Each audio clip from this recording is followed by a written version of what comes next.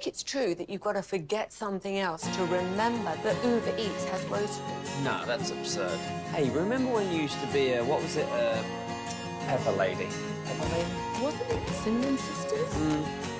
Basil Babes. Saffron Squad? Nutmeg Maidens? Pre-curve? No, Nutmeg Maiden. I just said that. Was it Spice Girls? Doesn't sound right.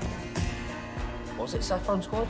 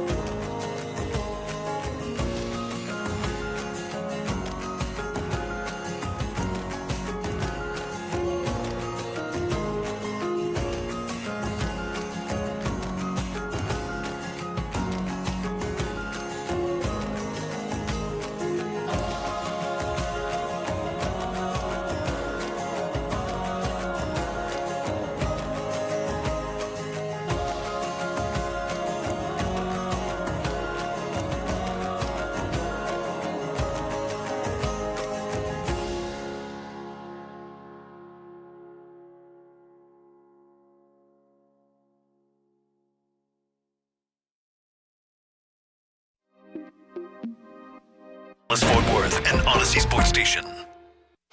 Driven by our D&M Leasing Studios, this is Shan and RJ on 105.3 The Fan. Good morning, Metroplex. We, for the first time ever, are coming to you live from the site of the NFL Combine in Indianapolis here on DFW Sports Station and your home of the Cowboys and Rangers, 105.3 The Fan. I'm Shan Sharif alongside RJ Choppy and our Cowboys insider, Bobby Roberto Belt. We got cocktail sauce, we got outdoor walks, we got missing Chargers, we got media fights, we have an injury to the possible number one pick. We got a lot so far here at the Combine. I'm going full Dan Graziano the entire day. I'm just looking right into the camera here. I'm not gonna. We've never even we've never even addressed Yes, that. we have. Not on the air we have it. How odd it was that he just stared directly into the camera. He's like, "Is this my camera?" It's like, "Yeah." It's like, "All right, I'm gonna make the deepest eye contact with it for the entire segment." ESPN NFL insider at the Super Bowl. Early impressions of Indy. Bobby's a veteran. We're rookies, basically, for this event. It's for this event. We are rookies. I like this city. I've always liked this city. Because you walk everywhere. Everything's so close. Everything's, in Texas, everything is a 30, 35-minute drive at least. Everything here is a 10 or 11-minute walk. Everything. Yeah, and it's like they've got these walkways that we are absolutely of no use to us. Yeah. They've got these indoor walkways that we can't seem to find. Yeah.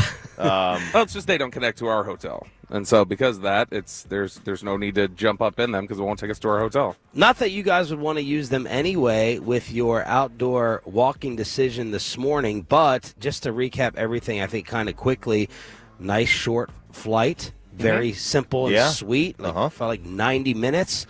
Land, no craziness at the airport, no traffic. We didn't run any other planes. Didn't run, dude. That's all I did. You used to look out your window to look down at the scenery and the clouds and the city and the ocean. All I did was look for something coming across. That's it. Like, while taking off, while landing, and up in the air. The thing is now, it's like it's not even in the air as much. It's like, well, just on the ground. Yeah. Yeah. It's just on the ground. Like, is someone going to just ding you? Bobby's like, open the window. I said, I don't want to know if it's coming. I don't want to see it coming. Wouldn't you want to know it's coming? I think so. Well, I don't know. That's a good question. I'd rather just get hit and go. But Bobby had us open the window to see. I had to look at it, and I think that also then threw off my what's the little inner ear thing? The equilibrium? Yeah, it threw off my equilibrium because I was ready to feel like when we got jostled about, 10 to 15 minutes on approach, I was I then at that point started feeling like I'm going to throw up. Like I felt like we were just kind of teetering that whole time heading into the airport. It wasn't a bad landing or anything. It was like a little dizzy. But you did not throw up on the plane, right? I did not. The lady who ran from the front of the plane threw up all in her seat. Okay, how did me and you not talk about this? As I sat next to you, RJ sat in his A section earlier. Up front in the plane, which good for you. But I'm learning about this in your email last night after I sat next to you the whole way. I said it walking back to the hotel. I don't think you heard me. I mentioned it walking back to the hotel. I did not want to say it while we were on the plane because she was right behind me. So she was at the front of the plane. That's the other thing you didn't mention about the ease of the plane. Not a full flight, so we were able to just go sit in the back, and we had a whole row to ourselves and a little spot between us, and so that was great. Well, just behind me, there was nobody sitting there. So I was leaning back during the flight. I was like, this is great. I love this. And then little bit, just with 10 minutes left in the flight, right after I told you I felt dizzy from all the jostling, then I just see this woman rush by me, and there's a flight attendant with her, and she plops. They're like, here, just sit here. And she's going, and I was like, what the hell is this? And the flight attendant goes, I know, but you know what? Once you've thrown up once, you're probably, that's probably it. And I was like, what? And they're like, just sit right here for the rest of the flight. If you feel sick, just go ahead and get sick. Don't worry about it. And I was like, no, don't go ahead and get sick right behind me. Don't projectile vomit like this is The Exorcist right behind me. At least you're not the couple on the flight to Australia who had the same thing happen. The woman in the back of the plane left the bathroom, got sick, collapsed, and then died. Oh. And they propped her up in the seat next to them. Weekend at Bernie's? 4 hours, she was dead. They were sitting next to this dead woman on the plane for the next 4 hours. Shut up. Dead serious. Dead serious. Dead serious.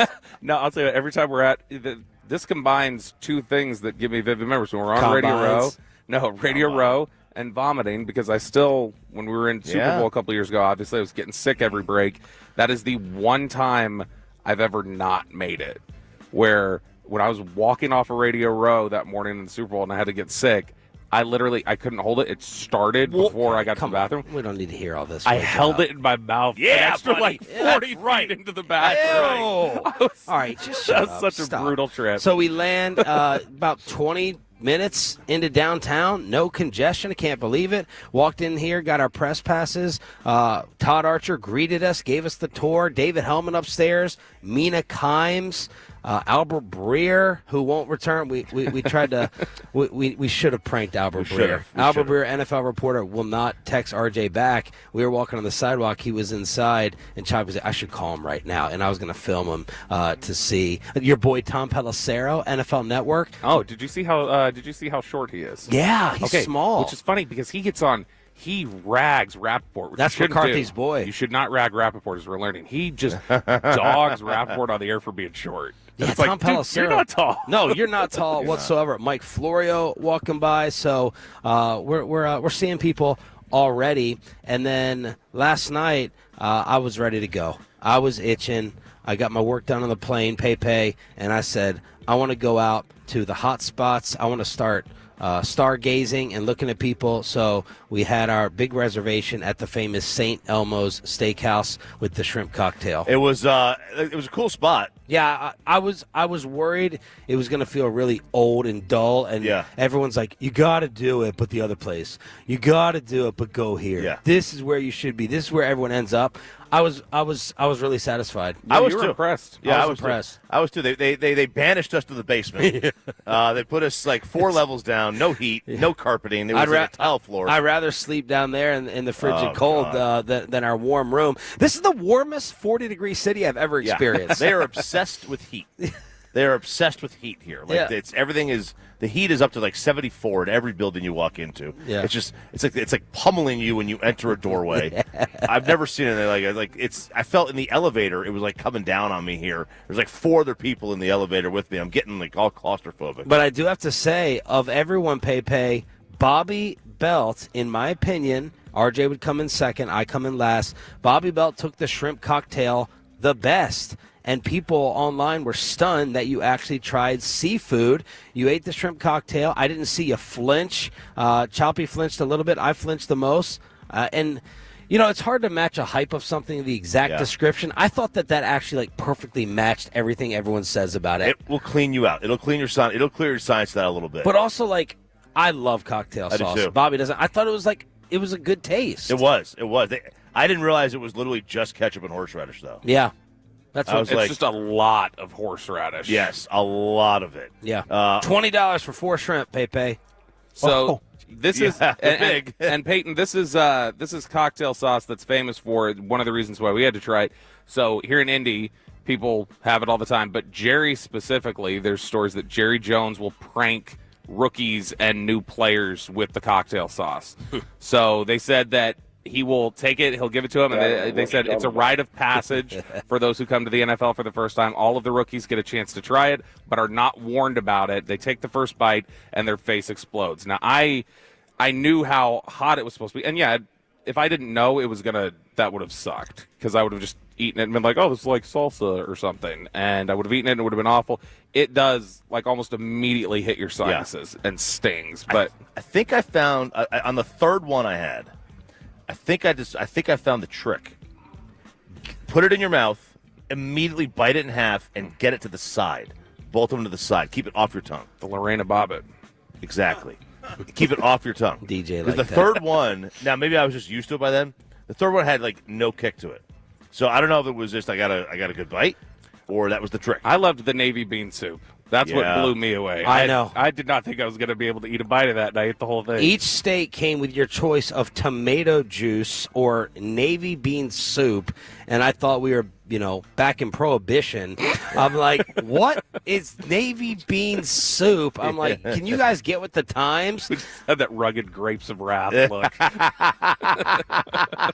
It was amazing. It was an explosion of awesome. pork flavor. I was like, awesome. I was like, this is pork. This pork like, exploded. This in is our a mouths. pork explosion. Yeah. I couldn't believe it. I couldn't believe it. It was fantastic. I texted Sarah. I was like, "You've got to make this." She goes, "Oh, I already know how to make that." Apparently, her mom makes it. Really? So I'm having navy bean soup, whatever a navy bean is. I know. I don't know what I think it's the same as Yankee bean, Okay. but I don't even know what that is. You deserve credit, because I felt like your steakhouse, being a steakhouse veteran, helped us last night.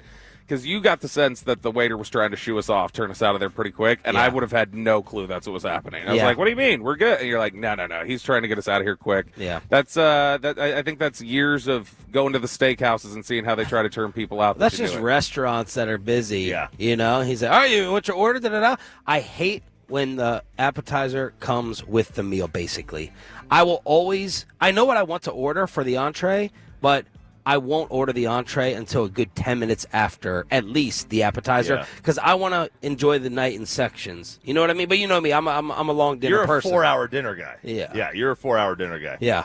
When it's a nice, awesome When it's- experience. And then we decided to check out the bar scene. Yo. Man, they do. Yo. The only thing to do here, obviously, is drink, because they have probably the best bar scene of a small city. It's some of the best sports bars I've ever experienced. Incredible. I know, Bobby. You got Twin Peaks. Twin Peaks is the only one that can compare, honestly. Like, for real. A lot of times in Dallas, all right, I'm like, all right, what's the Frankie's, old school, this, that. Oh, gosh, Frankie's. Yeah. Holy cow, that was a while ago. That down a few Like, times seriously, ago. you're trying to find some sports bar options in DFW. You have some here and there. I mean, this blew me away. It's just the layouts Really and the TV, unbelievable. like the TV options and the way everything is structured in a really unique but very friendly way of getting around, and Great bars. Yeah, it looks and they're awesome. and, they're cheap. That well, not the first one. The first one we went to was y'all should be ashamed of yourself. Me and Bobby. No. The bar. The first bar. $20 for a double Tito's. How about $20 just for a bourbon?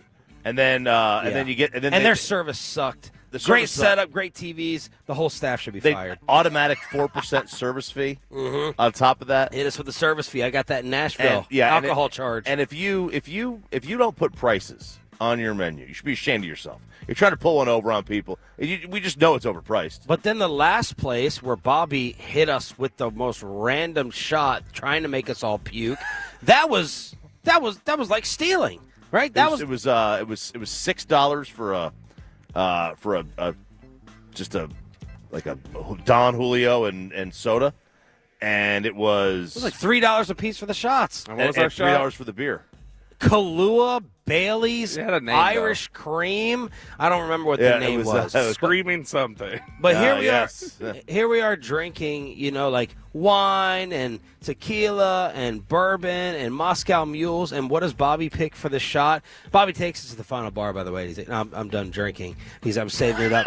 I'm saving it up for Be tonight. clear, I did not take us to the phone. JP Finley from NBC, our sister station there in Washington, D.C., JP Finley had just told us the very first. We were more just, hey, I thought what we were doing was let's go look at Prime, let's go look at this spot, let's get a lay of the land, and when we go out tomorrow night, that's the spots that we're going to hit, and it'll help us prioritize. That's what I thought we were doing. So he gets this coffee liqueur shot at the very end, but we took it down. No puking, no stomach sickness. And you got to also mention there is that I picked that because I had to pick off of a wall of 600 drinks. Dude. They have 600 shots basically written on this wall that you can order. We got photos of this. I'll post them online. Not just shots, but Long Island. I didn't know you could have 30 different Long Island iced teas. Yeah, I thought my brother would have been in heaven. My brother drinks like you. He just takes the straw and sucks it down, 2 or 3, bam, bam, get messed up as fast as possible. He's the only 40-year-old I know that still drinks Long Island iced teas. Apparently not out here in Indy. No, not out here. They had a dozen of them. But yeah, a dozen different ones. I was measured though last night. I was not pounding drink. You were actually yeah. surprised how long it was taking me to get my drinks down. Yes. You were busy. You were up in your phone. Mm-hmm. I know what it felt like to be ignored, like Kristen, like your wife. I was interacting. I was like, here I am, just sitting here, sitting here looking at the TV by myself.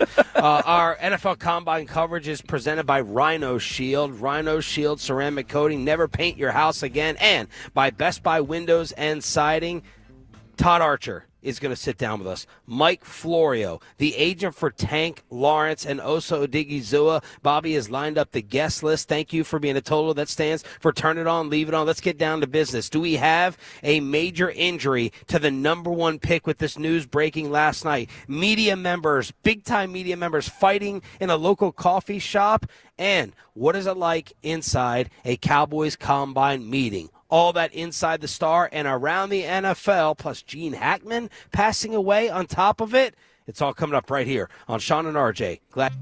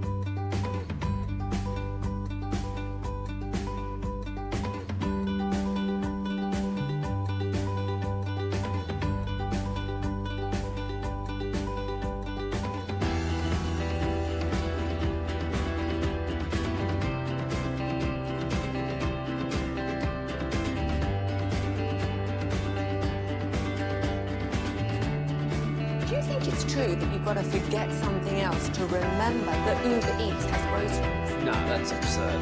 Hey, remember when you used to be what was it, Pepper Lady? Wasn't it Cinnamon Sisters?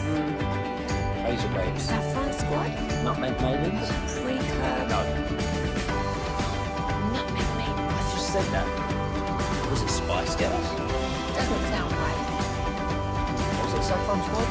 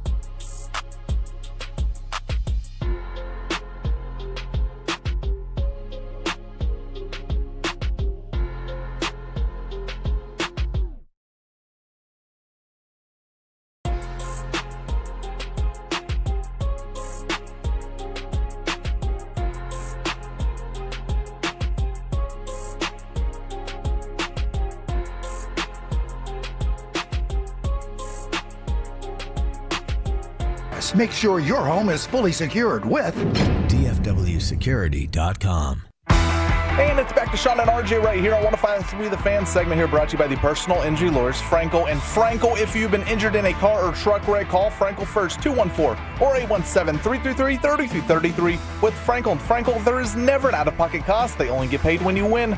Frankel and Frankel, the go-to car and truck attorneys in Dallas.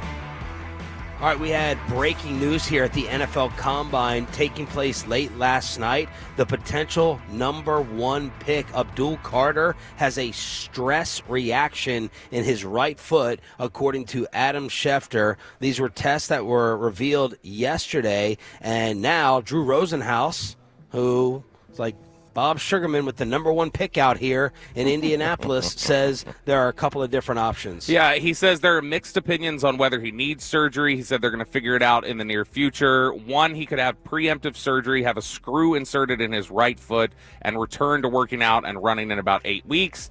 Two, he could bypass the surgery, conduct his pro day at Penn State on March 28th, and prove to NFL teams that he doesn't need a procedure. There are just other ththings where they could rest it up, see if it heals any better. But this is...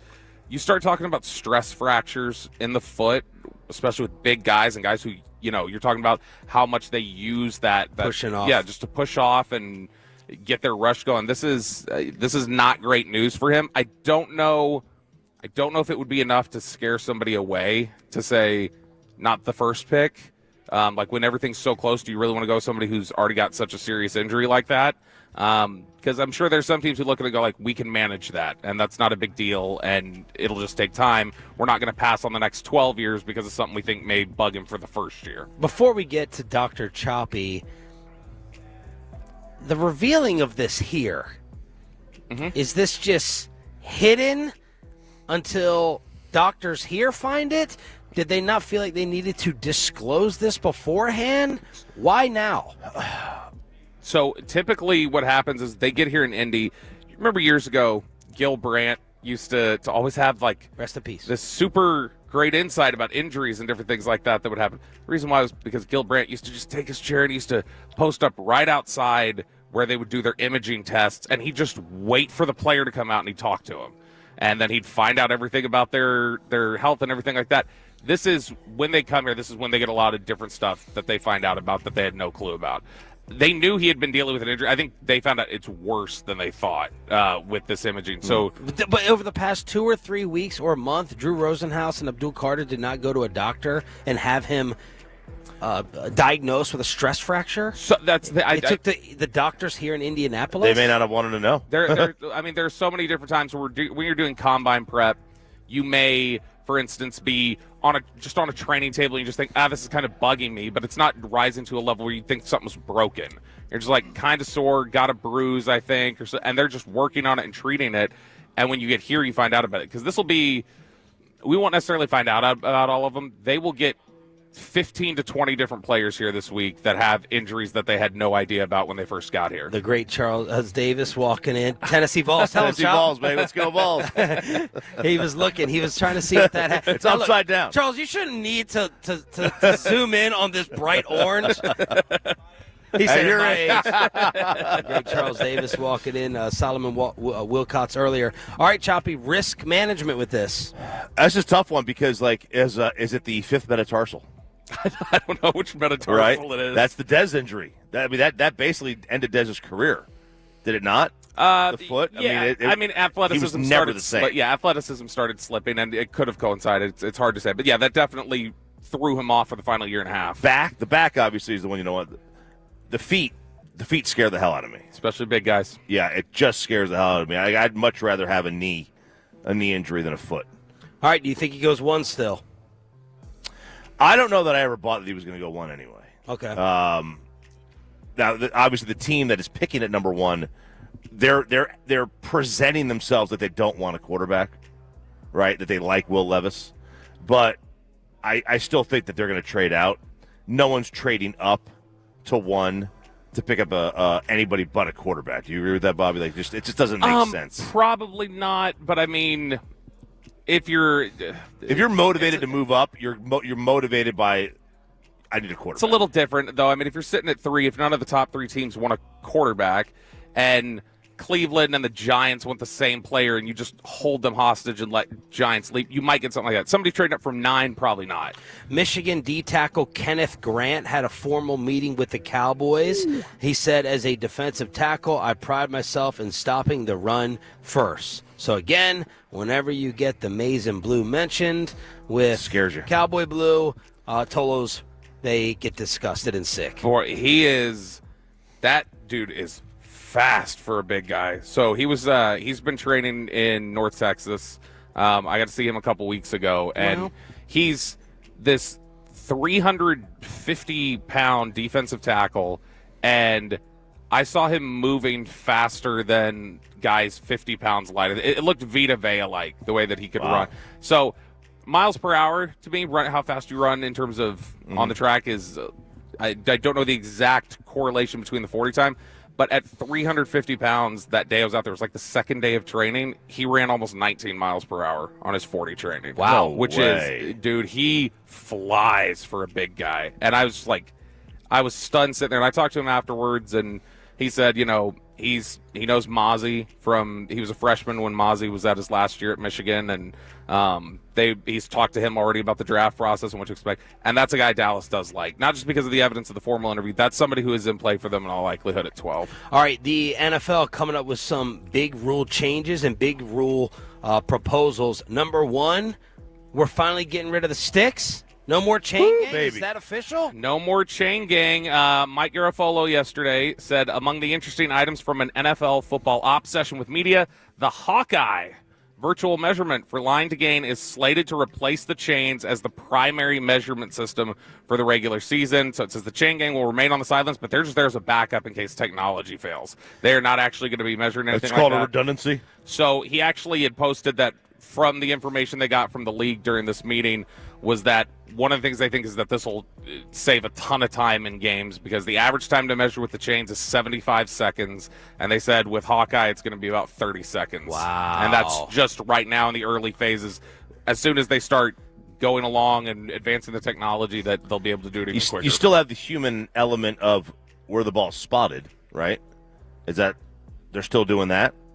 Yes, I believe there's nothing that says that they're going to put a chip in the ball. They're just measuring the line to game. And you've been raving about baseball technology out here. Yeah. Now, whether or not you want to like or dislike the fact that you could challenge balls and strikes, or your thoughts on the automated strike zone, the way it's been rolled out and the process in spring training is fantastic. All you do is you tap your head. The hitter could tap his head. The catcher, Courtesy whatever. tap, if you will. Yes, absolutely. And just a quick tap, and then all of a sudden, I mean, it is lightning fast. It's like the tennis replay. Wow. Where you see the balls in or out. It's super quick. It does not bog the game down. It wasn't Scherzer destroying it.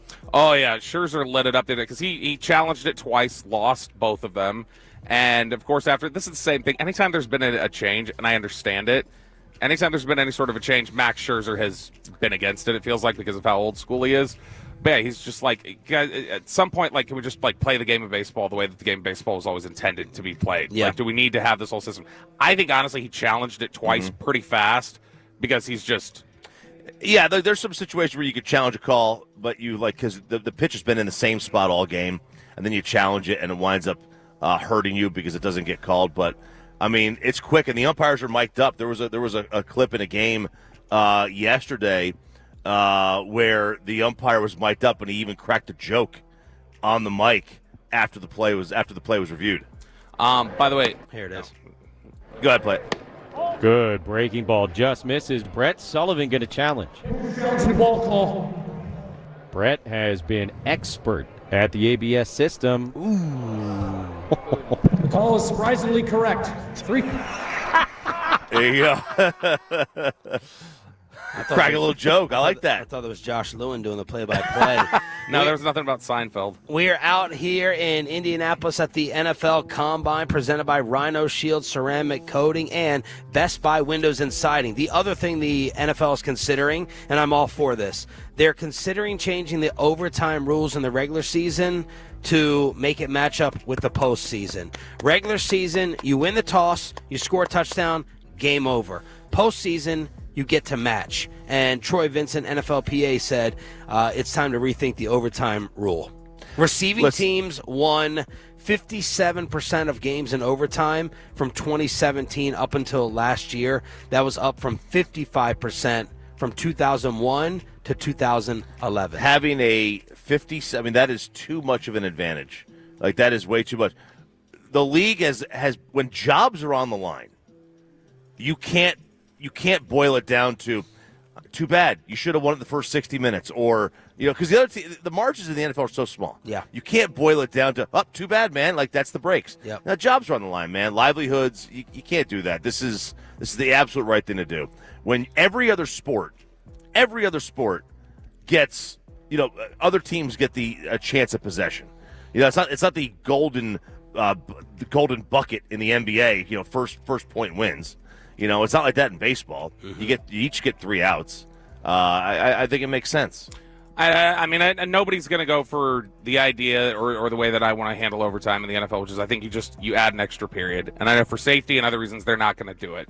But to me, the fairest thing is just you extend it and give it a full chance the way you do in the other sports. MLB does an extra inning or continues to do extra innings. The NBA does extra time. It's shorter, so if you want to say 10 minutes like they do it when they tighten it up now, fine. But I say you just play the whole quarter out and let them figure it out. San Francisco 49ers are about to do some wheeling and dealing. John Lynch said we are going to grant Deebo Samuel's trade request, and they are talking with Brian Purdy. Brian. Congratulations, Mr. Purdy. Mr. Purdy, our general manager at Odyssey, he's on my mind because Peyton said I won some Brazilian Steakhouse gift card yesterday. Yes. Look at that. Rich get richer. I should have won the X Award, but thank you. That's an inside joke. That's an inside joke. Tim Collins won it for the company. But anyway, John Lynch says they are talking with Brock Purdy about that contract, and they're going to grant Debo his trade request. They have not played ball with trade requests in the past. So the fact that they're like, sure, Debo, that would terrify me if I would too. Like, oh, they're like, get rid of you. Go ahead. Yeah. That either means he's become a pain in their ass or he is just, they believe he's completely slipped. And it's very similar. You want to talk about Dez earlier. Like, Dez, it was such a quick fall because his athleticism just started. I wonder if Debo, just some of the beating that he's taken, they're like, nope, that guy's not going to sustain long term. He was a running back. With this Purdy negotiation, I'm going to be fascinated by. He is the chatter you've heard so far this offseason. He will get a ton of money. Yeah, he will. Yes, both of them. Yeah. We know he's going to get a ton of money. Like he might reset the market. Well, that's the question. Yeah, that is the fascinating study to me. Yeah, because I mean, like a guy that would and did not blow anyone away at a place like this. I think he ends. Was up, he even here? I don't even remember. Was he even here? Yes, I think he ends up matching Dak. I think he ends up getting 60. Oh my! You want him to get 60? Yes. You want every quarterback to get 60. $60 million quarterbacks don't win. They just don't win. There's literally only one right now. Well, and heads up, correct. But there goes that roster for San Fran. Yeah. Hopefully, I mean, look at the quarterbacks that are even close to that. I mean, the only one. I mean, Lawrence is close to it. Goff is close to it. You know, you're obviously Dak is there. Hurts is close to it, but he was obviously on the first year of the deal. You can kind of manipulate a little bit. 5 years until a Luka Doncic catastrophe. The smear campaign continues. An all-time legend passes away, and a little baby ticket giveaway just getting started at the Combine in Indy. Glad you're waking up with us right here on The Fan. After we get you over to Platinum Chrysler.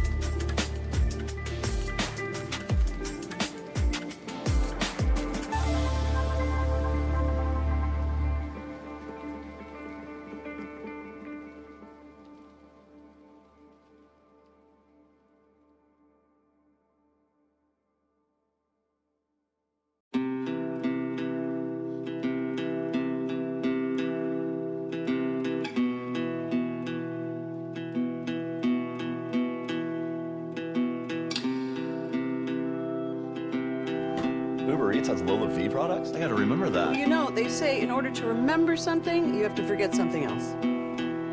Okay, now that is a very cute haircut. That's like a little shag. I've never seen it before. Well, I mean, of course you have. It's the Rachel. Oh, is that your name? No, I mean like your name. No, I'm Jen. My name's Jen. Right, but I just mean like this is your haircut. But that's hair on your head. I'm not saying this is your hair. Okay, freaking me out a little bit.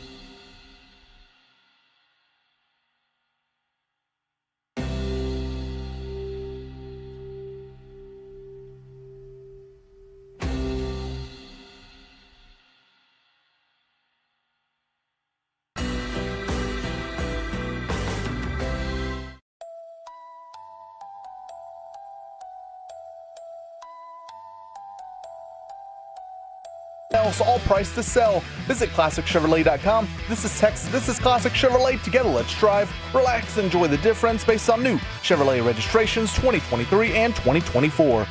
Way too much to get to, and that includes waking up to the humongous headline that Gene Hackman has passed away. Good morning, Metroplex. Shan RJ and Bobby, along with DJ, live from Indianapolis.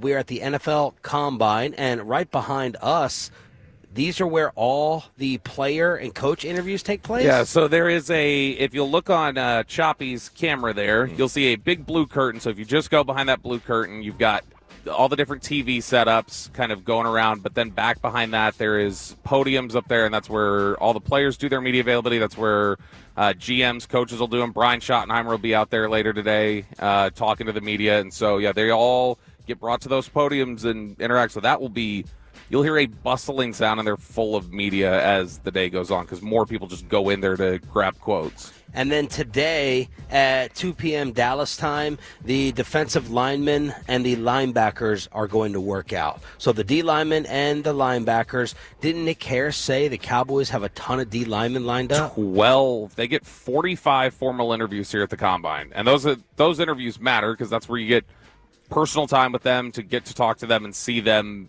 interact. And it used to be 30? It used to be 30. It's now 45. But those 45 interviews, 12 of their 45 have already been used up on confirmed defensive linemen. Wow. And that's just the ones they've confirmed. There could be more that have been used up on them, but that tells you Matt Eberflus is hunting, and Matt Eberflus doesn't feel like necessarily he has the pieces that he needs to run the defensive line the way he wants. Gene Hackman, the acting legend, passing away at the age of 95, along with his wife and dog? Yeah, they all were found in their Santa Fe home. The wife he's 95. The wife was only 63. I don't know about the dog. But they say no foul play is suspected. That is it's obviously it's more than odd that all three would be found dead at the same time. Yeah. And you had a theory. My first thought was like, oh, it's carbon monoxide.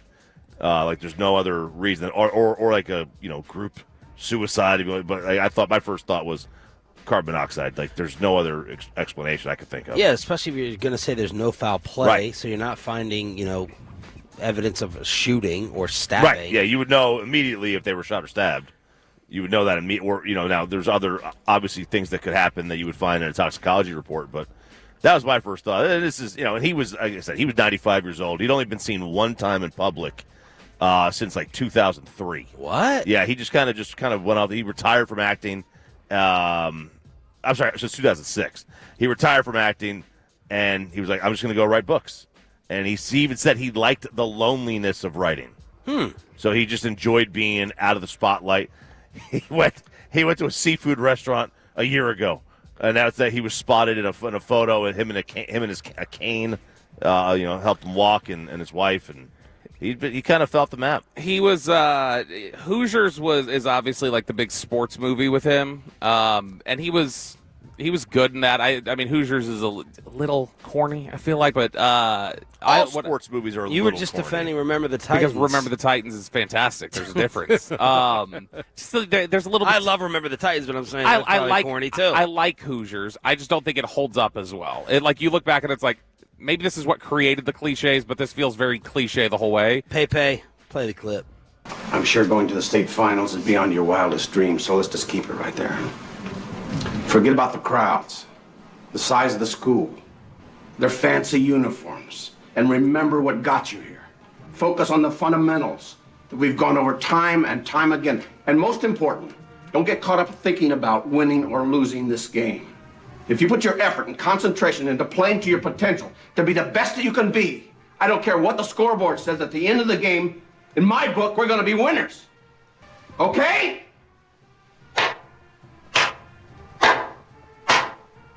All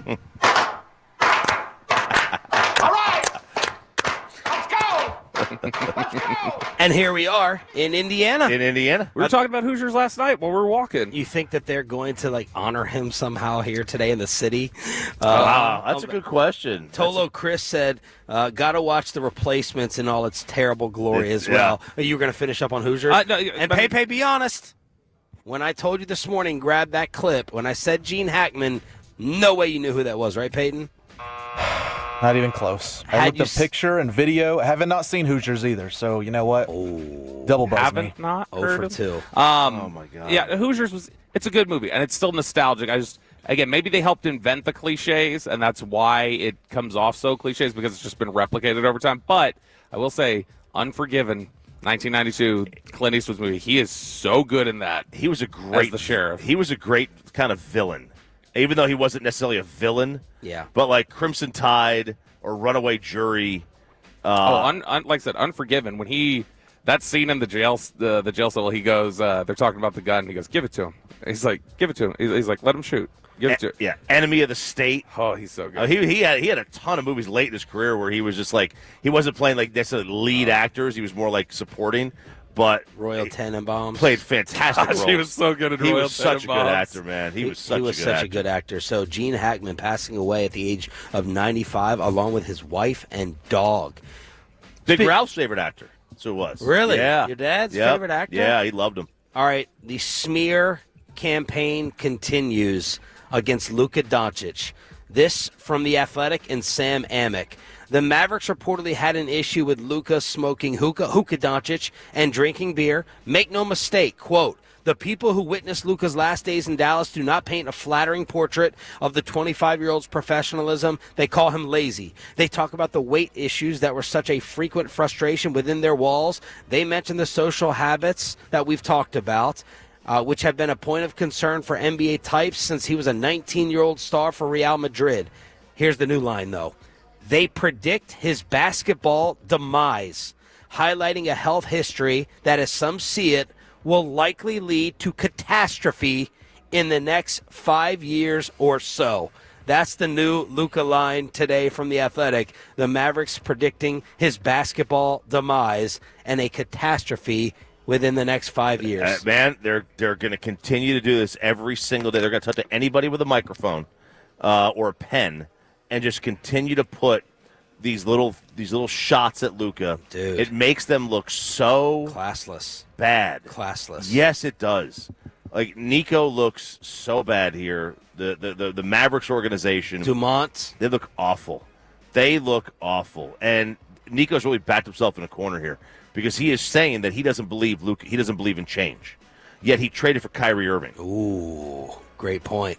Now, Nico would come back and say, I wasn't betting on Kyrie changing. I knew this is who Kyrie was. That's what he was saying. Everyone else was misunderstood. Everyone else was misunderstood. But your overall premise is 1,000,000% right. They gambled on Kyrie. Well, they had to gamble, in my opinion. I give Nico less credit for Kyrie than I do Gafford and P.J. Washington. The Mavericks were desperate to get Luka a second star, and Kyrie was available, quote-unquote, on the cheap. But, yeah, the Kyrie change, you're shutting down the possibility of Luka adjustments? Yeah, it's much more likely a 25-year-old changes than a 30-year-old. Yeah.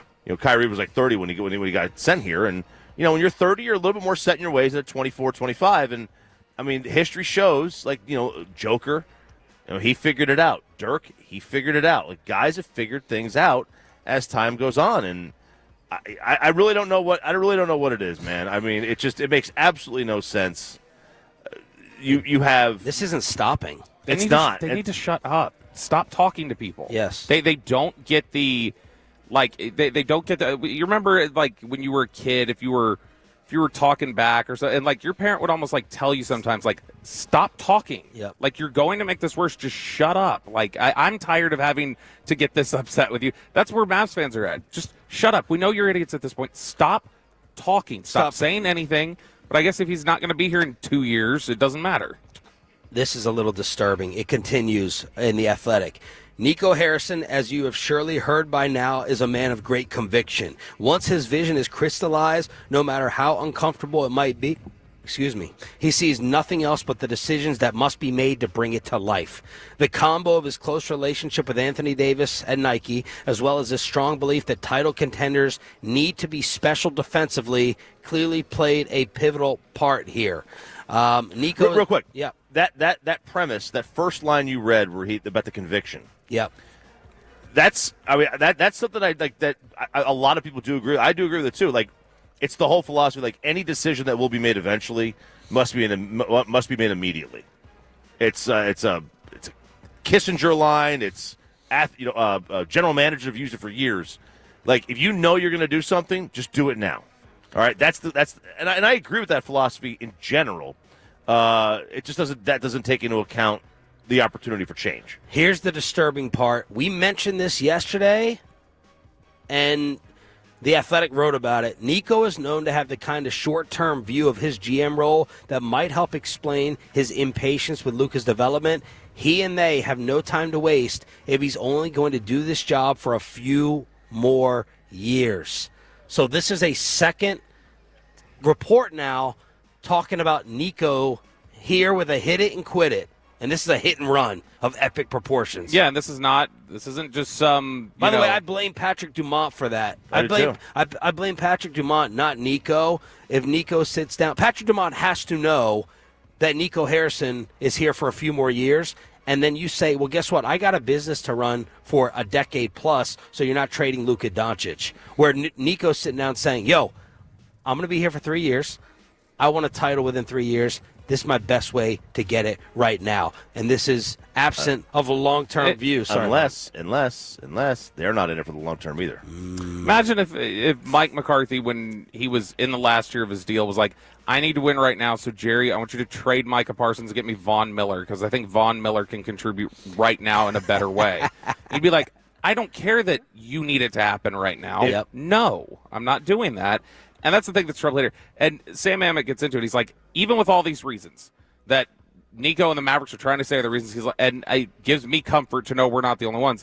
It says everybody in basketball views it the same way that we do. They're also similarly going, I don't care, you figure it out. Yep. Like, you figure it out with that guy. It just reeks so much of all the career basketball people are telling the newcomers, you did this wrong. Yep. And you prioritized the wrong thing and you screwed up. Yeah, man, look, if the Adelson family is like, we bought this team to build a casino and a hotel, and we're going to own the casino and hotel anyway, and we'll offload the team, then that explains it. Why would you buy the team and get rid of it in 5 years? Well, you make money off the when's that ever been done? What's been the shortest stint of ownership in sports history? Greenberg. When is someone? Right. Greenberg was a year. A year? He was a minority, but I mean, he was the controlling voice, and he got pushed out after a year. Mavs and Lakers. You look at the upcoming schedule. They're back in action tonight. Mavs host the Hornets, and the Lakers will host the Timberwolves. But the Luka smear campaign continues. If you listen to the Dallas Cowboy players, they made a big mistake getting a new head coach, and do they actually believe that Jerry Jones is the guy to get it done? The Cowboys players have spoken. We'll get to what they had to say. Mike Florio sits down with us at 7:30, and a little baby ticket giveaway next from the Combine in Indy.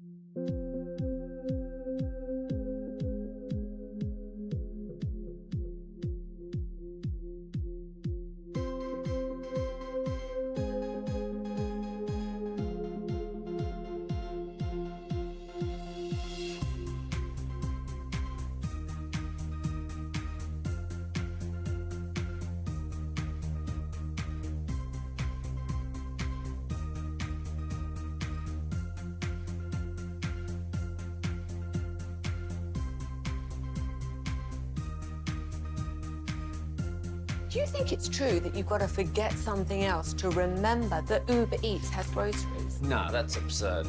Hey, remember when you used to be Pepper Lady? Pepper Lady? Wasn't it Cinnamon Sisters? Basil Babes. Saffron Squad? Nutmeg Maidens? Paprika? No. Nutmeg Maidens. I just said that. Was it Spice Girls? Doesn't sound right. Was it Saffron Squad?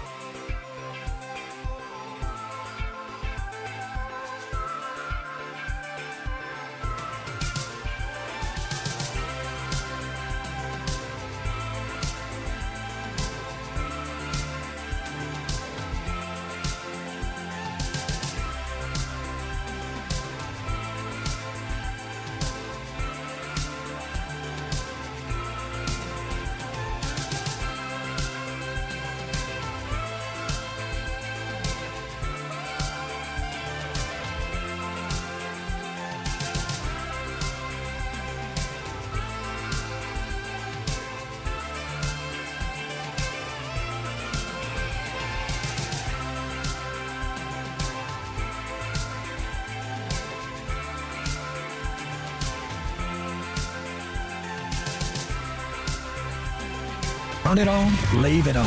Home of America's team is 105.3 The Fan. Hello, baby. KRLD-FM and HD1, Dallas-Fort Worth. An Odyssey sports station.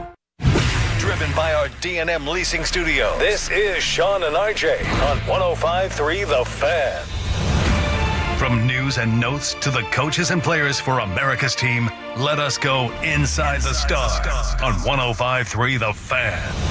Good morning, Metroplex. Shan RJ and Bobby Butt, our Cowboys Insider, live from the Combine in Indianapolis, brought to you by Rhino Shield Ceramic Coating, Never Paint Your House Again, and by Best Buy Windows and Siding. Thank you for being a total. That stands for Turn It On, Leave It On. We're going to hook you up with Lil Baby tickets coming up at 7:20. We go commercial free with the Expressway with Mike Florio recapping the biggest story of the Combine so far, the media fight at Starbucks. I'm stunned this doesn't happen more. We'll get into it at 7:20 Expressway with the media Not fight. even a Starbucks. A Starbucks at a hotel. Like, let's be like, it's not even a class enough to be a full Starbucks. A little person. You can see how that happens. Yeah, we'll talk. You haven't had your coffee yet. I can absolutely see how that happens. Okay, you think having the coffee makes you less grouchy? Oh, or 100%. just more hyper? Don't talk to me before I have coffee. Like I don't exist. I am not a person. The National Football League, I think this is the third year they've done this. I love it. I think we all love it. The players have spoken. The players have spoken. This is fantastic. Mike McCarthy should take this right to his next job interview. Yep. Along with Quinn Ewers. This is the NFLPA report cards. Yeah, so they go with treatment of families. They do this for every single team, right? And then the survey is taken from August to November. Treatment of families, food and dining area, nutritionist, dietitian, locker room, training staff, training room, weight room, strength coaches, team travel, head coach, and ownership. The Cowboys got a few A's, a few B's, a couple C's. One of the A's was for head coach. Man. Head ball coach. Mike McCarthy getting an A grade.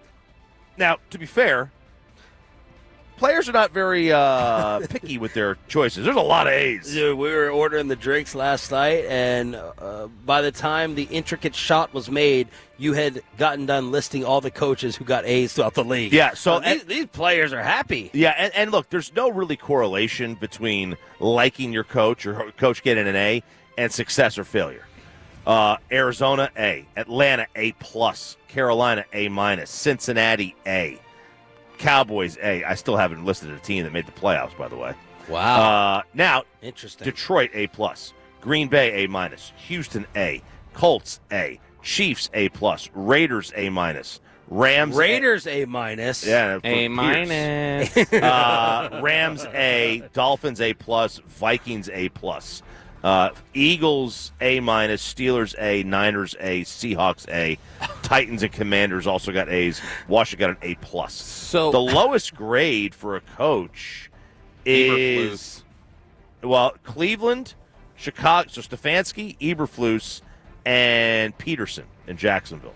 When the players were asked what the Cowboys are currently doing best, the most consistent answer was the leadership of Mike McCarthy and the culture he fostered. The players identify the team's training room as an area for improvement, with players requesting more physical therapists and better treatment methods. Cowboys have the fourth lowest score when it comes to whether players feel like they get an adequate amount of one-on-one treatment time, blah, blah, blah, training room and all that stuff. So here's what I wonder. Do they say grade your head coach or grade your training staff and then they just give a grade to that? Or is it they ask specific questions and then they average it out to a grade? Because, like, for instance, under the grade for head coach where it says A, it says 97% of Cowboys players feel their head coach, Mike McCarthy, was efficient with their time, which is something we've always heard, is that he staggers their time and doesn't overwork them during the practice week.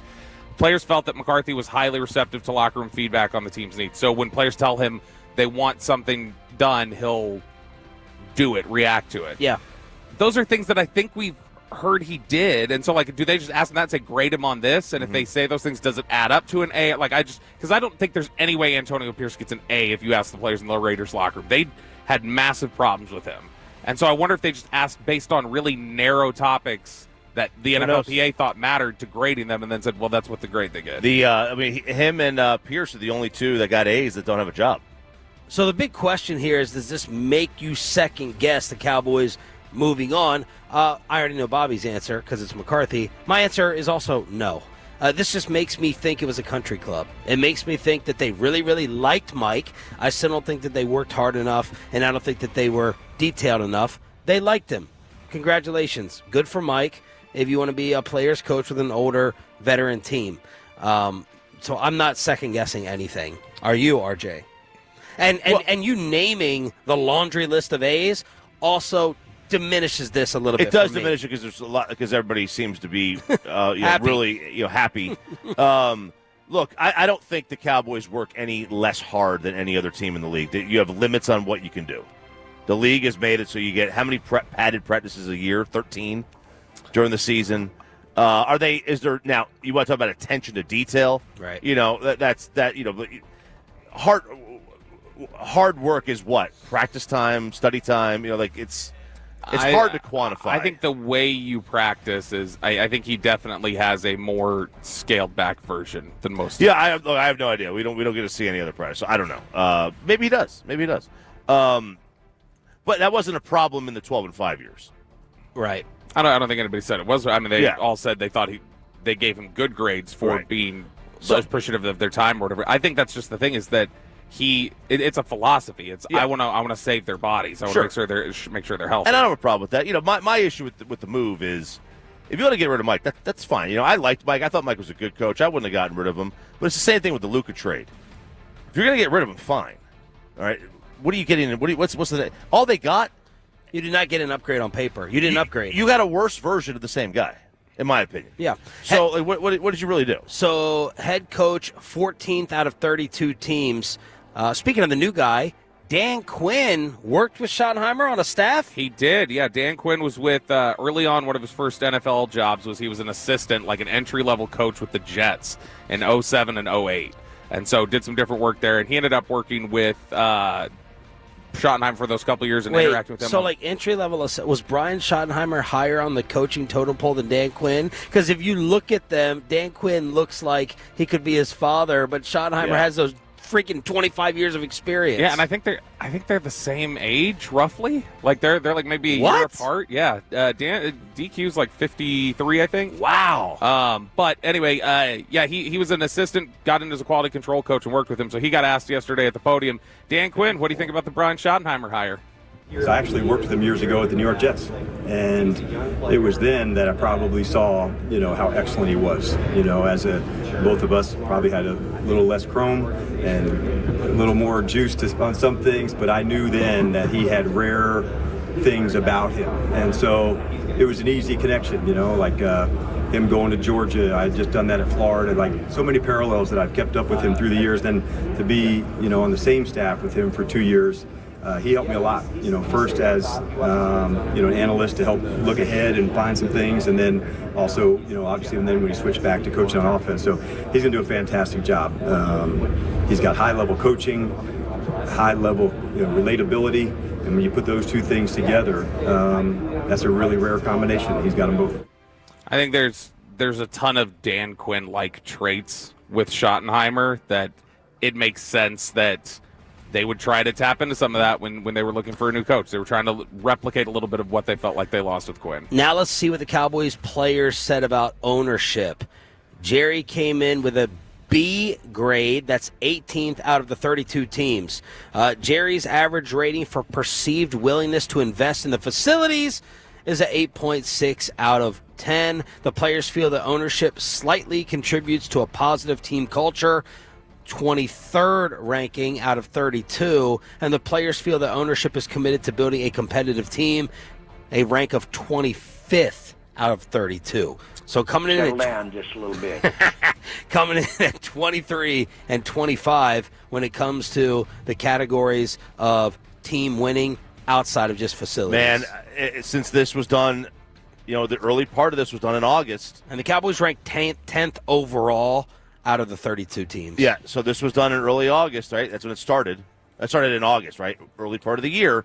The PA stuff? It started in August. This makes August so much more sense if it was August. August to November. That Dak wasn't signed yet. They were farting around with Dak. Lamb may or may not have been signed based on when this game came out. Yeah. So they were messing around with that. That could have really ticked off the locker room. I'm sure it did. So that makes sense. Yeah, I mean, if this was August, though, that's coming off of the last time they'd come together was they felt like they'd just gotten all their feedback heard about changing the offense, that they were able to. So that doesn't surprise me that they would have felt that way at that point. The Dolphins and Vikings remain the top two teams as they've been for all 3 years. Two teams. Miami ranked. Isn't Stephen Ross thought of as like a weirdo? I don't know. I always thought there was like. Well, ask Brian Flores. Miami, yeah, that's what it is. Miami ranked as the top team overall for the second straight year. The Falcons, who were 25th last year, moved to third after opening a new team training facility. The Raiders were fourth, followed by the Chargers, Texans, and 49ers. Dan Quinn and the Commanders jumped from 32 to 11 under Quinn and new ownership. Dan Quinn rated as the top head coach ahead of Raheem Morris. The lowest rated teams were the Cardinals at 32, Patriots at 31, the Browns at 30, Jets 29, Steelers 28, and Jets players sent the loudest message ownership-wise. They gave Woody Johnson an F, the only team in the league to do that. Ooh, F. Yeah. The Commanders, Josh Harris has set the tone. He got 9.24 out of 10. From the players and the willingness to invest in the facilities. Yes. Fourth in culture, fourth in building a competitive team. Yes. That's tough to hear. That's tough to read. Well, I want to hone in on this. Go ahead, Bob. No, I was just going to say, think about how if you just needed an ego stroke as a billionaire, if you just wanted people to love you, easiest move in the world would have been buying the Washington Commanders. Because you could have just done anything, small changes to flip it, and people would have been like, this god who came in and rescued us. And that's a perfect segue. So when we talk about culture and changes, let's see what it sounds like inside of an NFL team. The NFLPA said, if you've been to the Commanders facility, it's still the same facility. He didn't knock down walls, but he made changes in staffing, changes in what players were asking for. He changed the culture. They improved food services, added a family daycare facility, a huge jump in family services. The travel accommodations dramatically improved. None of these are $50 million investments. They're small investments, but huge change, and kudos to Josh Harris and Dan Quinn. How did you not have a daycare facility there? Dude, they wouldn't put changing tables in the stadium for the moms, like for the wives of players who were bringing babies to the game. Like, they refused. They were an absolutely toxic organization. It was easy to just go in there and be a decent human being and get A+. 877-881-1053, the way to hit us up here on DFW Sports Station. I'm Shan Sharif alongside RJ Choppy and our Cowboys insider Bobby Belt. Bobby also got this audio. Jonathan Gannon, the Cardinals coach, was asked about our new offensive coordinator, the former run game coordinator for the Cardinals, Clayton Adams. Here is Jonathan Gannon with a scouting report on our new OC. Smart, he's detailed, he knows how to attack defenses, he can communicate to the players, he's passionate, he's going to turn over every stone, works hard, has a really good way about him, and that was a tough piece to lose. I'm excited for Justin Fry, that is, but I was on a plane coming here with Clayton, and it was good to catch up with him, and I know he's already, the questions that he was asking me, he's already on the right path, so he'll do a phenomenal job. This is what we keep hearing over and over again about him and he said it, that he used like 5 different words to say the same thing. He was talking about attention to detail, turning over everything, like really drilling down on this. That's what it is. He's very detail heavy, and like everything needs to be just done and executed the exact right way, and that's something that they've missed. They've missed that sort of discipline and that attention to detail. Inside the Star here on your home of the Dallas Cowboys. We go commercial free with a Lil Baby ticket giveaway. We're going to have Todd Archer, the agent for Jordan Lewis, Rico Dowdle, and Tank Lawrence, and Mike Florio sits down with us next during the commercial free Expressway, and why I wish all of our wives were here instead of traveling with these two. Next on 105.3 The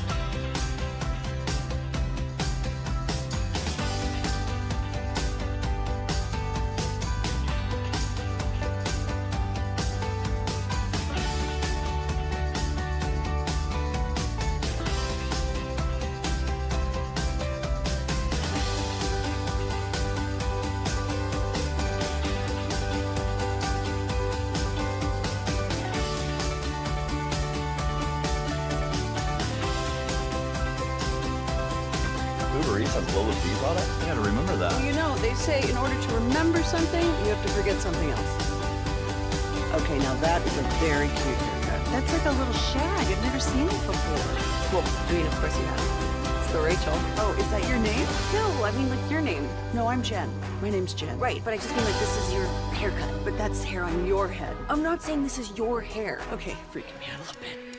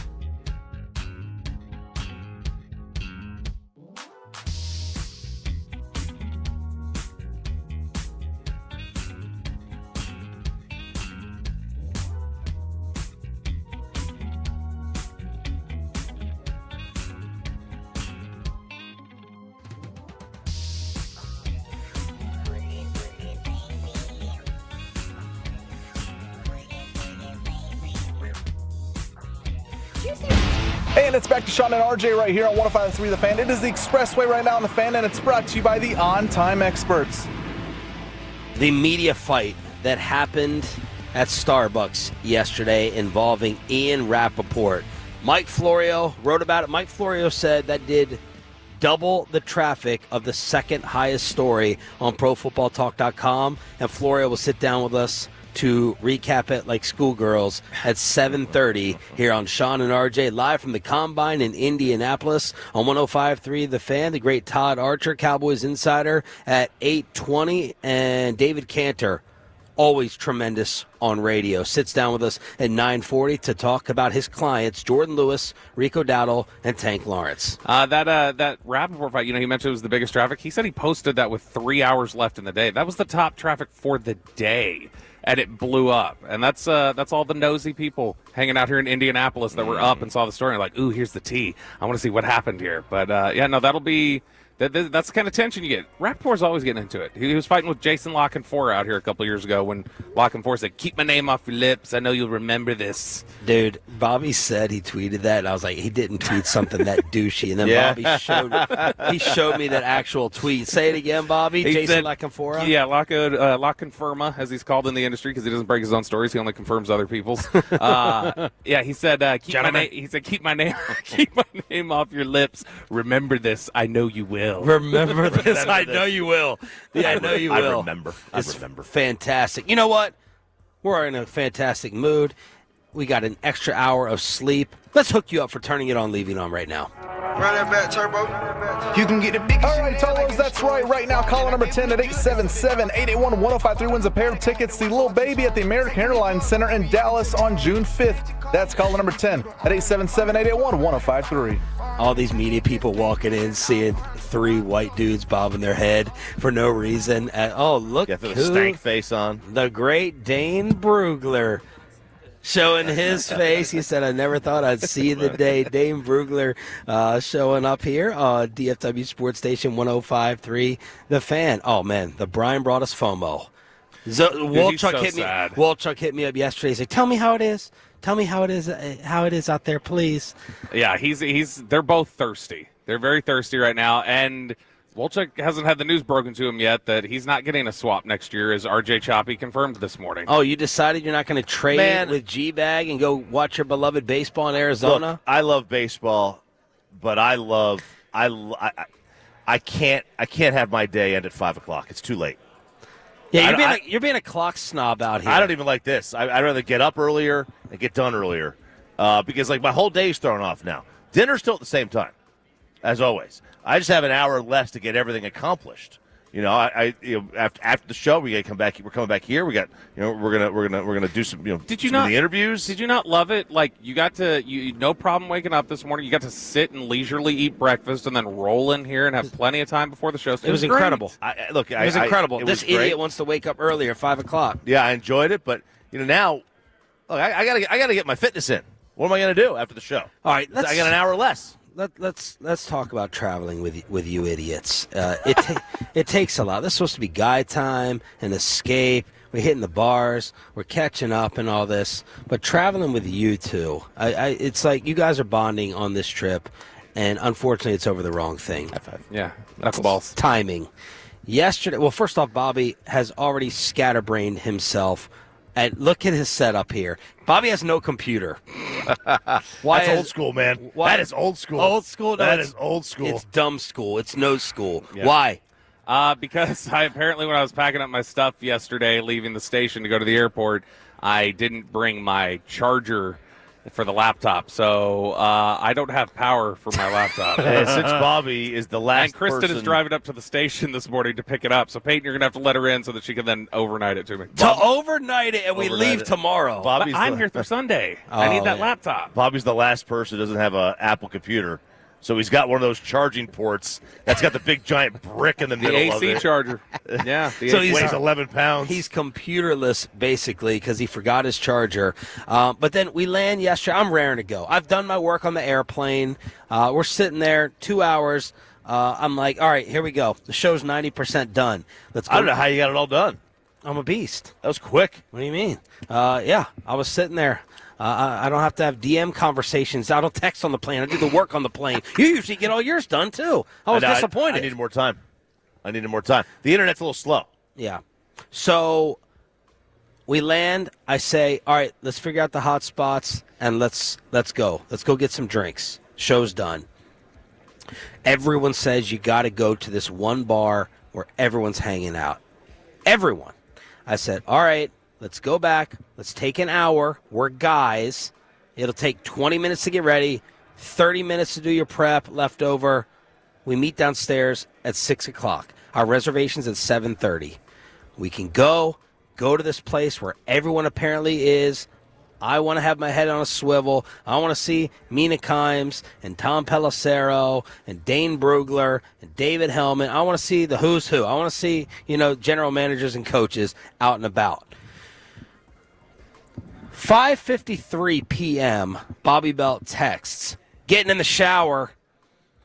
Okay. You're screwing up the time. 6:05, 6:06, 6:07. Bobby's like, all right, where is everyone? I'm downstairs. All right, I'm dressed. I've been ready to go. I go downstairs. There's no RJ Choppy now. It's like herding cats. It really is. Bobby's in the lobby. RJ says, I can't believe this was your first bathroom experience since the colonoscopy. So, I about 5:47, I put the computer away. I was like, all right, I got to send my email. So that gave me 13 minutes. I had to go to the bathroom earlier today. I went to go to the bathroom at Love Field. But because, that airport is the size of a strip mall, it had 2 stalls, and there was a line. 2 stalls. And I was like, all right, I can't go there. So I held this thing in all day. I hadn't gone. They told me after the colonoscopy, you probably won't go for a couple days. They didn't tell me that would be the most look, I don't even want to describe what it was. I was not prepared for that. So let's just say I had to get in the shower immediately after. You took a shower? I had to. And I have baby wipes with me. I bring baby wipes everywhere I go. That was the most uncomfortable bathroom bowel movement of my entire life. It took longer than expected, and the cleanup was not what it needed to be. Here's what RJ wrote. I'm pooping, and it's my first one since the colonoscopy, and it could not be going worse. I'm in the bathroom. It could not be going worse. That was a 5:54. Yeah. Okay? So you have butchered my pregame spot. Yeah. I'm not making it on over to High Velocity or Breaking Ball, whatever the hell the place is called. I'm dressing. Be down in a second from RJ. It's 6:12. 6:12. I was clamoring for my wife, for the women to be here. They're supposed to be the ones late. I had to shave, too. They're supposed to be the problems, and you two screw everything up. I want to be clear. I was the first one downstairs, even before you. Yeah. Before you. I'll take the blame on this one, but, the post-colonoscopy bowel movement, like I said. Mike. That was a problem yesterday. Mike Florio just about to walk away after he heard that, and of course, nobody warned me. They should have warned me that it was going to, be more difficult than normal. Mike, you've had to have had a colonoscopy by now. I have had. Let's get you on microphone. There we go. Sorry. Hello, gentlemen. How are you? Hello, sir. First of all, what a conversation to start the show with. I walk up to the table and I'm hearing about post-colonoscopy bowel movements. I had my first one in 2011 because I had a positive on a Hemocult test where there's some smearing involved on a card, which was not nearly as complicated as a colonoscopy, but I have Crohn's disease. So I have one every third year now, sometimes every other year. So I'm a big advocate of doing it because many types of cancer, they worry about curing cancer, and they have made great strides in extending lifespan and curing types of cancer.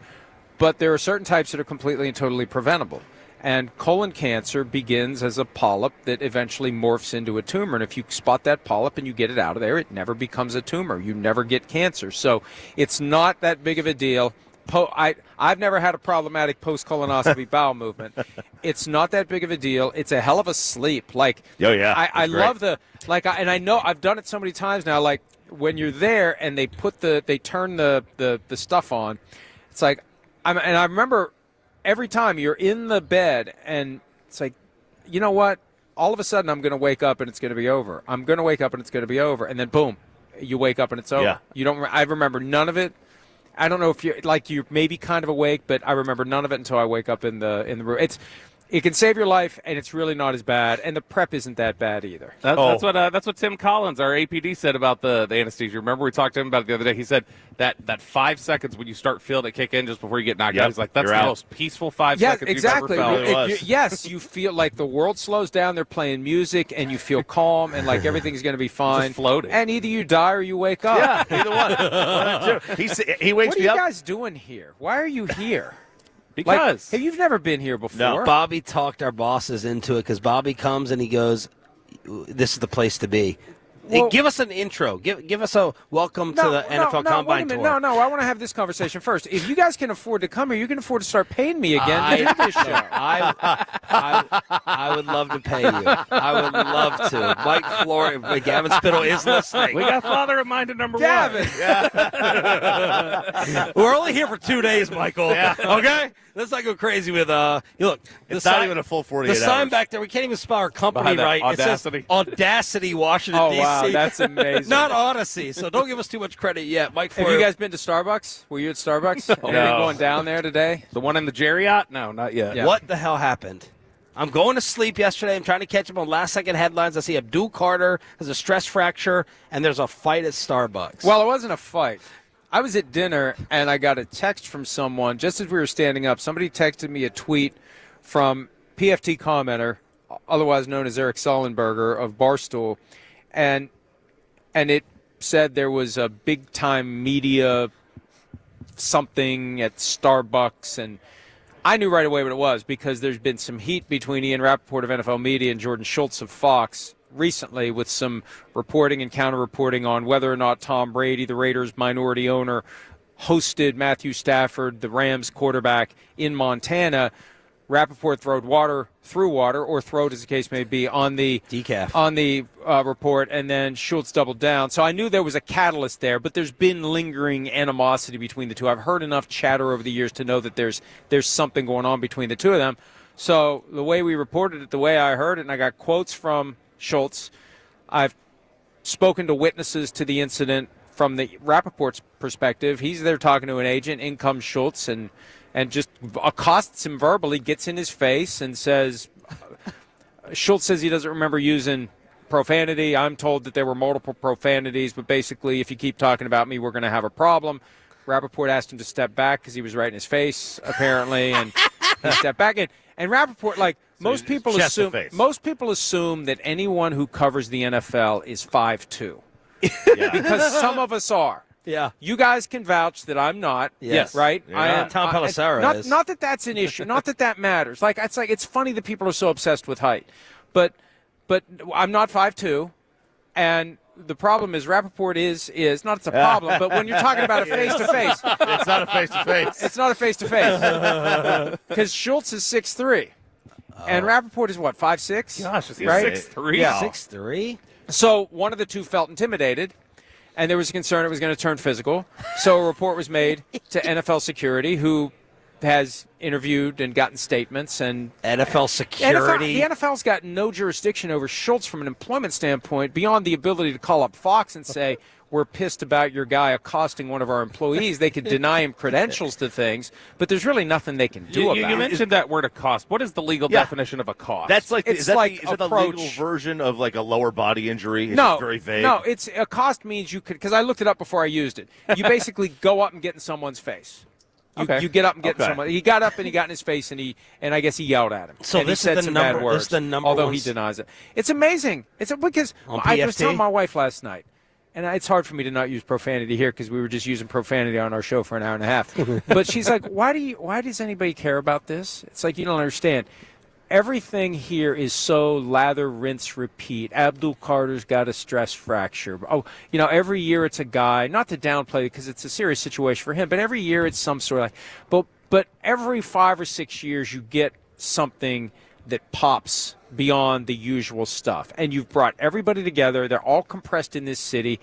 And you hope for some crazy thing to happen. There was a time, we finally remember this, Reuben Foster, when he was coming from Alabama to the NFL. He got sent home from the combine because he had a heated altercation with a healthcare worker when he was getting one of his physicals done. So those things happen. They don't happen very often, and we got ours this year, and I am both proud of and ashamed by the fact that I was in the middle of it. I know, because we all thought it was going to be you and Schefter like it is every other month. No, we're fine now. I know life's more fun. Life's more fun when you've got a little heat, you got a little animosity, but we're okay for now. Here's what I want to know. Mike Florio, Pro Football Talk, Football Night in America. Jordan Schultz's father owns Starbucks. He was the CEO of Starbucks. He isn't any longer, but he was the CEO at the time when it went from being tiny little regional thing into worldwide behemoth. Does Jordan Schultz just walk in there and how does that work? Can he use the bathroom without ordering something? I wonder if he's just got a card? The secret Starbucks black card where he gets free coffee like Kramer, free coffee for life. Yes. I love it. It's fantastic. Mike Florio here on 105.3. Outrageous. Is this going to cost Abdul Carter going 1? Well, it depends upon who ultimately has the number 1 overall pick and whether to what extent they're troubled by it. I'm sure he's going to do the surgery. The choice is let it ride and hope it'll be fine or get it fixed. There's always a chance if you get something fixed, there's going to be a complication, there's going to be an issue. You make sure you go to the best possible people to get it done and have it taken care of. But they get so obsessed over every little thing. Remember when Montez Sweat was coming out in 2019? He had a heart issue, and it was no big deal, and he still went in the first round. But there were teams that were saying we can never use a first-round pick on a guy that's got that issue. So Sims tells a story about he had a dislocated ring finger a couple of times when he was at Texas, and it was no big deal, and it never bothered him again. But they flagged it, and we needed to have further evaluation. So, yeah, it depends on whether it's the Titans or someone else with that first overall pick, and it depends on how risk-averse that team is to this question and this issue. I did hear yesterday, and you hear all sorts of stuff, and I don't like to traffic in stuff I've heard because I don't know how accurate it is, but I did have somebody tell me that the Cowboys have talked to the Titans about moving up to number 1. Now, I think a lot of teams talk about moving around, and I don't know if you guys have heard that. But, yeah, that's a jump, and I don't know what you would have to put into that or whether you'd have to put Micah Parsons into that package if it would go that way. But teams talk all the time. I never get too moved by team talk. They talk all the time. When the report came out a couple of weeks ago that the Steelers called the Jaguars about Trevor Lawrence, I thought, well, yeah, if they're looking for a starting quarterback, they're calling around to just see what the market will be. General managers talk to other general managers all the time, and you get maybe you're thinking about moving to 5, so you want to see what it's going to take to get to number 1, so you can say to the team that's got number 5, this is what number 1 wants. So there's always different explanations for why a team would even do it, assuming it happened. But I did hear, haven't reported, haven't verified that there was a conversation. Was a name attached to who they would go to 1 for? No. So how do you network and socialize out here? You're not going to be raging in the bars and all that stuff, right? Well, no, I don't think that's productive because I have to be over here every morning at 6:30, and I don't want to be hungover or still drunk, as the case may be. And that was my first question to you. I was like, were you buzzed last night writing that Rappaport recap? No. Went to dinner and had 2 drinks. I try to have 2 drinks at dinner. I go back and I work until it's time to go to bed and get up here and do it again. For us, the main thing is getting access to general managers and coaches on Tuesday. We had 20 interviews of GMs and coaches on Tuesday, including the 2 Super Bowl head coaches and one of the 2 Super Bowl general managers, Howie Roseman. Then yesterday we did 15 interviews of the edge rusher, defensive tackle, and linebacker, off-ball linebacker prospects. I'll go back over there once we're done. We're going to have safeties, tight ends, and corners come in, and we'll talk to a bunch of them today. Tomorrow's quarterbacks, running backs, and receivers. It gives us a way to meet these guys on the way in. It gives them a way to introduce themselves to a broader audience on the way in. You know, most of them want to do it. We got a big set over there, and it's funny. One of the guys was on with Sirius, and he said to the handler from the NFL, hey, do I get to go over to the big set? I know. So it's a good chance for them to get to talk and sell themselves, and a fan base out there is going to be rooting for this guy and buying his jersey. It gives those people who eventually are going to say, that's my guy, hey, I feel like I already know him. Will you go post up for the workouts today? I don't care about the workouts. I think the workouts are just made for TV. I don't think they mean a damn thing. They just do them because they have everybody here, and somebody got the bright idea that we could do this and put it on TV. They didn't just do it so they could put it on TV. They did it because everybody was here, because medical is the thing that drives this whole show. Bring everyone together for one X-ray, one MRI, one CAT scan, one whatever, instead of, you're going to be glowing like the Incredible Hulk if you send these guys to every team and they get the same procedure done at every team. So it's efficient, it's cheaper, and they started doing the workouts, 40 years ago, and then they realized, let's put them on TV and act like they're real. They're not real. It's not football. And anytime somebody says to one of these players, oh, are you going to compete? It's not a competition. It's not a competition. It's a business proposition, and you have to make a good business decision. Is it in your best interest to do all the workouts? Should you not do some? Should you do this one? Should you not do that one? Should you not even submit to any of the medical stuff? Caleb Williams refused to submit to the medical stuff last year. He said, I'll do medical at the teams that I visit, and I'm only going to visit with the teams that I think I'm going to end up with. And I think at the end of the day, he only went to Chicago, I think. Is that, you say you don't necessarily care about him. Do you think deep down the teams don't necessarily even care about these workouts? Well, I think because they're going to go to pro days anyway. They go to pro days anyway, but this is the one place where it's truly apples to apples. Like the 40-yard dash here, it's one track, one day, one time, and you don't have to worry about, is he running on a faster surface on his pro day? Who's timing the pro day workout? Do I trust that it's an accurate number? This is everyone here. But here's a reason for a quarterback, for example, not to throw here. You don't know these receivers. You never worked with them before. You don't know how he runs an out route. You don't know how he runs a dig route. You don't. And so if the ball isn't caught, oh, whose fault is it? Is it his fault? Is it your fault? So it just adds different elements into it. And if you've already, like, I am longing for the day that a player says, I ain't doing jack diddly squat. I've done my work. My film speaks for me. If you want to draft me based upon my film, do it. If you don't, one of your competitors will. And I know guys are obsessed with being drafted as high as possible because you get more money the higher you're drafted. I'd rather be drafted by the right team. And I'd want a team that gets it, that can look at this and say, I don't need to see him running around in his underwear to know that he's a good player. Mike Florio here during the commercial-free Expressway 105.3 The Fan. Are you more interested in the overtime rules changing to represent what we get in the playoffs or the chain gang going away? Well, I'm fine with the chain gang going away as long as the football gets digitized. The chain gang going away is a half measure, and as Mike Ehrmantraut told us in Breaking Bad, no half measures. You need to have the ball fully digital, so when you have a scrum of bodies, this goes back to the Bills-Chiefs AFC Championship, fourth and short, Josh Allen, it looks like he gets there. So you've got the chain that is the chain. The chain's the chain, right? So the chain's going to be replaced with something that is going to be static and it's going to be digital. But if you don't have something digital to mark the ball, you've got an official on one side, an official on the other. They get their own spot, and if you go back and watch it, you can see it. They get their spot, and they trot to the middle of the field on their spot. One guy has a spot that would have been first down Bills. The other guy has a spot that is first down Chiefs. And it's somewhere before they meet in the middle, the guy who had first down Bills deferred to the guy who had first down Chiefs. And it's this weird mating dance. It's just like who decides who defers, who cries uncle.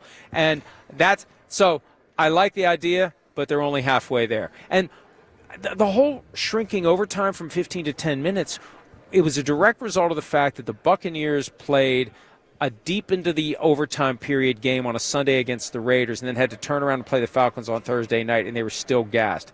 I think now that everyone has accepted short week football is here to stay, they don't need to play this game of, oh, we better only have 10 minutes of overtime in case somebody who plays on Sunday is playing on Thursday and they might be more fatigued than they would be. They just don't care. If they do not care about guys being fatigued between Sunday and Thursday, whether they play 60 minutes or 75. But getting the matching possession makes sense. That you just win the coin toss, you go down and score the touchdown game. Oh, it's more fair. It's more fair. It's more fair. But the rules for the regular season are the rules. And coaches have always harped on, we want the same rules for the regular season and the same rules for the postseason. Right. There's a lot of different strategic things that come into play, like what we saw in Super Bowl 58. Do you kick off or do you take the ball when you know you're guaranteed a possession after the first team drives down and potentially scores a touchdown? It's no longer a walk-off. You still get a chance to match it. The tush push. Will it and should it be banned? You know, Until the Starbucks fracas between Jordan Schultz and Ian Rappaport, the biggest story of the week was the proposal by one team and one team only to get rid of the tush push. But it helped fill the vacuum, and it gave us all something to talk about. But we have the Packers, one team that has made the proposal. No one that we've talked to is on board with it. Sean McDermott, we're going to interview him, the Bills head coach, later today. He is on the competition committee, and he has raised safety concerns about it. And his team is one of the two, the Eagles and the Bills, that use it extensively. And they have like an 87% success rate. They've used it 163 times over the last 3 years combined, more than the rest of the league put together. Wow. That's how often they've used it. So if he's raising safety concerns, I'm interested to know what they are and how legitimate that is. I just hope it's not a sour grapes thing, because everybody knows it works. You go out and you get left guard, right guard, center that are big human being badasses. You work on the fundamentals. And if you do it right, you take the 1st and 10 and you shrink it to 1st and 8. Yeah. If you can do it well. I don't know why more teams aren't doing it. The Eagles have cracked the code. The Bills, it helps to have Josh Allen.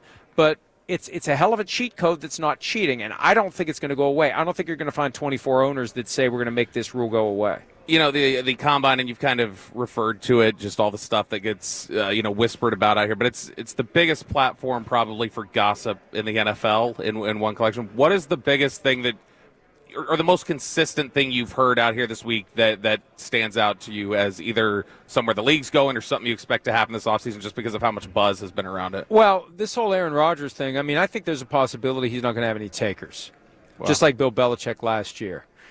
Because I heard yesterday, and again, I don't like to do the I heard this, I heard that, because you hear all sorts of stuff, and some of it's true and some of it's not. The way I heard this, though, I believe it, that Rodgers has reached out to the Giants. And if Rodgers is reaching out to the Giants, that means Rodgers isn't getting interest from better teams, because obviously the Giants do not objectively fall into the contender category where they are right now. And Rodgers has said he's got two factors. The team has to want him, which is fairly obvious, but it's got to be a good team. And the Giants are not good right now. They're just not. They have a lot of work to do. But if he's calling them, that means he's not getting the interest from the Steelers, who are a contender. Like, people are like, how are you called the Steelers a contender? They've been in the playoffs the last few years. They're a contender.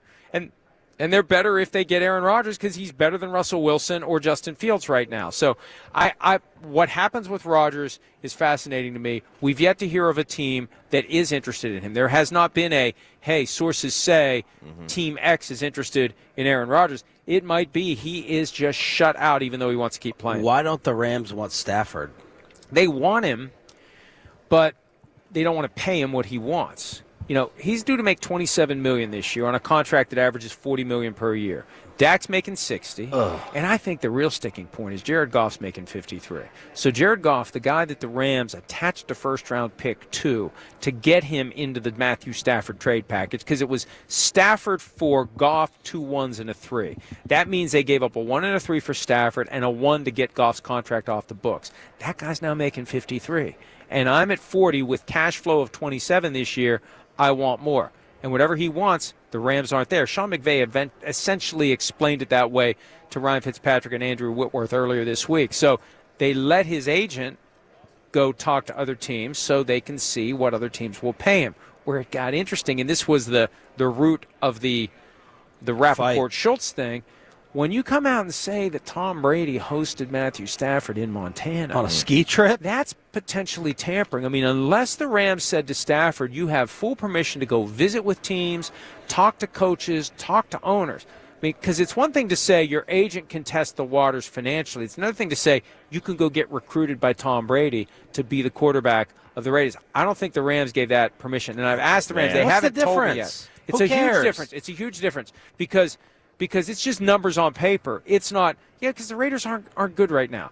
But if you go to Brady's house and Brady's sitting across from you saying, look, I can tell you why we're going to be competitive. Pete Carroll's a great head coach. Let me tell you about Super Bowl 49. Let me tell you about what happened in Super Bowl 49. Let me tell you what he did. Look at what he does. He got a 6th-round guy in Cam Chancellor and turned him into an All-Pro. He got a 5th-round guy in Richard Sherman and turned him into an All-Pro. He's going to do the same effing thing here. That's a harder sell face-to-face with Stafford and plants the seed that he wants to go play for the Raiders. That's far different from his agent saying, hey, what would you pay Matthew Stafford and what would you trade the Raiders for him? That's more antiseptic. That's more sanitized. This gets dirty, and it can poison Stafford against the Rams. That's why I don't think the Rams wanted it. Do the team report cards matter, and what jumped out the most to you? Here's why they matter. They matter because it is the one way for the players to hold owners accountable. It's the one way for anybody to hold owners accountable as a practical matter, because the only way to do it is to boycott. So you have to deprive yourself, as a fan, you have to deprive yourself of the thing you love. I'm not going to go to games. I'm not going to watch on TV. I'm going to show Jerry, we're sick of this crap. You're just trying to make money. You're really not trying to go get smiles and glory hole. You want to make as much money as you can off of us, Talk right? about us with colonoscopy talk. Well, but that's his line. That's what he equates winning to. He's been saying it for years now, even though he's been told many times that's not what that word means. But the fact that there's never going to be a mass boycott, there's never going to be enough to move the needle. The way to do it is you have the players with a voice, and they have power, and the owners don't like it. Like Art Rooney, the Steelers owner, who got an F this year. Last year he said, oh, this is just a media tool because they give it to the media. They don't give it to us privately. Yeah, they give it to the media because it works. It's effective. It's a way to shine a light where a light needs to shine. I love it. I love it. And, the one other comment I'll make, like the Dolphins are the best at an A. Like, I don't know that you want to be an A. Like, you want your players to be a little uncomfortable. Everyone got an A as a coach. McCarthy got an A. But you want. But I think the players are concerned that the coaches are going to see it. But I don't think you want a team to be an A because, like, you want the players to maybe be B+. You want to be a little pissed off. Let's increase some book sales in DFW. What do you have going on? Father of Mine, Son of Mine, On Our Way Home. All the ebooks are still 99 cents on Amazon. You can find nothing for 99 cents. You will get value for. I guarantee you, for 99 cents, you'll get value. And I've been telling people lately, if you really buy it and you don't like it, and you want your 99 cents, I'll mail you a frickin' $1. If you truly are going to say with a straight face that book sucked and it's not worth my 99 cents, I'll send you the damn $1. But you can get them all on Amazon for 99 cents. More are coming. We got some other stuff going on that I'm not going to jinx by talking about it. But this little hobby that I've been dealing with for 5 years now, it's a nice way to balance out everything else I do. We got some stuff that wheels are in motion for some interesting things. I'll just say that. Top Gene Hackman moment.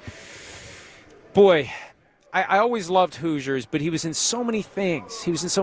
Like, he was a great Lex Luthor in some very bad Superman movies. Like he was like the best actor in the original Superman movie. I thought he was great in that. He's been in so many different things. And I just saw that it happened, and it was weird. I thought he died because, like, he was 95, but it was him and his wife and his dog. Yeah. Something's going on. Something's going on. Does the cat have an alibi? That's what I want to know. Mike, the cat. Father of Mine. That's your next book. The animals. Yeah, that's the title of the next book. Does the cat have an alibi? That's pretty good. The great Mike Florio sitting down with us at the NFL Combine. Get your colonoscopies. 105.3 The Fan. Thank you, man. We love you. Florio crushing it as always. Pro Football Talk and Football Night in America. He's got the guest list with PFT Live along with Chris Sims and all the book sales being bought up in the Metroplex. The Luka smear campaign continues. How living in a hotel is making him even more bitter. That's next. And then Todd Archer, Cowboys Insider on The Fan. After we get you over to QC Kinetics, we're going to get... Remember that Uber Eats has groceries. No, that's absurd. Hey, remember when you used to be Pepper Lady? Pepper Lady? Wasn't it Cinnamon Sisters? Basil Babes. Saffron Squad? Nutmeg Maidens? Pre-Curb? No. Nutmeg Maidens. I just said that. Was it Spice Girls? Doesn't sound right. Was it Saffron Squad?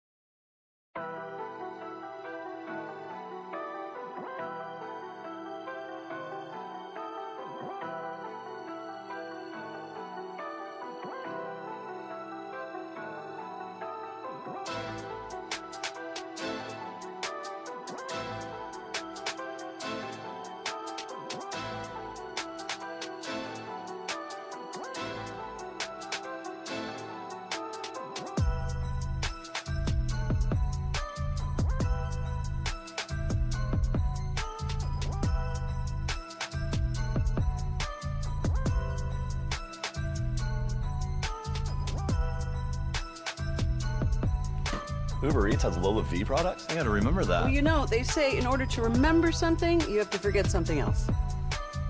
Okay, now that is a very cute haircut. That's like a little shag. I've never seen it before. Well, I mean, of course you have. It's the Rachel. Oh, is that your name? No, I mean like your name. No, I'm Jen.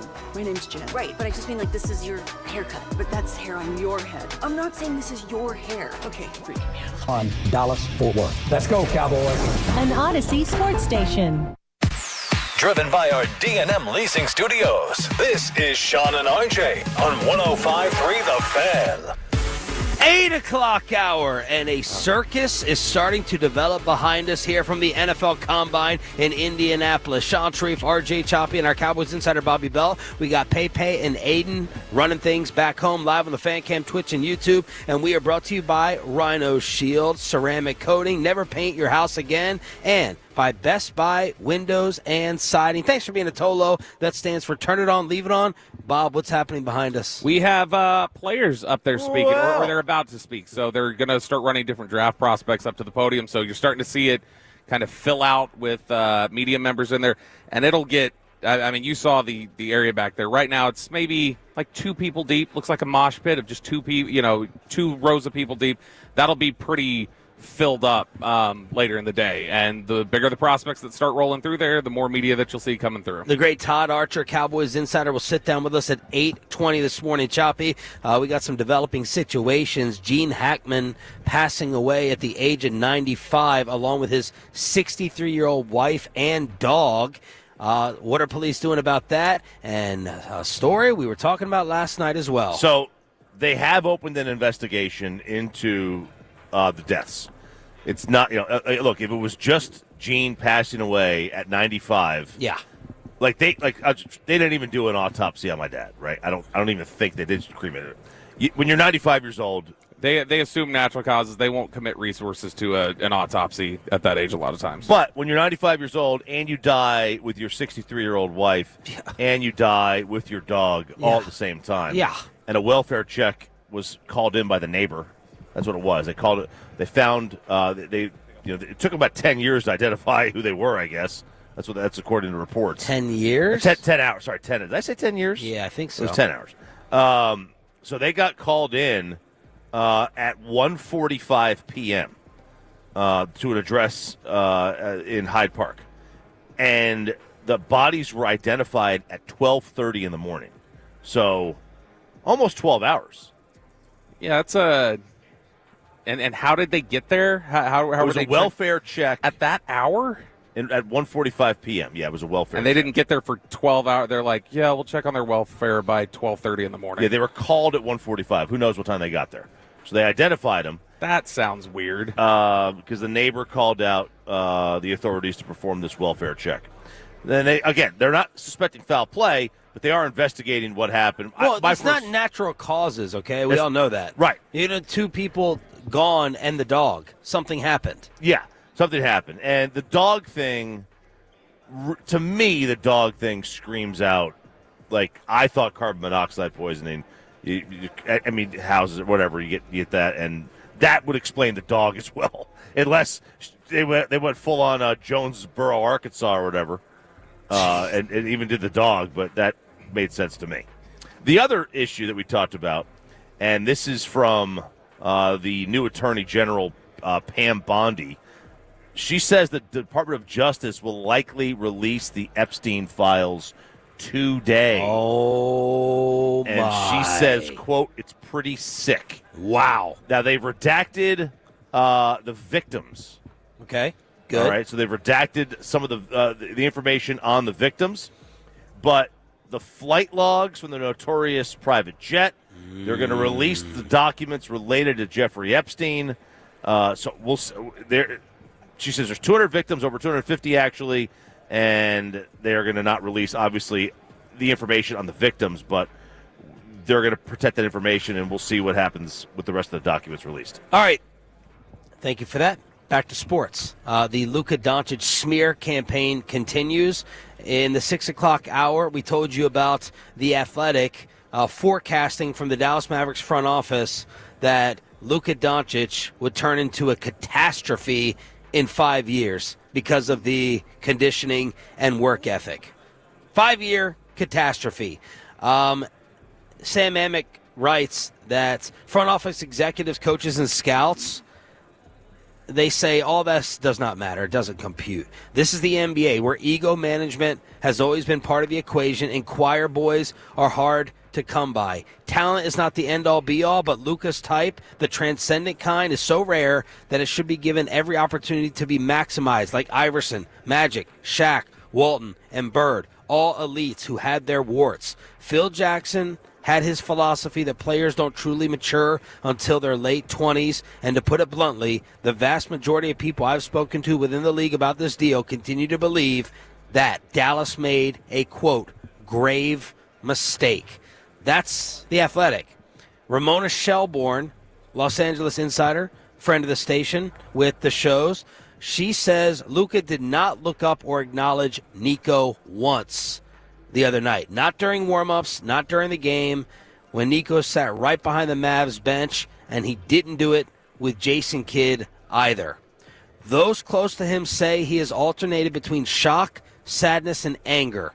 Every day that he goes into his L.A. hotel that he's still living in right now with his fiance and young daughter is a reminder of how much his life has been upended. And my mind immediately went to that picture of walking into a hotel after you have just purchased your second home in DFW, and you're living out of a hotel, and that would have to freaking piss you off all over again. You got a newborn in a hotel.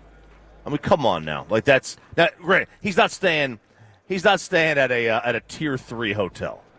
Okay, he's staying at a nice spot. He's probably in a suite. Yeah. All right. I don't think he's in a. Oh, yeah. He doesn't have a double bed with one bathroom. Right. He is in a multi-bed. Right. He's fine, but it still sucks. I mean, it does for him. And Phil Jackson's right. You don't mature. Well, this is what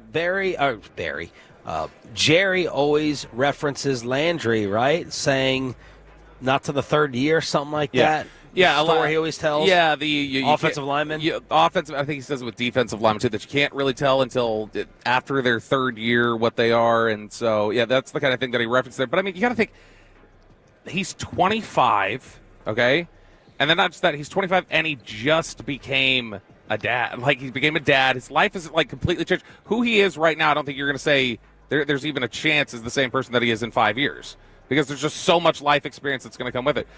We've seen so many instances of people growing and changing and evolving past the age of 25. Your car insurance doesn't go down until you're 26, because they're like, you're still like a dummy until you're 26. Yeah. Yeah, and the whole, they don't like that the hookah. Hookah Doncic. Alcohol. Does Nico think that nobody in the NBA smokes weed? I know, right? What are we doing here? Like, nobody in the NBA enjoys a beverage? The Dallas Mavericks have fallen victim to the straight edge mentality. Yeah. Right? Ramona Shelbourne continues. Kyrie has stayed in touch with Luka since the trade, checking on his emotional state more than anything. He feels protective of him. The Lakers can offer him a 4-year, $229 million extension this summer, okay? 4 for $229. Or like other teams, they can offer him 5 for $296 next summer. 5 for $296 or 4 for $229. Mark Cuban sat courtside in a pair of Luka ones the other night, and each time Luka touched the ball, Cuban made a show of booing him. At one point, Luka turned to Mark, smiled, and said, "Shut up, Mark."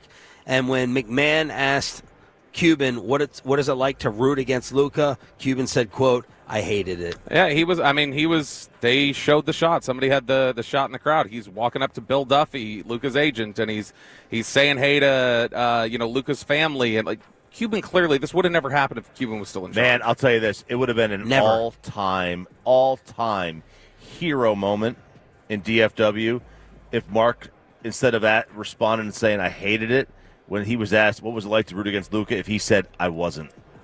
Right. That's an all-time hero moment. He blew it. Average purchase price before and after the deal.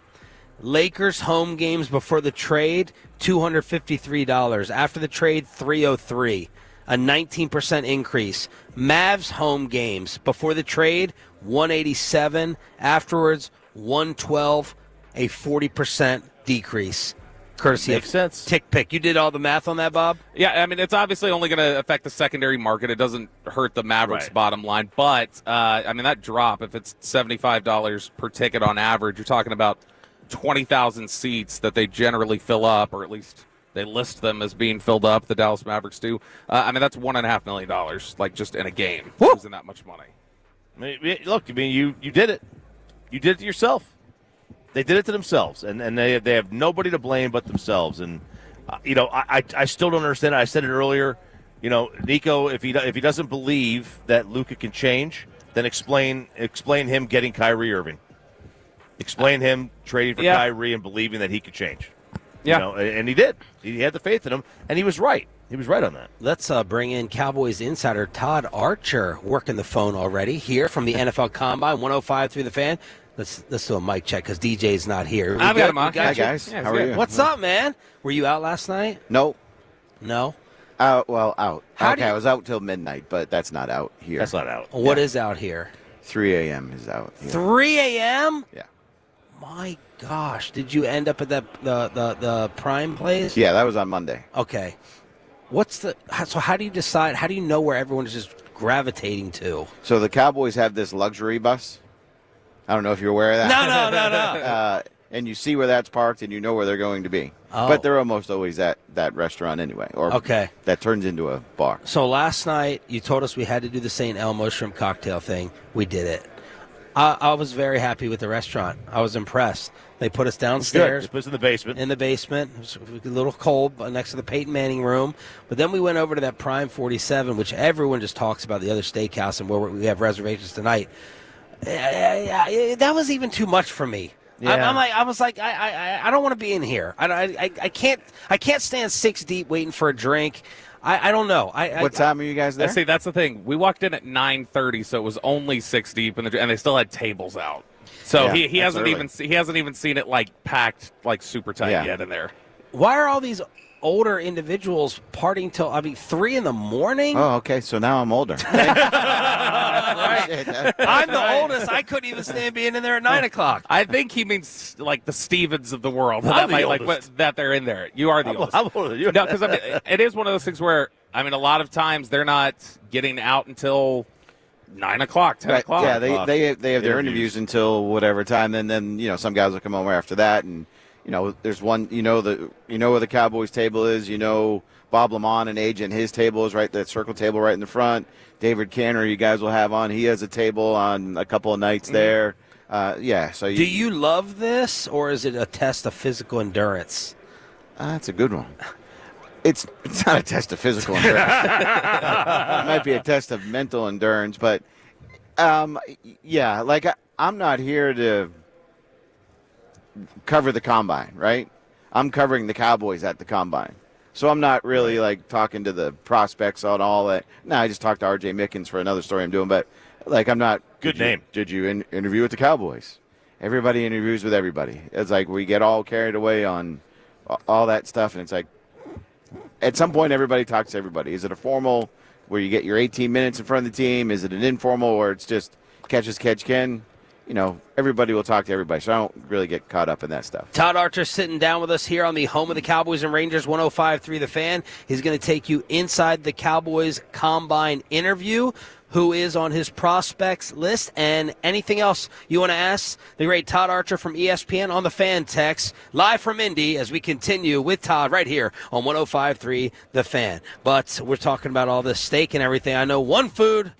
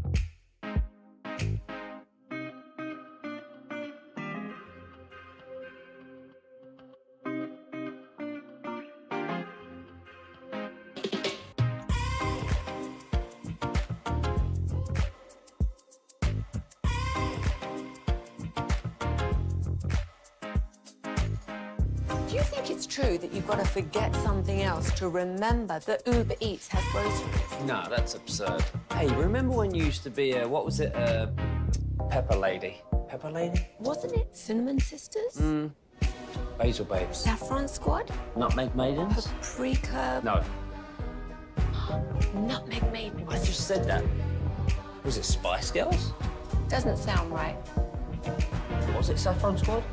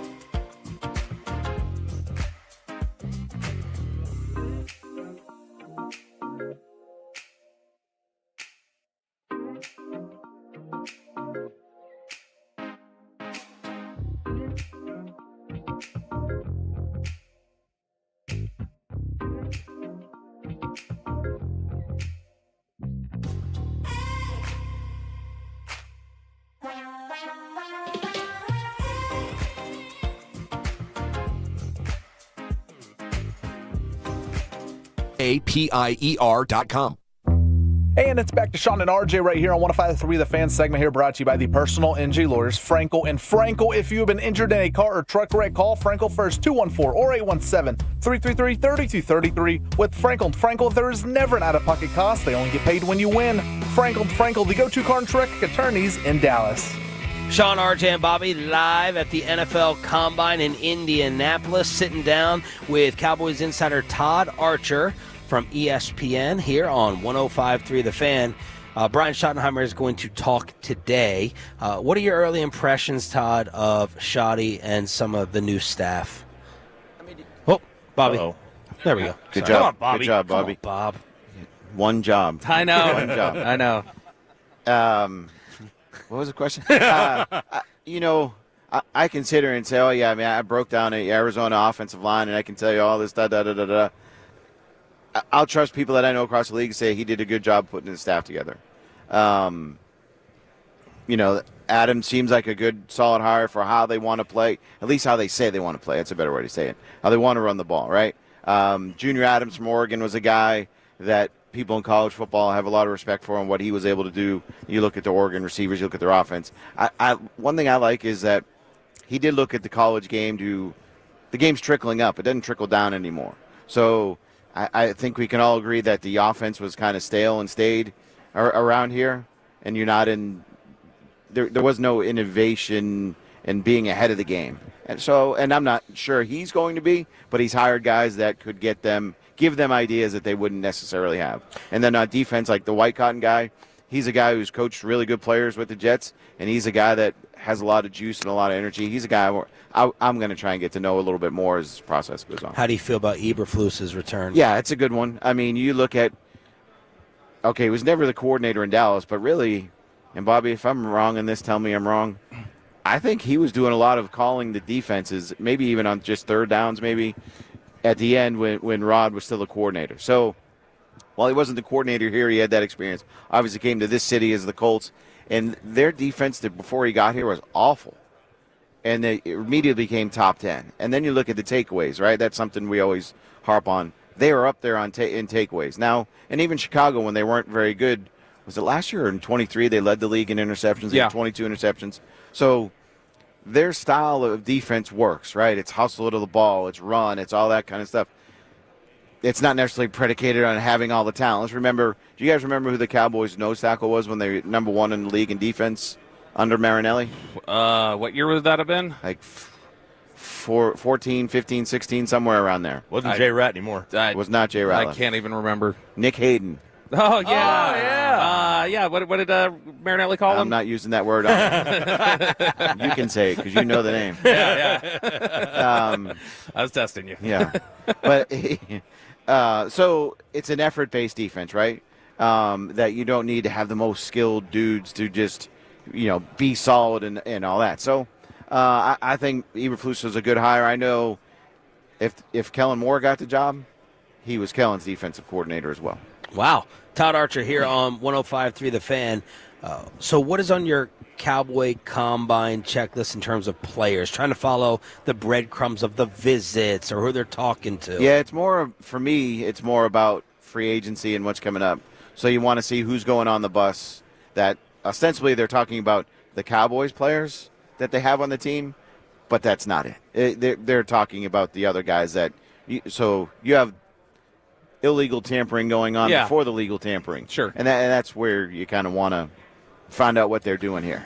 Is the bus all right, what's it like on the bus? Bobby told me, I'm so disappointed in you guys. I know you guys are trying to be professionals, but he said, can I say this? Yeah, I think so. I mean, I don't think it's a problem. I'll say it so I can be in trouble if it's my problem. Yeah, Jerry, this is Bobby. No, a couple of years ago, just it's on the bus, and it's just when Jerry was like, hey, did you guys want a beer or whatever when we're out here? And everyone's just like, we don't want to hold this up. He's going to talk for another hour if we do that, and everybody's going to be mad outside. So let's make sure they can get to their dinner. There was one former employee. So Jerry always, you guys want a beer or something like that every time when we all say no. There was one guy who used to work at your station that actually accepted it and took one. That he's no longer with your station. Yeah. So I heard. Was everyone mad?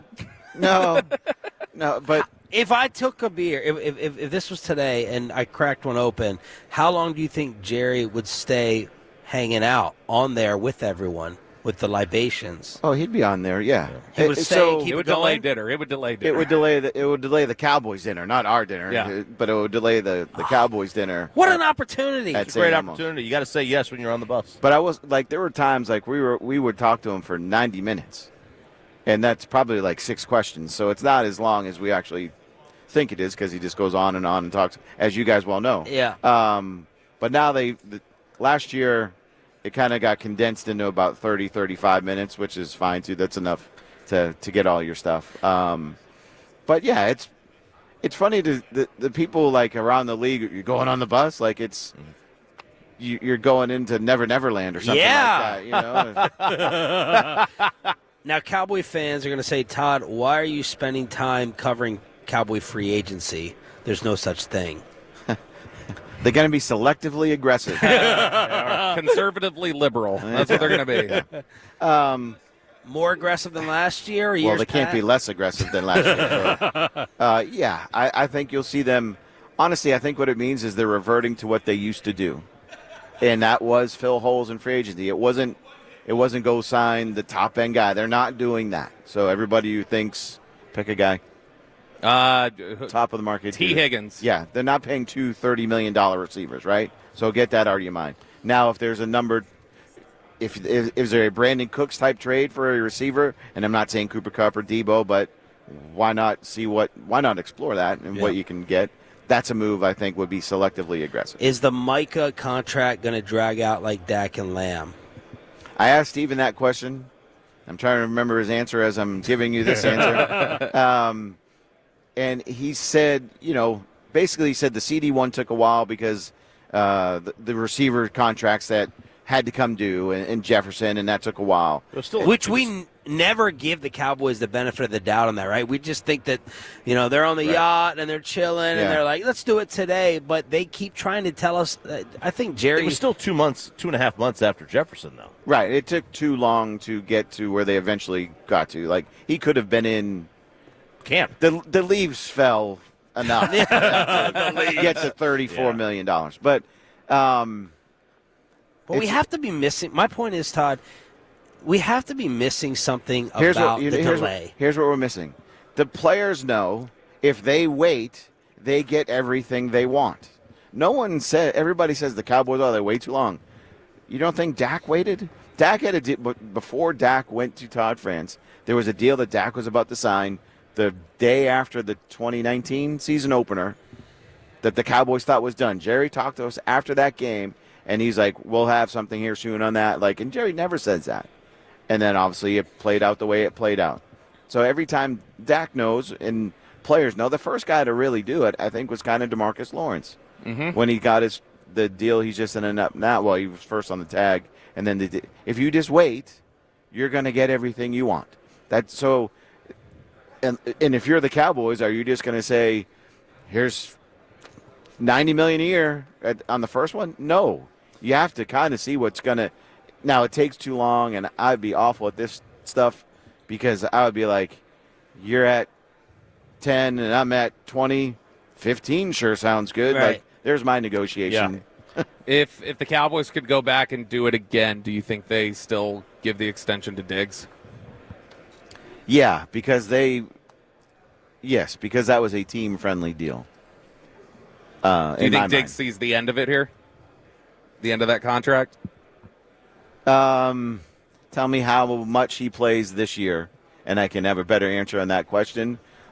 But what is it? This is year 3 of it? With Bland entering the final year of his deal.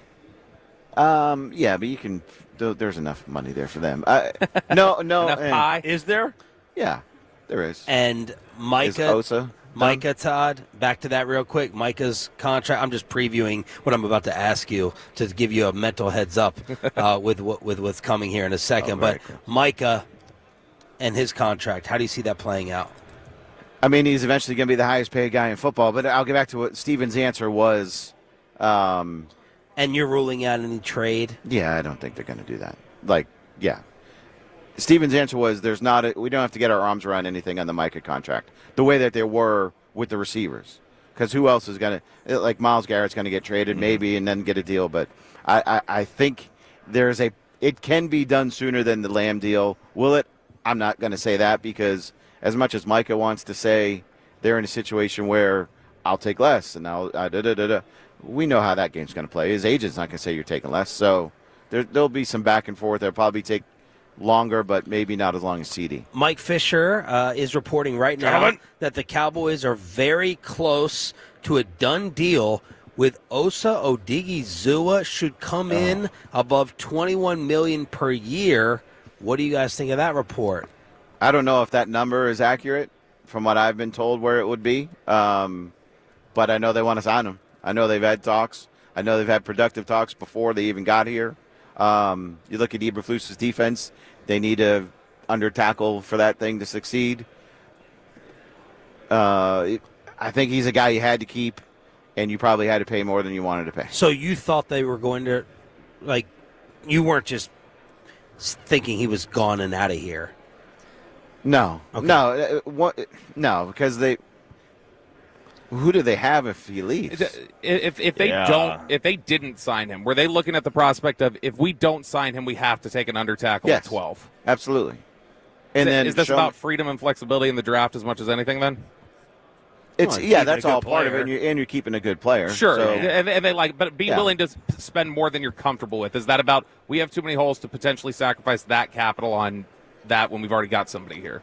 Right, and show me the guarantee that the dude you're drafting at 12 is going to be good enough. Yeah. So that's why I think, again, when their free agency approach, it turns into signing a quality guy at a good number that you don't have to take that position immediately. So if he gets this deal done and Osa is back, what becomes the top priority in April then at 12, do you think, position-wise?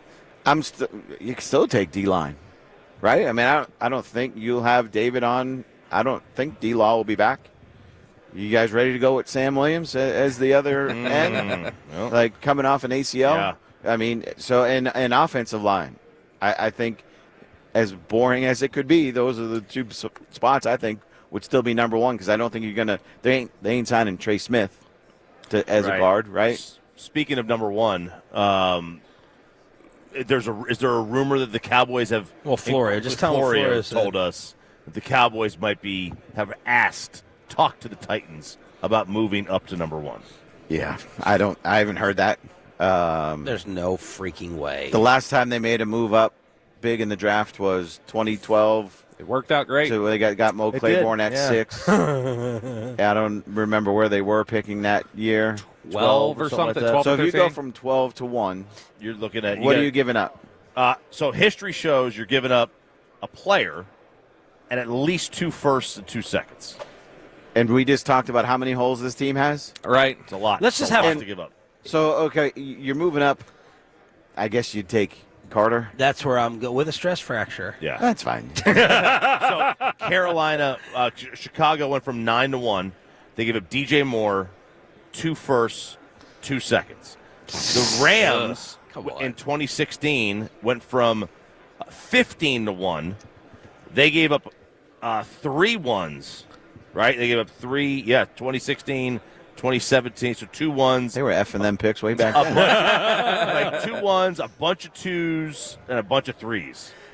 It's a lot to give up. But it is funny. We had mentioned this earlier about talking about that discussion of the idea of them calling about just checking on something. When Rappaport reported a couple weeks ago, the Cowboys have, even discussed if Micah Parsons might what he could fetch them in a trade or things like that. Is that something where, again, that is literally just the due diligence of... Isn't that doing their job? Right, where they have to ask the question. Would you expect them to ask that question of anybody they were potentially re-signing? Like, well, okay, what would a trade get us? We got to factor all that in. Absolutely. They're like the Micah thing. You should have had those discussions. They should have had those discussions when they were talking about Dak's contract, right? And like, hey, if we don't get this guy, what are we going to do? Or even the first Dak contract. I wrote a story. I'm like, they should have gone after Matthew Stafford because it would have been cheaper than what they paid Dak at $40 a year at that time. Or actually, I think I even mentioned Stafford or Brady because those guys weren't going to. So you have to, if you're doing your job the right way, you're running through every scenario. There are enough smart people in that building that we know that I'll trust that are doing that. Even if that's not Jerry and Steven all the time, but those guys are telling Jerry and Steven things. Todd Archer here on 105.3 The Fan, Cowboys Insider. Will you be out at midnight this evening? Yeah. All right. I want you to show us the way here at the restaurant, the Steakhouse. Well, if you're all going to Prime, what time's your 7:30. 7:30. So you need to eat your dinner at We're Prime. trying to be embedded in there. You got to eat your dinner at Prime, go somewhere else, and then go back. Then go back? Yeah. Not stay there the whole time. It's not going to be packed at 9:15. Well, yes, it's going to be. Well, you said you wanted experiences. Oh, God. Experiences, your shoulders cramped and you can't get a drink, and you're just like, lovely. You're breathing halitosis into like Mike McDaniel's face. Like, that's the experience. You got your little assistants on you, Bobby? Oh, yes, I do. All Yeah, right. my prescribed medication, yes, I do. All right. May need it tomorrow. Thank you. Todd Archer, thank you so much, man. Yep. Keep killing Thanks it. for having me. The great ESPN Insider here on DFW Sports Station. Let's see if we can confirm this OSA report, and the agent for Jordan Lewis, Tank Lawrence, and Rico Dowdle sits down with us. You won't want to miss that either. We continue right here on 105.3.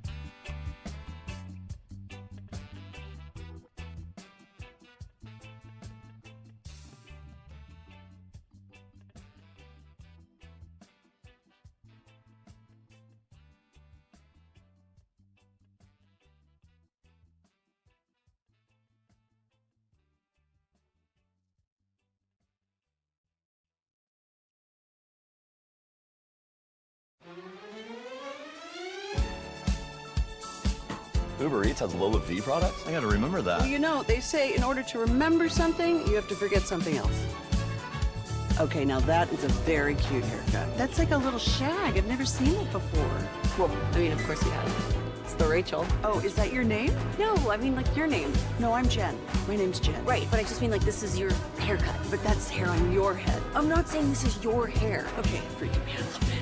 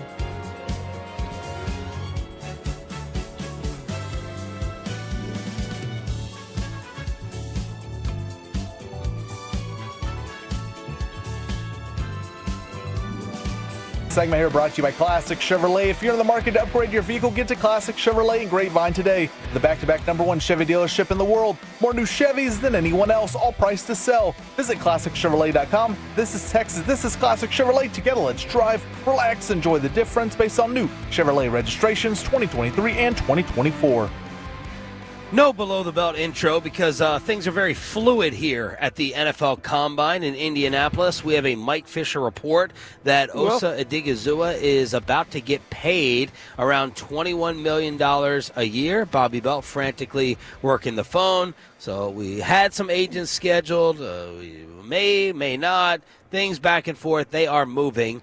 So we're going to move along with them. But Choppy, I felt like, the other day or this week, we all kind of agreed that Osa was going bye-bye.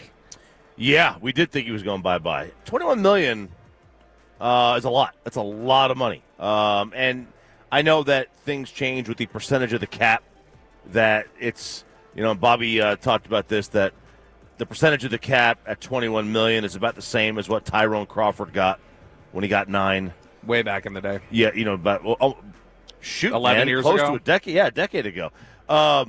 It just doesn't compute mentally. $21 million for Osa. Like, you could find Osa in the draft. He's a good player. You can find a good player in the draft. It's just the philosophy. You cannot have holes in your defense. Are you buying this report, Bobby? Because Todd Archer seemed to think, I got the feeling from Todd, who just sat down with us, he thought Osa was going to be back.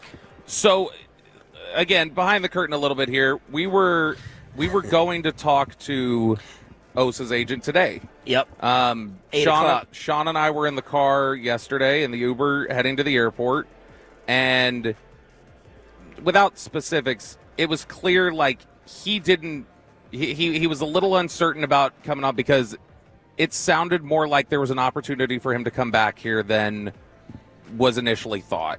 It sounded like he just, while things were active, he just wanted to let's focus on this and let's not potentially jeopardize that or negotiate anything publicly. And so that's what kind of put the brakes on that. But that is something where, and he kind of disappeared in the last 12 hours. The agent in and out of meetings, talking to them a lot. But I mean, it's something where Steven, it feels like the Cowboys will routinely say, love to have him back. They say that about players that they aren't going to bring back because they're stating they're probably going to be. Yeah, also probably would love to have a lot of these guys back, but at a certain cost that they know isn't realistic either. So I think that's how a lot of people took it initially when they heard it from Steven. When we were, talking yesterday and trying to figure some things out, it felt like, oh no, this must be more within the realm of possibility than it had initially felt like. Is that it felt like there was something that they were going to be closer on. Like Todd said, over 21, that would definitely be surprising. I don't know that was going to be his market, but If that's what it comes in at. What did we speculate? Or the SPO track? So 20 a year? So the tag is that. The tag is like roughly that. Yeah. And you didn't. They weren't going to tag him because they didn't want to commit to that number. So it seemed surprising to think that they would come close to a number that they didn't want to tag him at. Right. I don't know. Again, where would that put him? I saw you looking at the D tackle rankings as well. I think. Oh, here we go. I can find that. There's a lot of guys in that 20 range. We went through it the other day. So average per year. This is interior defensive line. All right, interior defensive line, 21. I mean, that's putting him down the list. Not just outside the top 10, actually. But again, interior defensive line. You got Chris Jones at 32 a year on average. Christian Wilkins, Matabuki, Aleem McNeil, Derek Brown. Matabuki. What did I say? Matabuki. It just reminded me of Kaleta Azubuike. Yeah, that's right. That's what I think you I'm were like doing. college basketball I think world, you were baby. doing Kentucky That's basketball. right. Jeffrey Simmons, DeForest Buckner, Deron Payne, Dexter Lawrence. Those are all Leonard Williams.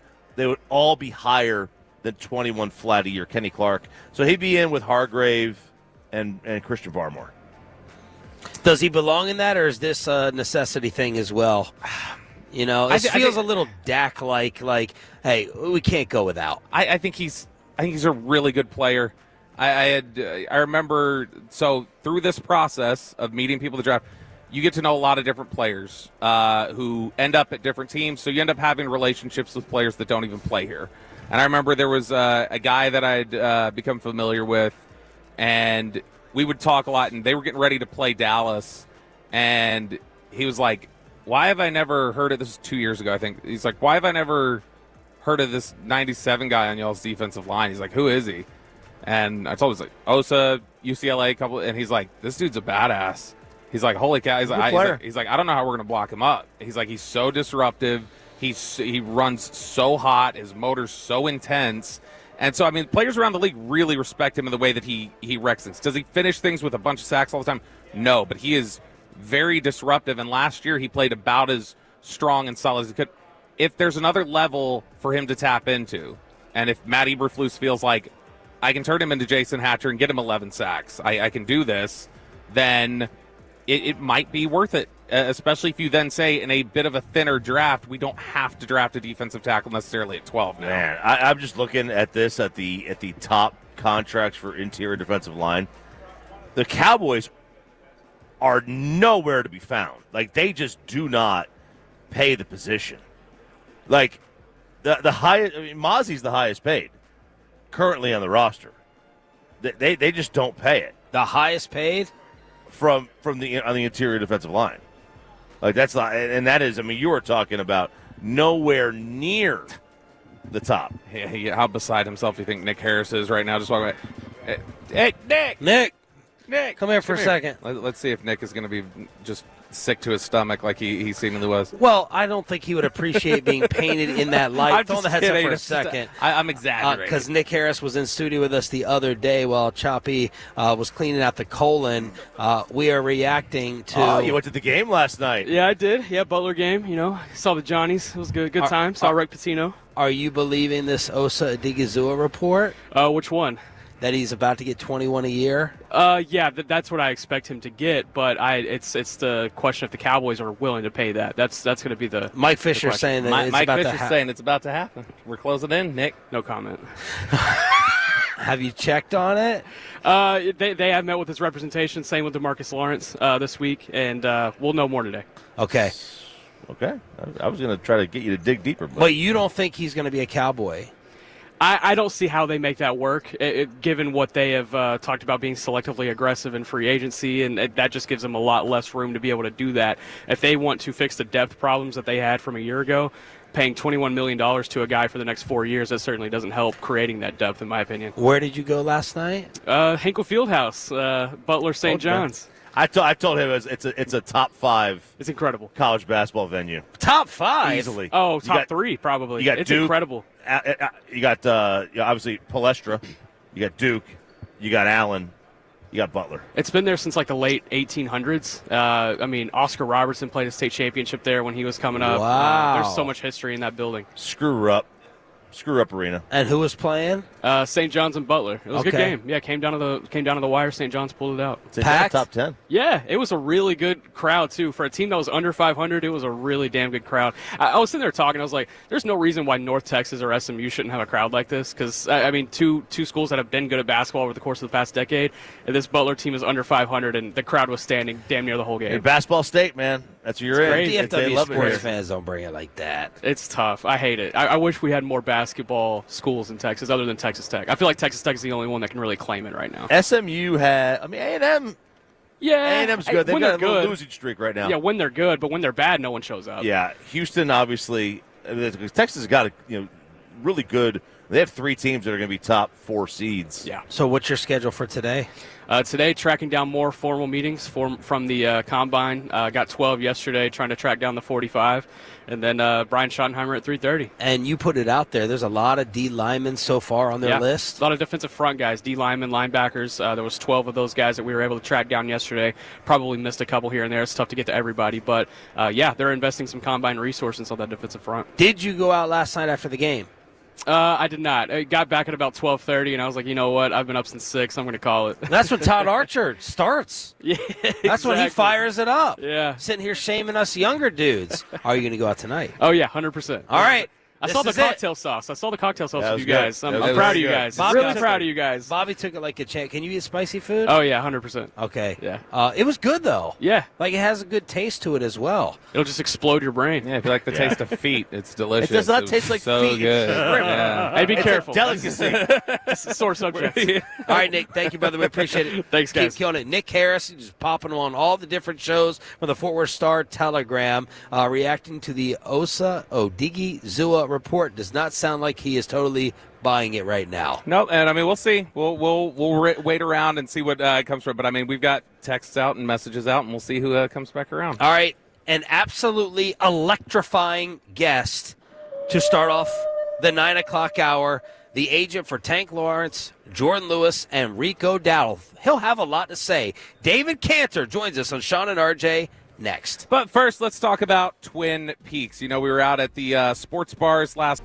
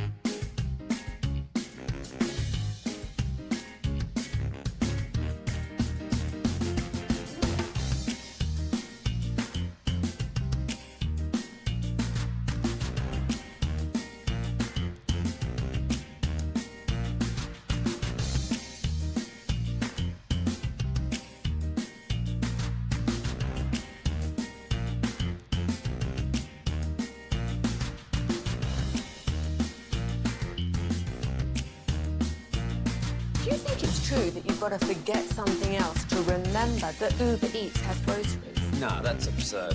Hey, remember when you used to be a, what was it, Pepper Lady? Pepper Lady? Wasn't it Cinnamon Sisters? Basil Babes. Saffron Squad? Nutmeg Maidens? Paprika? No. Nutmeg Maidens. I just said that. Was it Spice Girls?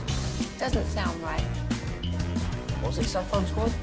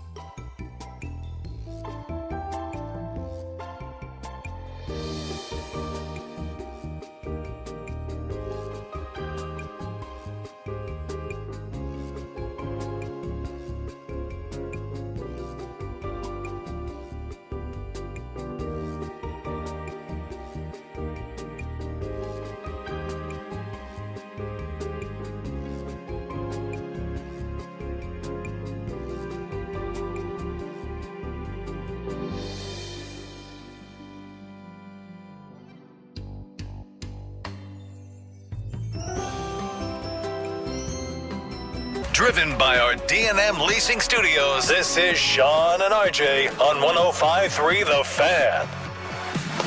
Final hour fist pump time on the Fan Cam, Twitch, and YouTube as Radio Row is getting introduced to the Shan and RJ 9 a.m. tradition. You know, I always wonder, do they know what we're doing? And the answer to that is I don't really care. We are in Indianapolis, day one of our coverage from the NFL Combine, and hopping on the Zoom right now is always Electric Radio. He is the agent for DeMarcus Lawrence, Jordan Lewis, Rico Dowdle, and he is here with us now. Yeah, absolutely. It is David Cantor. We've got David Cantor with us, as well as Nes Mugrabi. They just announced a new agency that they've launched, Aura Sports Group, and absolutely thrilled to have both of them here, and wonderful to talk to. But I'm very disappointed, David, that it's not in person, because my only goal in coming out here for the first time. Talk to NFL security, boys.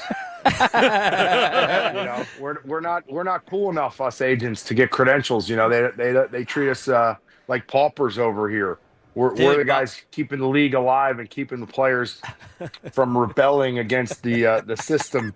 And here we are, quarantined to the JW Marriott Hotel with this terrible camera angle and bad lighting, and me sitting in a hole looking like Kermit the Frog.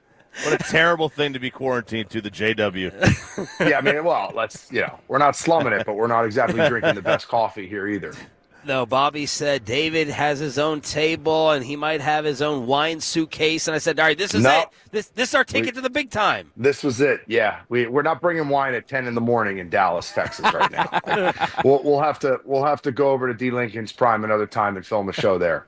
Exactly. All right, David, the pivot to the new agency, let's just kick off with that, give you a chance to talk about that before we get into some of this other stuff around the league with the Cowboys. The launch of the new sports group, what's the thrust of what you're doing there? Yeah, I mean, it's basically what Ness and me and Brian McIntyre have been doing for the last, 30 years. This is my 30th year as an agent. So it's the same three men that run the group. It's a new name. It's a new kind of concept. We're going, obviously, trying to be younger, more aggressive, more passionate, showing the players in this industry, that great representation still exists, and really trying to continue what guys like Eric Weddle and Olivier Vernon and DeMarcus Lawrence, helped us build and grow with. And we've got some really exciting new players that have joined us. Obviously Jordan and Rico and Chauncey all come to us recently. Israel comes to us recently. And these are guys that we're excited to show, that they made the switch for a reason. And Aura Sports is here to stay and be the next generation. Ness is 26, I'm 52. So there's a lot of similarities for where he is when he was 26 and where I was when I was 26. And hopefully now the next 26 years of Ness's career, mirror mine and exceed mine. And he's the best I've been around. And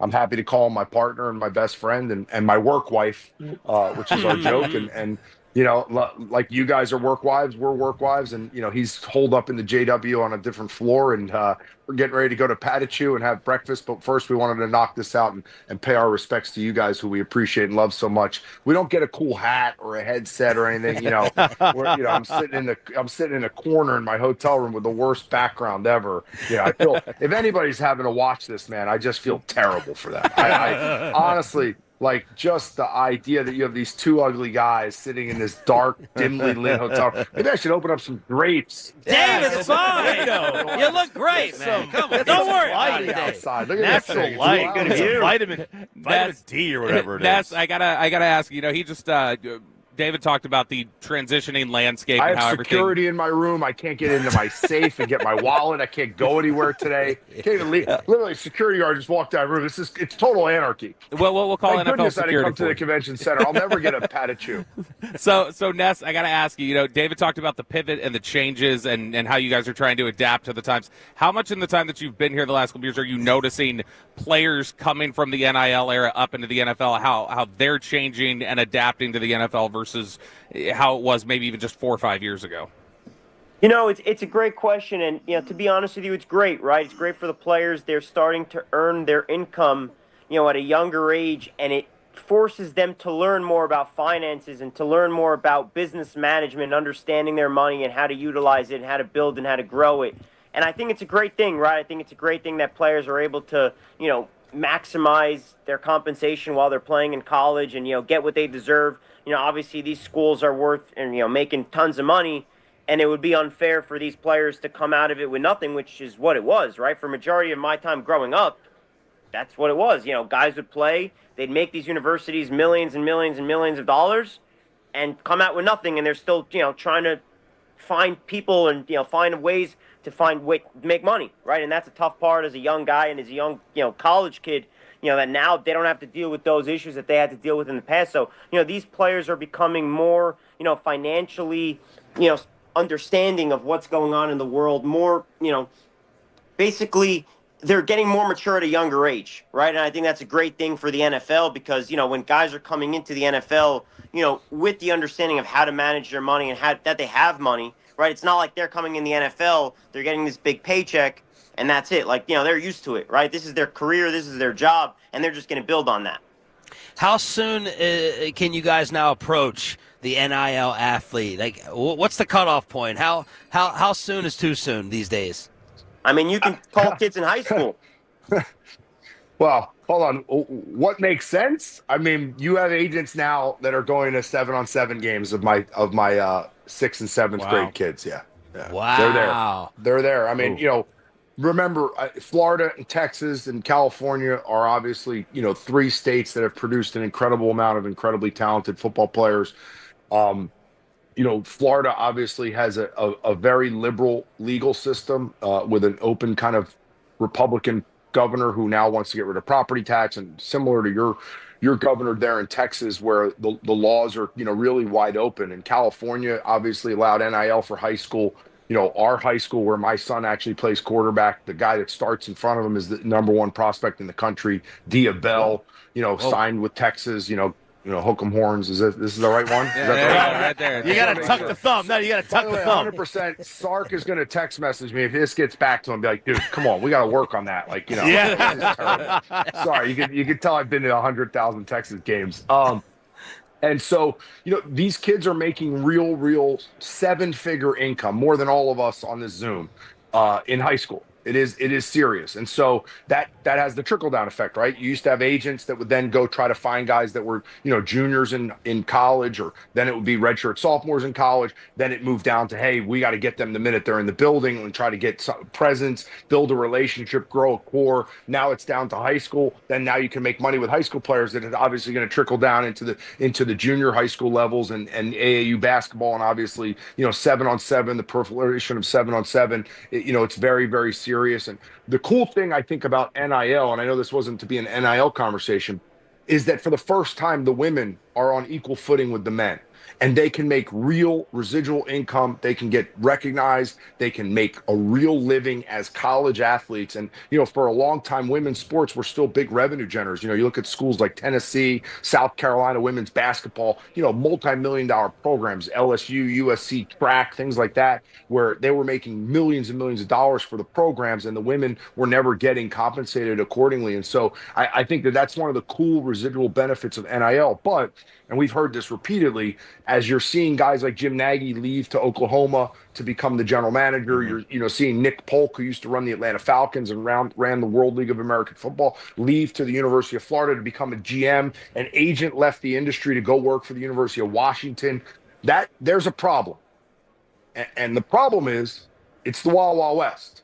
And so just because you have a signed letter of intent, and just because you have, a kid coming committed to your college, doesn't mean someone comes in and offers a bigger, better, sausage and says, hey, come for this money, come for this deal, come for this car, come for this plane. We're going to get your mom and dad a plane every game privately. We're going to get your mom and dad a hotel. We're going to buy them a car. We're going to buy them a house. And so, at some point in time, I'm optimistic and hopeful that there'll be some type of governance in the system. Maybe a union is really necessary, because you are seeing agents taking advantage of these kids with astronomical portal fees and astronomical marketing fees.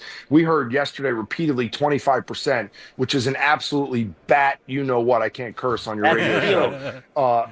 But it's stealing money from kids, and it's not fair to them. Wow. And so it's tough when you're 16 years old and someone goes, hey, I'll do your high school representation. I'll get you a 4-year, 5-year college scholarship. It used to be, hey, I'm getting a scholarship, right?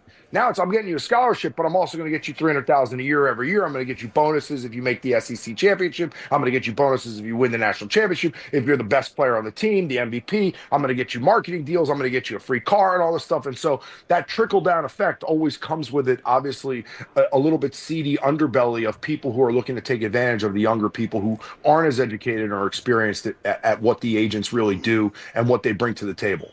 Do you guys all shop for your same hats at the same store? Guys are they're all different. They're all different. That's a Tennessee Vols. They're all snapback. They're trucker hats. I like the backwards Tennessee that's what I Vols. wear. I mean, listen, I don't know where my There hats you go. are. Yeah.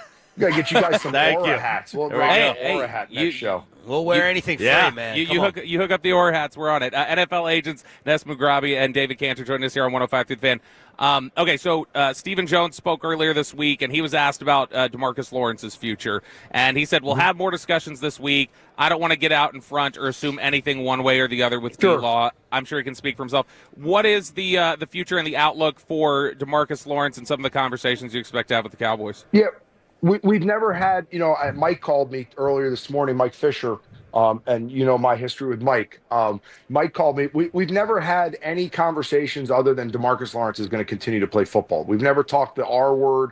It's never been in our vernacular. DeMarcus was healthy towards the end of the year, but it just didn't make sense to come back with the season kind of lost, unfortunately. So he's 100% healthy. Good news, 100% healthy. Bad news, he's a free agent, right? So for Dallas Cowboys fans who love DeMarcus Lawrence, there is a possibility that he leaves. I noticed some little tea leaves that I read through the Dallas local media that get leaked from organizations that maybe they're not going to bring him back, and that's understandable. They got to get younger, they got to get less expensive and things like that. But Adam and I have always had great relationships and talking in our negotiations. Obviously, Steven and Jerry and I have, with Ness, we have an incredible relationship. I consider them them business people who we actually have built over the last 30 years a friendship relationship with. And so I think that there's a lot of mutual respect from a representation standpoint and from DeMarcus Lawrence standpoint for what he's done for the organization and what the organization has done for him and me, because obviously, we're his agents. And so I think that tomorrow our conversations will center a lot around all of the guys. And I say this to fans everywhere, free agency and you're building your roster. It's not just go get Micah Parsons extended. It's okay, if we get him extended, what does that do to the rest of the roster? It's not just go pay Osa a big deal. What does that do to Chauncey? What does that do to Jordan? What does that do to the free agents? How do you kick money down the road with a Dak or a CD deal? What does that do at the running back position and other spots that then open up because you're not going to be able to pay players, right? And so I'm very optimistic from what I'm hearing from other media people that Osa's deal is imminent any day now, from what I understand, but I'm not reporting that. I'm just hearing that from other people. I'm not intimately involved. We don't represent the player, but I assume that once that happens, I now have 3 security guards in my hotel room, full-blown anarchy, just to get a safe gone as we're doing live Zooms and Dallas radio. And so I'm optimistic with our conversations with the Cowboys that they're very aware of what it'll take to keep DeMarcus a Cowboy. And just honestly, that's up to them. It's not up to us, right? There's a number. The number gets done. DeMarcus is wearing number 90 and running back on the field and getting the fans and the players riled up. You can just leave it open. Guys, the league is stuff in there. Okay, that's all I want to know. There's stuff in the safe, guys. That's all that matters. You want to make sure it's still in there. His hats are in there. Yes, I can buy you breakfast again. There we go. And so then there's a trickle-down effect, right? It's like, okay, well, we got to get DeMarcus done. Then where does Jordan fit? Where does Chauncey fit? How does Rico fit? And I know that some of them are different players and different positions and different things like that. How does Israel fit? Can you get him back? And then if you save money on deals, which obviously in free agency, you're always looking as an agent to get your guy the maximum value of a deal.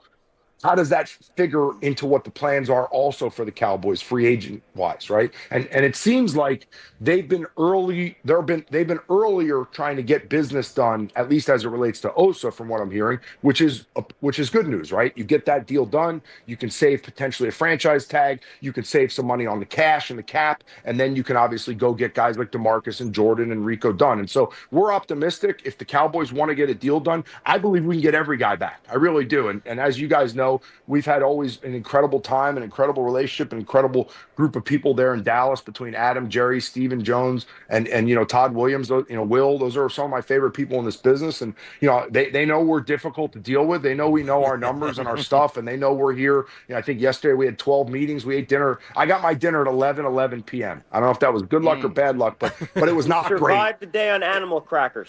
Ness has animal crackers that he ate literally meeting to meeting. We had to buy a box of animal crackers. You just don't have time. You're drinking coffee and you're going meeting to meeting, and every meeting is 30 minutes to 45 minutes. You're getting numbers done. Obviously, you're talking about players that are potentially free agents, the Jordans, the Ricos, and the DeMarcuses of the world. And so you're getting a barometer of what the interest would be if they get to free agency. Well, the one thing people should know, and Bobby, you probably know this because you've spent more time talking with me about this than anybody, there's not deals getting done right now. Maybe for pending free agents like an Osa, you can get real close or you can get it done. But for guys that are potentially free agents, other teams, let's use the Colts, for example, because we're in Indianapolis. I'm not getting a deal done with Jordan Lewis and the Colts today. It's just there's no deadline.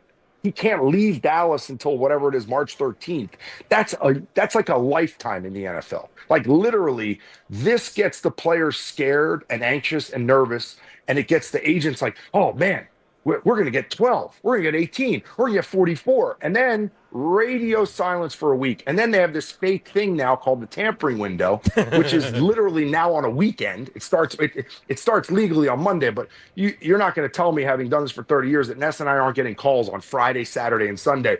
Hey, we might like that guy. Then you find out who you lose, right? Because this business is addition by subtraction. So once you lose a guy, and I'll use a linebacker, you lose Zach Vaughn on the Eagles. He leaves the Eagles. Now the Eagles go, well, that's a spot that we knew. We met with agents. We had conversations about getting somebody to maybe not be his replacement, but certainly fill that position, right? Oh, well, that's going to cost us 10. Well, we don't want to pay 10. Let's reset and use 8 for a different position. Now we'll go get a nickel for 8, right? Now we got to come back to a linebacker. We'll let the market settle and we can go to 5. And so you play that dance, and that dance goes on literally from now all the way through April up until the draft. And then there's another free agent window of veteran guys that sign post-draft that are willing to wait and be patient. And there's usually some money out there. There's even guys that sign in training camp, you know? Oh, you guys! I have no idea if I answered any of your questions. That was all of it. It was fantastic. Thank you guys so much. We need you need a podcast. We said that last time. You do. You need to come sit down for an hour or more after breakfast. Let's go. I want to do a 24-hour podcast so that by like the 13th hour, we've lost every listener. We are fully intoxicated. Delirious. There's like a bed where we nap and we're like laid out and delirious. But listen, the one thing that maybe came out of this is that I at least got my safe open. That's good. Don't do it again. There is that. Yeah, that's the good and thing. I'm drinking coffee. Exactly. And we'll figure out where to find you later tonight on the streets of Indy, both you and Ness. Ness and I are going to be headed to Cafe Patachu if we can get in to have a nice, exciting broken yolk, and Ness is going to get pancakes or French toast. Look at him. Look how happy he is. Look at that face. My favorite meal in Indianapolis. All right, let us know where you're going to be tonight. Thank you guys so much for the electricity. How many times do we plug Cafe Patachu, man? They should give us a free breakfast. I really know. Half a dozen. The sad part is it doesn't matter because nobody's hearing this in Indianapolis. They're hearing us in Dallas. We got Odyssey. The app, worldwide, man. It's the Cowboys, baby. We're worldwide. Internet's global. Thank you guys so much. We'll catch up with you later. Guys, thanks for having us. Appreciate you. Ness McGrawy and David Cantor from Aura Sports Group. Always great information there. And he's amazing. We're going to have to go find both of them later tonight, I think. Dude, they are a good time. He needs a podcast. He is electric. The smear Luka campaign continues. He'll be a disaster, a catastrophe in 5 years, according to the Dallas Mavericks. That latest report next. After we get you over to Johnson Fitness and Wellness, it is still February.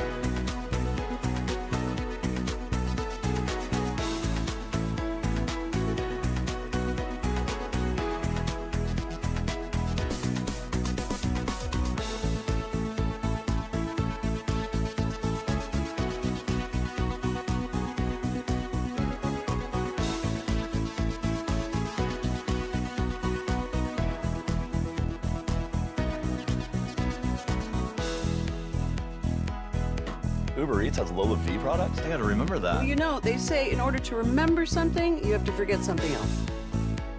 Okay, now that is a very cute haircut. That's like a little shag. I've never seen it before. Well, I mean, of course you have. It's the Rachel. Oh, is that your name? No, I mean, like your name. No, I'm Jen. My name's Jen. Right, but I just mean like this is your haircut. But that's hair on your head. I'm not saying this is your hair. Okay, freaking me out a little bit.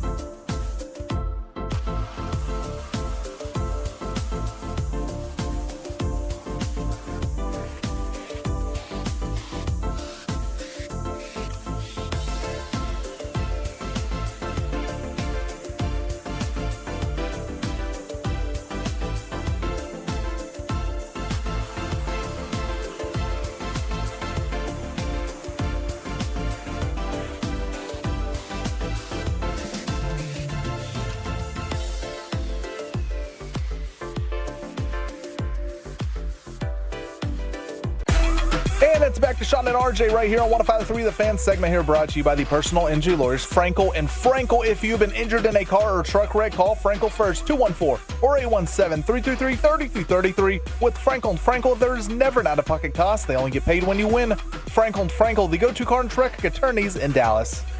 Thursday edition of Shan and RJ. I knew it was going to be busy when last night the news is coming in. Abdul Carter with the injury.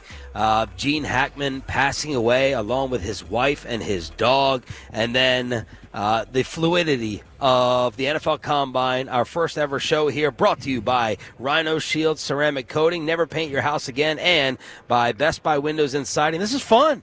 You can feel the activity. I hope you can feel. My mom is great about this. She's like, I can feel the energy. I can hear it in your voice. The fluidity can be stressful for Bobby, and exciting for us because we don't have to deal with it. I don't care. I love fluidity. Me and RJ had the urinal to urinal conversation with a guy in the middle. Yeah. I wanted to make that guy as awkward as possible. It's dead silent in the bathroom.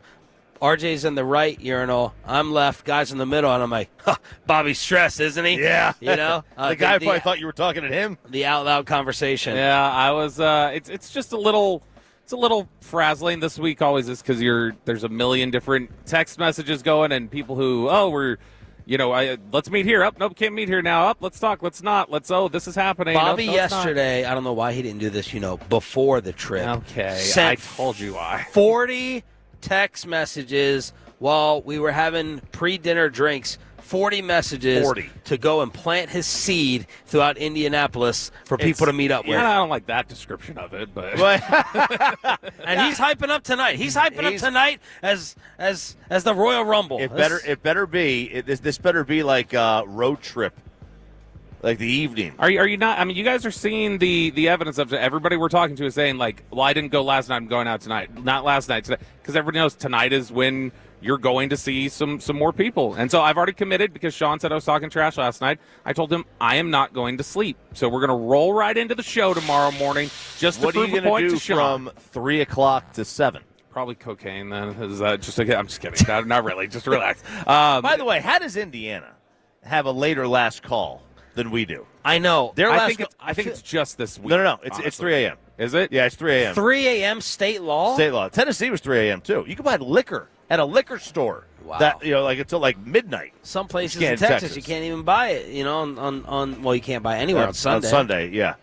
But it's like they've got a 3 a.m. Yeah. And it's we're in this is kind of like the Bible Belt too. So it's not that. Yeah. Indiana, man. So it's last night we went out, did the famous shrimp cocktail, St. Elmo's, and then I could sense the fatigue from both of you. I was ready to go.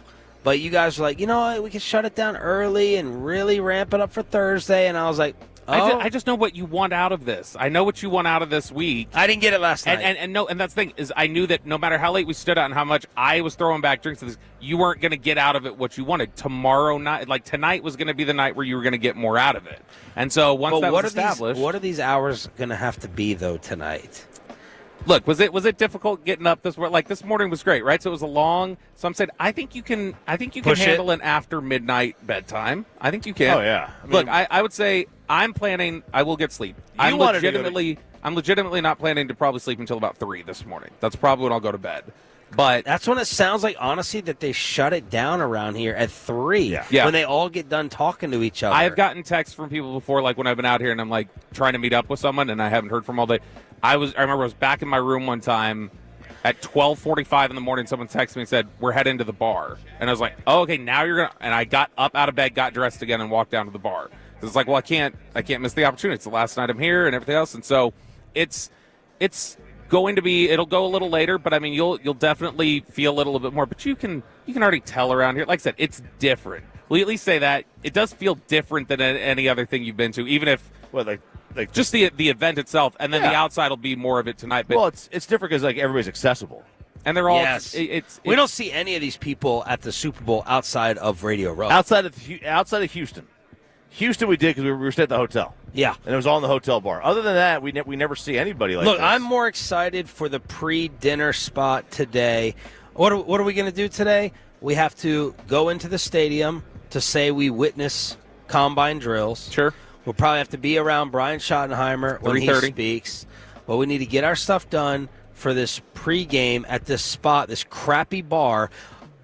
What is it? Freaking everyone loves crappy bars. You know what I mean? Wait, what's the bar?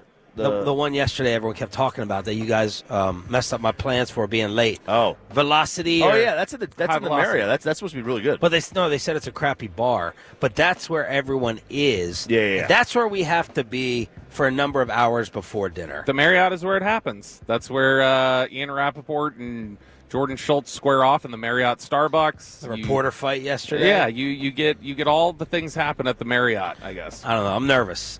If tonight goes as Bobby is saying, it should be a miserable flight home. Physically. Physically, you'll be fine. Yeah, it's. What are you thinking? How are you prepping mentally?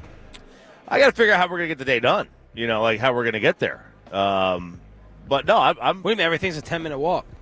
No. How we're going to get to the point where everything is completed in order to go to Brian Schottenheimer's going to talk. Brian Schottenheimer's going to talk. We'll have a lot from that tomorrow. And the Mavericks will smear Luka again. Yeah, they will. There's my segue. The Athletic and Sam Amick coming out with the piece. Blah, blah, blah. We know about the hookah and the drinking beer and the social habits. Here's the line that has been put in bold letters. The Mavericks predict Luka's basketball demise, highlighting a health history that, as some see it, will likely lead to catastrophe in the next 5 years or so. This isn't some headline grabber, right? Like, we all want headlines, we all want some clicks. But Sam Amick, he's a credible name. Yeah. And he includes the words catastrophe and demise. That's why Nico traded Luka. That's what's coming in the next 5 years for him. You know what? He better hope it does. And actually, it won't even matter because he'll be gone. He'll retire. He'll move on to. That's the other part of this that. He's going to run Puma. The Athletic's saying if he's only going to do this job a few more years, then that could explain some impatience with Luka's development. Yeah, he'll be banished to K-Swiss after this thing goes wrong. Just a really raw basketball player who doesn't know what the hell he's doing. Never made an NBA Finals. Hasn't been to 2 or conference first finals. team. He's not first team All-NBA every year. They're talking about him like Mozzie Smith. I really hate to boil it down. It's just every time I see a new Nico leak or something, I just think to myself like, God, he sucks. What is he doing? Why is he so bad at this right now? How did he go? And if he is this bad at it, how did he hide this incompetence for a year and a half or 2 years? How did we not see some of these crazy tendencies of like, this is the standard and no one crosses it? It was festering. It was festering. It's just like I think it's just a philosophical. He thinks if you don't put work as the number one, then you're lazy. That's just I truly think like he. So the meme, Kobe Bryant is the worst thing for Luka. Kobe Bryant is the reason Luka got traded. Maybe. So the memes. It's Kobe's fault. Bob, the memes that say the European mind can't comprehend. Yeah. This is Nico can't comprehend the European way of life. Explain. They take August off. 3-hour lunch. All right. They don't work for the month of August. Look, they like their alcohol over a third, 1 out of every 3 Europeans smoke. It's about 1 out of every 8 Americans. And 1 out of every 2 Indianapolisites. Like, the average American gets 10 PTO days a year. The average European gets 25. He can't comprehend that Europeans are just built a little differently. And there's no right or wrong. That's how they grew up. Like, it works for Joker.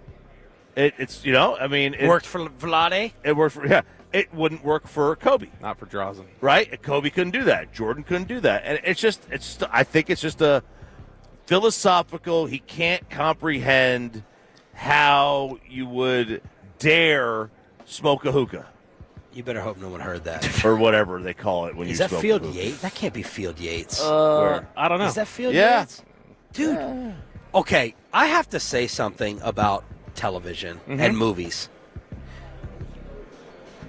How they increase the size of people and height. Like Chad Ocho, they got surgery for Hollywood actors and people on TV are completely deceiving the entire public. It is the biggest ruse going. You got to have a camera angle from underneath. These people this small should not be this famous and rich. That's what I believe in life. That's what I believe in life. It's the opposite of the Mike Vrabel factor. All these people. There's Graziano. Oh yeah, the Super Bowl stare, staring straight ahead. All these people, Tom Cruise, NASCAR drivers, all these people on here, they're shrimps.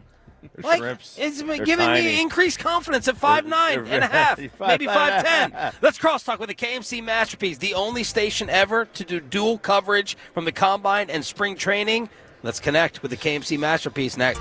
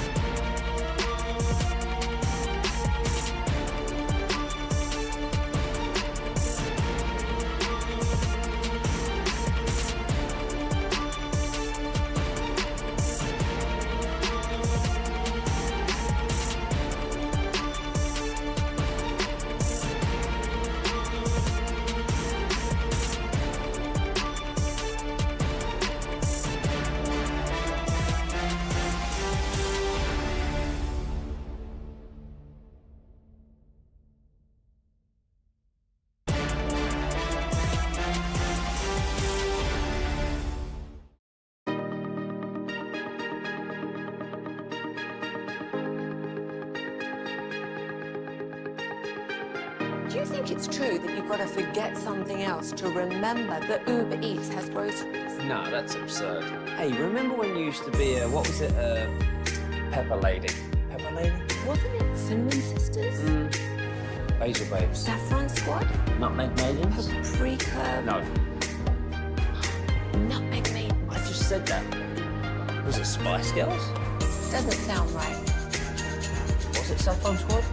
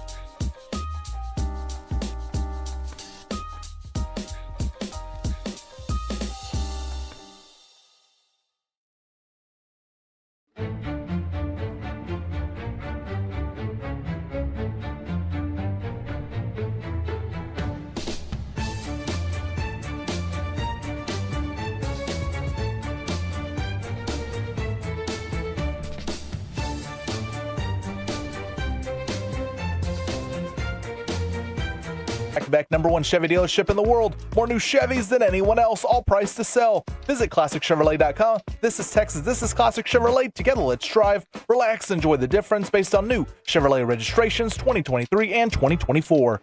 This is why we are out here for the first time ever, NFL Combine in Indianapolis. You never know what can happen. And sitting down with us right now, former general manager. You see him all over the place on ESPN, Mike Tannenbaum on Shan and RJ, 105.3 The Fan, the home of the Dallas Cowboys. Good morning, man. Thanks for joining us. Great to be with you guys. Brian Broaddus is very jealous, very unhappy that he is not here with us. Yeah, Brian's a good man. He's had a great run doing this, and please tell him I said hello. We will. He's probably listening right now, picking his skin off.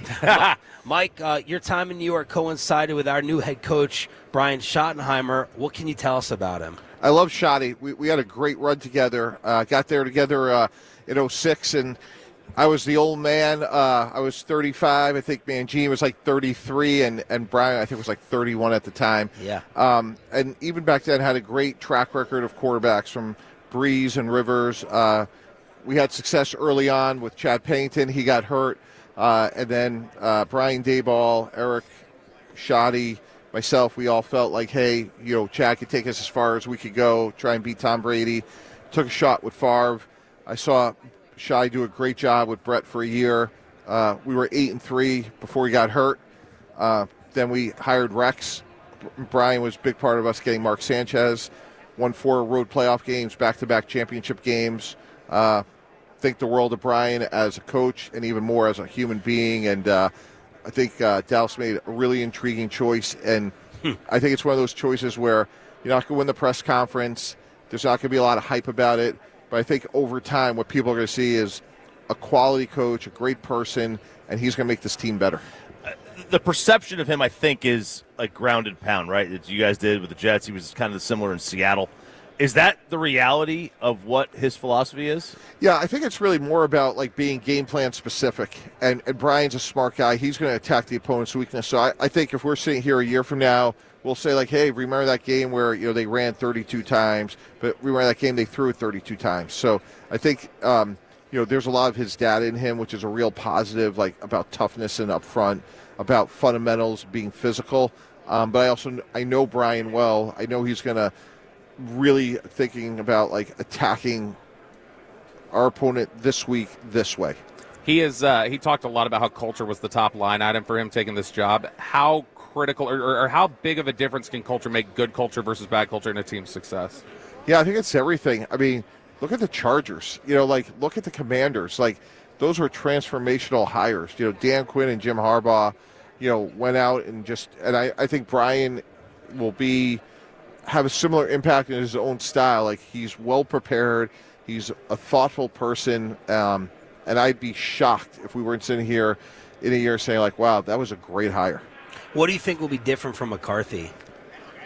I had not worked, with Mike before, so I could just speak intimately about Brian and his relatability. Like, I think the key to being a successful head coach nowadays is, can you talk to ownership, the media, Dak Prescott, and make Trey Lance feel like he's the most important person on the planet, all maybe within 20 minutes. Like, I got to go see Jerry about this, but hey, Trey, look at that footwork on that 7-step drop on the 3rd rep at yesterday's practice. Like, and Brian has that ability to do that.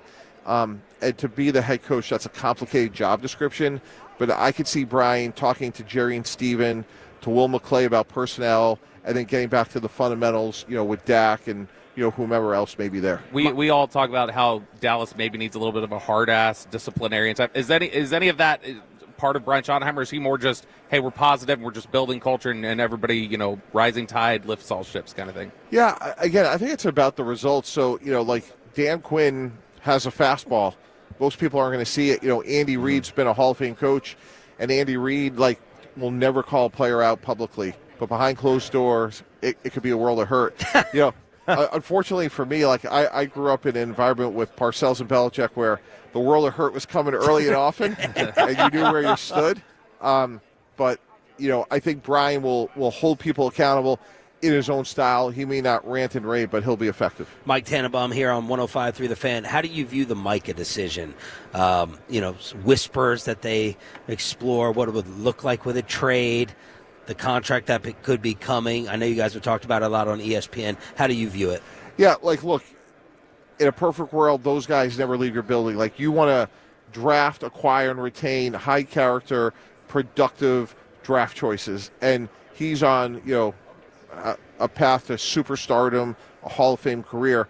Now, at some point, you say to yourself, well, if we're paying the quarterback X and we're paying CD Y, and now we're going to pay, Micah, a heck of a lot of money, how does the rest of it look? So you have to look at that, but I try to do everything within reason, guys, to make sure that, somebody like Micah doesn't leave. What is on the general manager checklist when you come out here? Watching the workouts, are the interviews more important, dealing with the future, the meetings, the dinners? Just give us a little insight into that GM world. Yeah, so you always want to start with, like, the medical. That's the most important thing, like the physicals that happen here, and then the interviews. Like, you want to get to know the prospects. At the same time, juxtaposed with that is the agents, and you want to deal with your own players. Like, hey, what's the market like for our pending free agents? And then, you'll work from there. So, hey, what's Rico Dowdle or, whomever else? And then from there, you're going to be out hearing what else is going on in the marketplace. What do you look for in the interviews when you're interviewing somebody? Yeah, it's amazing. And I think Brian was in a couple of times. Like, it's amazing how some people will self-select themselves off your board. So we may show a quarterback, hey, here's some interceptions here, like what happened on this play. And if a quarterback would be like, hey, this was a really bad play call, or the receiver ran the wrong route, like, we would just take him off the board. Like, if a guy's going to be a jackass and blame others in college, and now we're going to give him a lot more money, like, they're just going to be a bigger jackass. You found that usually followed through? Yeah, 100%. It didn't backfire? Yeah. That was premature. We shouldn't have done that? Coach Belichick in a draft room would always say, like, the two things you have in pro football from college football is more time and more money. So whatever they are in college, you're going to get more of. Like, if they're selfless and productive and, bringing energy, and, they're going to bring more of that. If they're going to be a finger pointer, not play hurt, not be competitive, not be tough, you're going to get more of that. Do you find that with quarterbacks, because I know one of Parcells' things is he wanted multiple years in college to play. Yeah. And I know Mark only had like a year's college, but so did Cam. But did you find that kind of correlates too? Yeah, I mean, I talked to Bill about that a lot. Like, that has to change, like the 30 starts and all. Like, it's funny, like, if we were sitting here 5, 6, 7 years ago, if a quarterback transferred, it was like blasphemous. Oh my God, like, what happened? Like, now, like, that's just like sort of like getting up in the morning. Like, they all transfer. So I think you have to continue to learn and adjust. But for the quarterbacks that do stick around, show toughness, show perseverance, like that matters. Everyone is waiting for the inappropriate or weird combine question to be leaked. This team asked this, or they're doing basketball contests.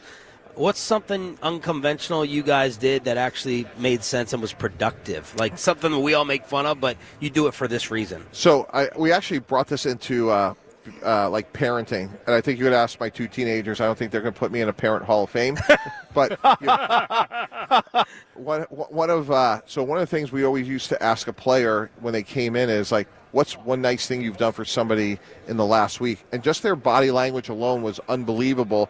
Well, I've been traveling a lot. Okay, did you help somebody with their overhead luggage? Just some manifestation of selflessness. So we turn that in our house to dessert eligibility. So every day you have to do one nice thing for somebody else to earn your dessert. That's amazing. Dessert eligibility. And what happened is my kids turn around, okay, Dad, like, what'd you do? So all of us in our house has to earn your dessert eligibility, and you have to do at least one nice thing for somebody else every day. Mike, is that time? Is it 20 minutes for the interview? Yeah. Is it just too limited? Yeah, you can bring them in. You have 60 interviews that and every situation's different. Like, if there's an off-field issue that you got to clean up, that's going to take up some time. But you really, like, in our opinion, you want to get to the tape, let the assistant coach run it, and you want to see their football acumen. And what I mean by that, like, you don't expect them to memorize their playbook, but hey, we're playing Texas A&M that week. We were worried about the nickel pressure or whatever it was, and guys separate themselves. And hey, take us through your week. And guys were like really separate. Hey, Monday was my day that I recovered. We stretched, cold tub. Tuesday night was we got together and we watched film. Wednesday night was the night we went out.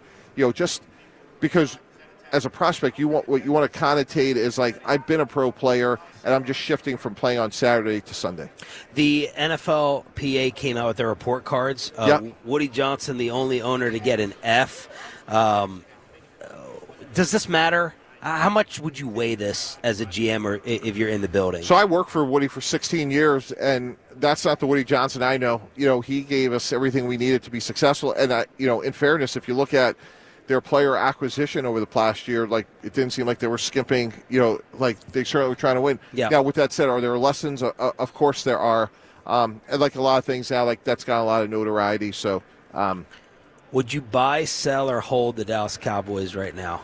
I really would hope to, buy, because I'm a believer in. I think they have the hard positions. Like, I think they have a playmaker at receiver. I've always been a Dak fan. They got a pass rusher. They got, really, with Bland, 2 really good corners when healthy. Yeah. They have a lot of holes. Most teams do.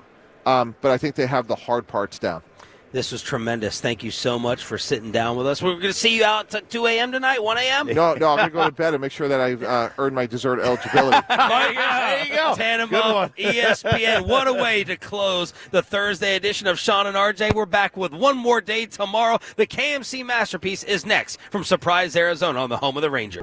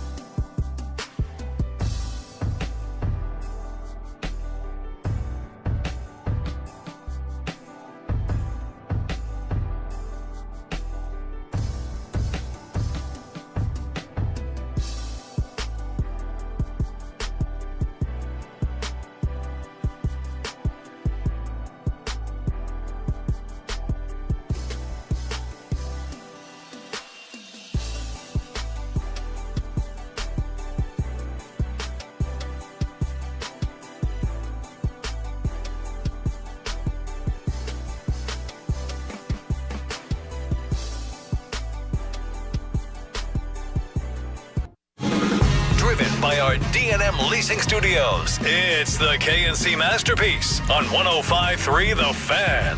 K&C Masterpiece right here on 105.3 The Fan. You got me, Kevin Hageland, Corey Majors, and the famous Mike Bassick here at spring training in Arizona. We got the more famous Alec Medford holding it down in the DFW for us. Gentlemen, welcome to the program. How we doing aside from Zoom problems? Horrible, because it says you are unable to rejoin this meeting because you were previously removed by the host. Wow. Oh, dear. Wow, that's amazing. It. I don't even know if I'm supposed to have a microphone. Is in that my mouth. because you sent a message no, in the they didn't first allow Zoom? me to. We need I was to like check second and see to if last his day, security and they're card talking works. to Tannenbaum. Yeah, does the security card work at the office? We gotta go check. There's no chance. Surely they deactivated that last week. Wednesday. They were like, they're not letting him back in the building. All right. You know what, Mike? I know you're not in the Zoom for now, but I know something that will obviously Aiden kicked me out. Cheer you I don't even know who that person is. All right, the very first text that I see, Frankel and Frankel injury attorney text line 877-881-1053, is about Osa being criminally underrated. We can talk about his potential for the new contract. I've got some Rangers questions and answers for you, but we need to start off with something else entirely different because Mike Bassick was living his best life once the show was over yesterday. Still, the host removed me. Now, Alec, can I ask you a quick question? Is Aiden still What's there? up? Were you embarrassed for me yesterday when we talked to Lawless Abubakar and I asked him about celebrating Christmas? And he was like, I don't celebrate Christmas. I thought we were off to a hot start there. That's a great way to set a tone for an interview, man. That was pure gold, as Gavin Dawson would say. So it was one of my favorite moments, Kevin. Was it? Because it's one of those. It was a blunder, all right. But we all make them. Everybody has a blunder here and there, and it's one of those moments. And it was our responsibility as your teammates to cover up after that and just be like, "So, what do you celebrate?" I think you did a good job. It got me interested in an interview. So, Alec, that was just the start of the story, really. And I thought that my embarrassment was going to apex at that moment. And then, it would get better from there. And I really was like, hey, we're going to be okay. Not so much. So once we leave the ballpark, Marcus Semien is leaving the ballpark at the exact same time as us. So we cross paths in the parking lot, and Mike hustles up to him, and he goes, "Hey, Marcus, I got to tell you this story, man. Guess what this guy just did?" And he points right at me, and he retells the story, the whole thing. And then Marcus is walking through the parking lot ahead of us, and he stops as he starts hearing the story, turns around and joins the group, and is like, "I got to hear the rest of this story." He is in on this story, and then Mike's like, "Yeah," and he's asking him about Jesus and Christmas, and he's not even Christian. And I was like, "Oh my God, he's Muslim."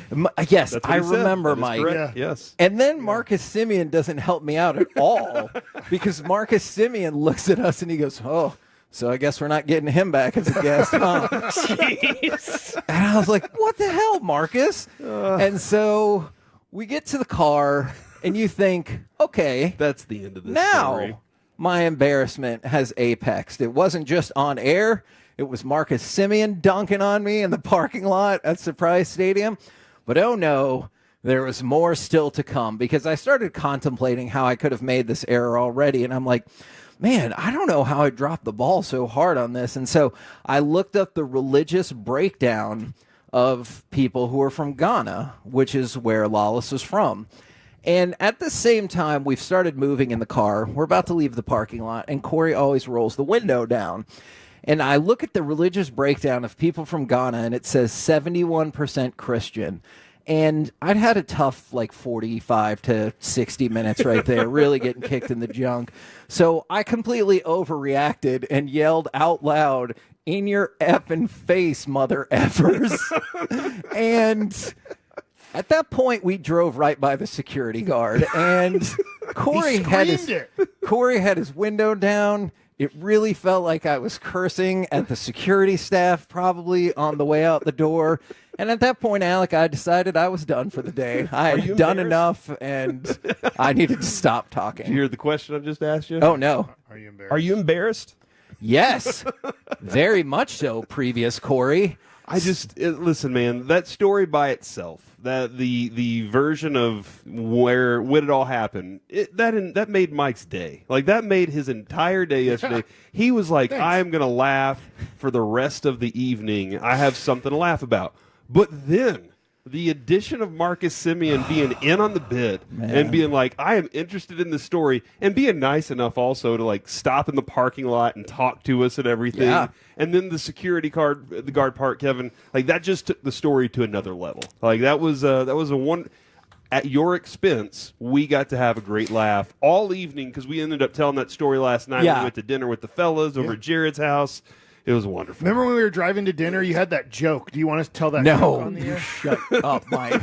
I know you're leaving. You shut up. You're leaving out the window if you tell that joke. So, Alec, everywhere we went, we're in the car together. Like, we're driving over to Jared's, and Mike just starts asking, he goes, hey, who do you want to have on next? Ask them what their favorite thing about being a Christian is, or like what their favorite song is about Jesus and stuff. And I was like, oh my God, Mike, I got it. And like everybody all night at Jared's dunked on me. So the whole point I wanted to get to is FC Dallas is 1-0, and they play at Colorado on Saturday night. 2-0, baby. So against the Rockies, and they've been concentrating on spring training. No, They're in it's big not trouble. against the Rockies. It's the Rapids, Mike. And so Yeah, they both start with that, an R. that was the team that Abu Bakar used to play for, and I'm really sorry that question did not go right, and I'm sorry for the security lady who thought I might have been yelling at her. Has FC Dallas reached out to you and said, hey, Kevin, we're not going to do this anymore. Thanks a lot. No, Or, okay. but I was so panicked. They said we're going to do this more often. They're like, we would like an everyday spot if possible. That was Merry so Christmas. good. So, Yes. Alec, I was so panicked about this in the car. Mike and I went to go grab lunch, and I go, hey, Mike, I need you to be serious for a second. At which point he starts laughing. I was like, no, Mike, I need you to be serious. And he goes, okay, I'm serious. But you can tell, like, it could still go bad. And I go, hey, do you think I need to reach out to FC Dallas or them? Because, like, I really didn't mean any offense by it. And then Mike made me feel a little bit better, but then continued to dunk on me everywhere we went. It's deserved, if we're being honest. I think you need to soak in it for a little bit, Kevin. I almost guarantee you, Alec. Last night he lost at least 45 minutes of sleep because of this. There, I guarantee you, he was in his brain, just frying around a little bit. Yeah, it just it didn't go well for me. And knowing that Mike has this over you, Man, and we'll never let it go. We're gonna see Mike in the middle of the baseball season, and he's gonna walk up, and it's gonna be a Wednesday because he told me we'd never see him on Wednesdays again. I told him we would, and he's gonna be like, "Oh my gosh, guys, how's it going? Kevin, remember that time you asked that question?" And it's gonna happen because the entire time that Mike Tannenbaum was on with Shan and RJ, besides just singing the little drummer boy, I think that was. That's what he did the whole interview. And then he goes, oh, Tannenbaum, like Christmas. Jeez. What do you think his favorite time is about Christmas, huh, Kevin? And I was like, shut up, Mike. So. Well, there's always tomorrow. Yeah. There is. And tomorrow's on the today. way. That is If you true. think about yesterday. Thank you for that, Mike. Now, in the meantime, did you just want to talk about the story forever? No, I'm good. Okay.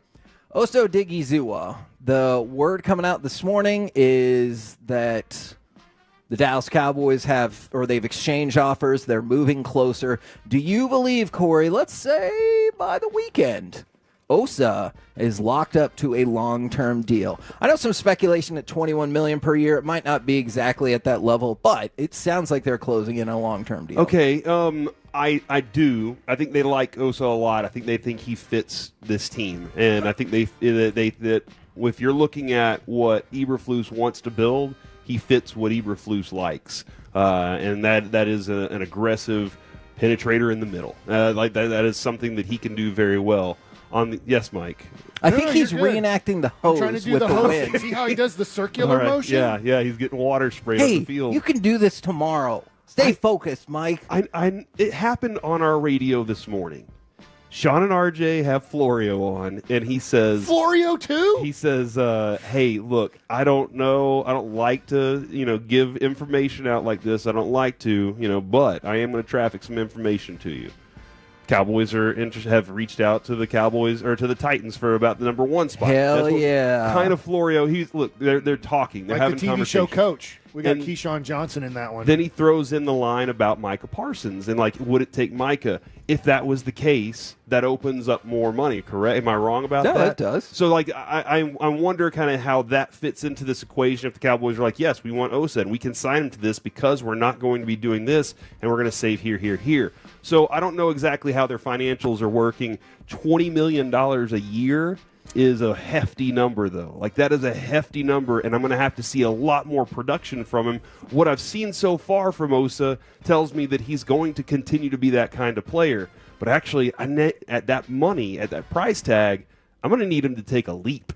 And that's something that I'm just not certain that is there. He's been very good for the money you've had so far. Does that feel like the dangerous mistake that, and this is not, I'm not saying this specifically about Osa. Tyrone Crawford? But yeah, this feels like the dangerous mistake that the Cowboys frequently make is we're going to pay you more, so you're just going to get better, as opposed to we think you're going to get better because your natural evolution and growth as a player and your fit in the system.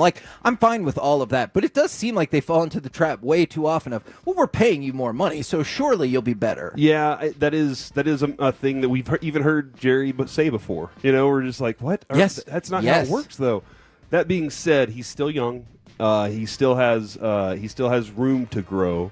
And if you think he's one of those players that's a great leader on your team and that provides the type of wrecking ball you need in the middle, sign him to the money. If that's something that your defense needs and you think it's going to make you better, then you're doing it. So I'm not going to hold that against them. I like Osa a lot. It is a lot of money. It's their money, obviously, and it's the Sure. Cowboys' money to do that how they feel, how they figure it out. But I like the player enough to be okay with it right now. When you said $20 million, though, I thought, oh, spread over 5 years. That works for me. Nope. And then you were like, no, that's $20 million a year. And I guess whenever you're looking at going rate for the position, if that's fair, then I feel like that's fair for Osa. And again, I don't know what the rest of their plan is. They said they're going to be aggressive selectively. And that's an aggressive move because if you think that they're going to take somebody, if you think the Commanders are going to take Osa, you don't want to see that if you think that he's that kind of player. Yeah. That if you're like, he is actually a $20 million player. We don't want to see him walk out the door and go to them. As long as they really think that, and they don't think that because he's their guy. That runs into one of my concerns that I've had, I think a lot of Cowboys fans have had about this team for a really long time. Well, clearly he's going to be that good. We drafted him. And that's my concern. I'm not saying that that's the case with Osa, but sometimes it feels like that the Cowboys automatically subtract from every free agent that's ever existed that's not from their team and add value onto all of their players because they're like, well, we drafted him. We know how great he is. I think around the league, Kevin, you're looked at as he's one of the top at his position, doing what he does specifically. Sure. And so I think people around the league look at him and go, yeah, while he's not putting up 12 sacks a year like you would love to see, he does other things that are very good, and that's where I think they anticipate growth from there. Again, Kevin, that's projection from your scouting department. You have to trust that they've done their job, they've done their diligence, they know what they're talking about, and if you don't, that is another thing too, because you're saying something that over time has been true. Yes. But you also have to trust your scouting department. Broadus tells us all the time. I hear you. I'm paying them for a reason. They're doing a job. I got to trust that they're telling me, and with these projections, that they're telling me something true if I'm going to go make this investment. So sometimes that could be the case. Maybe that is the case that the scouting department hasn't been able to help them with that, and maybe their balance is a little bit off. Or maybe they're just still trying to figure out how to spend all that money. We're the K&C Masterpiece right here on 105.3 The Fan. I want to throw out a quick basketball note for you because I thought this was amazing. So the Pistons smoked the Celtics last night to get their 8th win in a row. How long do you think it's been since the Pistons won 8 games in a row? When was the last time I felt they 1990. were good? No, not That's 1990. not that They far. won a championship. In 1990. But they won another. They also won it later on, too. Was it 04 or 03? No, it was actually more 12. recent than that. But it's been 17 years since they won 8 games in a row. Wow. 8 games in a row is tough in the NBA. Is it? Yeah. I mean, Staying it healthy took for Detroit 8 games in a 17 row. years. You just said that. Yeah. So they're an NBA team. Yeah, okay. Well, you've bested me again. By the way, the Pistons are 33-26 this year, so they're having a heck of a Why? season. What are they doing? Kate Cunningham, baby. They drafted a kid from Duncanville. It's just like that's the difference is he steps into the room and they just I think there's a lot of moving parts. Like Osar Thompson would probably I know he thinks he's one of the best defenders in the league. I'm not saying he's not, but like he thinks he's at the top of the top. And then They also got Tim Hardaway. Yeah, they traded for Tim Hardaway. And Cade Cunningham has really stepped up his game. But yeah, that's been a very impressive team this year. Hardaway. What'd you say? Hardaway. Oh, I thought you said by the way. We're the K&C Masterpiece right here on 105.3 The Fan. Coming up next, I hate to ask this, but it must be asked. Do the Rangers have a lack of young MLB talent? Oh, that's it. Next on The Fan. If you're laughing, we're happy. Thank you. Thank you. Get Masterpiece.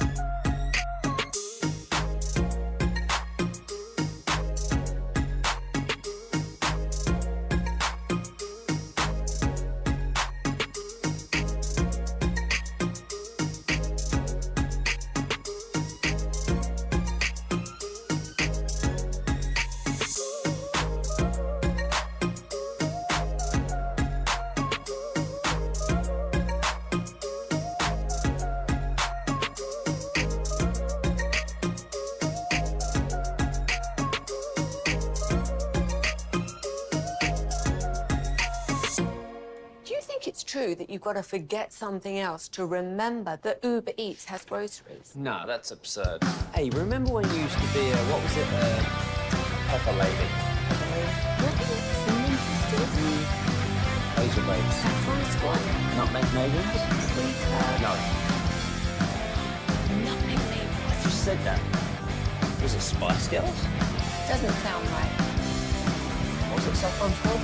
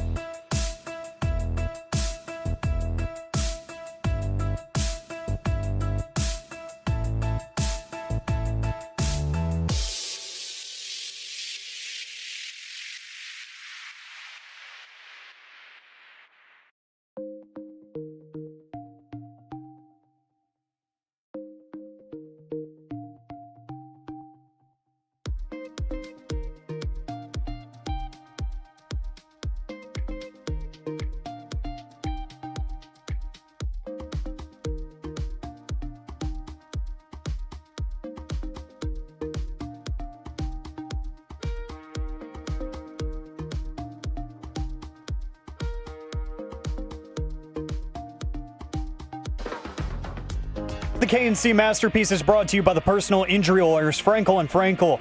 If you've been injured in a car or truck wreck, call Frankel first, 214 or 817-333-3333.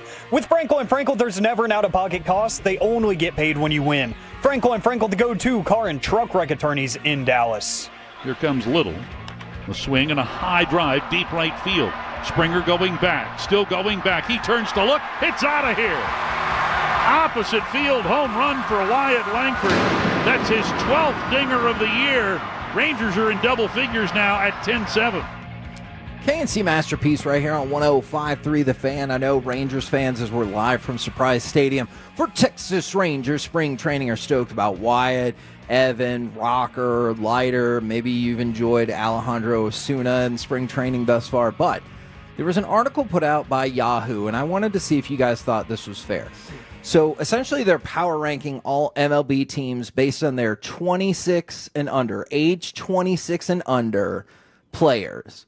And the Rangers came in at number 22. So obviously we're old. Pretty low out of all the MLB teams. I know you've started to we've been diving into it. We started to look at it. Last year they were 17, so I'm sure maybe the injuries to Carter, unmet expectations for part of the season from Wyatt, maybe some unmet expectations for Leiter. But you're in the bottom, almost fourth of the MLB for that. So let's give context, because I haven't looked at this list. Give me the top 5 teams with 26 and unders. Ooh, they've been putting them out 5 at a time, and I don't think they're to the top 5 yet. Here's my wonder. And if they are, I'm sorry. Are teams any good when they have a lot of talent under 26 and under? Or are they kind of developmental teams? Like, I'm not saying the Marlins are going to be ranked very high. The on Royals. this list. Don't the Royals feel young? The Blue Jays felt young a few years ago. Yeah. And they were ranked up a high. I guess, I don't know, I think of, maybe I'm wrong about, but I think of Detroit as maybe a young team that also made the playoffs. But I think a lot of the teams that are contenders in baseball, it's very tough to be high on the list at 26 and younger, because it's very different than, let's say, basketball or football, right? We look at, I think DeMarcus Lawrence is 32 years old. Like, DeMarcus Lawrence's career might be over. It's very tough to say a guy's career is over at 32. Marcus Semien is 34 this year, and we're expecting him to be a really nice, solid player. Yeah. Corey Seager's 30 years old. Hey, we'll get to it in a little bit. Defensively, he's slowing down at shortstop. But offensively, you're like, no, he probably has 3 to 5 more really good years offensively if he can stay healthy. So I guess what I just don't know on these lists are the teams that are ranked high on this list teams that are like, hey, we really like their future, but they haven't done anything in current times. Yeah. So they put out 1 through 5, I believe, either later today or tomorrow. 6 through 10, the Brewers. Solid team. The Braves. Really good team. The Pirates. Up and coming at best. The Guardians and the Nationals. Okay, and the Nationals are an up-and-coming team. Guardians made the playoffs last year. The other thing, too, is all those teams you named, besides the Braves, limited budget. That's true, yeah. To sign guys at, let's say, 30 years old or around that, they're going to struggle, besides the Braves. They're a team that can. So, this is an interesting list. I'm not trying to make excuses for the Rangers.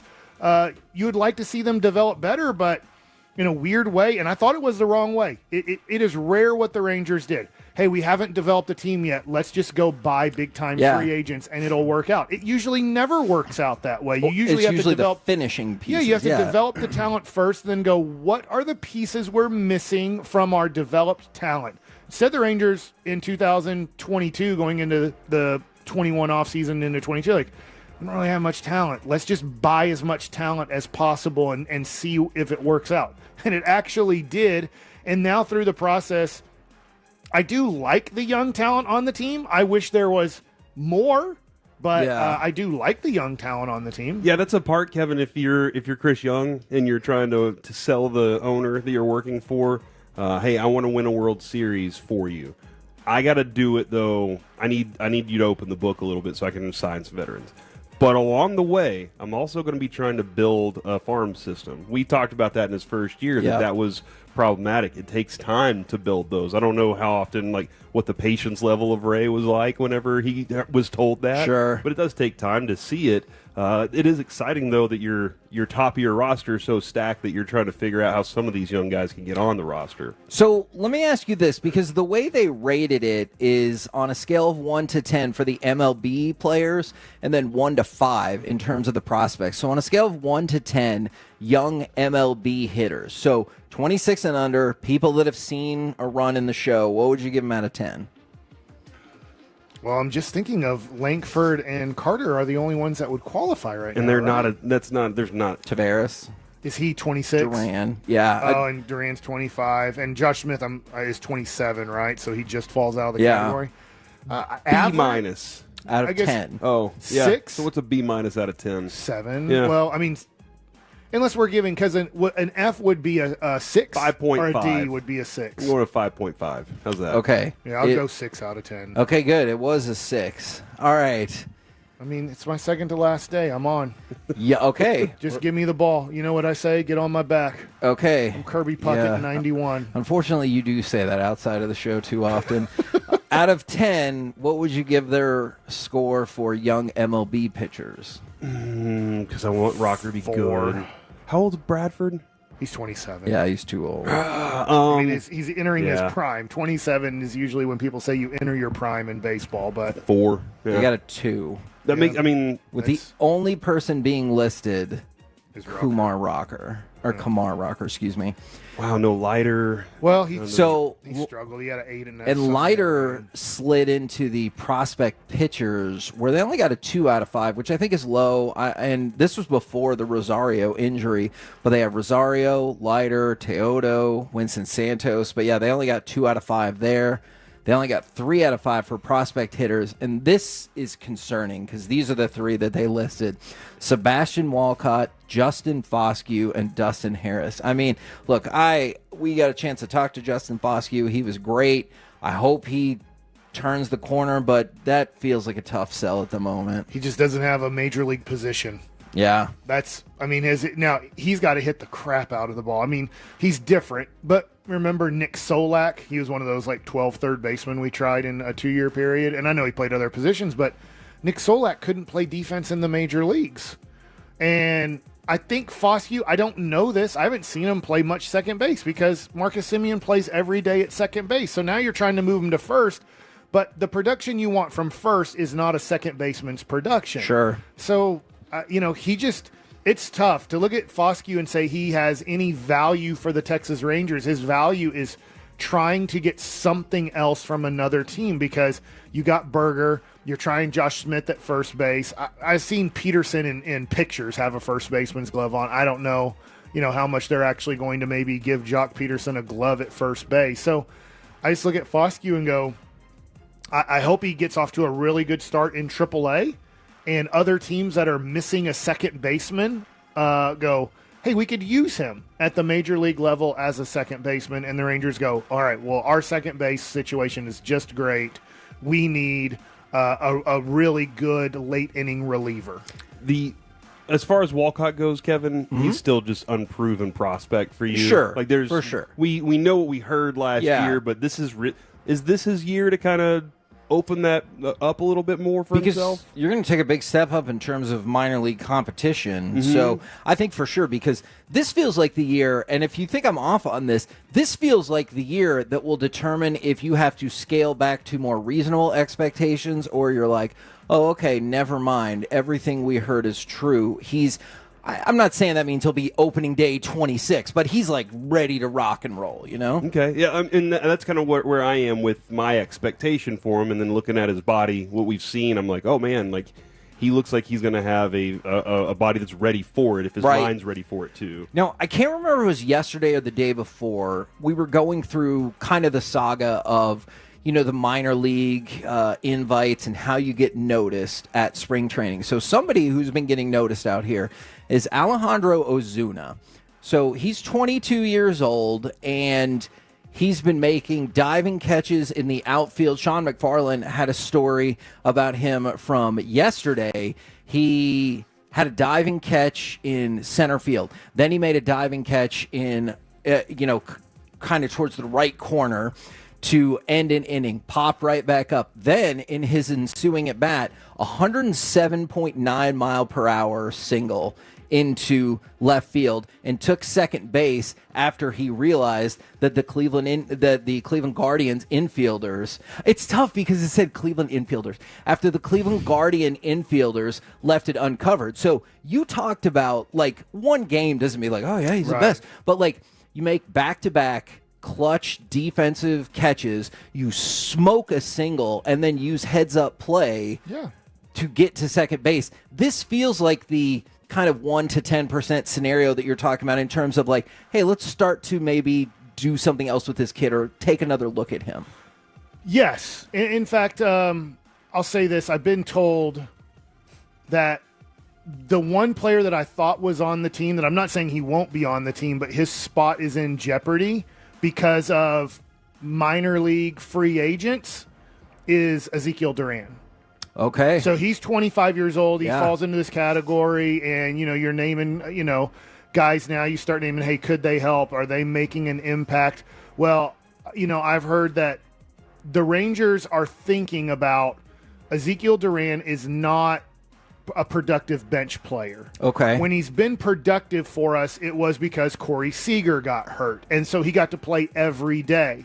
And if Ezekiel Duran can't help you off the bench, and this is just part of maturing, but he can help you as an everyday player, maybe you keep him in AAA, and if there is an injury to Josh Young or an injury to Simeon or Seager, and you're like, all right, Zeke's going to play every day, and we think that he can help us every day, but as a guy who has to bat every third or every fifth day, he really struggles with that. Maybe it's best to keep him in AAA playing every day, so if an injury does happen, he's more ready for that opportunity, which then opens up a spot to compete for on the 13-man position player list. Ozuna last year, Kevin, in the South Atlantic League, 9 home runs, 272 with an 824 OPS, and then when he bumped up to Frisco in 57 games, he had 9 home runs with a 306 and a 902 OPS. Ooh, the bat was popping at Frisco last year, so this is just like another natural progression, and this is your chance to show off in front of everybody. Do you want to hear something you're going to love even more about him? Bruce Bochy. No. Oh. Bruce Bochy was talking. I can see how you might think I was setting you up there. Bruce Bochy said, the guy enjoys baseball, man. He has a great time playing. He's got a passion for the game, and it's contagious. And Ozuna followed up with, I love baseball. It's all my life. Well, I mean, wasn't that what we asked about Berger? And he was like, Yes. Berger and Josh Young are the same. Like, Yes. all they think about is baseball. Some of these other guys might check out some hockey or this and that. They have other interests. These two have baseball. To hear Ozuna say that, like, it is my life. It's all the things that I love. That's awesome. That's great to hear. He's going to put in the work to continue to get better, and the numbers there at a very young age. Yeah, 22, nice to see. I believe. Yeah, so that's just another name. I know a lot of people listening are like, hey, I want to hear about this person. I want to hear about this person. It's almost I wonder this. Do they see him as a future center fielder or corner outfielder? Oh, that's a good question. I'll look for clarification on that. I don't know, because that's just one of those interesting things on his future, right? We don't expect him to be a major leaguer this year, just like Sebastian Walcott. Yeah. But he's all over the place in the minors. Okay. Like, they have him playing a center field, left field, outfield, That's right good. field. Like, So they have him Get everywhere. some more run at right field, maybe. But check that out. What do you mean? Just for the future. But you just don't want to count out, what if one of these guys has a 2023 Evan Carter year? Evan Carter was not supposed to be a major leaguer in 23, but he kept doing so well in AA and AAA that they're like, let's give him a chance at the end and see if he can carry this on, and he did. I remember very vividly because he said very similar things about both Wyatt and Evan Carter, but I remember when we talked about Evan Carter when the offense was struggling in 23, and Bruce Bochy goes, well, he might be the hottest hitting player in all of baseball, so yeah, we're definitely going to consider it. And then we won the World Series. We're the K&C Masterpiece right here on 105.3 The Fan. Coming up next, it's time for Baseball Nuggets with Mike Bassett. Well, looking at this field, I wonder if they adjust their spring training schedule based off of the wind next.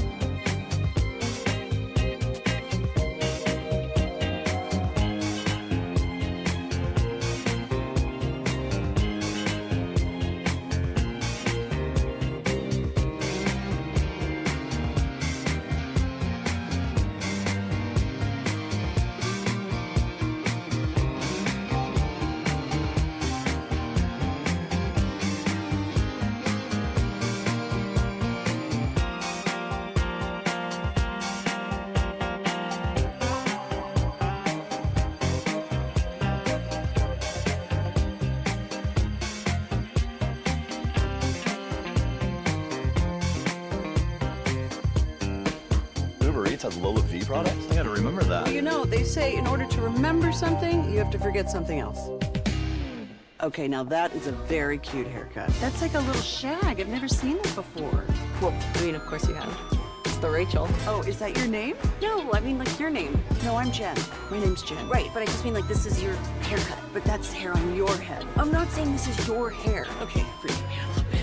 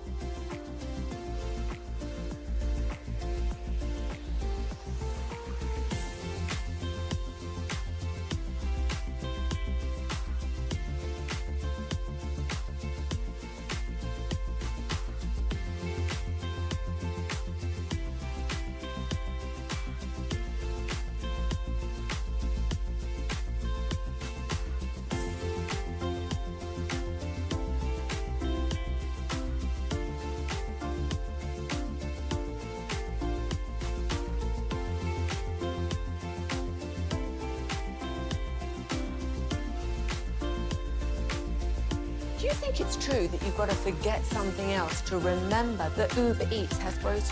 No, that's absurd. Hey, remember when you used to be a, what was it, Pepper Lady? Pepper Lady? Wasn't it Cinnamon Sisters? Basil Babes. Saffron Squad? Nutmeg Maidens? Paprika? No. Nutmeg Maidens. I just said that. Was it Spice Girls? Doesn't sound right. Was it Saffron Squad?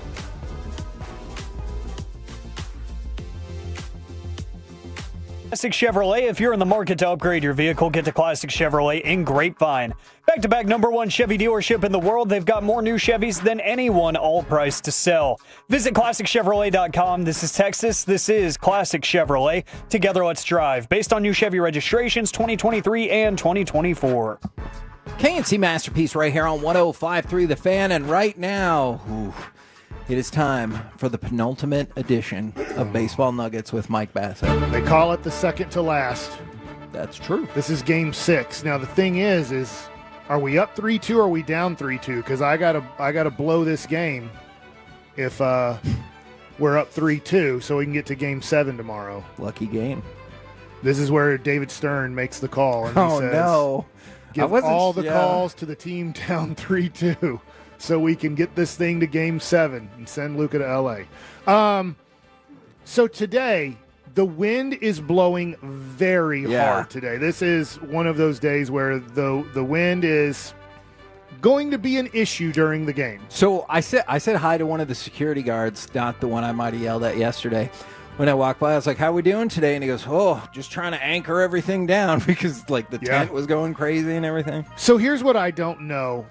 Usually you have schedules days in advance on what you want to accomplish in spring training. Your defensive schedule, your base running schedule, your batting practice schedule. Well, today looks like a fly ball outfield schedule. Now, I don't know if the infielders are going to be involved in these fly balls. That would be we would call that a pop-up priority practice, because you would work on balls that are kind of not hit right to a center fielder or right to a right fielder or right to a shortstop. You want to hit these balls, or the machine put the ball in places where there needs to be communication, and then who has priority on the communication. So if the shortstop calls the ball, but the left fielder's calling the ball, the shortstop has to get out of the way. The left fielder has priority over the shortstop type of deal. Yeah. So I don't know if they're going to be working on pop-up priority or not, but this is a very good day to do it, because you're not going to have many days like this in the season where the wind is this bad. Now, I do think in April the Rangers go to Wrigley Field, or it might be in early May. Oh, yeah. So that can be a place in April sure. or May where the wind is really affected. The other thing, too, is that's a small stadium. Yeah. So the wind plays a bigger effect in these spring training or minor league stadiums because the stands aren't built up as high. So it's easy to get the fly ball above the stands and have it affect the ball more. So I just wondering with this wind, I wonder if they're like, hey, this is a day that we didn't have pop-up priority or outfield fly ball drills scheduled, but what a great day to do it. Yeah, this is a great opportunity. I wonder who it was that looked up at the flags and said we should do. Like, I'm just kind of curious. Was it an outfield coach, or maybe was it Bochy strolling through and he's like, Bees. hey, guys. Yeah, Bees, I guess, is, he's been the infield coach forever, but I guess we found out he's also now the outfield coach. Yes. Good for him. I'm going to ask you guys this question. Answer it seriously. You guys know what I think of Oxnard. I'm just shocked how little football teams practice, and I guess I'll just say the Dallas Cowboys. I've never been to any other training camp. I think it's pretty similar. But I'm pretty relevant. like they've worked out rules where they're like, we do not want to practice much. Comparing spring training and what you guys get to see. I guess you guys don't really get to see practice because like 15 minutes. Yeah, no, but I've been to their practices and I know what they do on the backfields. So compare it to football. Here. If you were to give the audience an idea of Oxnard practice to surprise practice, and I get it's a different sport, what would you kind of say like the difference in intensity is, or the difference in practice?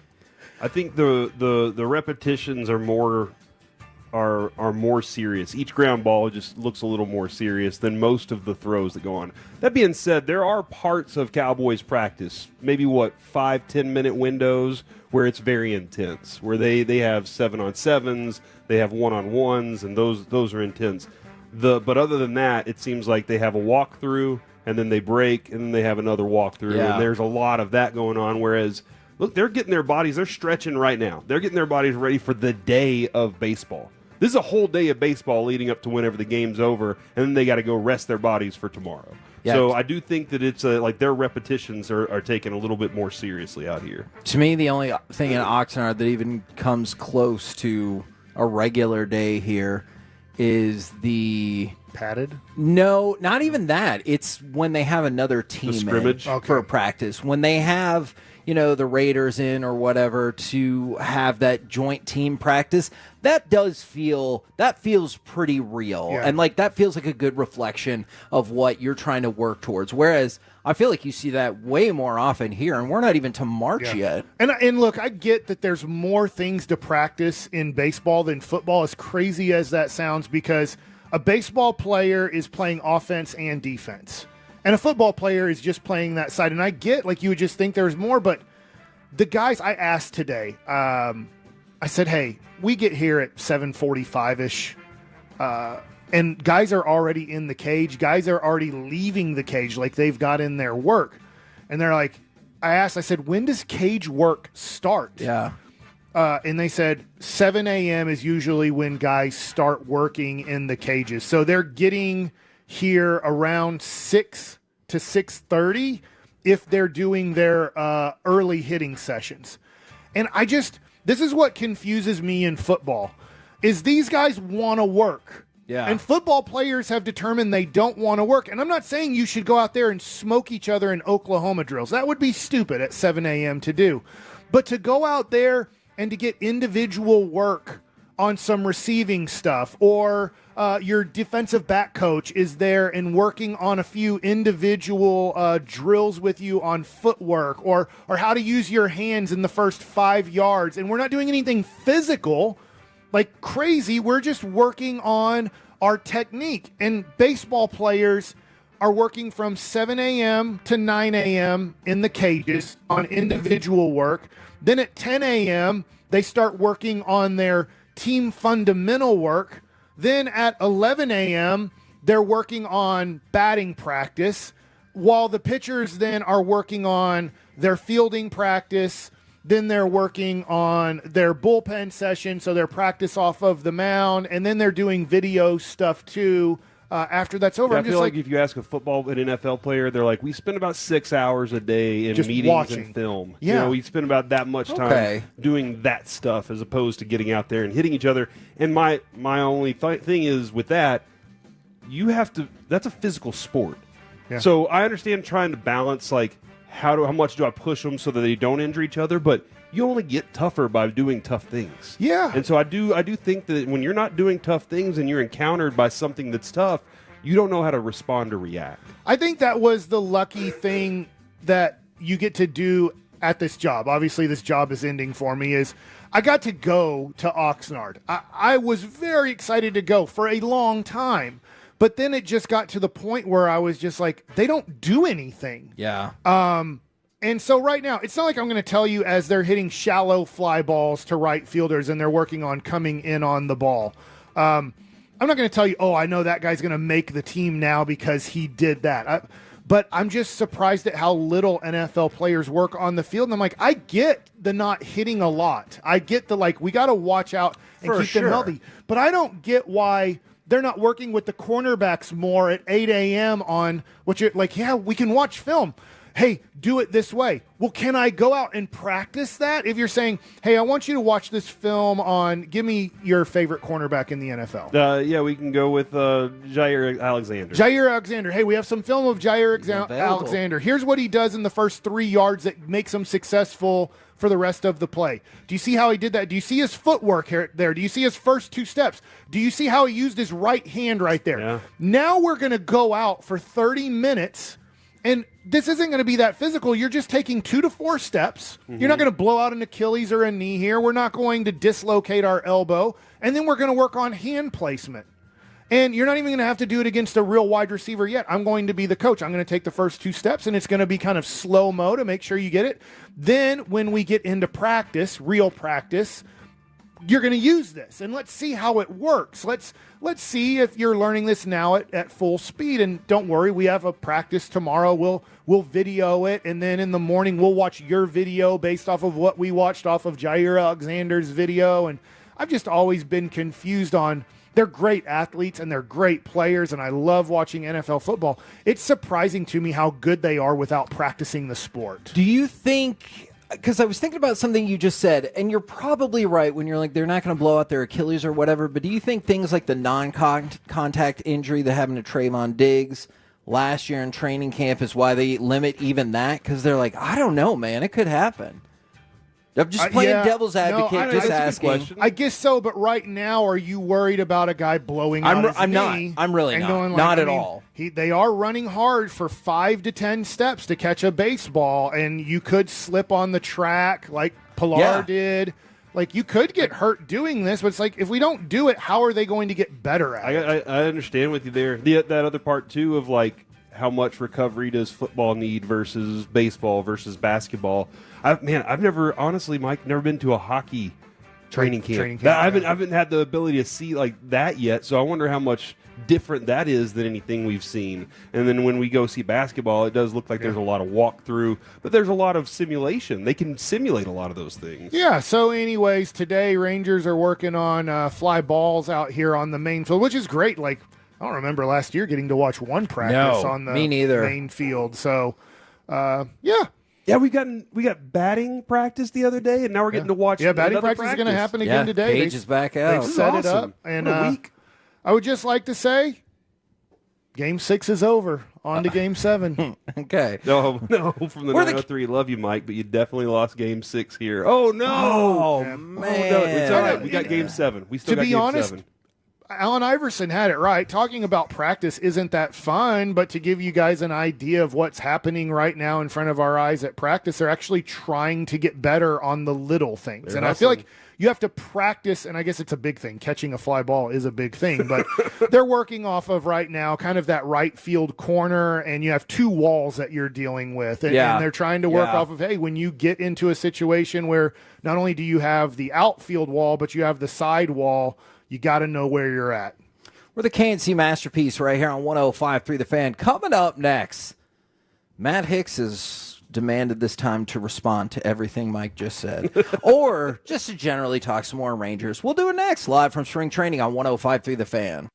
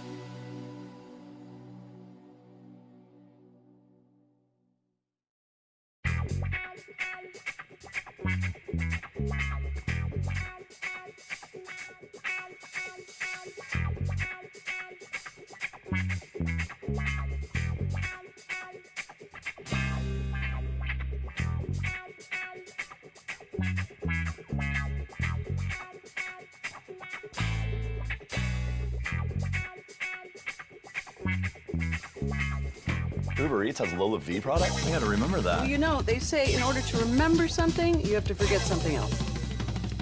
Okay, now that is a very cute haircut. That's like a little shag. I've never seen it before. Well, I mean, of course you have. It's the Rachel. Oh, is that your name? No, I mean like your name. No, I'm Jen. My name's Jen. Right, but I just mean like this is your... Driven by our D&M Leasing Studios, it's the K&C Masterpiece on 105.3 The Fan. K&C Masterpiece right here on 105.3 The Fan. We're live from Surprise at Texas Ranger Spring Training.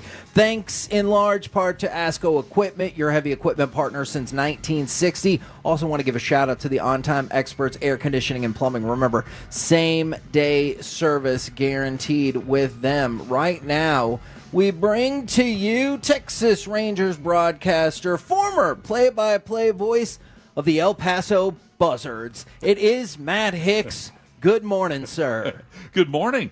That's right, I did do Buzzards hockey. How about that for an I was intro? actually the first broadcaster for the El Paso Buzzards back in 1996, maybe, something like that. I'm not sure that you think that's the real year it happened at all. I think it was 1996. Okay. Somewhere in that range. It's the last time the Cowboys won playoff games. Was I always right, they won a couple. Were you a hockey guy then? Or was that like a, hey, I'm doing some No, work so here? hockey came to El Paso. I had gotten to El Paso in 95. And I was really excited because it was the first time a baseball team had hired me. I had worked for radio stations prior to that. And then the Western Professional Hockey League started up, and there were only 6 teams in the initial season of WPHL hockey, and El Paso had one of them. And just like Eric Nadel, I always wanted to be a hockey broadcaster. And so this opportunity opened up.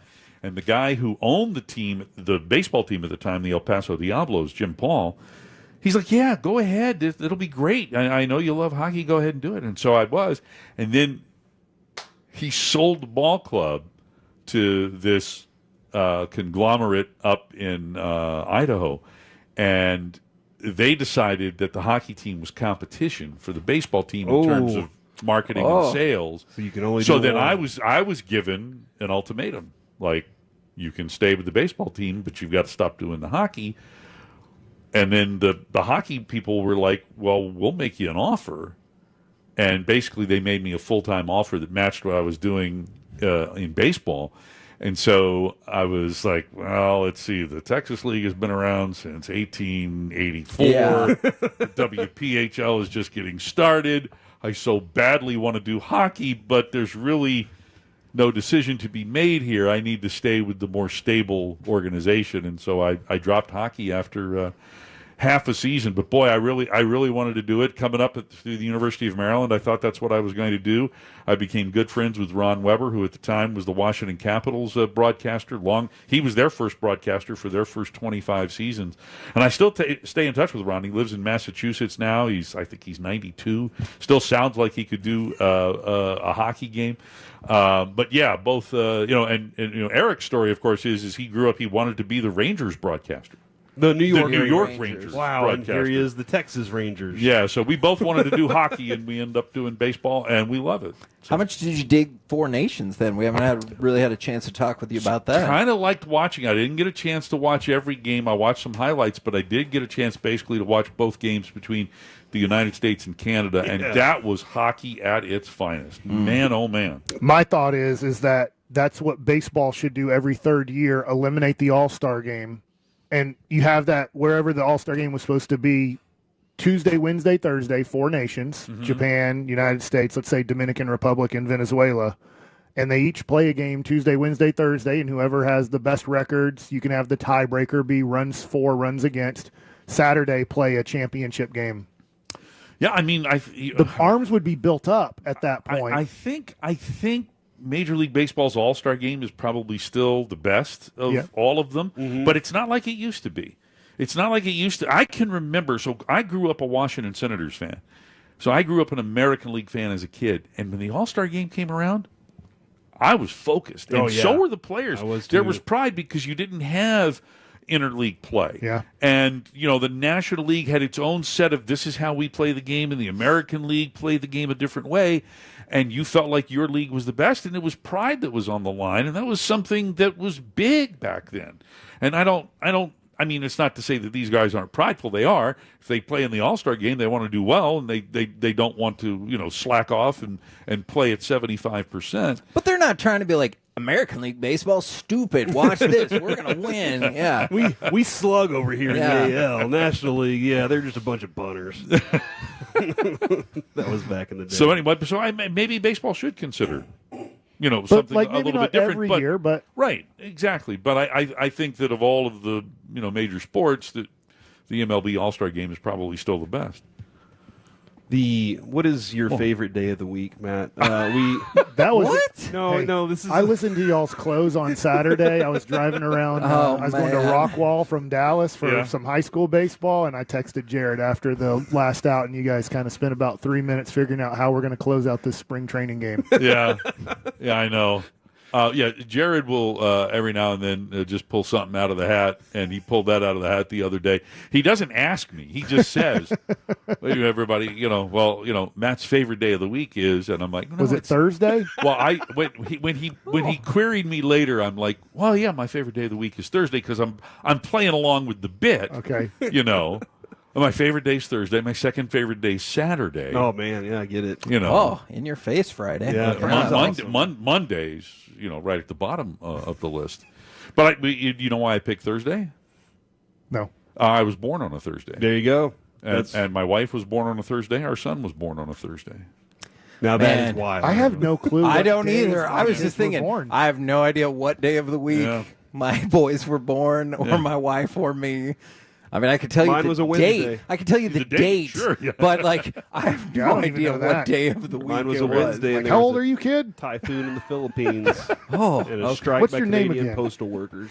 See, I've always kind of thought Tuesday was the worst day because at least Monday you still get some of that reflective glow from the weekend, and you're like, man, that was nice. And sometimes Monday can be a part of the week. Yeah, right. exactly. Tuesday's never part of the weekend. No, Tuesday You're right. Tuesday's absolutely the worst. You're right. That's a good argument. Now, we had this conversation a little bit earlier, just in terms of major league talent. Yahoo's been putting out their rankings for 26 and under major league talent, and the Rangers were ranked 22nd. And, I know we're excited about Rocker and Carter and Langford, but, do you think that there's a lot of proven 26 and under talent on this team? Because it feels like not really. Yeah, and I don't know, only because I don't really concentrate on stuff like that. Here at spring training, there might be a few young guys that you haven't seen that stand out early on. And right now, for me, Alejandro Osuna. Yes, we just talked about him. Has really, opened my eyes. And I don't know, I don't concentrate on guys' ages, but I think Osuna is 22. That's correct. So, but he has been... what I don't know what the numbers say offensively, but it doesn't matter because every at-bat we've seen so far has been a competitive at-bat. Whether he's made an out or not, he's hit the ball really hard. worked the other pitcher. And crazy good defensive plays. Like yesterday, he tried to make a diving catch on a ball that got popped up when Evaldi was pitching, and the ball fell in and ended up leading to a run, but he almost made a terrific play there. And then later in the ball game, when the game itself was on the line, a ball got crushed into the corner in right field, and he made this incredible diving catch. That was to close the which inning, right? saved a run. Yeah. At the time, the Guardians had scored 3 runs to get back to within a run. That would have tied the game. But he just laid out, and we talked a little bit with Bruce Bochy yesterday about Osuna, and he said what he likes about him. There's a lot of things that he likes about him, but he likes that he's aggressive, both in his approach at the plate and how he plays in the field, and that he's not afraid to fail. And I think that's one thing when guys are trying to impress people, when they're trying to impress coaches, that there might be a part of them that's like, I've got to do everything right, I can't make any mistakes. And, Bruce Bochy telling us with Osuna, it's okay to make mistakes as long as your approach to everything is correct. And so we're seeing this from this kid. So I don't know if we're going to see Osuna in a Rangers uniform during the regular season this year. I mean, maybe. But the way he's playing right now, he has definitely opened some eyes, and he looks like the kind of guy who would not be uncomfortable if he got called up. What are your thoughts on, so far, the reviews that are happening from catcher, hitter, or pitcher? Are we on talking balls and about strikes? the automatic ball strike system? I'm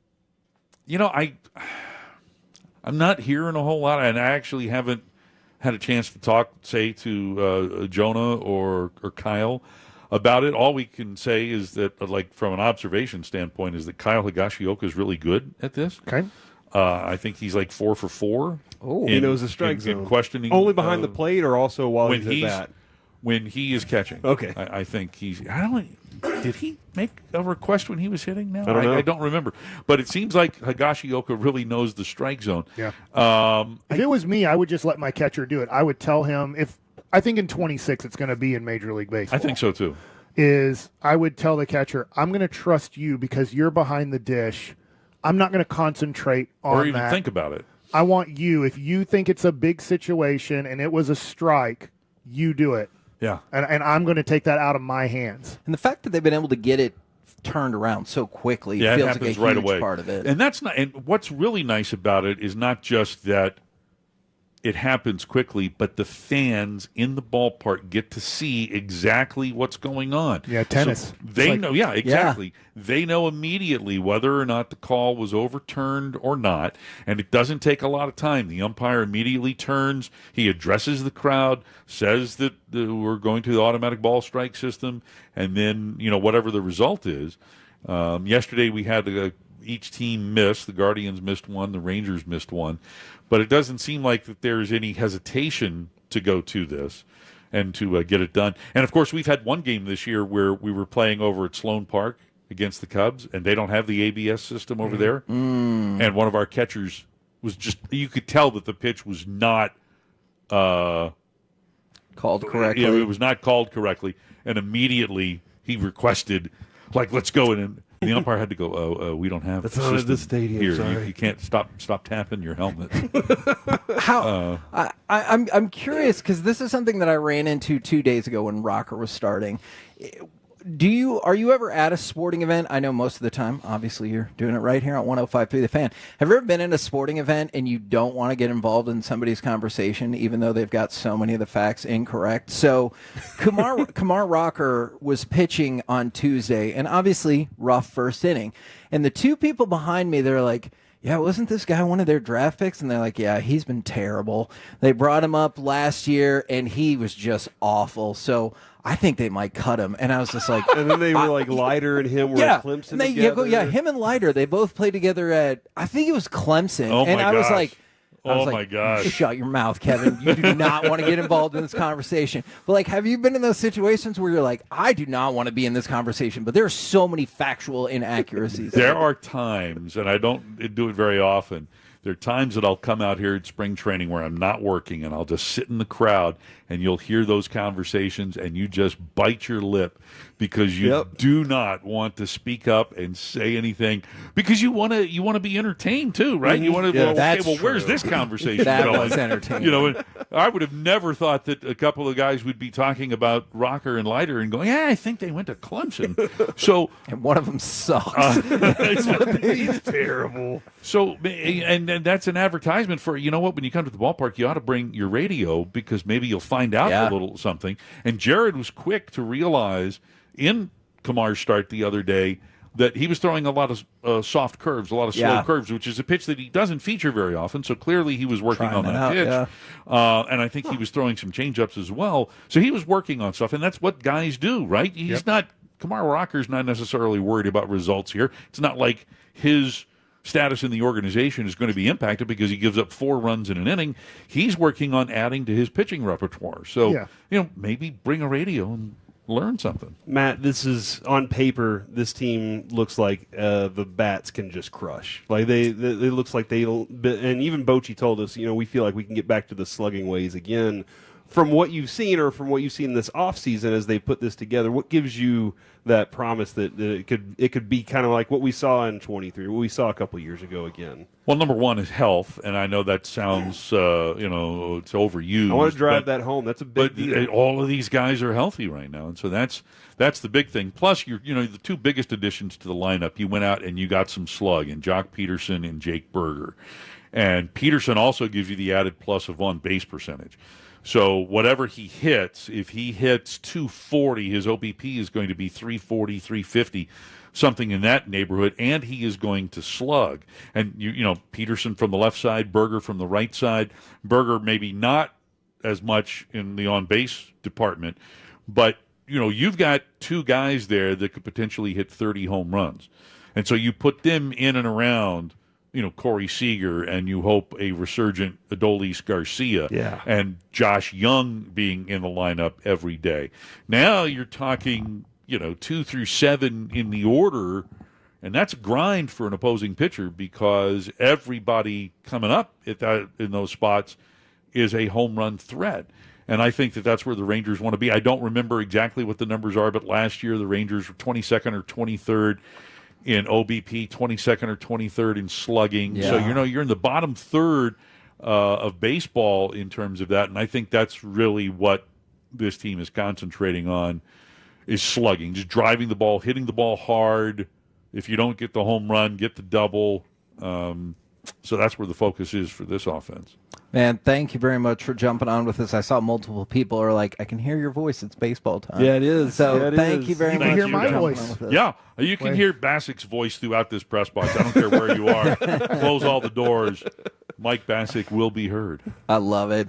We're the K&C Masterpiece right here on 105.3 The Fan. Coming up next, let's do some AM on the FM. We got the question of the day, plus, what is Fat Camp? We're going to hear about it next on The Fan. I'm not saying this is your hair. Okay, freaking me out a little bit.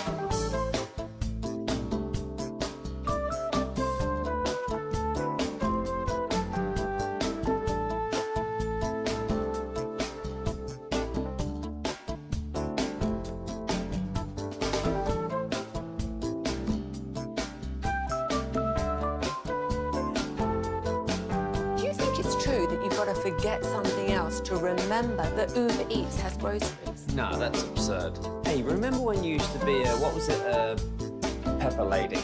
Pepper Lady? Wasn't it Cinnamon Sisters? Basil Babes. Saffron Squad? Nutmeg Maidens? Pre-curb? No. Nutmeg Maidens. I just said that. Was it Spice Girls? Doesn't sound right. Was it Saffron Squad?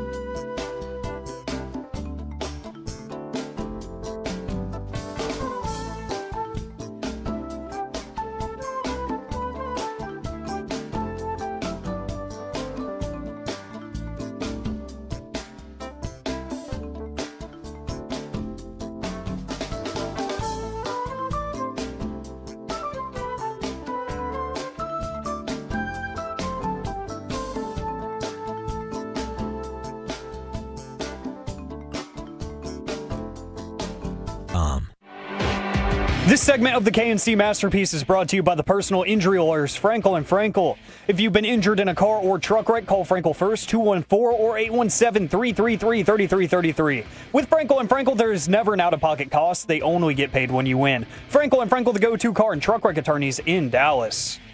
K&C Masterpiece right here on 105.3 The Fan. We're live at spring training for the Texas Rangers in Surprise, Arizona. Remember, I hope you're watching those Best Buy windows and siding confessional videos. We've had a few fun ones out there already. I know Shan and RJ are getting stuff done at the Combine and Yeah, they don't even GBag. want to talk to us anymore. That is true. Are you going to give them no choice but to talk to you tomorrow? I don't. Tomorrow. Yeah, Sean controls it.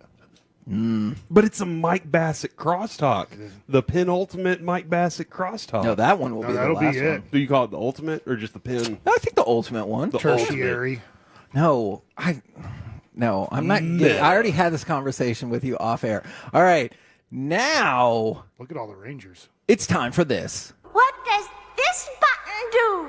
Please, please, do not push the button. You have no idea what it... Alec, you be quiet. Alec, that was awful. 1 for Alec, 0 for Peyton. Don't you dare touch that dial. Don't you dare do it, especially you, Michael. It's the last time you get to do it. It's time for AM on the FM. Yeah, it's going to be a sad one, but it's going to be a fun one. 877-881-1053. That is the Frankel & Frankel Injury Attorneys text line to answer the question of the day. And yes, you're going to learn what Fat Camp is here in just a second. A great story coming from the New England Patriots. We'll get to that here in just a little bit, but we're going to go with the question of the day first, gentlemen. How do you celebrate Christmas? No, I'm just kidding. Today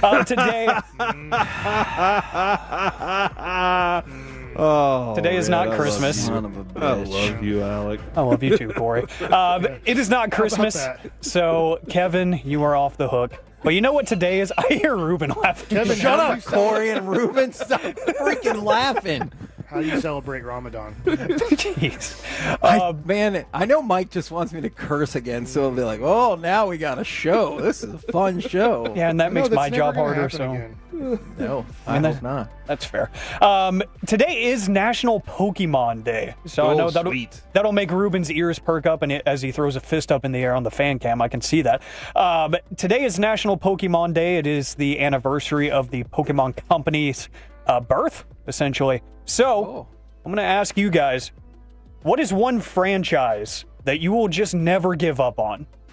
No matter what kind of wrong they do, no matter how many sequels or whatever, things that maybe the general public might not really agree with, or they'll just kind of forget about it? What is one franchise that you will always stick with?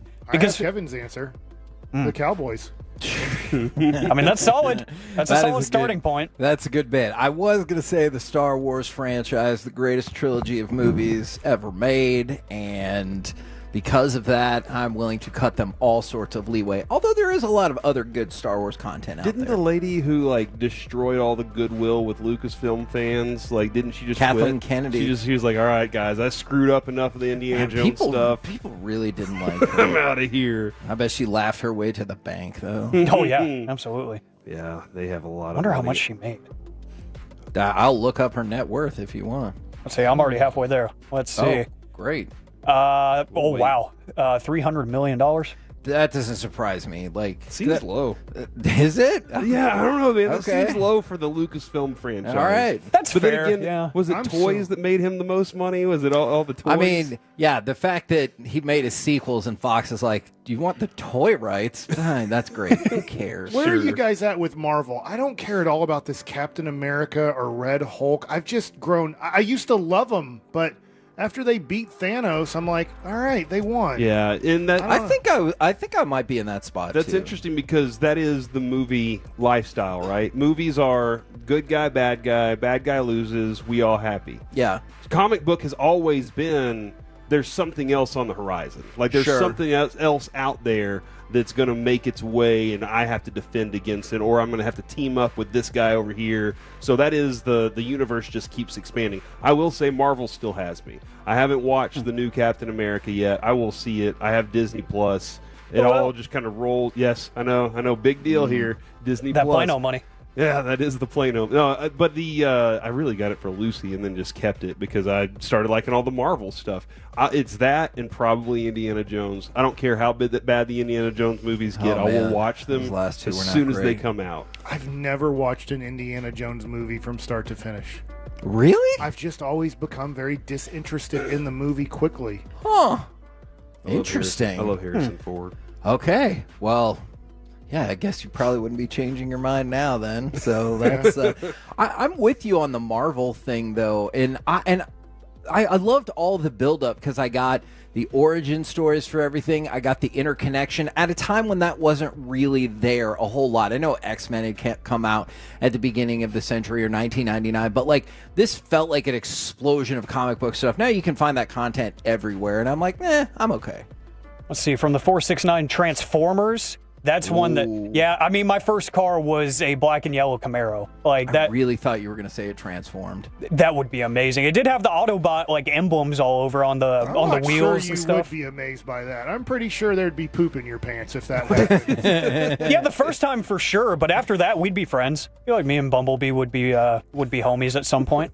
Well, if it's Bumblebee, it's nice. Don't you think, like, if it was a Decepticon and it transformed and then you started flying through the sky at 6,000 miles an hour? Yeah, I would freak out. Yeah, if Starscream, came and scooped me up, I would be terrified.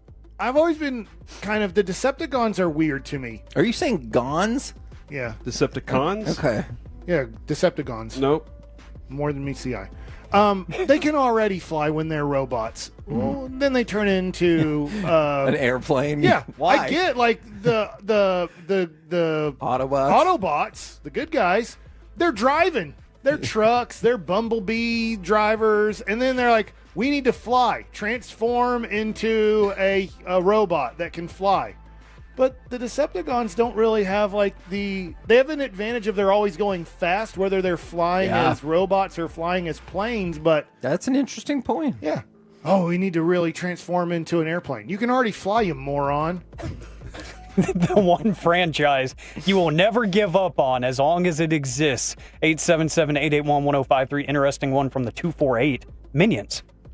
Oh, Minions is dope. They put out good quality I stuff. haven't seen the last Minions. I can almost guarantee you'll sit down, watch it, and enjoy it. Yeah. Like it's one of those where I see the preview, I'm like, another one, huh? Those and then I movies sit are down fun. and I watch them, and I'm like, oh man, those little Minions crack me up, dude. Hey, Alec, the Rangers are getting ready as they're stretching on the field, and you can tell the fun goofball on the team is Jock Peterson.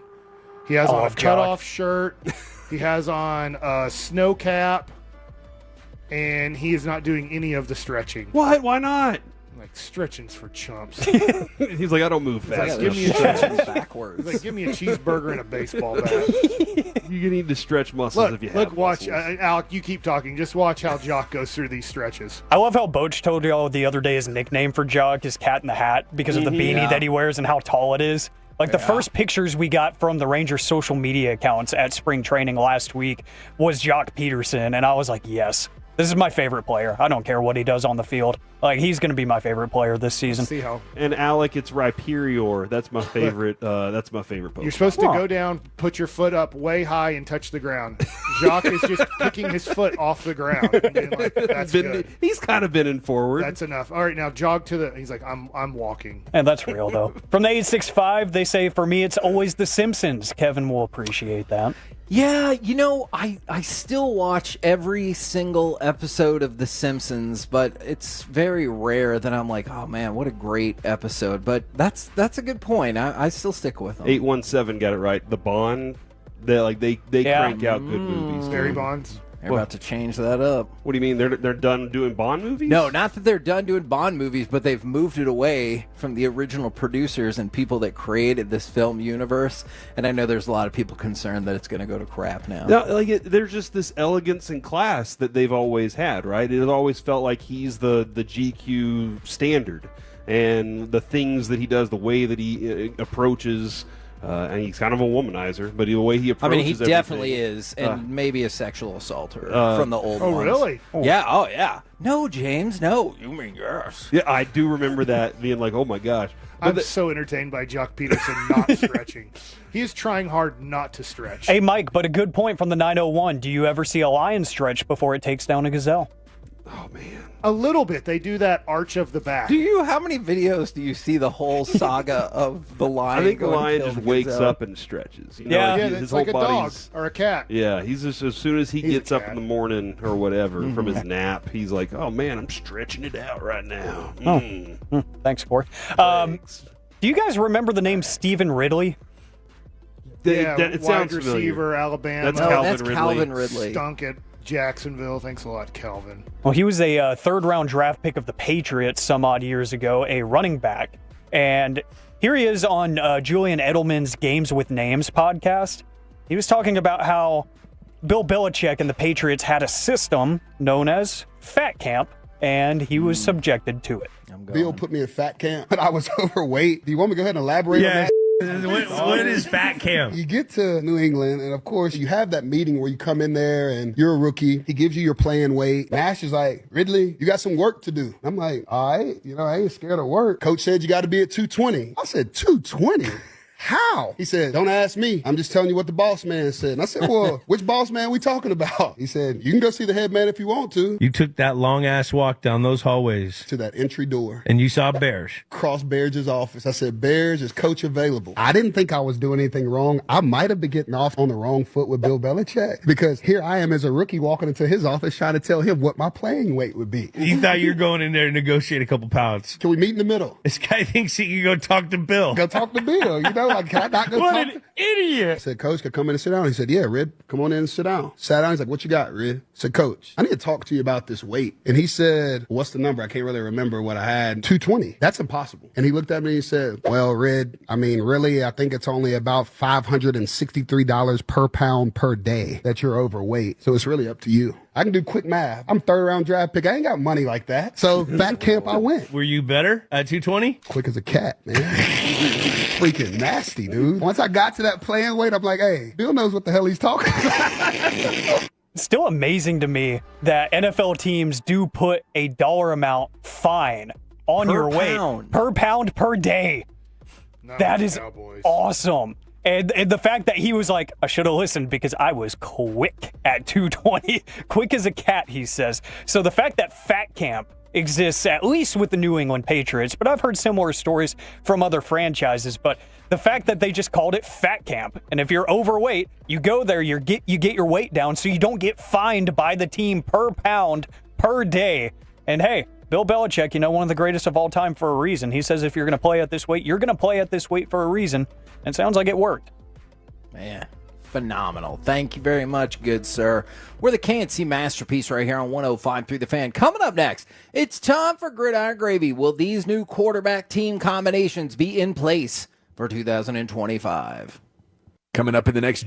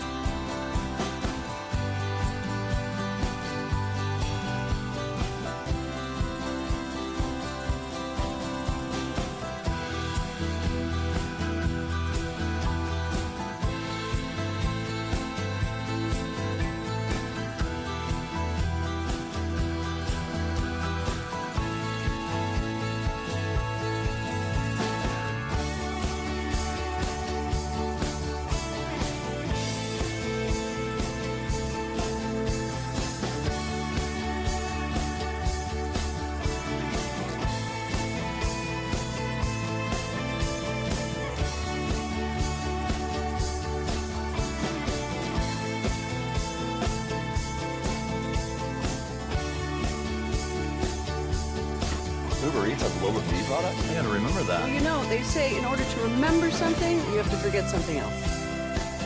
Okay, now that is a very cute haircut. That's like a little shag. I've never seen it before. Well, I mean, of course you have. It's the Rachel. Oh, is that your name? No, I mean, like, your name. No, I'm Jen. My name's Jen. Right, but I just mean, like, this is your haircut. But that's hair on your head. I'm not saying this is your hair. Okay, you're freaking me out a little bit.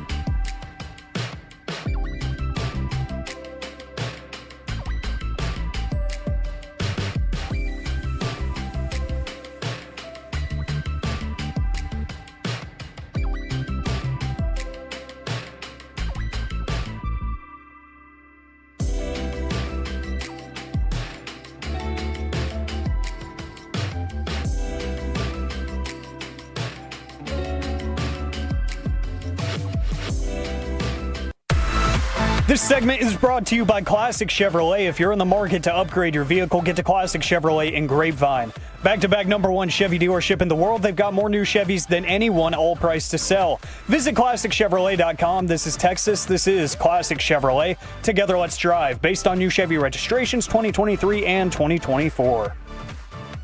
K&C Masterpiece right here on 105 through the fan, where Mike has become enamored with the effort or perhaps lack thereof. They're about to take infield practice. I am falling in love with Jock Peterson and Because his he warms up like a football player. Is that what he's like?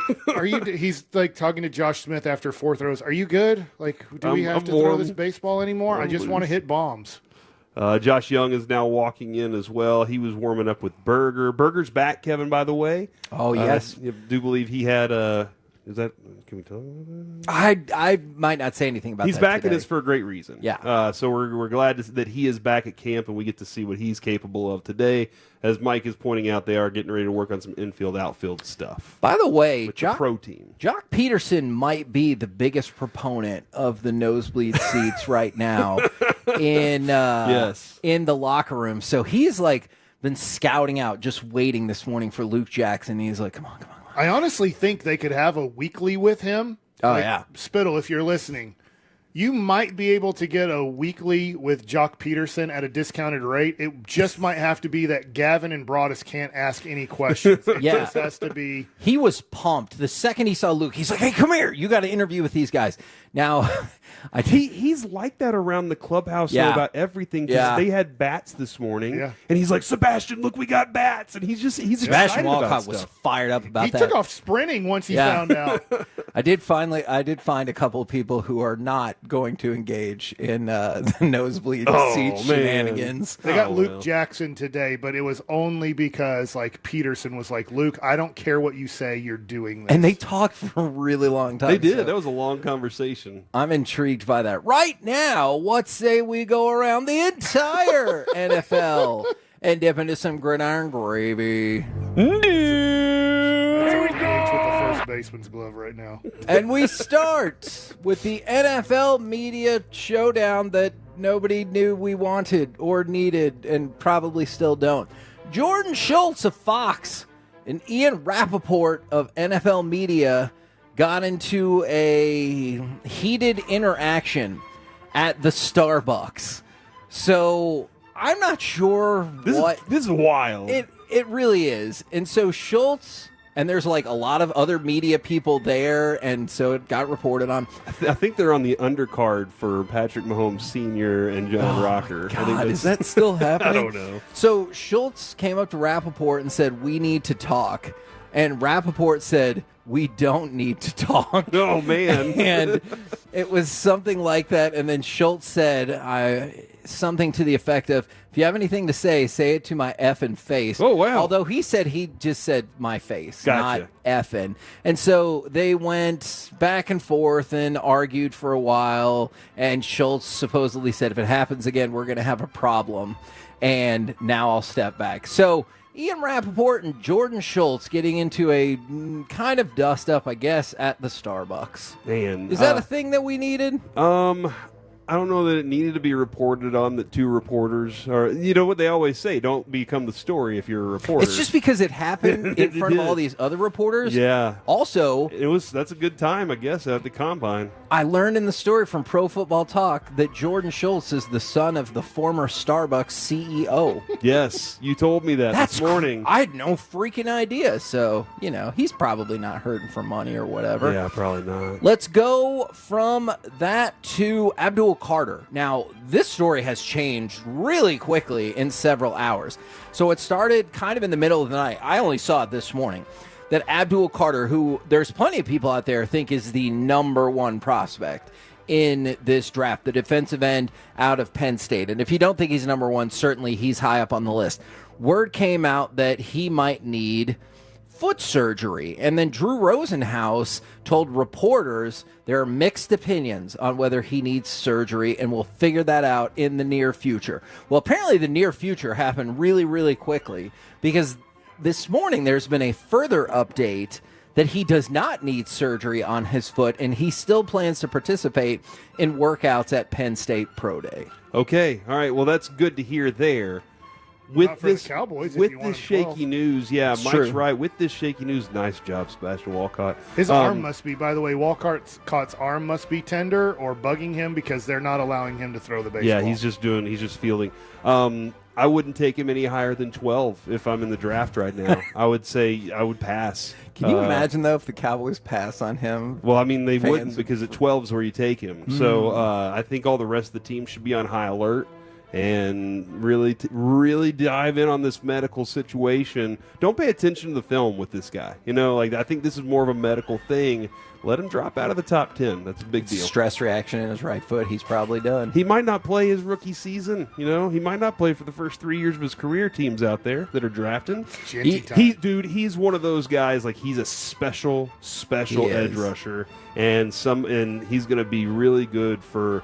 That is interesting that this injury is this early though, because you know it does take a little bit of burst out of things. But yeah, he's going to be special no matter what. Well, and Abdul Carter said, well, I guess not said, he posted the meme of Darth Vader in the recovery chamber. I love it, dude.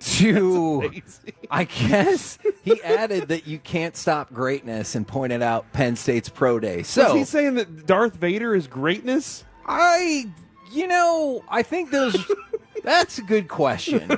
I mean, is that what you're getting? Maybe he meant his recovery ability since he got all his limbs chopped off and he got burned to death, and he was like, I'll still be there.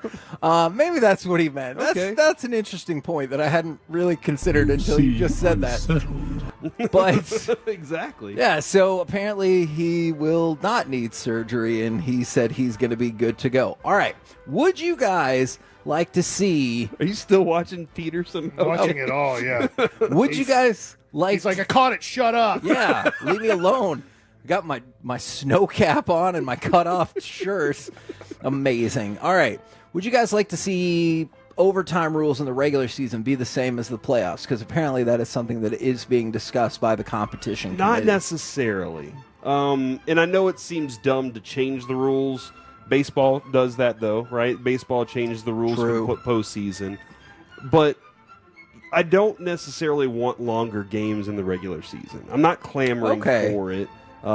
There's some days where I'm like, man, let's get this one done with. So I don't necessarily want them to change it because it does feel like it kind of quickens the regular season. Now, that being said, it does feel unfair if you miss the playoffs by a game and you lost that game in the overtime and you're like, dadgummit, if they would have given us a chance to have the ball, we'd be in the playoffs right now. That's going to be a rare occasion. That'll be maybe one team every other year that happens to.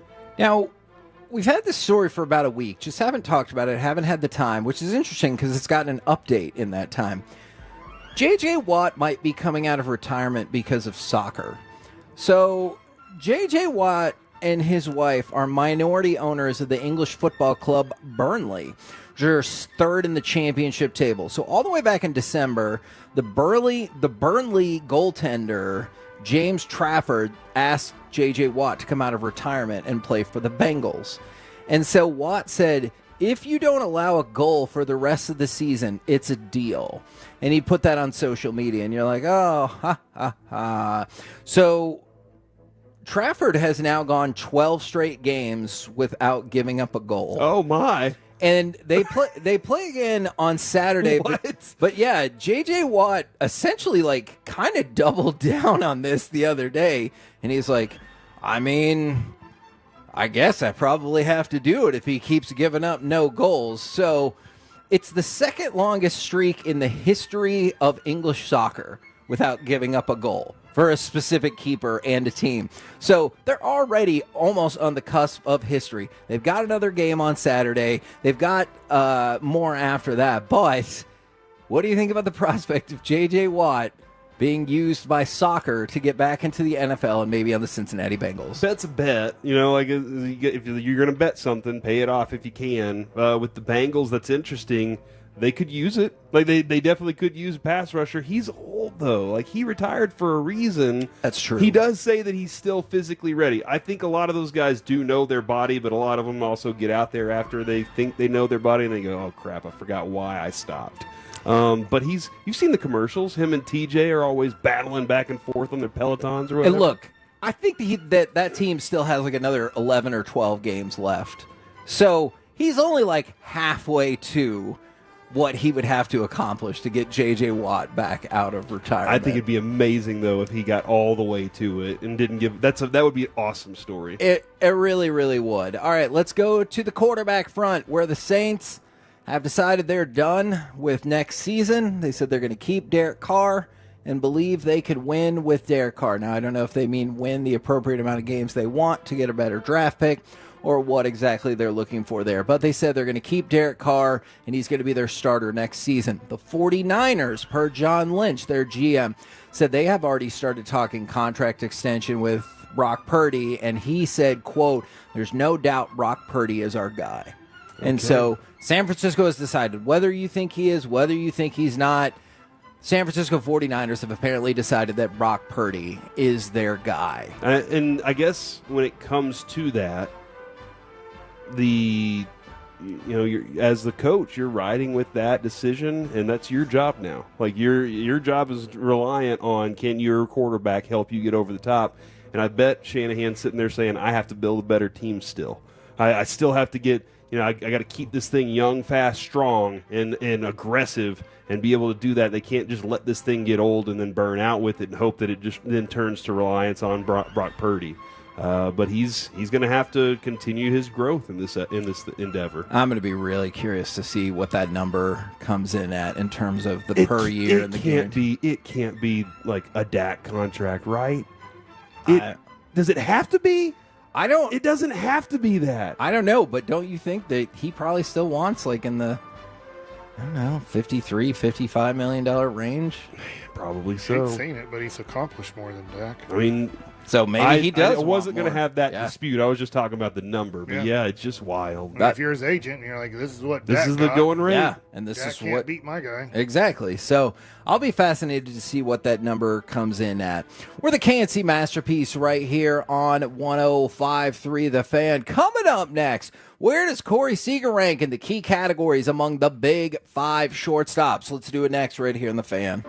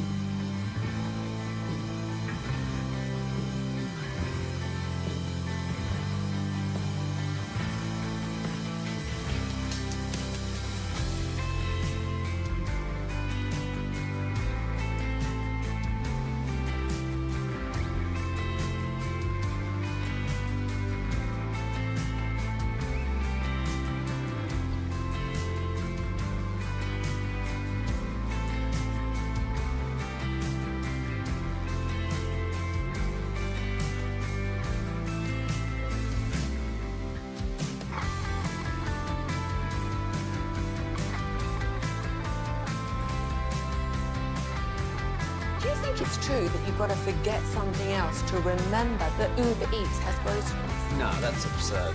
Hey, remember when you used to be a, what was it, Pepper Lady? Pepper Lady? Wasn't it Cinnamon Sisters? Basil Babes. Saffron Squad? Nutmeg Maidens? Pre-Curve? No.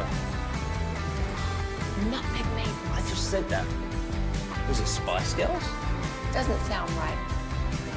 Was it Saffron Squad?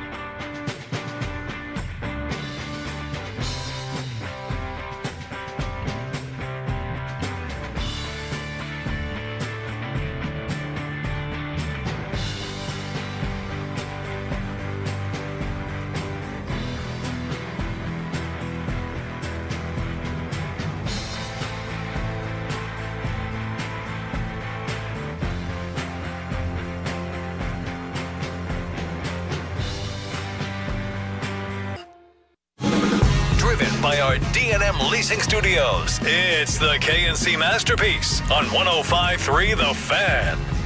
K&C Masterpiece right here on 105.3 The Fan, where we just saw Evan Carter go, I would probably say 2 for 6. There is no way that was 6 for 6. 6 for 6. Look, the new hitting coach is talking to him. He's like, I got nothing to say to you. You're too good. Oh, you don't think he has anything to say about his hands on the bunt placement? Well, he needs to get his left hand down a little bit further. I will tell you, he dropped an excellent bunt. So if you want to say 3 for 7, I would give you that. I will add that I don't think anybody's hitting a home run today. This is just my theory here. You with hit a the way, ball down the line right now to right field, you can. Yeah, maybe there, but that's it. The wind, the way that it's coming in today, just looks like it's going to be a tough one to park. It's a Tyler Malley day. It might be, it might be a great day for him. So there you go, CG. Kevin. Now, Mike, this is something that you suggested we talk about, and we've been waiting on this for a few days as well. This is the penultimate game. That's right. Alec, can you go ahead and give us that shortstop highlight, please? The 1-2, and that ball is hit high and deep into right. Low going back, looking up, it's gone. 6 rows up in straightaway right. Corey Seager with a 3-run dinger. Now, You guys might want to debate the parameters of this to begin with, because we wanted to kind of do a breakdown of where does Corey Seager rank in the key categories among the big five shortstops. So the big five shortstops I have as Seager, Witt, Betts, Gunnar, and Lindor. Now, it's amazing that Betts is on that list. And that's the tough part. Yeah. is he judging belongs him there. defensively, because we know offensively I can judge him in all the categories against these guys, because it doesn't matter where you play position-wise in this offensive stuff. Defensively, it's just it's going to be very tough, because Betts has played such a limited amount of games at shortstop. I'm just going to be honest with you. I'm just going to rank him last in all defensive categories until he proves to me more. Okay, then do you want to stick with 4 for the defensive categories? I would say for defense, let's just stick with 4, or you guys can rank Mookie Betts if you want better defensively. He's played it such a little amount of time in his life, it would be tough for me to put him ahead of these guys that have played the position for at least 2 years in the major leagues. Gunnar Henderson being the guy who's only done it 2 years in the majors. It also, I think there are a lot of positions that I could throw Mookie Betts at and go, yeah, he's a top 5 at that position, just because that's how good of a baseball player He's the best right fielder in the game, but he's not going to play it this year. The first category we have is clutch hitting. Yeah. Where do you think Corey Seager fits in that category? Because I think you can make that argument he's at the top of the heap. Yeah, I would say number 1. I would say number 1, but I don't mind any of these guys coming up in a situation to win the game. These are 5 premium guys. Last year, I know it was just 1 at bat, but against Philadelphia, when Philly was the favorite, Francisco Lindor hit the big grand slam home run to somewhat, to me, change the series against the Phillies. So these guys are all awesome at it. But I would have right now Corey Seager number 1. I would have Mookie Betts number 2. Okay.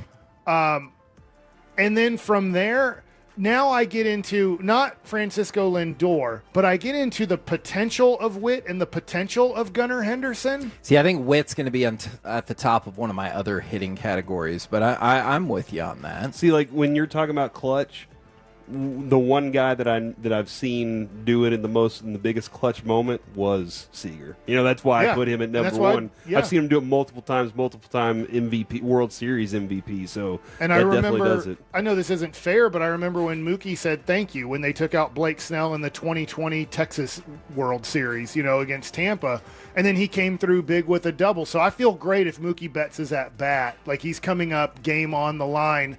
The only reason I'll put Witt at 3, and then I'll put Francisco Lindor at 4 and Gunnar at 5. And Gunnar, I would love to have him up. He's awesome. But Gunnar hasn't done a lot yet come playoff time. True. Where he's carried a team to a victory. Okay. Yeah.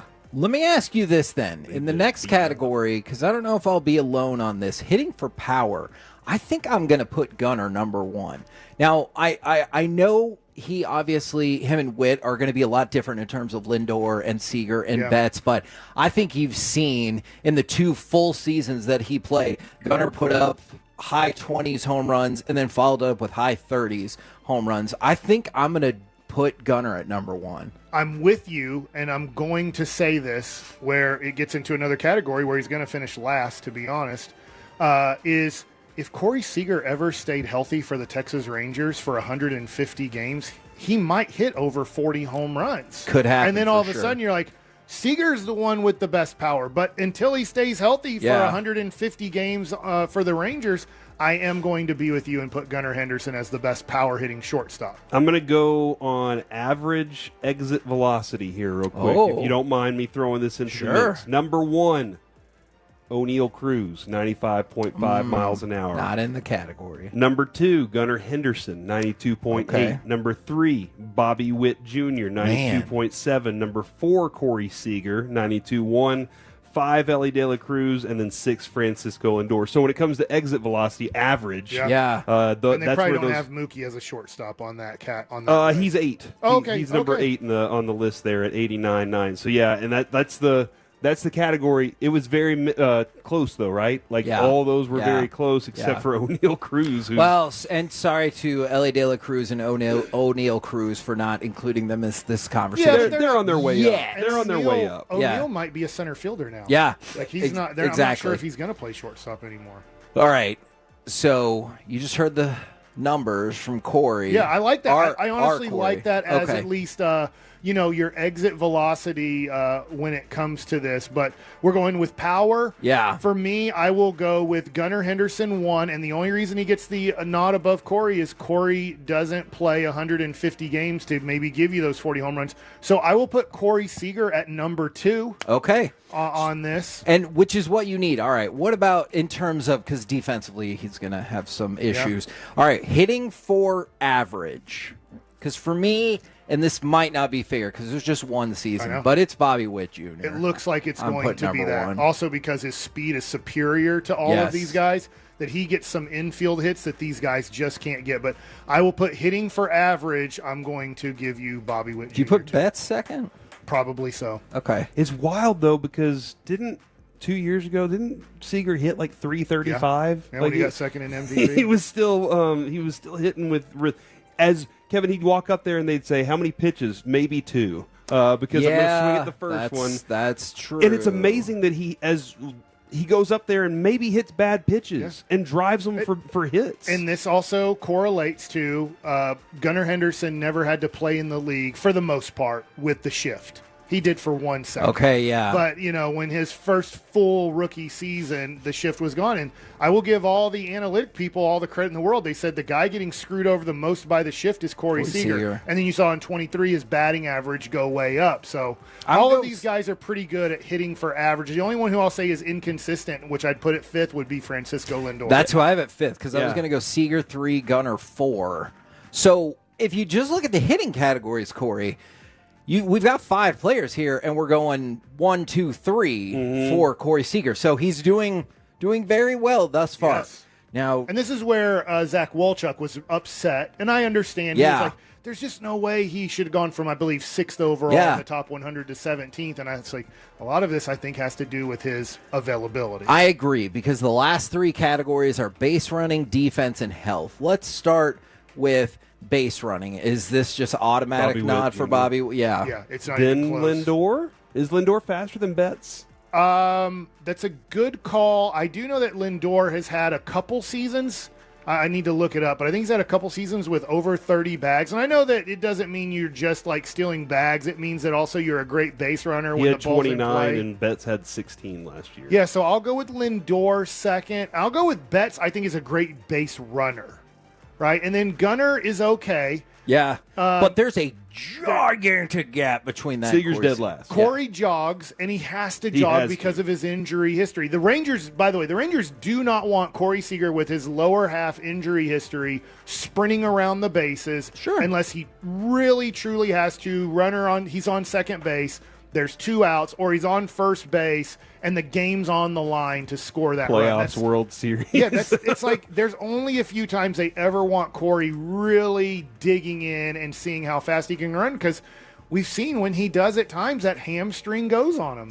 Defense. So taking Mookie Betts out for me because he just hasn't done it enough. This is where Corey is, and I don't want to make this extreme. He's limited. But I'll say by far, like he's not in this category at all.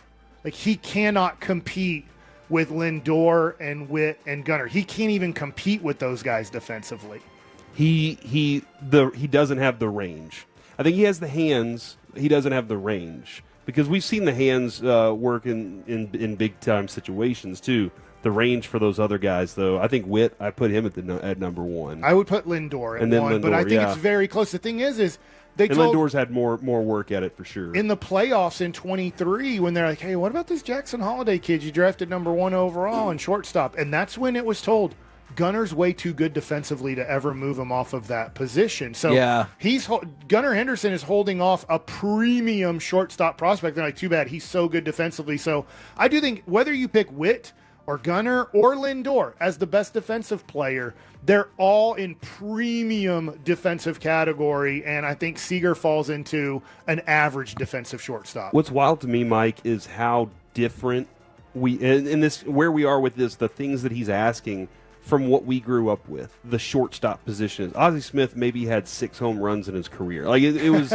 he just didn't have home runs. And we're talking about guys now that they're the best athletes on the field, and then they also are just cranking, and they can hit they can do all. They are the best athletes on the field, and that's why they play the premium position. But we're naming off 5, and when Kevin, Ellie, those other guys. Ellie's there's coming. a whole list of other guys. You were asking, they were showing highlights. I'm like, no, that's Mason Wynn. He was a rookie. Yes. He's like an up-and-comer for the Cardinals. So he'll be a second-year player. And he can rocket the ball across the field. How many career regular season home runs do you think Ozzie Smith really had? I'll say 60. I'm going to say 20-something. 28. Wow. Yeah, I just remember looking at his numbers going, he very scarcely ever hit home runs. So, and then we get to the last category, health. And Corey's last. Corey's going to be last, but I wonder if it starts out with Lindor, just because, Lindor's been around for a while. I get it with Witt and Gunner. They both played a crap ton of games in their couple of years, but I'd be inclined to go Lindor, Betts, and then look at those two, and Corey Seager's going to be last. The thing that worries me about Betts is it is different on your body playing shortstop than playing outfield. Yeah. It's just it's a little bit different. I think that the way he plays outfield, he's very aggressive. He's the best, but yeah, it's just a little bit different on your body. We'll see at his age, because he's about 30, 32. I don't know. Yeah. Mookie in that range is like, let's see how his body handles it. But unfortunately, this is where I think Corey Seager, these last 3 categories, you could say, well, he's the best hitting shortstop in the game overall. And I'd say, I agree.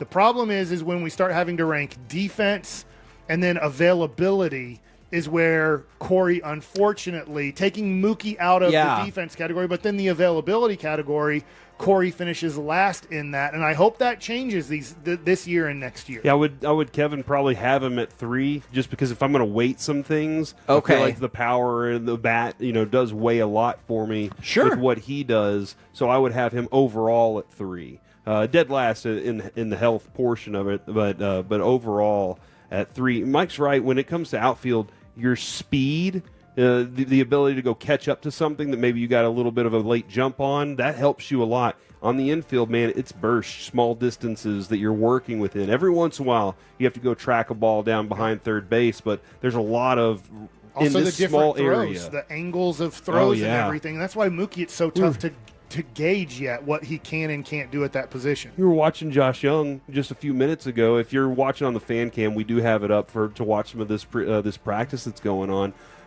Josh Young was, how many different throws did you see him make to second base? Yeah. Just different angles so that he was practicing those, because he knows he might have to face it in a season game, just like Dirk in his warm-up. He's like, that's a weird, why are you practicing on that? He's like, I might have to do it in a game. I'm pretty lucky right now. We're getting to watch Wyatt do base running and work on his. He walked around the entire base. Yeah. No, he sprinted to first. And then he went first to third. So this is kind of the drill. He might hit a double here. Okay, I just saw him walking home. He hit a single the first time, and now he's hitting a double. He's not going at 100%. Well, and I think the coach walking down the first baseline might have impeded where he wanted to go just a little bit.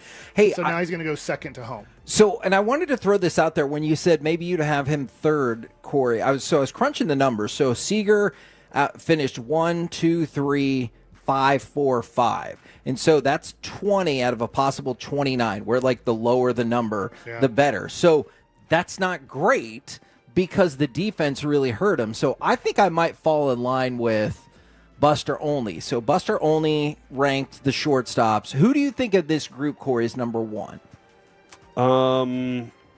It sounded like Gunner.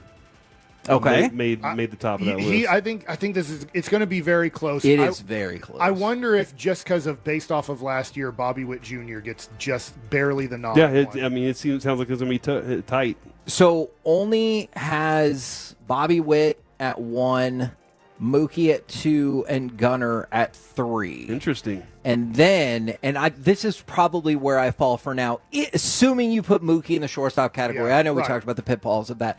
And then Corey Seager 4 and Francisco Lindor 5. I think that's fair based off of what you saw last season. And what's funny is if you look at these guys, I guess Mookie's a for sure Hall of Famer, but Yes. of the guys that have played shortstop in their career right now, Francisco is the one that has the best chance to make the Hall of Fame.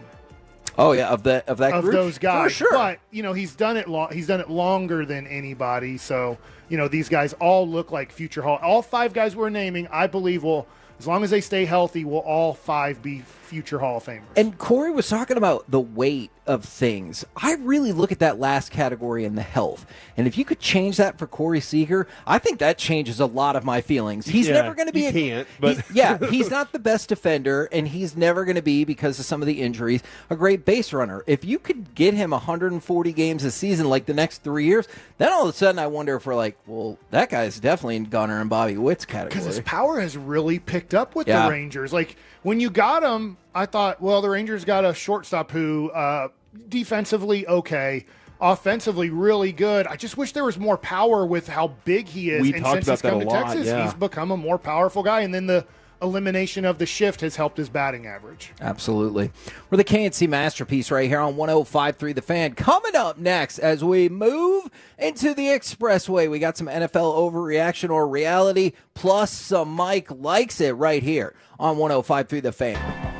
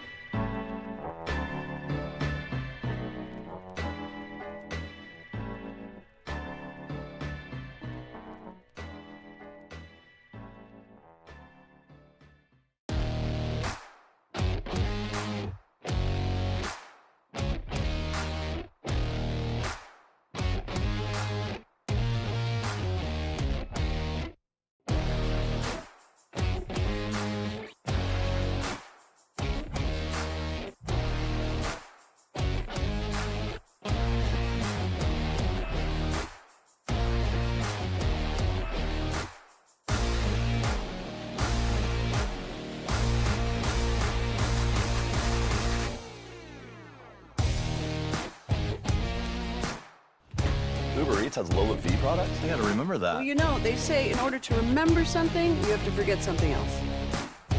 Okay, now that is a very cute haircut. That's like a little shag. I've never seen that before. Well, I mean, of course you have. It's the Rachel. Oh, is that your name? No, I mean, like your name. No, I'm Jen. My name's Jen. Right, but I just mean like this is your haircut. But that's hair on your head. I'm not saying this is your hair. Okay, freaking me out.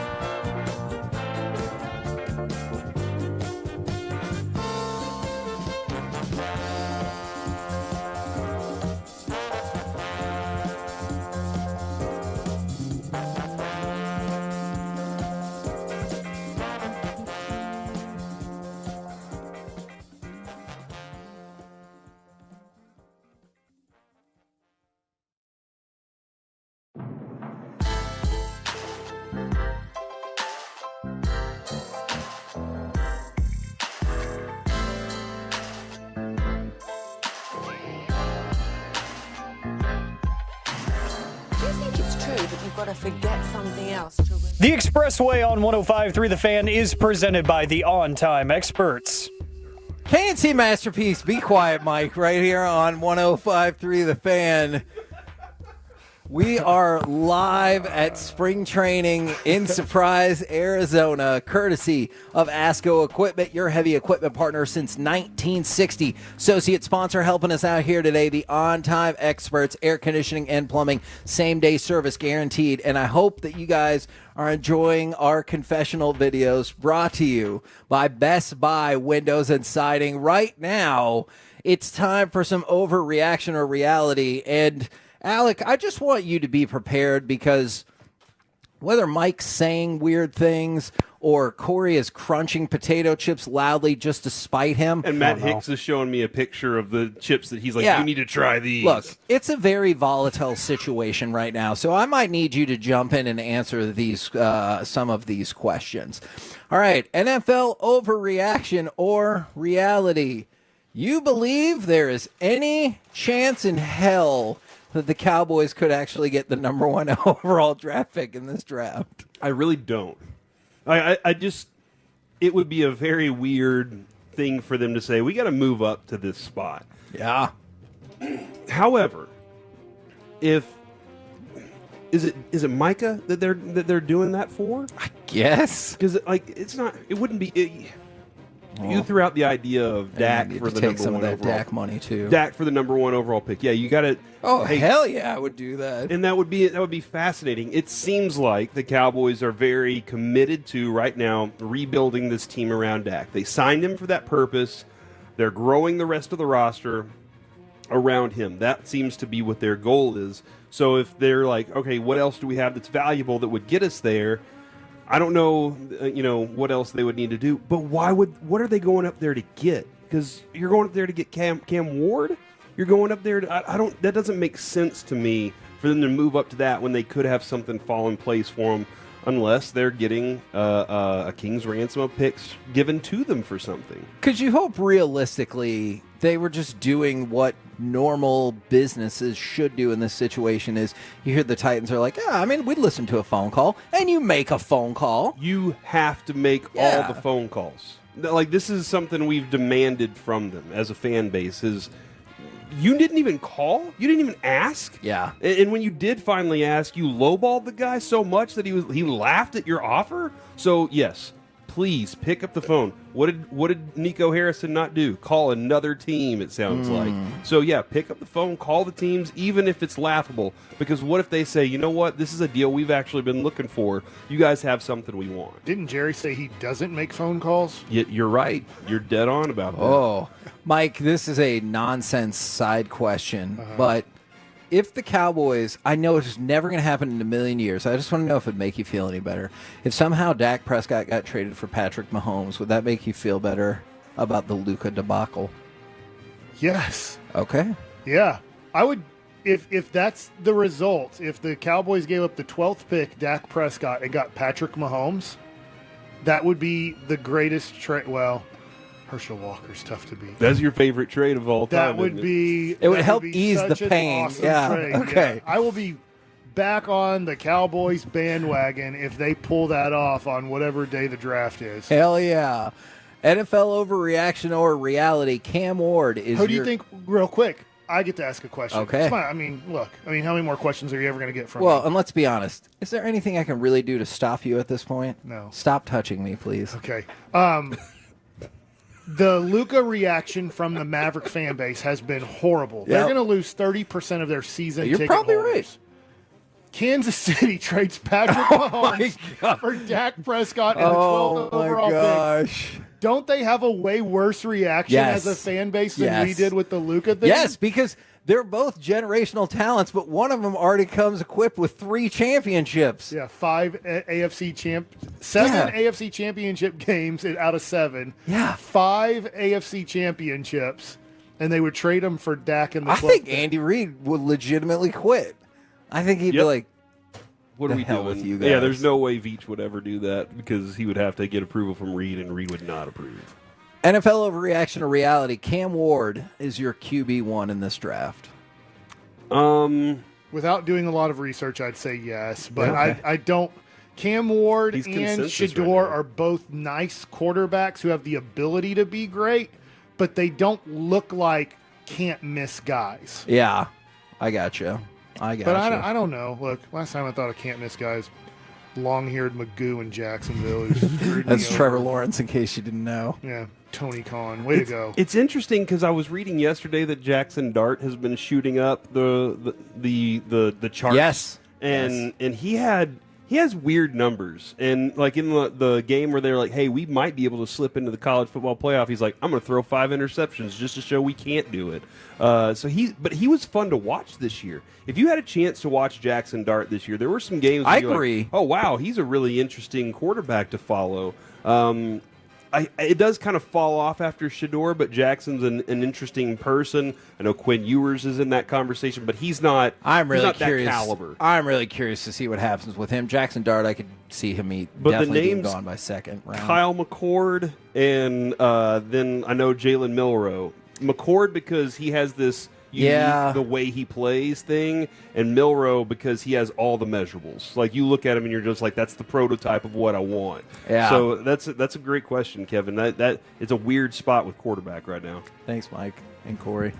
You He gave me a complimented fist him bump for with that. positive talk. But thank you very much, Duck Corey. balls. All right, NFL overreaction or reality? And this might sound like a weird question. I know Shan, RJ, and Bobby are there right now. Oh. NFL overreaction or reality? You care a lot about the NFL Combine. Unfortunately, I don't. I care a lot about the information they get from it. Okay. I definitely do care a lot about the information they get from it, because Broadus has told us many times. We talk about this a lot. Medicals are the most important part here. You're seeing, is it Grant that you just saw from the defensive tackle from Michigan? He has a hamstring strain. And The he's not roller gonna coaster of Abdul Carter. Yeah, already. and there have been a lot of guys. I mean, even Ashton Genty's like, I don't want to go on that field. Maybe there's something he doesn't want to expose. But the information they do get out of it, I think, is important. It's fun also to refer back to it. Be like, oh, man, that dude is super fast. I know I saw it on film, but now I see with this. But how does he do whenever he has the pads on? Oh, his pad speed versus that speed's really good. You don't see the physicality. I know you see the strength, but there's a physicality nature that comes along with it. But I do think the information is important. Speaking of Indianapolis, Mike asked all the football questions. Have you ever had White Castle? Yes. I have. I had breakfast White food at Castle. White Castle. I thought it was good. I've never had breakfast food at White Castle. I think their burgers are horrible. They're just little burgers. And they're not for me with the onions. And It's stuff. it's a thing where you're just like, I wish I liked it's them not more. a great burger at all. It's horrible. But it's Did you the just idea. have White Castle or No, something? I've unfortunately been to Indianapolis 7,000 times. They have the Indianapolis Indians there in AAA, and guess what? My life was spent in AAA. And so near the Lucas Oil and the Indian Stadium, I don't know what they call it there, there's a White Castle not far away. And I had it a few times, and I'm like, this is horrible. Why don't they make a burger better? Okay, so you're going to go to a Whataburger, you get a completely different burger than you get at White Castle. I think the idea Yes. behind White Castle is, dude, I can put down 30 of these. Watch. Yeah, do you like sliders and onions? That's There's pretty much more. it. It might be thicker onions than it is meat. That's true. Oh. They are using the least amount of meat you can possibly use and still call it, we have meat on this. NFL overreaction or reality? You are ready for the Cowboys to move on from Tank. This is tough because because I'm like, but I also am like, if you have the replacement that's ready to take that over and move on, then I'm good with it. But continually talking to other people that know NFL very good, very well, they are like, hey man, don't take for granted what he's done and what he does, what he provides for your team. So that's another thing where I'm like, well, is it something I can use? And I think I'm interested to see where Eberflus falls on this. If he's like, I have to have that kind of piece on my defensive line because he does these things so well. You don't necessarily pay a lot for run stopping. And getting to the quarterback, pressuring is still part of his game because he does help collapse that pocket. but it's just not. It's not as effective as you're thinking when you see a Myles Garrett out there. These are always good questions, but I'm not saying this is a horrible question. But the way I say it's a horrible question is this. Because the Cowboys never have a direction, it feels like. Are you guys trying to build something for the future, or are you trying to win now? Yeah. And because the Jones family is like, let's go party. I'm like, that's not the answer. And they're like, no, we're going to go party. What are we trying to do here? Do you guys think we can win? Is there a legitimate chance that this team can win 12 or more games and a legitimate chance that they can win 2 or 3 playoff games and be in the Super Bowl? And they refuse to answer that question every year, it feels like. If my answer is, I think we're going to win it now. Yeah. I really do. If things break right and we stay healthy and all these things, we can win it now. The answer is keep Tank Lawrence. If the answer is, hey, I think we're 2 years away from getting back to the place where we can really add to this team, where we can build the offensive line right, where we feel this and feel that, then you let Tank go. But they never ask the toughest question that you need to ask about my team this year and my team 2 to 3 years from now. Now, this might be a similar, I know he's a backup. Do you feel the same kind of way with Cooper Rush in terms of, because I know the Cowboys said they're going to draft a quarterback now. Do you feel like if you thought maybe you had a shot to win now, you would keep Cooper Rush, or do you think that shot goes out the window either way with Dak if he got hurt? He was a free agent last year. Am I crazy? I thought it was 2 years ago, I've been surprised how little he's got on the market. I don't mind keeping Cooper Rush when they're like, yeah, it costs $2 million. Yeah. Like, all right, what does a rookie quarterback cost? $800,000. Yeah. I'm like, well, there's not. I can't really do a lot more with 1.2. I get what you do is you kind of cut here, cut there, and then all of a sudden I have $25 million based off of these little moves. But Cooper Rush, to me, has done an amazing job as a backup quarterback. I would never want him being my starting quarterback. Sure. But he's done an amazing job as a backup quarterback for the Dallas Cowboys. You have to be prepared for Dak missing 8 games. Probably so. And that sucks, but probably so. I honestly don't feel like Cooper Rush is going to win me 8 games in that absence. Okay.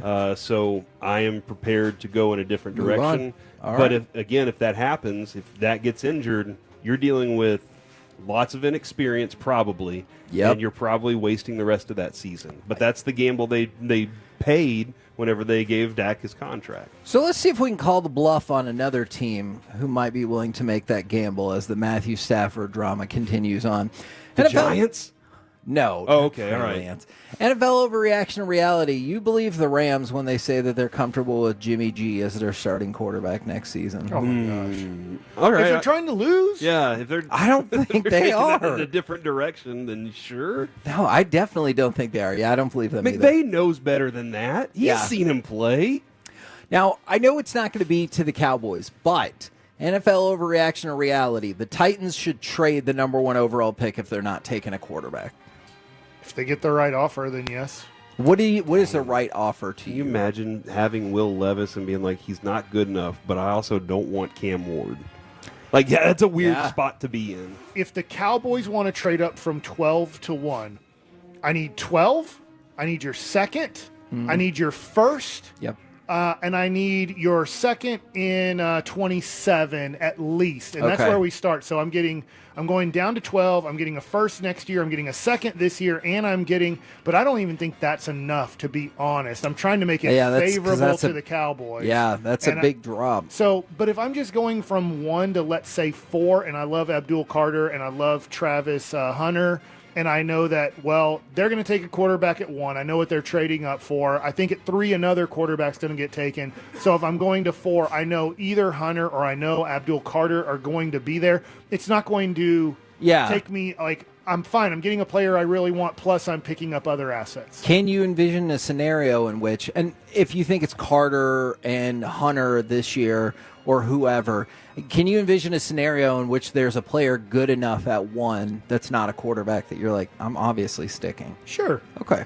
I mean, if you think Abdul Carter is going to be as good or better than Micah Parsons took one of the worst defenses, and I'll give other people credit too, but He gets the most credit. He went to one of the worst defenses I'd seen in a long time for the Cowboys, and then they became an above-average defense his rookie year. They were a great pass rush defense for sure. Yeah. Dan Quinn did have a lot to do with that. Right, you saw that yes. happen, too, with his Washington team this year because Dan Quinn knows what he's doing there.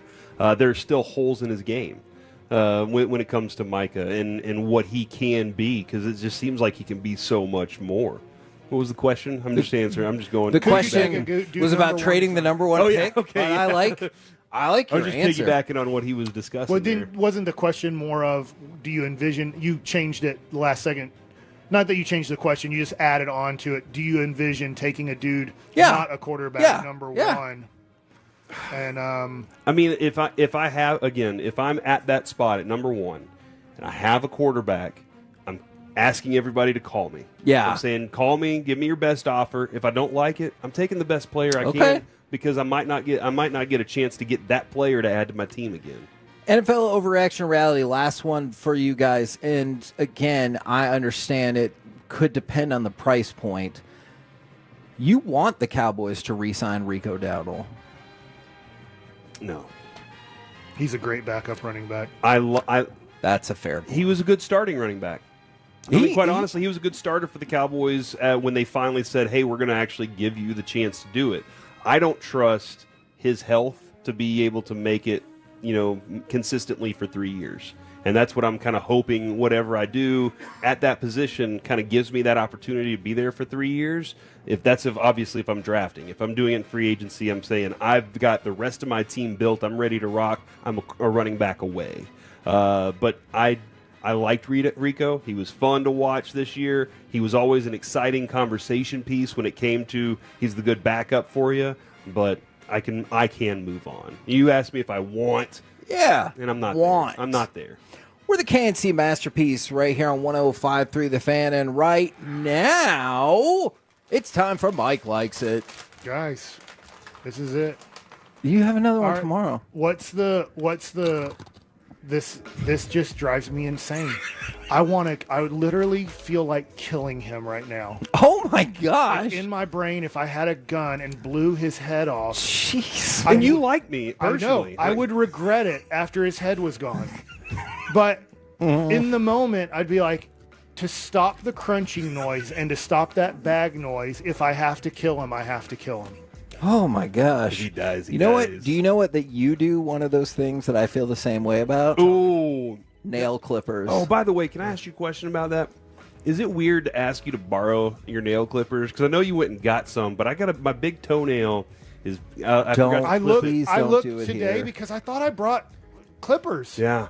I can't find them though in my room. I was looking for them today because I thought I you wanted went to and clip got my some. toenails today. Yeah, I need. And my to- wife won't get mad at me because she's like, "Can you do that outside?"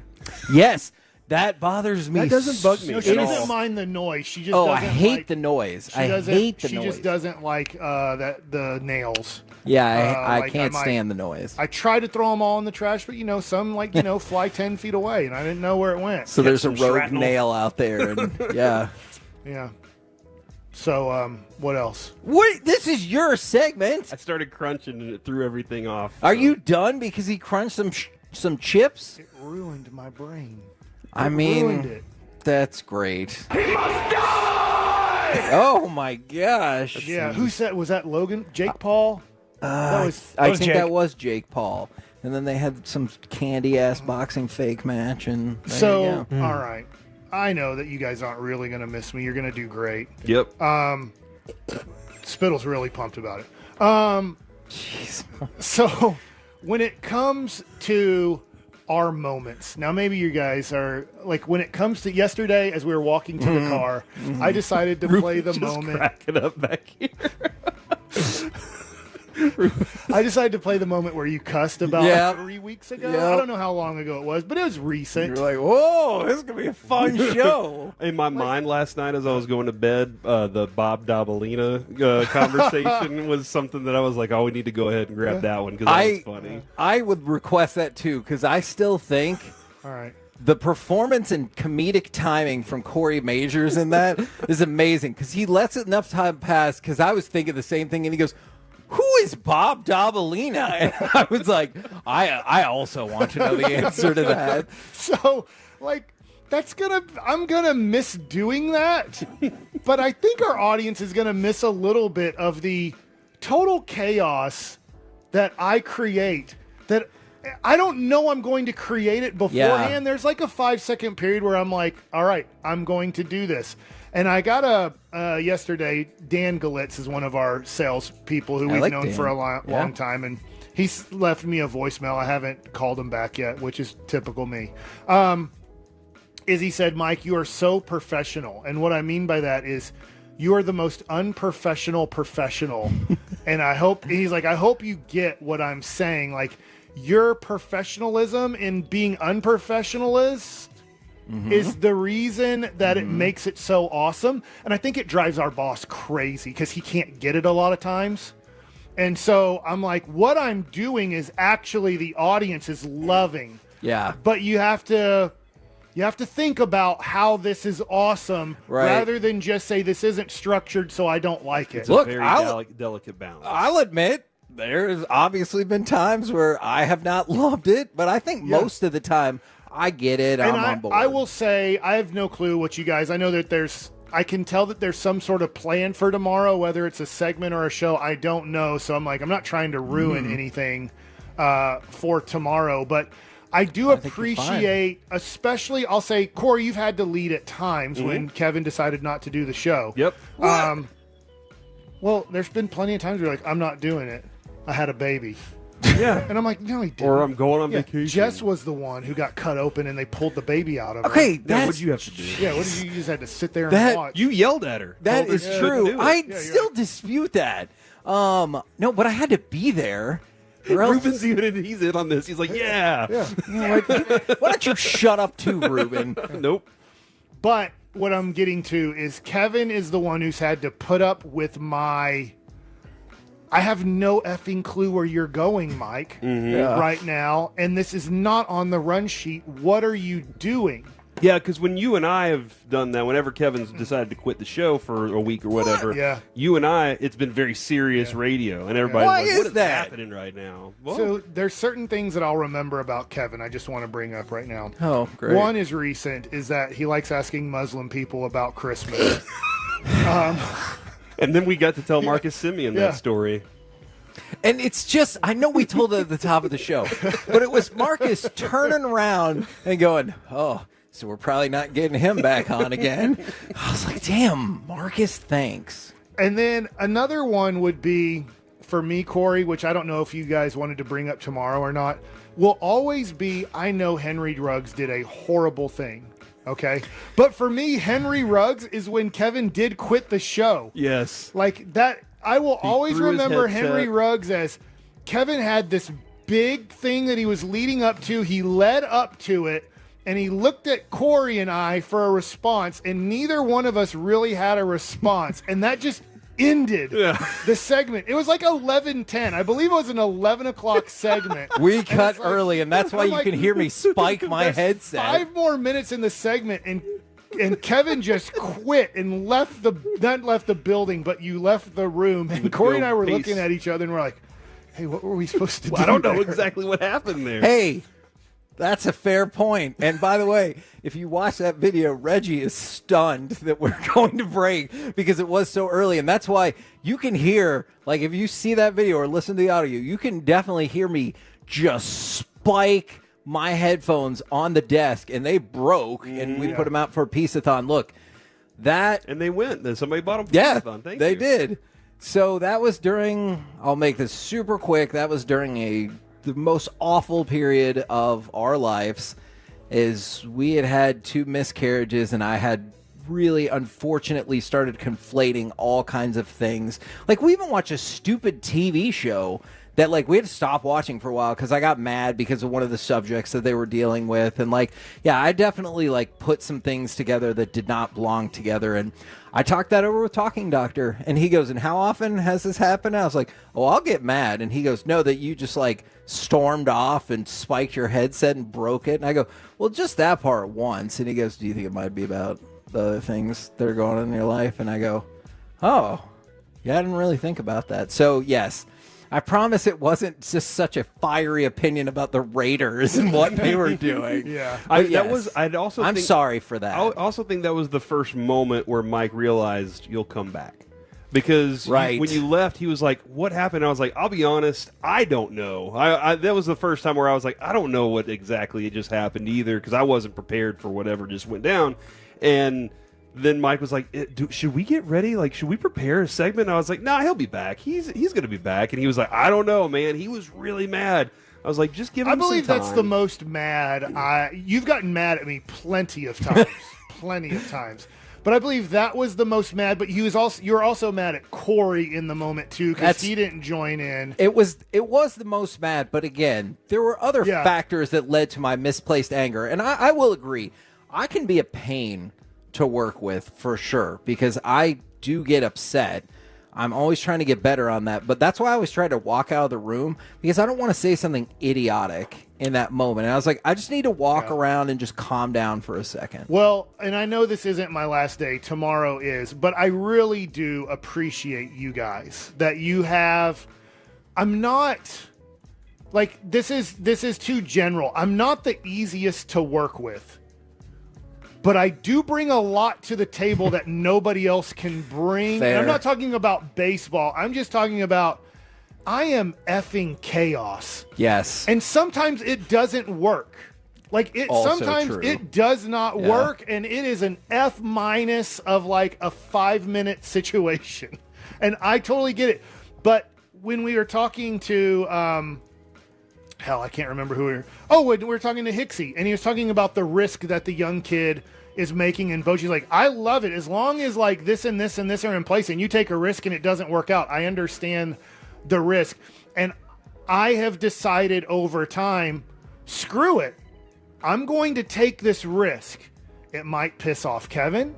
It might piss off Corey. I'm pretty sure it's going to piss off Gavin Spittle. Mm-hmm. It might tick off the listener.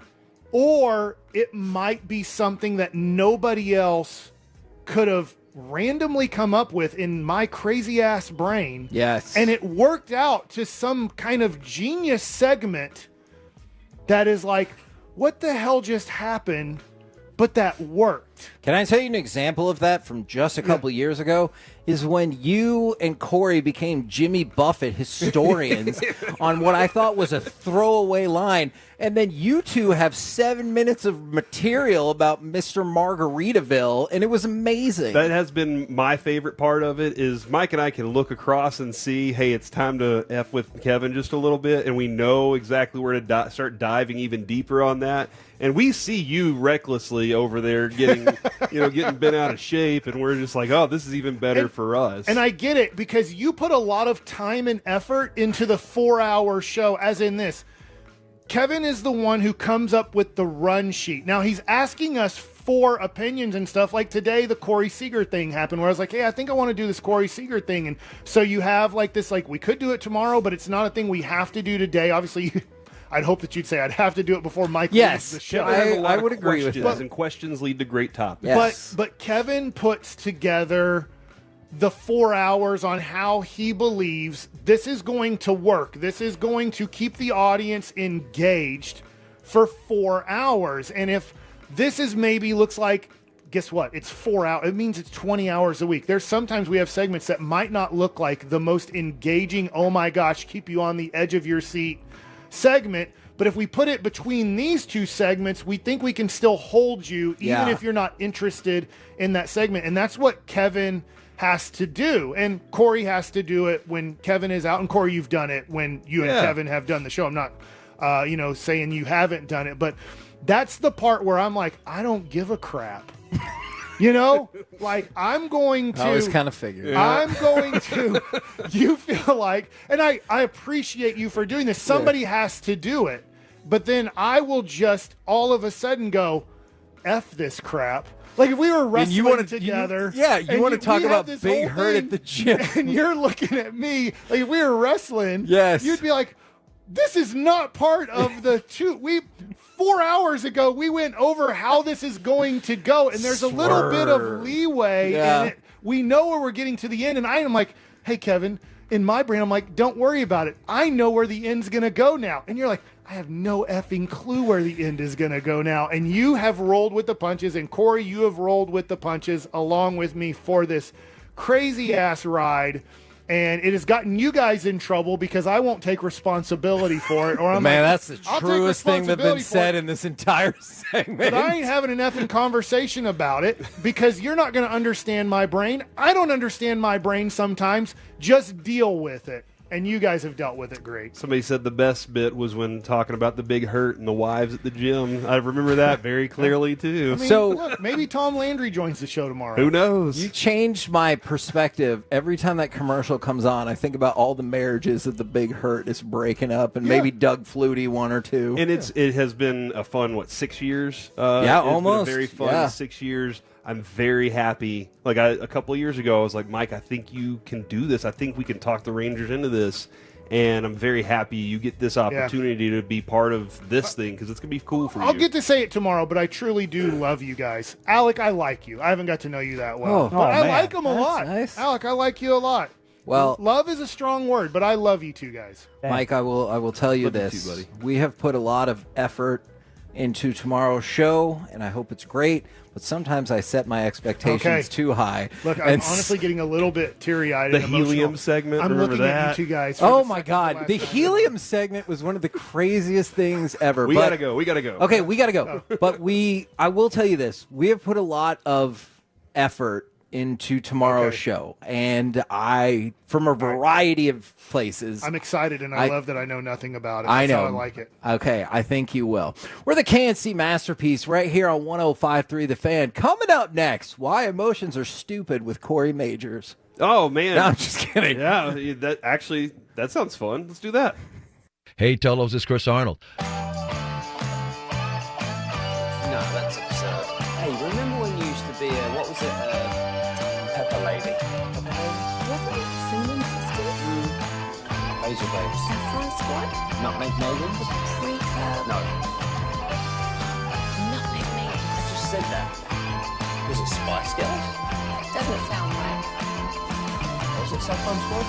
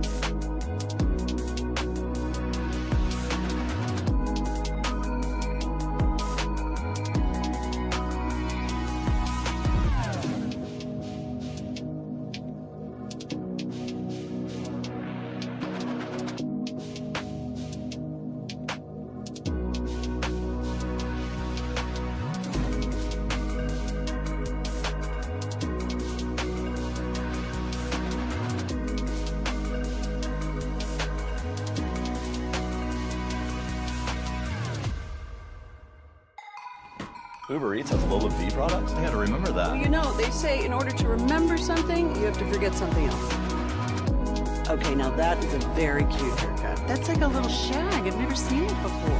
Well, I mean, of course you have. It's the Rachel. Oh, is that your name? No, I mean, like, your name. No, I'm Jen. My name's Jen. Right, but I just mean, like, this is your haircut. But that's hair on your head. I'm not saying this is your hair. Okay.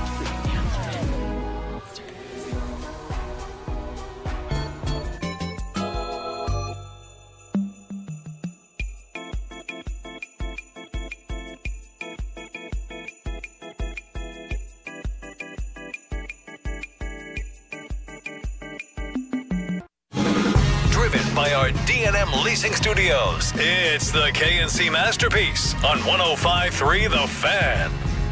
K&C Masterpiece right here on 105.3 The Fan. We're live at spring training in Surprise, hoping to talk to John Gray in perhaps about 20 minutes. But right now, it's time for the C Block starring Corey Majors. Thank you very much, Kevin. Really appreciate that. I did yesterday. I heard a song, and I need to send it over to Alec. I think it's going to be our the music, the bed music for this segment. Please tell me it's not going to be that stupid "I Want to Be in the NBA" song that Mike played. Oh us my like 2 God! What? I forgot Mike to tell Alec that. night. Alec, if you look up Shane Foster, but it's just spelled S-H-A-N and then Foster. I remember when the Mavericks drafted him because Vanderbilt was playing A&M. Mm-hmm. And I was like, we took a dude from Vanderbilt, and he created a song that said, I can't wait to play in the NBA, and he never did, so he's still waiting. And then I found it on YouTube. It's a terrible If song. Alec finds it, we will play it in the last few minutes of the segment. Because, Kevin, I know it drove you nuts last night. Oh, my God. And most of the people at dinner at Jared's house last night were also driven nuts by this song. However, I put this song in the same category as the Harambe song that you always. Oh my God, I love that song. Or about it's like a reggae version of "Missing Harambe," and I'm just like, oh my! I want if I could poke my own eyeballs out, I would do it. Just it so wouldn't solve the problem. Yeah, well, no, actually, it wouldn't. I need to poke my ear bowls out. Earballs. So yeah, that's anyway. I wanted to bring that up for just a second. If we get that song, be happy to play it. Mike, I heard something this morning that brought about a question, and that was while we were in the clubhouse hanging out this morning, old Mike Maddox walks by, and when he sees you, he says, Michael, and you say, hey, how's it going, Mike? You called him Mike. He called you Michael. Okay. And I believe you did say that he will be around longer than you, Mike Maddox, that is. Yeah. Is that still the case? Because Corey Seager has taken over the Coreys around here, so I get it. Yeah. But he is the Mike around here, correct? Yeah. He's he was here before me, right? Because he came, I don't know what year he got here. He wasn't Ron Washington's first pitching coach. Right.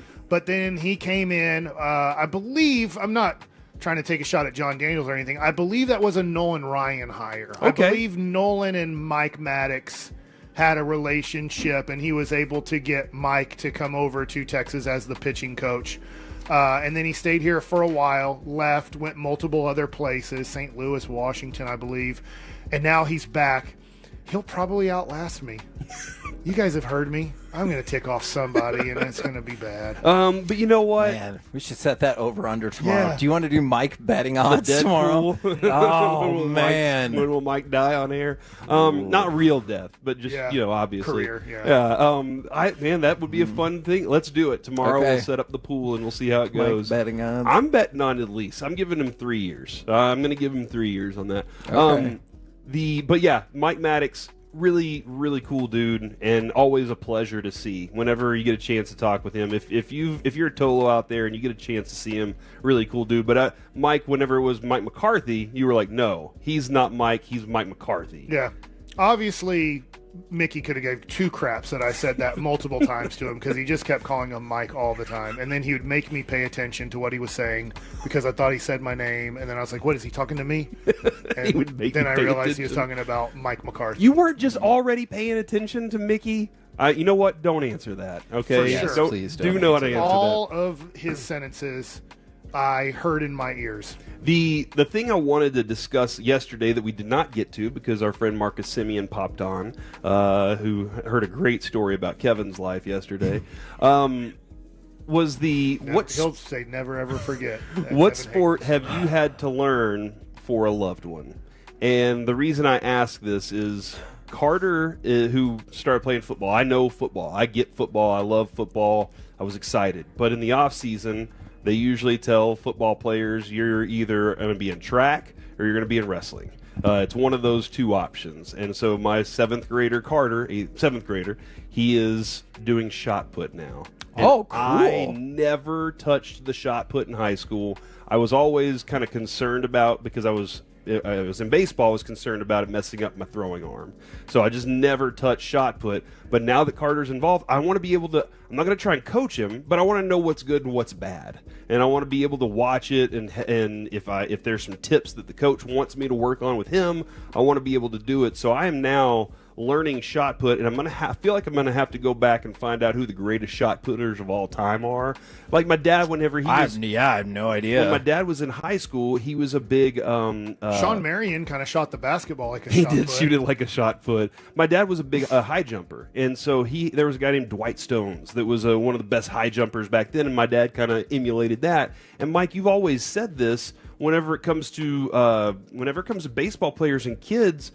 Find your favorite player. Watch them. Try to do what they're doing. Not necessarily all the things that they're doing, but try to emulate what they're doing, why they're doing it. Why are they swinging at this pitch at this time? Try to get their batting stance down. Try to do those things. That's what we did as kids. We wanted to see what those guys were doing and try and be like them. So I want to find out a little more about shot put. So 877-881-1053. What's the sport you had to learn, the new sport you had to learn because of a loved one? So I feel like for Mike, it's wrestling because he loves you. Yeah. Man. Baseball. My dad made me love it. Here's what Just I think. kidding. I think you're going to miss me so much by Saturday. You're going to be like, let's watch the Elimination Chamber. I am Actually, by probably- WrestleMania, I'm curious how that's going to go. I'm probably going to text you.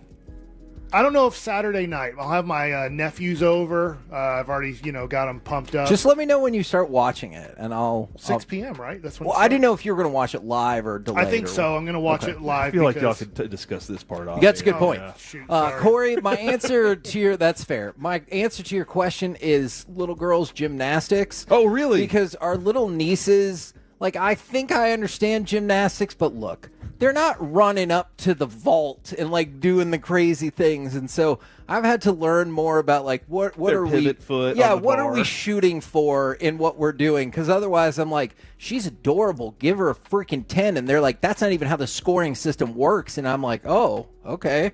So probably that. Mm-hmm. Yesterday somebody texted in, because I had asked this as a tease, and then Simeon showed up. So yesterday somebody had texted in that they love football, and his fiance loved football too. So she tried out for the Dallas Diamonds. Oh, so okay. she can learn more Yeah. about football. That is neat. She ended up making the team.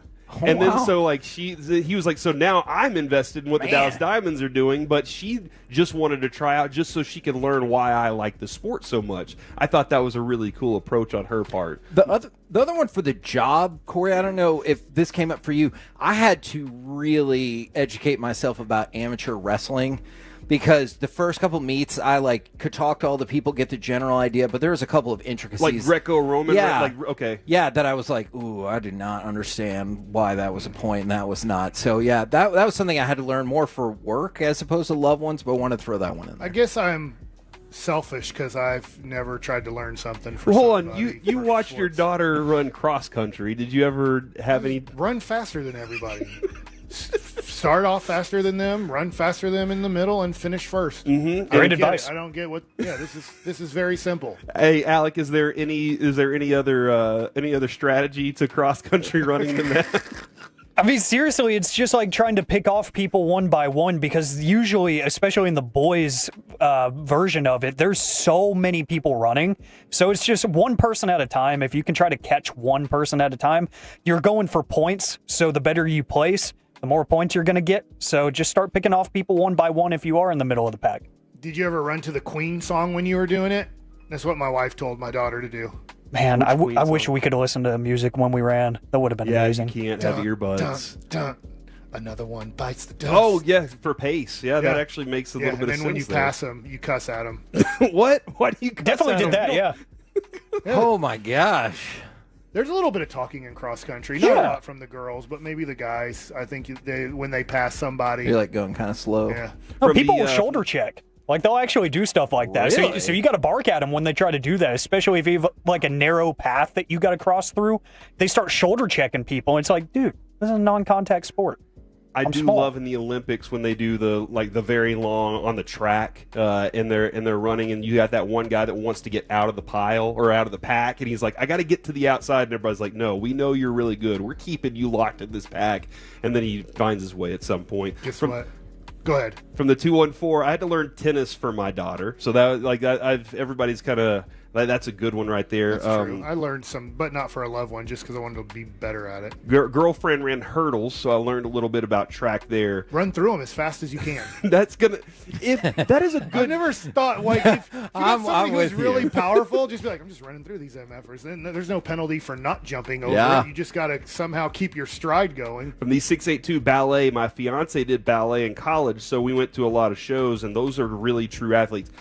Man, if you've ever seen a ballet dancer's legs and butt, like a male, and I'm talking about a male here. Like Herschel. Yeah, they are strong, built, dude. They're jumping high, and it's insane. We do have the song. I'm a great shot put. I grab a shot and put it in my belly. That's a really good approach to that. From the 817, I had to learn shuffleboard. I learned tennis watching Agassi. I hate to admit, became a Lakers fan because of their second wife. No. And they're really excited about the Luka trade. Nate said, need to look up Ryan Krauser for the shot put. So I'll make sure I'll go check that out and see if that's the correct thing there. And then, and then Michael Carter, best shot putter ever, played for the 49ers. So thank you very much to the Tolos out there that have sent that in. Mike. You think of like a defensive lineman, they try to imagine that the offensive lineman's a shot put, and they're like, raw. Sometimes that's why they get them under the face mask and hit them like that. This is what I bring to the table, Corey. All right, Mike. So they're playing Vanderbilt. Texas A&M had no clue. Did he find this stupid song? I don't know. He found it. He did?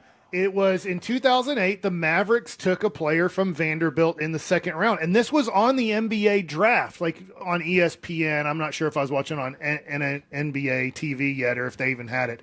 But I remember this, and it's always stuck with me when I see Vanderbilt. I say Shane Foster. It's spelled like Shan. Maybe it is Shan Foster. But this is the song he created at Vanderbilt for the draft. I can't wait to play in the NBA. Oh my gosh, so bad. I can't wait to play in the NBA. Hit it, All right, we're going to have to pick up more of this later because coming up next, we will talk with John Gray right here on 105.3 The Fan.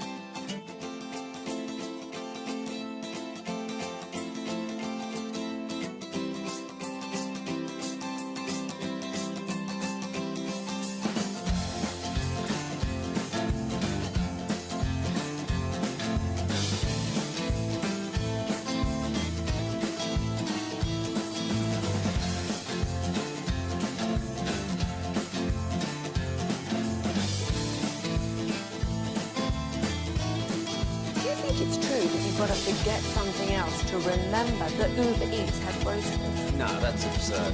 Hey, remember when you used to be a, what was it, Pepper Lady? Pepper Lady?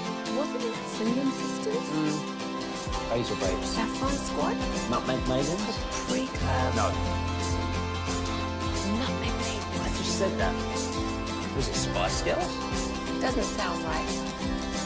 Was it Saffron Squad?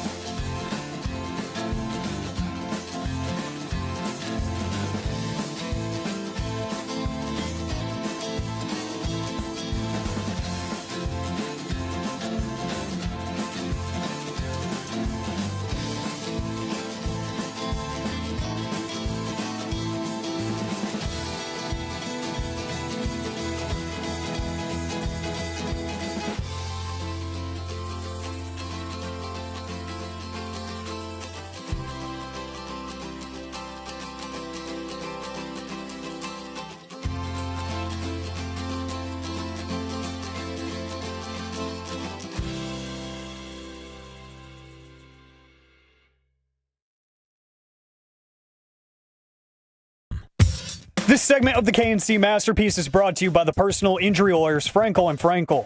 If you've been injured in a car or truck wreck, call Frankel first, 214 or 817-333-3333. With Frankel & Frankel, there is never an out-of-pocket cost. They only get paid when you win. Frankel & Frankel, the go-to car and truck wreck attorneys in Dallas. K&C Masterpiece back here on 105.3 The Fan. Right now, we bring up into the booth. It is John Gray. Good afternoon, sir. Hey, thanks for having me, guys. Absolutely. Now, I know we have pressing chocolate milk questions to get to, but I think the first most important question is, what happened with your curveball last year? Why did we just not use it? I tried to. That was the plan, to use it in every game I got into. The first 3 or 4 I would throw would just be in the dirt or just not really close to the zone. And that's kind of the whole key with my curveball. Yeah. I'm not really going to punch anybody out with it a lot, but it's supposed to slow them down and just be used as a strike. So it's kind of like, I don't know, it's just my error if it's just not using it as a strike. Because if we kept throwing it, we'd have kept throwing it, more and more and more. But they just didn't. Hitters didn't really respect it. Yeah. Yeah. Do you anticipate more usage, or did that kind of tell you the direction you wanted to go last season? Yeah, I need to use it more. I just had to get better at throwing it in the zone. That's Okay. it, really. Yeah, So yeah. that's all I'm trying to do is throw it for strikes right now. So you came up here. Mhm. You have a nice chocolate milk. I do. And you said you drink it every day. Every day. Is it a certain time you drink chocolate milk, or just you're going to have chocolate milk at some point during the day? After a workout or at nighttime. Yeah, like it's every day. And I give chocolate milk the credit for just surviving all the comebackers that have hit me. Okay. Because, they're coming in like 109, 112. But no broken bones. Is there a food you have to have every day? No. Is there a favorite food? I love breakfast. I love waffles and pancakes. Okay, Yeah. all right, we had that discussion. Waffle. Is there one that you like slightly over the other? Not really. Waffles have the built-in syrup pockets. Waffles always are nice. awesome. Waffles are fancy and awesome and everything, but I making homemade pancakes myself with peanut butter is like the best thing in the world. Peanut butter in the batter or peanut butter on top? Just peanut butter on top. Okay. Now, since you mentioned your love of chocolate milk, this is what I've thought numerous times. Have you ever driven like an Oak Farms truck on the highway and then just thought, that thing is filled with chocolate milk? If I could have, just- yeah. Okay, so follow-up question. I'm really glad that you said yes. Follow-up question. Do you think about it, it's just a whole bunch of bottles, or is there ever a tiny part of your brain that thinks it's like a swimming pool just filled with chocolate milk and you could just drop in there and start drinking it? 100% the latter. Yes, I think. I Me feel too. And sometimes when I see cows, I think of the same thing. Yes. You can just walk What? up and Is that Well, cow? Yeah, I don't know. It just makes me really thirsty for chocolate milk, and I don't know. I feel like it's like Wonka. It's like a Wonka thing. It'd be There's like- your you know what headline. I mean? John Gray is thirsty. That's the headline we're going to put it. Kevin, I'm going to ask you first, and then, John, you follow up. If there's one liquid you could swim in besides water, is it chocolate milk? 100%.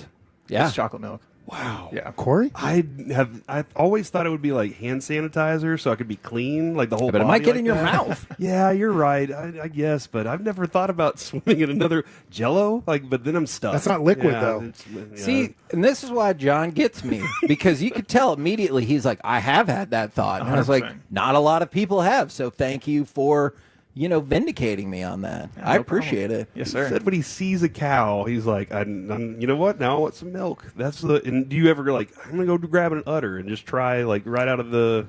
Always wanted to know, but I don't even know where to start. Yeah, well, Pilar has some llamas. So I don't know if he has any cattle on there that we could find out about, but we can definitely talk to Pilar. Yeah, we got to get something done. Yeah. For sure. We got a whole co-op situation happening there. So we heard in the off season that you picked up shooting a bow and arrow. Uh-huh. Is that true? And then how good are you at it now? It's very true. As soon as I had my foot surgery, there wasn't much I could do. So I was just wanting to get back in archery because something I did as a kid. But, yeah, I mean, I absolutely loved it. I got really into it this offseason. Bought like 10 different bows, but all traditional. No pulleys, none of that. Just all traditional bows, horse bows, long bows. And I saw like Bo Jackson do this on like his 30 for 30, and he has like fake deer set up plus targets. Do you have different targets? I do, yeah. I even started making my own targets, and, yeah, I got really into it. It's really fun. Is it ever a hitter that you really dislike in Major League Baseball, and you're like, in your face, Mike Trout? Ooh, that's a good idea, but no, I haven't gotten that. Okay. I haven't slipped down that path yet. And you said you did this as a kid. Was this like from the Scouts, or how did you get into it to begin with? I remember when I was 7 or 8 years old, I just really wanted a bow and arrow, and yeah, I got one year. I tried to make my own arrows and everything. I even have a scar from it, Awesome. but yeah, I loved it. I thought it was great. And some of it kind of falls into that nerd category I love. Like I love old school stuff, like medieval stuff. Lord of the Rings, all that stuff is my favorite. So really, really, really, I think that's a big player in it for sure. Okay. When I was 10, 11 years old, my cousin and her husband got into it, and they became like 1 and 2 in the world. And I got to go follow them and watch them. She was a model for Oregon bows for a while too, and That's so cool. like that they gave her all these bows and arrows to work with, and they had a shop in New Mexico that they had, and it was a blast. Like it was so much fun that they sent me home and my sister with a bow and arrow, just something little to work with. Yeah. And so we'd go set up our pizza boxes in the back and draw little targets and Yeah. everything. And it was the day that my sister decided to walk in front of the pizza box when I was shooting. And my dad was standing, and he saw the arrow go right past her head and hit the box, and he was like, we're going to have to take a break on that one, guys. So just be careful while you're out there is all I'm saying. Safety first. Yeah, safety first. I don't know why I got so scared. I know your sister. I know she's alive, but for half a second I was like, oh no. Yeah, what happened, Corey? Now, you mentioned maybe you love other medieval things. I do. Do you or do you not own a mace? I don't have a mace. I do have some other things. You have chainmail? Please. I don't have chainmail. Okay. No, I haven't gotten into the armor side of things, but I do have some really cool swords. Yes. Really cool like spear thing. I don't even know what you call it, but it's really cool. I love it. Have you spent an irrational amount of money on some of these items? Probably. Okay. Yeah. I even my wife even got me this cool prop from The Hobbit, and it's like Gandalf's staff. So I have that at home. What? It's cool. It lights up and everything. It's awesome. I love that stuff. And how often do you say you shall not pass? I did it like 10 times the first day I had it. Yeah. I'm with you on I think that. my wife was sick of it. Yeah. Now, the Lord of the Rings movies are great, but can we all agree that at the most that Hobbit thing should have been 2 movies, and maybe we could have condensed it down to 1 movie? Yes, and you know what really makes me mad about The Hobbit is just the overuse of CGI. Yeah. I think the Orcai and the orcs from the original trilogy were so much better. So much better. And then they had that hour-long dinner party scene, and they started washing dishes and dancing around. Yeah. And I'm like, this is too long. Yeah. Like, we didn't need 3 movies for this. Right, yeah, that was a little strange. So you seem like a candidate for this. Obviously, like I saw Paul Skeens. He throws the football. Nolan Ryan used to do that. But now recently, Yamamoto has come up with a javelin throwing program to help him pitch. Have you ever looked into what is Yamamoto doing with the javelin to help his pitching? No, but it sounds really fun. That sounds like something that you would be like, this could be fun in the off season to learn how to throw the javelin, yet it would also help my pitching too. Yeah, that's all I'm looking for. Okay. Yeah, I thought the bow would help too. Just build up some back muscles and stuff. So Has that been the case? I feel stronger. I feel stronger. I'm waiting for it to translate into velo. So Yeah. we'll see. It's still early, but That'll we'll see. be the day when we come out to spring training and there's 40 guys not playing catch with each other. They're just throwing the javelin. Yeah. I mean, hey, I think it's cool. I mean, Now- if it works too. Absolutely. Speaking of guys throwing catch, how intense is Jock Peterson during that? Because, man, he's just kind of soft tossing it out there. Mike was watching him stretch. Yeah, not to and call wanted him out or anything, but it seems like he's like, I mean, I'll be there for the drills, but maybe not max effort. Yeah, and there's some guys like that too, like kind of just a little bit more loose right there. Yeah. Like, so, but that's his way of getting ready though. But I mean, when he sets between the lines, it's go time. So, I kind of have a little bit of that myself. Like I don't get so amped up as other starting pitchers before games and do a bunch of stuff. I kind of like to chill out beforehand and then like let things progress. So That's interesting because Mike, when we watched Jack, was it last year in his first start, Jack Leiter's first starts, he looked amped up. Like he looked like he was all over the place, and we felt from our side that maybe by inning 2 he was kind of lost a lot of energy from that. Do you feel like that's kind of maybe a little meditation kind of helps reserve a little bit of that as you're going along? I think so. Yeah. Just keeping your breath. I think that's big. But I think mentally you should be mentally prepared. But at the same time, I mean, I had to learn that the hard way, and it was because I kind of went in one game and was like I didn't really prepare at all, and I noticed that it was a really good game. And I was like, why do I have to do all these 100 different things beforehand? Whenever I can just go have a good game like this and just be, So it was something that kind of transformed over time for me. I wasn't always that way, but I think he'll find some of that too. He'll find out what works out for him, and he'll kick the other stuff to the side and be right where he needs to be. You look so calm. Like when you leave the mound, I'm just like, man, he just looks like he's extremely calm. And I wonder if you are that calm on the mound too, or if in your head you're going through other things too. I'm just kind of curious. You look very calm on the mound. Yeah, I mean, I really try to be, and sometimes you have to kind of almost feel like you're in slow motion because you want to go so fast out there. You'll be going way faster than normal, especially early. But just really trying to slow the game down. It feels really strange at first. You'll feel like you're going in slow motion, but it's getting everything in place to work out well, getting your body in all the right spots. How good are you at letting go of some of the mistakes that you make out there? Because that's the biggest thing. I don't care who the hell you are. You're going to make mistakes.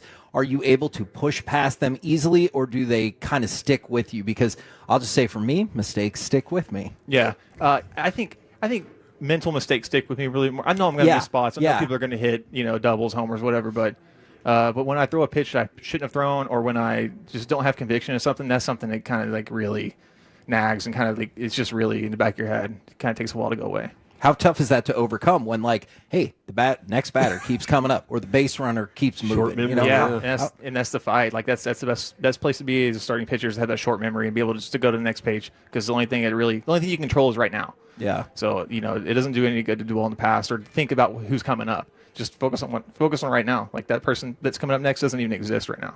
So it's just taking care of everything in front of you and keeping the same body language. Like I want to be more robotical out there in my body language. And I know this maybe not even is a question, but what's tough is what works for John Gray might not work for me. What works for Jack Leiter might not work for Kamar Rocker. And that's always the tough part is as a veteran, maybe talking to the younger guys is you're trying to give them advice, but yet they have to be themselves too. And so your intensity on the mound might be different than his intensity and whatever.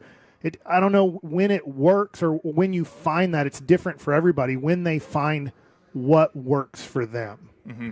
Yeah, and I think that's what I think makes this starting pitcher kind of like stay at the major league level is like figuring out what works for you, being able to go back to it, and just noticing the things that usually that get you off track.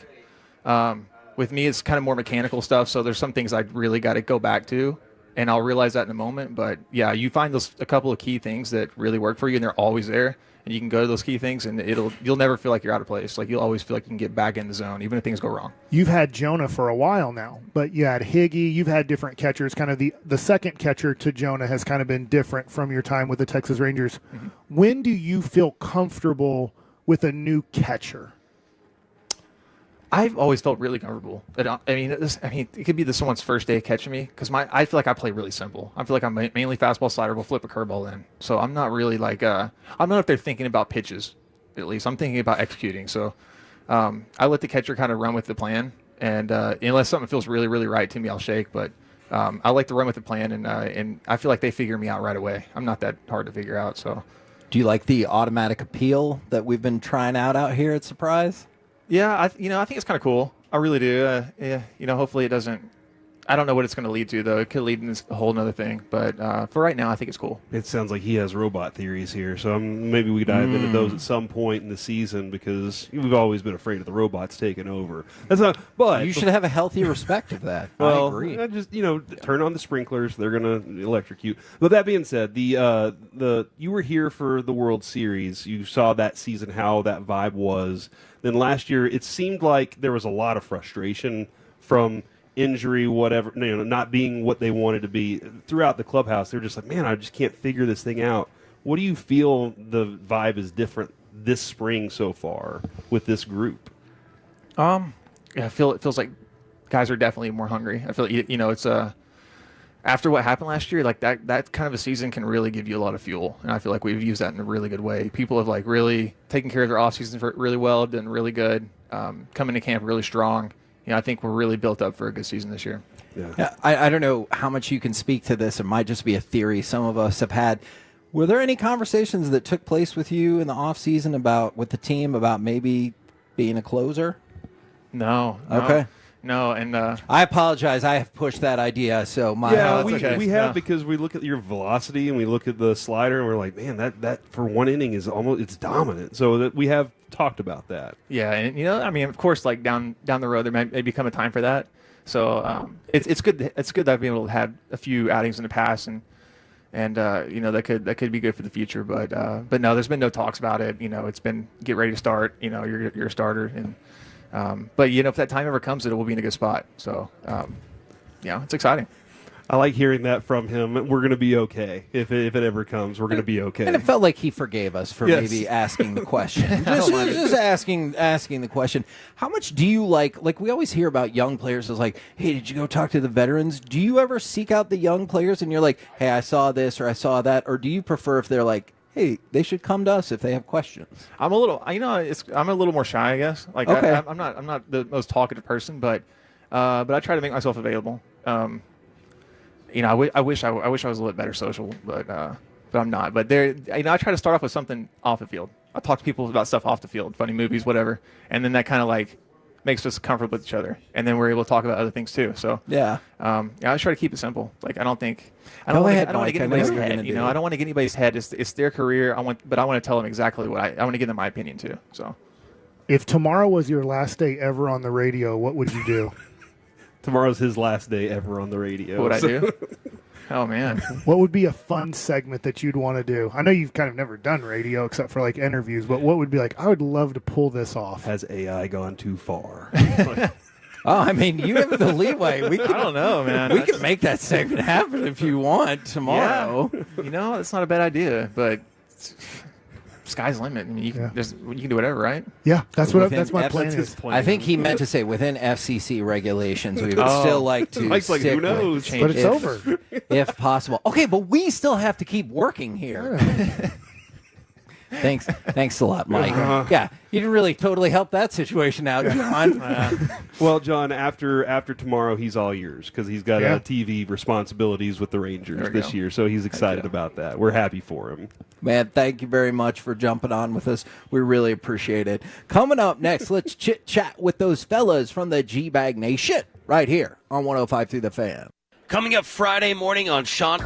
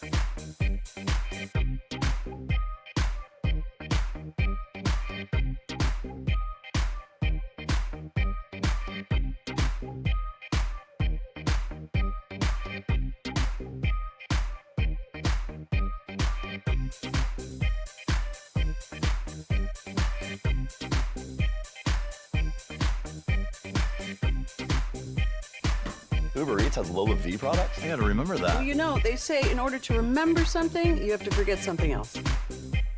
Okay, now that is a very cute haircut. That's like a little shag. I've never seen it before. Well, I mean, of course you have. It's the Rachel. Oh, is that your name?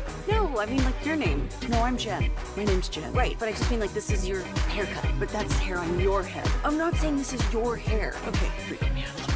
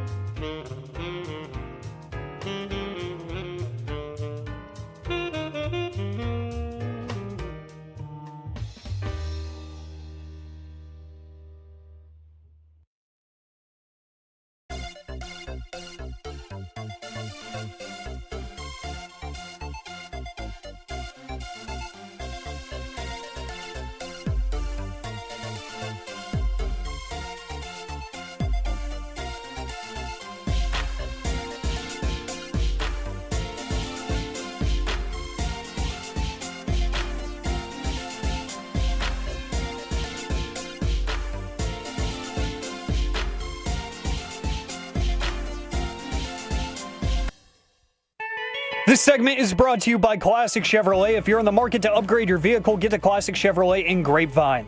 Back-to-back #1 Chevy dealership in the world. They've got more new Chevys than anyone, all priced to sell.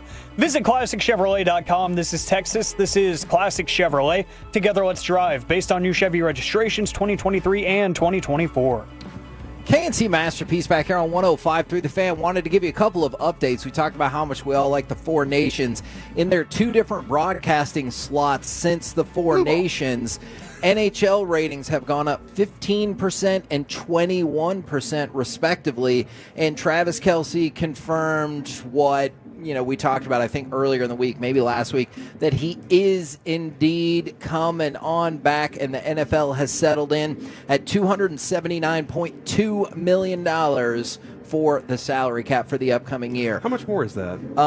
24 point something, maybe. Okay, all right. I don't remember it's 255 number, man. what, but it's about 24 million. That's a player, most of a quarterback's contract. Absolutely. Right now, courtesy of D&M Leasing, it is time for our chit-chat with those fellas from the GBag Nation. Gentlemen, how is you today? Terrific, Hagee. How are you? I'm doing very, very well. Now, Broadus, I wanted to ask you, I haven't had a chance to get you in on the Crosstalk so far this week.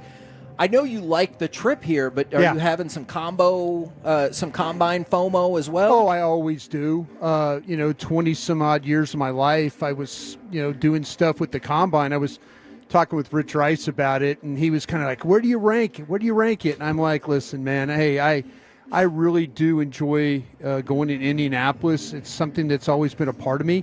This is a whole new experience. I mean, spring training baseball is actually really cool from a fan's aspect, that you can, if you're like a golfer, you could like watch a baseball game and then maybe go out and get some, get a couple of rounds or get a round in. Yeah. Maybe in the morning. I mean, but the way the schedule plays out and the way they play every day and how close everything is, man, this is a lot of fun. And the Rangers have done a tremendous job of getting us really good guests and then allowing Eric and Zach to be in the locker room with that shenanigans. That has been so much fun to listen to every day. Do you enjoy the game itself in terms of the spring training game, which might not have the most meaning behind it for some of the players, or do you like the warm-ups and stuff? They're really entertaining. No, I like the game because I like to try and figure out who the players are. And it was real easy when Walcott went out there and played shortstop. You kind of like, He's a big dude. Oh, that's the guy. Yeah. Oh, okay, that's the guy that Bassick talks about all the time. So yeah, to be able to kind of put your eyes on body types and see how they play a little bit, I think it's really cool. From a scouting perspective, and I'm curious, the same question can go for all of you guys. How satisfying is it when you see that first big player, that first big game from that person that you've been hyping up? Like maybe you hyped them up since they were in the minor leagues or in college or whatever. How satisfying is it when that person hits it and you're like, I told you? I think it's amazing. Nothing like being in on a player before. Like we were observing Wolcott the other day. Looks like his defense is big league ready already. Yeah. So he's got an exciting future. But yeah, I think that's part of the fun of being out here is getting a chance to watch the next generation. Mike Cameron just walked into the dugout, and that was my first ever batter I faced in the majors. Really? Is he an instructor with them, or is he coaching, Mike? I think just an instructor because Dan Wilson's their manager. So I think a lot of kind of, let's say, the 90s, early 2000s Mariners, they want to bring in and help. Well, I saw Sammy Sosa in the dugout the other day for the Cubs. Yeah. And it's the first time in 20-some-odd years that he'd been in the dugout. I think just last year, too, right? they welcomed him back. Yeah. Now, a couple of more confirmations. Greg Popovich will indeed miss the rest of the season. I know we thought that was probably going to be the case. And then Travis Hunter threw out, it's super important for him to be the top pick in the draft. Like, I understand that sentiment. What do you guys think about the prospects of that actually happening? Well, yeah, I think to me, when, these quarterbacks, depending on where you like them and where, to me, Cam Ward over Shadur Sanders, now you have the news about Carter and the foot, and I was trying to get to the bottom of that this morning. He says he'll be at pro day. Yeah, so, is it one of these things, what's the difference between, the fractures that they're talking about? I'm just trying to get a little bit of clarity. I know I was on with Jeff Kavanaugh this morning doing our podcast, and we were talking about, Tank Lawrence had similar foot problems. That always, it wasn't like major injuries that like his knee or shoulder. I mean, he had ailments and stuff, but it was always his feet that caused him the problems. And so do you wonder if this is something that he is, has he been living with this and then he now goes to the combine? Because when I was in scouting, you used to get all the medical information when you went through these teams. Now you don't. HIPAA laws. You just can't. You're not going to get this. So a lot of these players, or maybe something's happened to them, they're like, wait a minute, I've been playing 3 years with this? And so you're kind of in that these players, I think, are a little bit surprised about some of the news. But these doctors and trainers at the Combine, it's no joke. That's really the most important thing about the Combine. With Travis Hunter, I'd be letting him do as much as he wants until it's proven that he can't do it. I want to find out what his limit is. So you wouldn't build up. You'd start like, hey, go up there. Maybe it's full-time corner with a dozen plays on offense to start with, and if he's great at that, then I'm looking for 2 dozen. But, I think he's young and he's dynamic, and all 4 of the teams that he could end up on need help on both sides of the ball. Okay. It's like you're getting 2 players in one, really. And that's a great point, because I was going to say you probably won't find too many NFL teams out there that don't need help at either one of those positions. What? Listen, let's be real upfront about this. Him going number 1 helps his brand. Yep. That's the most important thing. It's like when these Hall of Famers now get to sign their names and they get to put Hall of Famer under it. Yeah. You know, so going first overall is good for his brand. Yeah, no, I could definitely see that. All right, Corey, what are my keys to the game today? Keys to the game today, let Mally go out there and eat. You know, just let him dominate the way that he needs to prove that he belongs higher up than 5 in this rotation. Throw some strikes, fill it up. In the strike zone. Let's see some home runs from all the fellas. There's a lot of wind blowing in today, so if you hit a home run today, that's going to mean that you did something special. You got one. You got to really got a hold of that one. I don't expect a lot of home runs out of this park today with that wind. Yeah, Mother Nature is pushing the gravity sideways today. That's right. The gravity's getting moved in different directions. Have either one of you guys heard this nonsense from Corey and Mike that the gravity is lesser here? So long home runs are less important than if you hit them in Florida. Well, yeah, I know when I play golf here. Thank you. Yep. It's a 175-yard shot, and I pull out the 175-yard club, and it goes like 195. You sail it, yeah. Yeah, I'm kind of like, I agree with the gravity theory here. I do. you. I like the gravity theory. Less gravity, the ball goes further here. You got to pay attention to it. The other person who agreed with it was Wyatt Langford, who went to Florida, and he goes, "Hey, we don't make the rules; we just know them." And I was like, "Oh, okay." Yeah. What do you guys got coming up on the program today? Gravity, air density. Who am I to define one over the other? Exactly. We got Pure Gold as always, Hagee. Thanks for asking. Chris Young's going to join us in the 5th inning. Ooh, all right. Cy Young Show's back. Roll home with the GBag Nation. We have been the K&C Masterpiece. Make your way back with us tomorrow. Oh, my gosh. Tomorrow will be Mike Bassick's very final show ever with 105.3 The Fan. And we're gonna have Broadus cut a 2-minute promo on Mike Bassick. Hallelujah! But it's gonna be there is a baseball guy. I think it's gonna be a special show, and I hope you guys tune in 10 a.m. to 2 p.m. right here on 105.3 The Fan. Say goodnight, Kevin. Good night, Kevin. Say Merry Christmas. No, don't do that. Well, I mean, of course you have.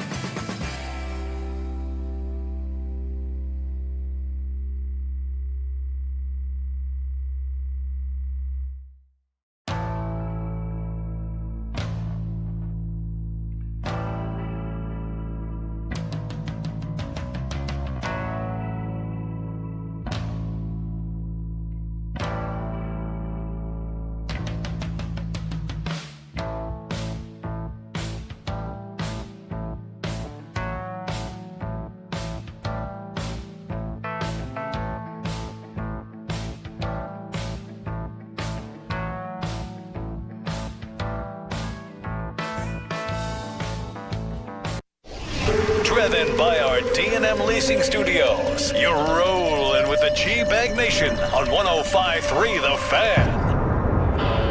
Here we go, Hour 1, GBag Nation, 105.3 The Fan. Thanks for making us part of your day and being back with us here on a spring training thirsty Thursday. Crack 'em if you got 'em. Salute to our presenting sponsor, Asco Equipment, your heavy equipment partner since 1960, and on-time experts, air conditioning and plumbing, same-day service guaranteed. General at your service. If you see me, bear me. N.A. Brian brought us to my left here, the former NFL scout, Super Bowl champion, Lucius Alexander's back home in the Pip Cup there, Master Control, 75 and Fitzhugh, keeping the Gators down best he can. Of course, you have Wolchuk and Chiafalo here. Carter Freeman's coordinating your video. And Ruben Portillo, remote engineering in the Surprise Stadium press box here, home of the Rangers and Royals. And we're going to be treated here to a game of Rangers and Mariners here in just a minute. More stars in the lineup. This is great. We're watching the big hitters here for your Texas Rangers, and cautious optimism is in the air. That's how I would describe it. Little bit of we'll see how the bullpen goes. But guys, I think this offense and pitching staff is going to be so good that you're going to be able to take some unfortunate developments in your bullpen in the 7th, 8th, and 9th, still be in first place in this AL West. I mean, this thing's begging for somebody to step up and be like, hey, we'll be a good team for 6 months. We're worthy of this division. I think it's the Texas Rangers this year, Wolchuk. Well, we're seeing the two best teams, in my opinion, in the division right now, with the M's taking on our Rangers. I think both of them have surpassed the Houston Astros. Now, I did think the Astros would take a step back a year ago. First half of the season, it certainly looked that way. Then they bounced back. We've talked about it. Seattle's issue is offense. I think that the Rangers, from a lineup construction, that's where they're going to have the edge in this race. I think certainly Seattle does have a dominant rotation, but the Rangers could be every bit as good. So when you combine that with the talent that they've got to just be dominant offensively with Jock Peterson and Jake Berger, I really do. I think when you look at the talent and how CY is constructed and the depth, like this team now has the ability to withstand injuries throughout the season, not only with pitching, but in the lineup as well. When you don't even have Josh Smith, who was a silver slugger, he's not even an everyday player for you right now. And then you've got Leody Taveras, who's probably not going to be an everyday starter in the outfield. Like, this team is probably the deepest ball club I think they've had since maybe 2016, the last time they won the AL West. Indeed. I love it. Big number 51 out there. Tyler Malley is on the hill for your Texas Rangers, and we'll give you highlights and developments as this game goes on. Should be a fun afternoon of baseball once again. And, just a reminder, this is a can't-miss trip. What are you, about a 10-hour, 12-hour drive from DFW? You come out here for a weekend. I think you got to cross that off your lifetime list as a Rangers fan. Okay. We're on contract watch as the reports started about a month or so ago. Cowboys were going to be serious about Osa. Early this week, Stephen Jones there at the Combine said he's the number one priority here of free agency, even before they started with talking with Micah. But the report from Fish, it's going to come in at around $21 million a year. Brian, what are you hearing? Yeah, Mike Fisher is absolutely right. And talking to some people this morning about the situation at the Combine, talking to people in the front office, I was told they are working on it right now, and there seems to be some urgency to maybe get this done here in the next few hours if they can, because they have a meeting set up tomorrow with Tank Lawrence, and maybe they'll have a little bit better idea of what kind of funds that they will have available to negotiate with David Cantor, who was on with the morning guys this morning on our morning show. He was talking about how he is, the Tank is healthy and, ready to compete, and hopefully it will be here with the Dallas Cowboys. But it is true that they are working very feverishly to get Osa's contract done. J.P. Crawford ground ball to first. Josh Smith puts him away unassisted as Tyler Malley is clean through one batter here in spring training. Critics pointing out you should have got this deal done last year where they could have saved a couple of million, but like last year at this time, we still hadn't seen Osa put together a complete season or show some of the progress with the increased pressure rate and being as good as he was against the run this year. He really put together a really good season. And I know 20 or 21 million is a big percentage of the salary cap. Maybe people are wondering, is he worth that? But from what I can tell, looking at the other defensive tackle contracts, I think it's a fair deal if that's where the APY comes around. Yeah, it seems like a very fair deal where he was, with the APYs that we were looking at and the level he was playing at, he was playing like a $19 million a year player. You said it the best, though. You're just really 1 year of doing that, and see if he can continue to play at that kind of level. The gentleman to your right will tell you this defensive tackle room is draft is pretty deep, and so you wonder if in fact that they going to potentially double dip if they get this contract done. Do you go out and also add another 3 technique or add another 1 technique to this mix? I think the best way to maximize this investment for Osa is to get him help. I mean, I said this yesterday when we talked about him fading down the stretch. Last year was the opposite. He started slow and then finished really, really strong. But he's kind of just been a one-man wrecking crew in the middle of that defensive line. He's never really had a consistent player next to him. Mozzie started to show some growth at the end of the season, but this is without question a draft where you throw assets along the defensive line. And you've seen teams that win Super Bowls, the Eagles just the latest example. You keep just throwing resources at the line of scrimmage, it's probably going to be successful. I love that idea of not only, okay, now I'm not looking at I've got to get a 3-tech. That's how they run into trouble. Like, oh, we've got to get a nose tackle. We get draft Mozzie. You got to get a tight end. You draft a Scooney. Now it's flexible. Like at 12, if it's name the defensive tackle, if they like him, go for it. At 44, same thing. Whichever one is their flavor, but it's not a premium, I've got to have this position. That's I'm excited to hear about this with those. And honestly, bringing Tank back, because they need depth along the defensive end position group, too. Maybe he wants to stay here. Maybe we're able to get a team-friendly deal for him. Yeah, I hope this is not a closing of the book on the defensive line acquisitions, and I'd be surprised if it was. I think this is certainly just the start. I have a different flavor choice with Milton Williams, but either way, Osa's a solid player. It's not like he's a bad player, and I don't think you're overstretching it at 20, 21 million a year, whatever it's going to be. Like you mentioned, Dawson, just the numbers on the defensive tackles have skyrocketed, and I do think there is something to be said about Osa. He has faded down the stretch, but he hasn't been a guy that's been perpetually healthy and suiting up for you week in, week out throughout his entire career. He's not banged up, dude. You're always wondering if he's going to play. He's been a model of consistency when it comes to health and at least showing up every single Sunday. But is this a good use of funds? And I'll just play the other side of it. Is it a good use of funds when it's probably the deepest we've seen a defensive tackle draft in years? It's a great question, and if they neglect other positions in free agency and say, hey, no, our big money has been spent now on Osa. Yeah, and especially now when it's so deep. Yeah, we're not going to get a linebacker or something like that, then that would be frustrating for sure. Yeah, I look at it, though, like you only have 2 picks and you have a lot of other needs. So you're crossing off this defensive tackle that maybe a lot of other teams will be taking that allows positions to fall to you now.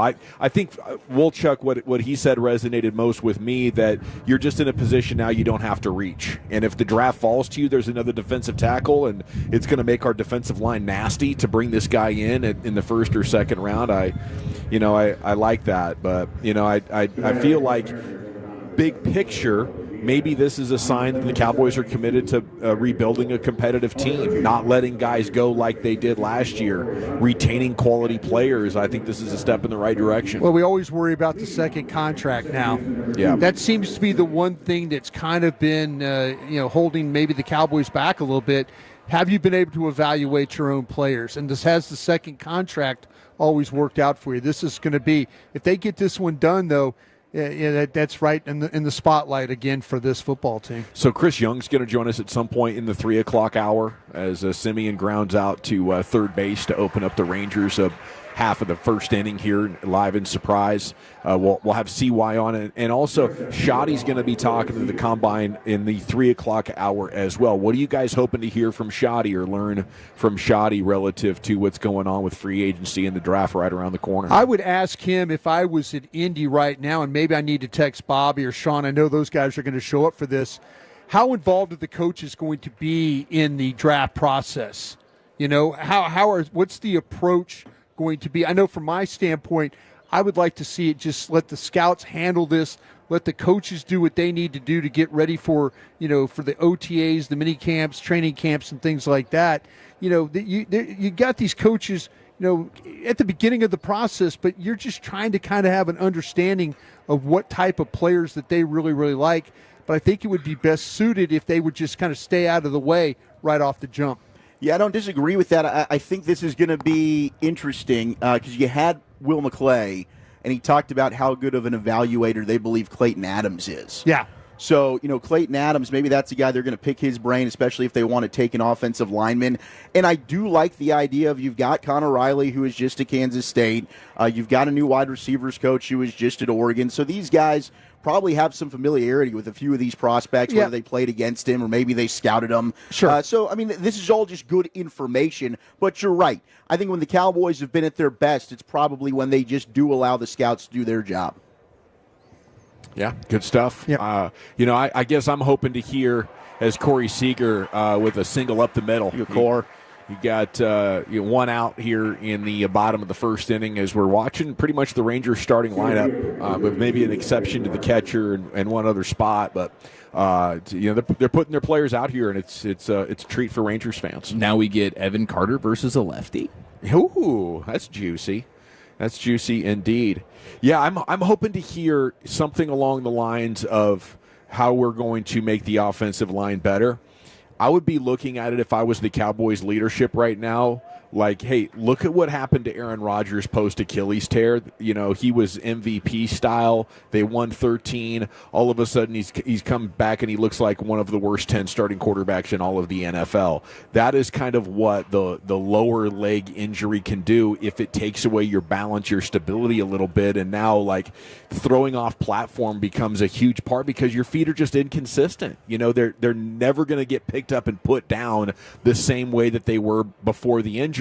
The good news, at least with Dak, is you do have a sample size post-injury that shows you if you can protect him, he can be dang near MVP with the season that he had in 2023. We absolutely have to protect him, and hopefully Brian Schottenheimer talks a little bit about that coming up at 3:30. He's going to try and protect him with a running game, but is your offensive line good enough to have a really consistent running game? I think the coaches are the ones that they're going to lean on for the running game to try and figure these things out, scheme-wise.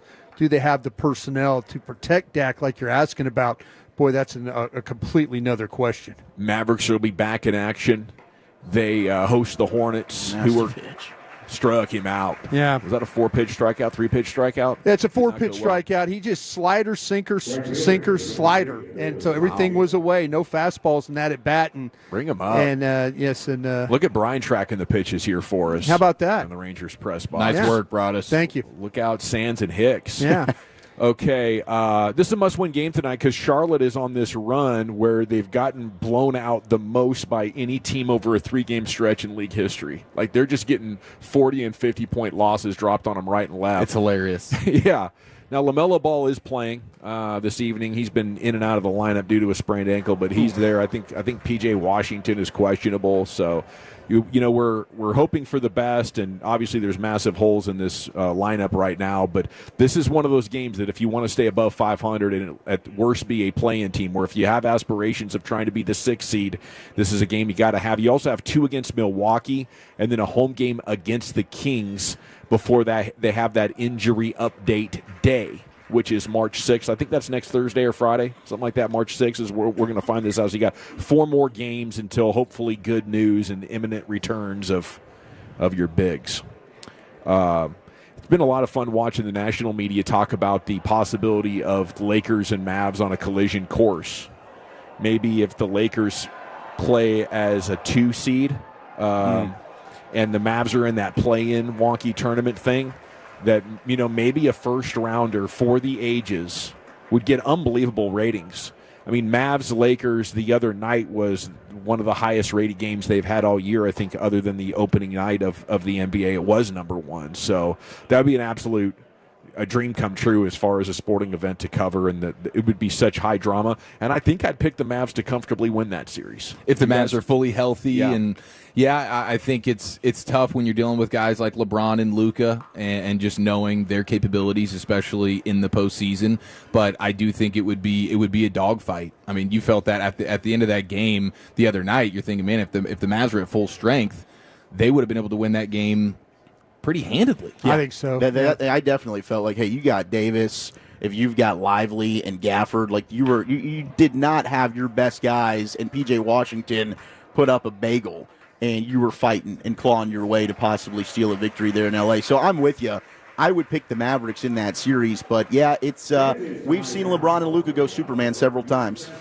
Adolis Garcia with a pop-up to center field to end the inning, and Rangers got Seager on first base, but couldn't do much with it after that. We're taking it in as Tyler Malley heads to the hill for his second inning of work here. Friend of the program, Tyler Malley. Is that right? Yeah. Oh, that's right, from last night. Last night. Yeah. Some guerrilla interviewing. It was Bradford, and at the end, when did we play that last night? In the 6 o'clock hour? Yeah. Go back and listen to some of this stuff the Nosebleed Boys are putting together. The Odyssey app, instant rewind functionality. Every segment's basically like its own little podcast you can bump around. But last night at 6, we had Bradford and Malley, and at like 5:20, you had Jock Peterson there with their uncomfortable clubhouse conversations. Today's conversation is going to be with Mark Church at 4:40, and I've heard some incredible teasers about this. Yeah, the Mark was fantastic. The only bad thing was it got cut short, unfortunately, because he had a meeting to get to, but definitely worth your time. Okay, GBag of the Day is coming up at 2:30. We'll do some Cowboys Twitter. You mentioned Will McClay. He did an interview at the Combine. Lots of takeaways on that and more coming up next year. It's the GBag Nation on 105.3 The Fan. Half the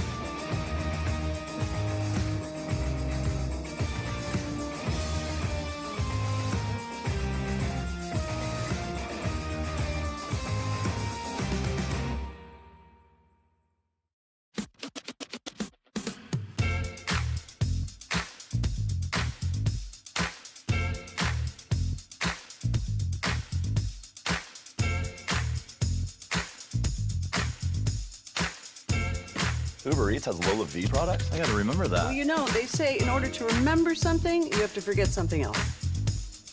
Okay, now that is a very cute haircut. That's like a little shag. I've never seen it before. Well, I mean, of course you have. So Rachel. Oh, is that your name? No, I mean like your name. No, I'm Jen. My name's Jen. Right, but I just mean like this is your haircut. But that's hair on your head. I'm not saying this is your hair. Okay.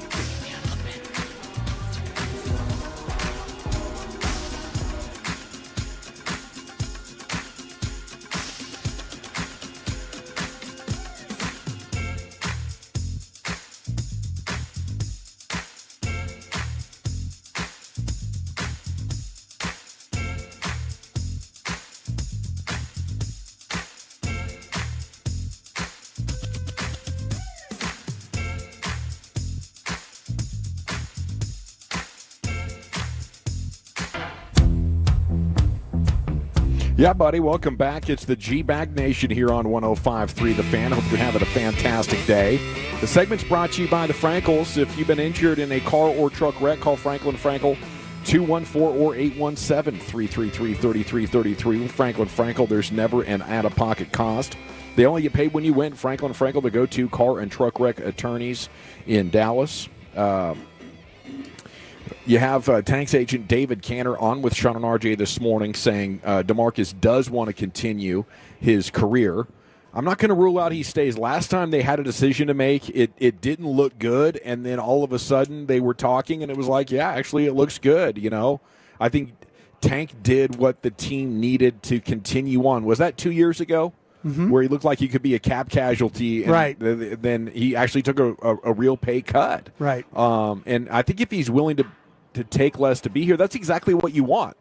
You know, if it's under market value to be here and you're still a good player. Now, maybe they think that the time has expired with the injuries that he played through, multiple foot breaks, multiple back surgeries. Maybe they feel like that, but there's got to be a number for the Cowboys based on the film where you'd be like, hell yeah, we want Tank back, right? Yeah, there's definitely a number for that, I would say. And he's a guy that I think is still a very solid run defender and a guy that can still pressure the quarterback if he's like your third pressure option, so to speak, outside of Micah. Hopefully you get another pass rusher that you feel like could be opposite of Micah, but I think there's still a place for Tank if it's at the right number. Yeah, maybe you'd rather have Chauncey Golston back if you had to pick one. I mean, I'd like to get Golston back. I think if they bring Tank back, though, that means Golston's probably Dorrance Armstrong from last year, where he's going to go off and probably get paid more money than they're willing to give. This defensive line just needs so much, right? So to bring back those guys, yes, please, but then also draft or go out and keep throwing assets at that. I mean, what are the defensive tackles you feel good about on the roster? Well, none right now. Right, and then defensive end, who do you feel good about on the roster? Outside of Micah, there's really not. So you're hoping Nealon, right? Yeah, like, you're hoping Nealon. How about there's more Sam than Williams, enough spots for all the and Sam Williams coming back from an injury. Yeah, I mean, no, I totally understand what you're saying so here. they need it. No proven starters. A lot of edges again in this draft. This defensive line group, I mean, you just kind of wonder if Tank, if you feel like that, if you have any thoughts about Tank being broken down and stuff like that, just move on from it. You know, don't. I mean, even at a team-friendly deal, I mean, yeah, sure. You're right. There's numbers you would probably agree to. But, man, this draft is just so deep in those positions. And even with the multiple fifth-round picks that they have, but okay, could for a grab Super Bowl a guy. contender, Yeah. how many quality defensive linemen do you have? You need the they're draft not, and to bring back I don't a even good think they're player. a Super Bowl contender. I think they're actually going to be But worse. that's the goal, right? But you're trying to build that. You want to build a team that could help you contend. But you don't have enough picks and you don't have enough cap to be able to build the team you want to build to win a Super Bowl. Which is exactly right. So you bring back Tank. There's another body that you've got. And then Are you trading water and still? And then you still draft a guy. No, you're not done. Like, that's where they have a problem. Oh, that's where they're done. Right. Yeah, they just that's where plug they're all done. They can't be done. You guys They are giving them can't way too say- much credit here. They can't say, oh, we've re-signed Tank, we've Yeah. re-signed Oso, we're good to go. Yeah. You got to continue to Yeah. build. That's just retaining your own. I worry about paying Osa right now, to be honest with you. You know, like I say, we've talked about there's other positions that they can. If you tell me there's a strength in the draft at a certain position, and I don't have to sign somebody, but I don't have any linebackers. You know, we talked about the linebackers that are out there. You know, Nick Bolton. I mean, you could probably get him for probably $7 million less than what you're about to hand to Oso Digizua.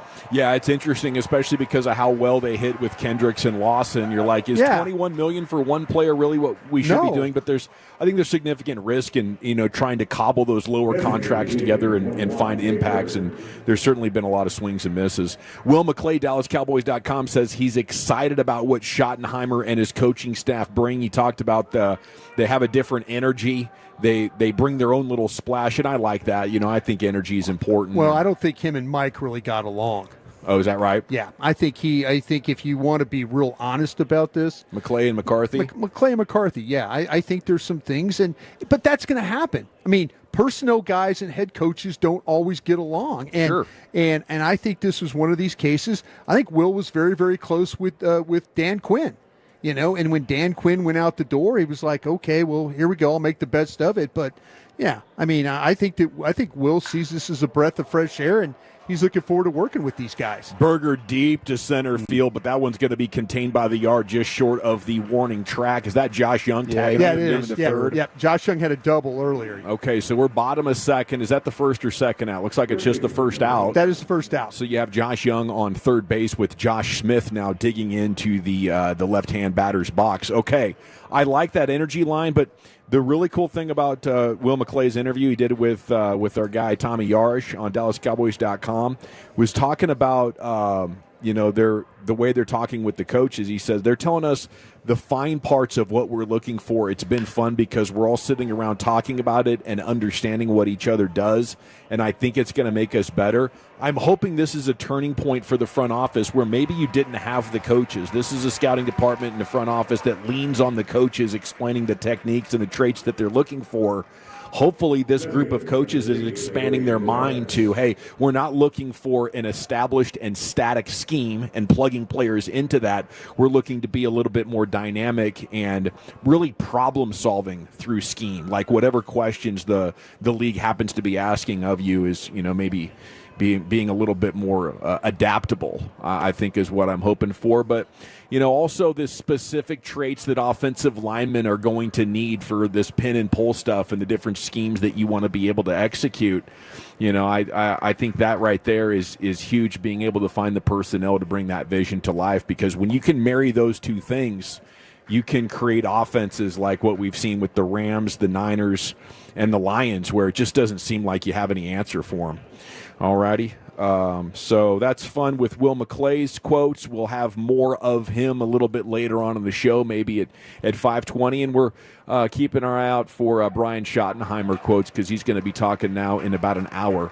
And Chris Young's going to join us as well. Here we're bottom of second. CY is going to be dropping by in the fifth inning or so maybe an hour or so. Time to go into the Pimp Cup, where Lucius Alexander has your GBag. Hold up. There he is. How was that meal yesterday, boys? You guys enjoy it? What's happening? Wow. Great. Broadus was in his bag as usual. Just hammered grilling at its finest. Cheesesteaks, brats. 10 out of 10, dude. It was outstanding. Thank you, guys. I appreciate that.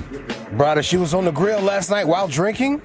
Yeah, Lucius, it was, I actually stopped drinking the last hour of the show just so I could sober up enough to cook. Beautiful. Did you have a pair of leather sandals on while on the grill, huh? No, sir. Pair of leather sandals while on the grill while drinking. That is a real grill master, by the way. That is a grill master right there. But no, sir. I went straight. I actually had my credential on. I was cooking with my credential and everything on. I went straight from the broadcast. I said, "Thanks, Lucius," and you said, "All right," and then I went right to the grill from that point. Yeah. That's beautiful. A grill. Thank you, man. Yeah, I like that, man. That means you was really in your bag. I was trying, man. We were a bunch of hungry dudes. No, yeah. I mean, we were really, our team was hungry. Well, you prepped them with a whole lot of liquor, you know what I mean? You got to soak it up with something. Yeah. Shout out to that situation. I'm not mad at that. All right, our winner right here in Champ so far is the Prairie View A&M PA guy. Yeah, he has a soundboard, and he gets real excited. He gets excited over anything. It could be a pick. It could be a three-pointer. It could be a timeout. He's going to get hella excited. Here he is for a three-pointer. Watch him. Listen to the background. Bush, he'll stop and spot for the three-point shot. Looks good, yeah. That right there. Bush shooting at 50% from the three-point line tonight. Donald Carroll. I would find a way to unplug that somehow if I was in the audience. Someone walk by and trip his little board up, bro. I've had enough of this. The internet does what the internet does, and they put a compilation out of all of his highlights. Oh, no. Which could be anything. We don't know what's really going on the court, but we hear the PA guy at PV. Step back right in front of the three-point line and bury it. 4-3, the Panthers up 1. Bars, you can pick up the live stats there, right side, as on the right side, Tanaj Petway gets a prayer and hits a three-pointer. That's ours. 16:51. Here practice today is Akir Sawyer. Goes straight up on the dribble drive from the bucket on the right side and puts it in. We got a bat. Sorry, had a bat flying through the air. Do your thing, man. I like when it's play-by-play happening when you guys are doing your thing, when you're out there. I really do like that dressing of the broadcast, if you will. Let me get the vibes. Provides a little ambiance. Yeah. And I like to hear you try to do your, let me see, try. That says like little. My bad. Excuse me. I don't want to belittle your thing, your talent. You doing your little play-by-play. Yeah. I see you doing your little play-by-play thing. Yeah. Arroyo lost the handle, though. I mean, that thing was up there like a NASCAR car along the fence line at Daytona. You know what I'm talking about, Brian? I do. So you're not really squeezing the bat hard. You're just kind of holding it and letting the momentum do its thing. And sometimes it might swing out your hand. Yeah. Slide out your hand. Yeah, that's what I'm thinking. I was never really too good at baseball to actually understand. To explain it to you, but that's why I feel like, whoa, what happened? Yeah, I don't think they, want to grab it too hard. Yeah. Pause. Yeah, you're right, bro. You're right, bro. I've been on a roll this week, man. Did you guys have a good time at Sandler's? It was. It ended up being great. Nice. Everyone showed up. It was a good old station party out there. We missed you, though. Don't cap them. Now, not capping. Perfect backyard. Hey, dude, got a backyard. hammock and just comfy seats all over the place. The kind of yard that the yard is cut by paver stones through it to create designs and little walkways. Oh, yeah. I get it. My dad used to cut his yard twice a week. Sometimes he would come behind me, pause, and cut the yard because I didn't hit all the lines properly. You think you cut the yard, and he gets home and he starts cutting the yard again. You're like, I guess. Well, what the hell did I do?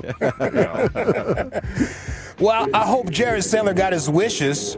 Oh, definitely in. Only if Broadus is on top. If I get a partner with Broadus, I'll let you. He's got a longer reach than me. We're going to be unstoppable. I hope he got that. Chicken fights. I hope he got that. Oh, he's broadcasting 2 booths down from us right now, Lucius. I'm awesome. Cringing right now thinking about that. He's really good at that. It's going to be a future star. He's already a star right now. I told that man that 10 years ago when I seen him. I said, dude, you're going to be a star, bro. Don't forget about me. I just want some tickets. Take my family, You're right about that. Yeah, I just sit up in the booth. Yesterday was a church day. I pray that you got your blessing because there's a blessing out there for you. Shout out to my Reverend Dr. Pastor Freddie D. Haynes. That is Frederick Douglass Haynes. That man was made for these type of times. I'm telling you. He's made for these type of times, bro.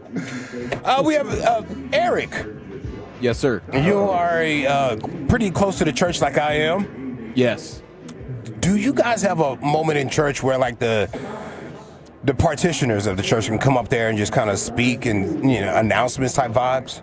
Yeah, we do have announcements. Sometimes they're live with a guy or gal on stage. No, it's just setting the table for different things that the church is doing and involved in, and opportunities to get involved in different ways. So sometimes we'll throw up as a video that was pre-produced. Other times it's live right there. Beautiful. Well, I got 2 clips right here where people will come up and just make church announcements. We have a church mother says, "Don't be offended if I hand you a mint." And again, I would like to say, now you all have to excuse me, but it's the truth. If I'm talking to any of you all and my breath stinking, no, and we have something here does. I've had to brush my teeth on my tongue. Please, if anybody walk up and give you a mint, don't feel embarrassed. Take it, because they have a reason. So y'all, this is true. I'm not just up here just talking. I'm talking because it's the truth. And it's going around. It's going around. This thing is going around. and when it's in the streets and every place else, this is my church. I love my church. I was born and raised in this church like many of you. So I'm going to speak the truth whether you like it or not. There you go. She said bad breath is going around. It's running rampant around here. It's going around like the measles in Texas. And another clip from the church. What if Another. you handed her a mint? I mean, if my breath is stinking, Yeah. you know. I'd hand her a mint. All right, ma'am, here's your mint. Yeah. Coffee and cigarettes. Oh, sister, here you go, baby. Before I get out of here, go. Which one you want? The orange or you want the mints? Take them all. Go take them all. This is for you, baby. I thought about you this morning. I surely did. This is your own personal thing. We have a pastor right here that says, stop giving your kids privacy. I'm gonna say this. I'm gonna say this and I'm done. Might be. I don't understand y'all giving kids privacy. Ain't no privacy in my house. Ooh. What is this privacy? They need their privacy. The devil is a lie. I'm telling you, if you my child, whatever you text, I'm going to read it because it's going to come to my phone. Y'all ain't got to say nothing to me. That's why your kid running you crazy. Because you ain't nosy. We need more nosy parents.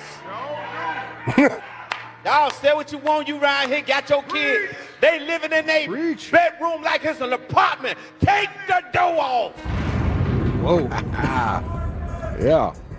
Call those kids out. It's always a good punishment. I go to my buddy's place and the door was off his hinges. I was like, oh, wow, it's been a tough week. What you do this time? Yeah, bro. I used to hate popping up to my house, like if my mom was off or something, or if it was Saturday, I'm out with my friends playing, and I get back to the house, and like everything in my room was pulled out to the middle of the floor. Oh, no. Oh, my God. All up under the bed, and just whatever it was. You're like, oh, my God. Letters from school, from the girls that wrote you, it's all opened up all over the desk. You're like, oh, my God. My God. One sniffing around. Yeah. Brooms and vacuums and pine saw. She's like, get in there and clean that room up. I think a lot of his parents are afraid what they'll find. You know? Like, ignorance is bliss over here. Yeah, that's my like pops. the landman. Just lie to me, please. Yeah. My pops ain't going through nothing. Please. Mom's going through everything. Pops don't care. Yeah. Okay, time to vote? Yeah, go ahead. I don't have enough time to do the rest. Let's go. Okay, we got Prairie View A&M. We got the church announcements, bad breath and children's privacy. Am I forgetting one in the middle there? Jared, that's Jared, right. yeah. It really wasn't one, but yeah. Where's the Sandman? We just had a visual nominee as Locklear there. Another error. It's yakety sax here at the yard as round comes third as the first Rangers runner play at the plate.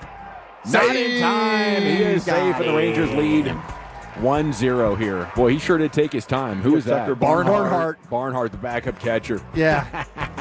Yeah, but they're both on due to errors, Lucius. Baseball follies. And this Mariners skipper, Dan Wilson, is hot. I think they gave Barnhart a single. The ball ended up right on top of the mound. It was like a pop-up. Yeah, they did. And they gave him a hit on that. I mean, the first baseman's trying to make a play on the other side of the mound, and in the process of diving, he also trips at the top of the mound. I'm surprised he doesn't have a significant back injury. I really want to see the replay of that. That was hysterical. I had enough time. Top 10. I had enough time to play another one. Look at there. I'm voting for Prairie View A&M, Chief. How about you? Give me the mint, lady. Lucius. Church, preach, tabernacle. Wolchuk. I think I'll go mint as well. Brian. Mint. By a score of 4-1, your new GBag of the day champion. It's the church man, the church lady with the breath mint advice. Okay, Chuck Wagon's coming up next. Zachary, where are you taking us? Well, we've got Florida that has a public service announcement for spring breakers. And what's the most expensive ticket you've ever purchased? And really, if you do want to go ahead and expense some expensive tickets, you're going to need Trajan Wealth. That's TRAJ.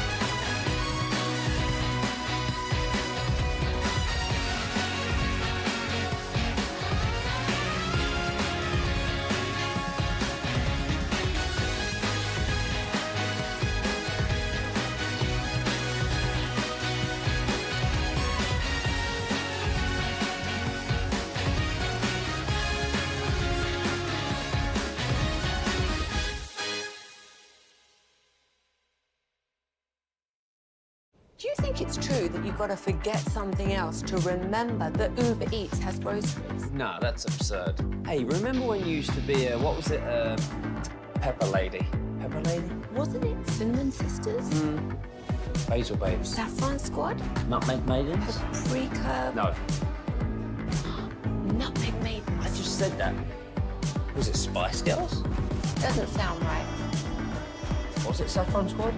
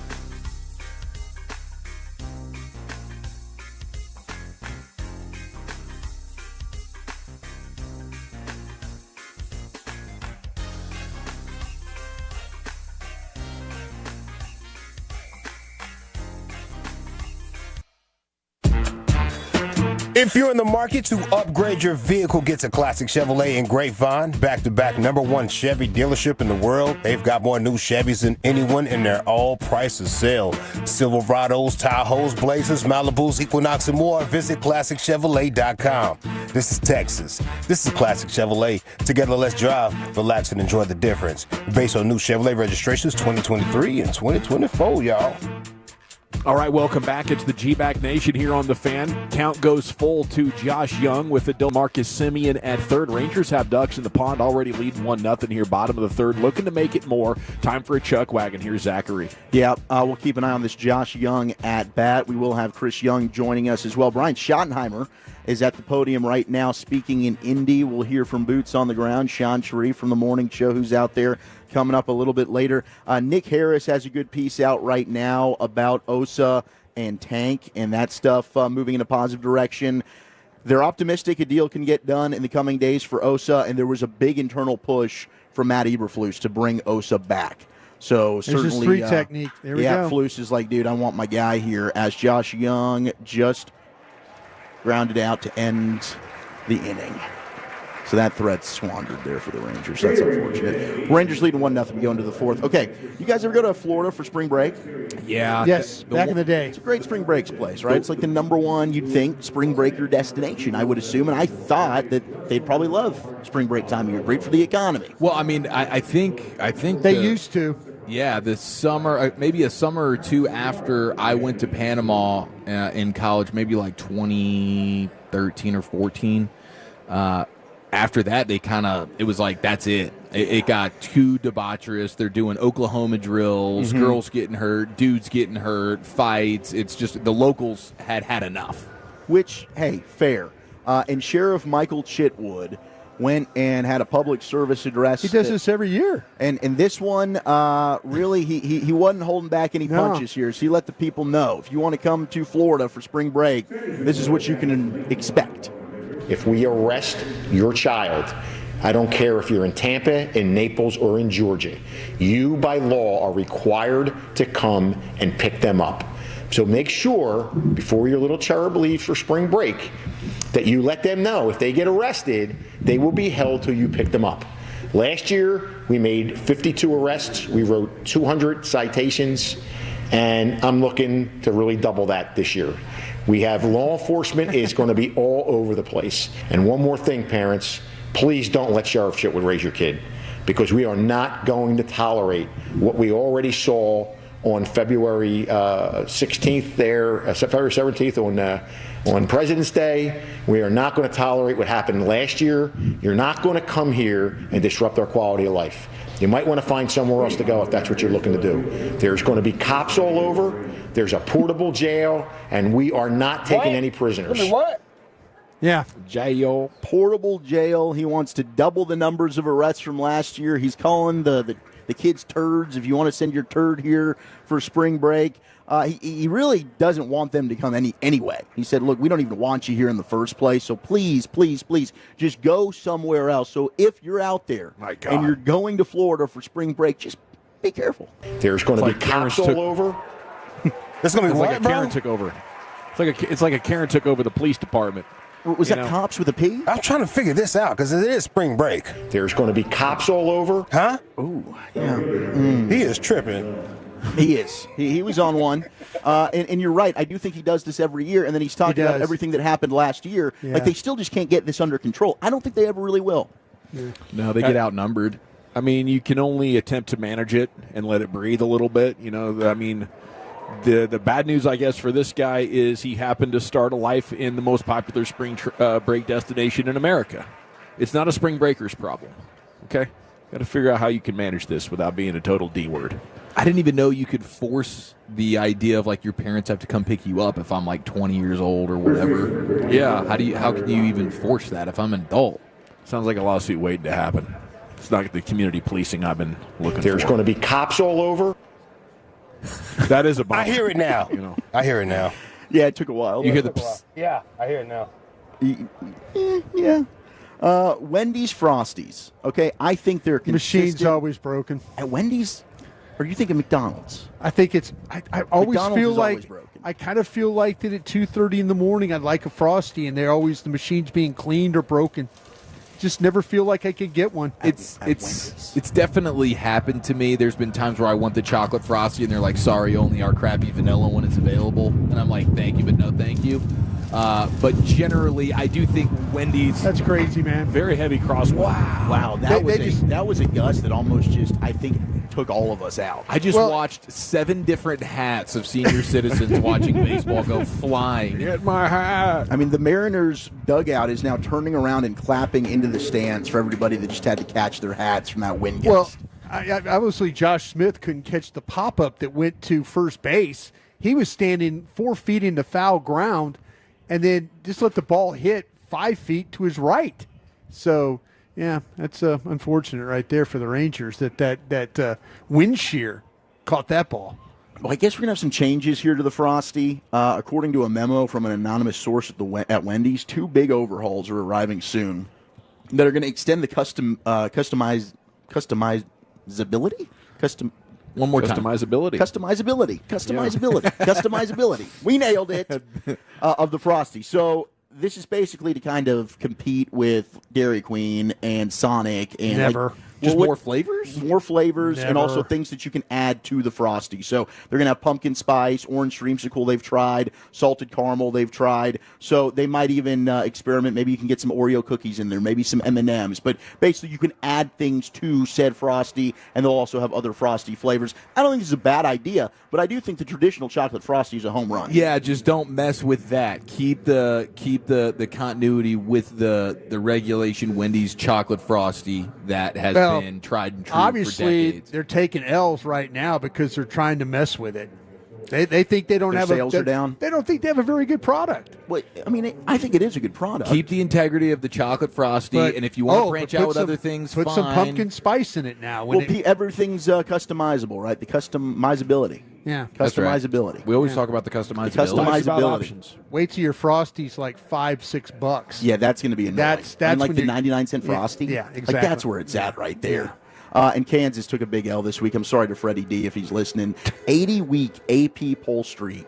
They're in the snapped top 20? After they had multiple upsets. They were the preseason #1 team. They've had a really, really rough regular season, and they've been upset multiple times. They had a 91-57 loss to Houston. Utah and BYU they've lost to in just a few days. BYU is the one that they lost 91-57 to. I mean, for Bill Self, this is really, really tragic, as he has not seen this program be in such a bad shape since he's been the head coach there. We'll see. Is he able to correct this moving forward? I don't know, but we're getting closer and closer to March Madness, fellas. I'm starting to get into this college basketball scene. Yeah, I find myself more into it this year than others. It's become a Texas sport, so we have a lot of good local teams that Houston's we can awesome, watch Tech's awesome, any given A&M. night. The half-court Michigan State buzzer beater last night was pretty awesome. Texas, Arkansas overtime. Dawson, was last night the first college basketball you've watched all year? No, I watched A&M play like a couple of weeks ago.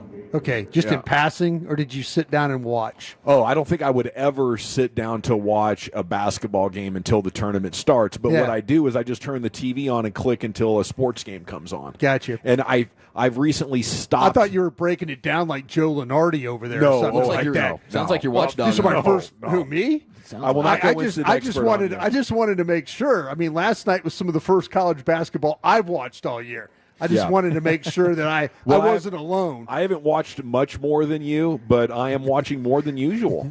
Usually I wait until the NBA draft is in sight and we're in tournament time, but I don't know what it is. I think it's the local teams are good. Yeah. And watching them, especially the Aggies, I feel like these guys are so big and athletic that I'm watching NBA prospects.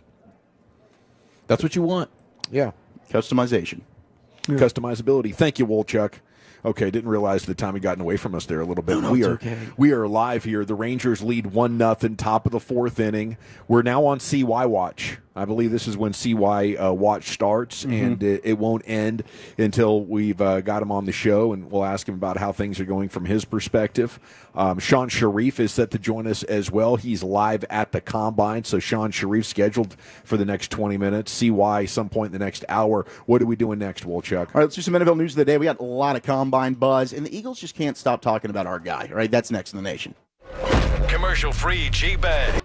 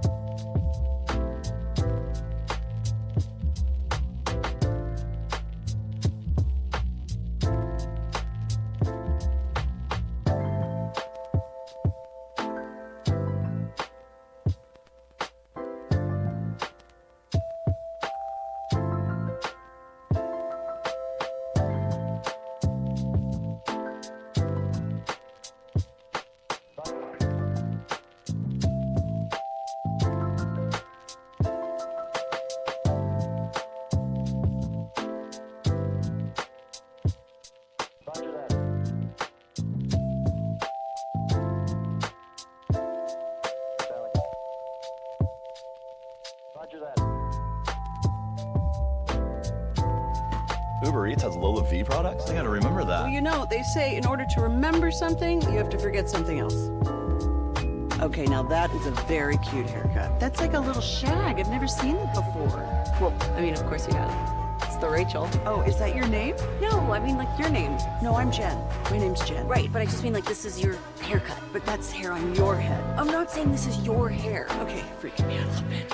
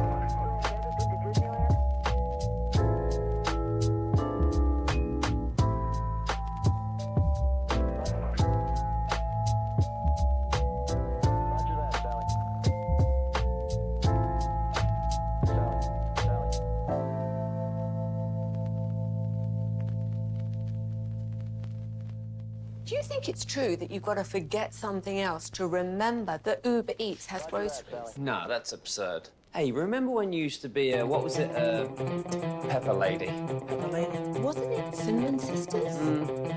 Basil Babes. Saffron Squad? Nutmeg Maidens? Pre-curve? No.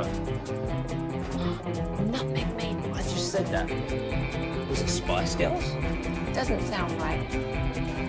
Was it Saffron Squad?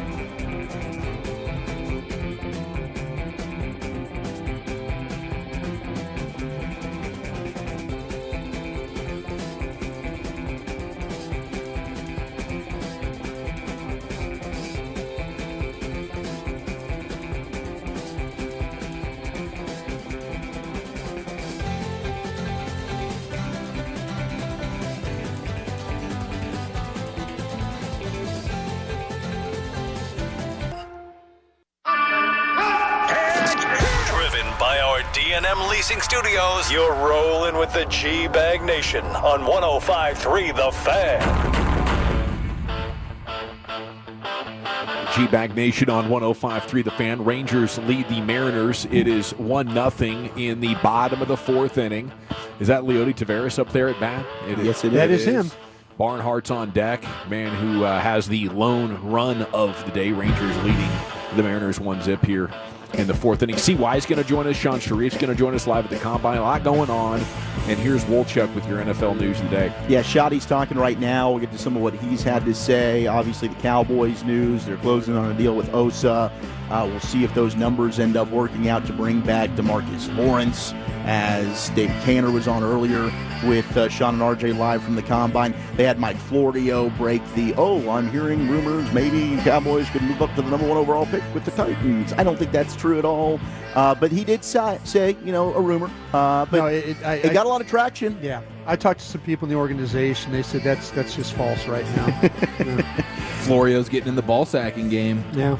There's a lot of ball sacking that goes on there in the Combine, I think. That insider game is weird because you got to say stuff that nobody else does. And so, I don't know, it makes it juicy when you just make stuff up. Like Peter Vesey used to do that in the NBA, and you kind of get this reputation as a guy that might be just making stuff up, but it's still newsworthy. I mean, that headline is everywhere right now. For a day. Yeah. You know, for a day, you kind of make things up, and nobody really is going to check you on it, and you're going to the Cowboys get tagged in it, and next thing you know, But it's funny when you start to talk about like the people who are the insiders are like, no, there's no way they would do that. There's no. I mean, it's really hard to cover this team because of all the things that the national media puts out there that isn't always accurate. Yeah. So now you're having to run down things. Like when I reached out to the organization, I sent a screenshot of it to my guys. I said, hey, any truth to this at all?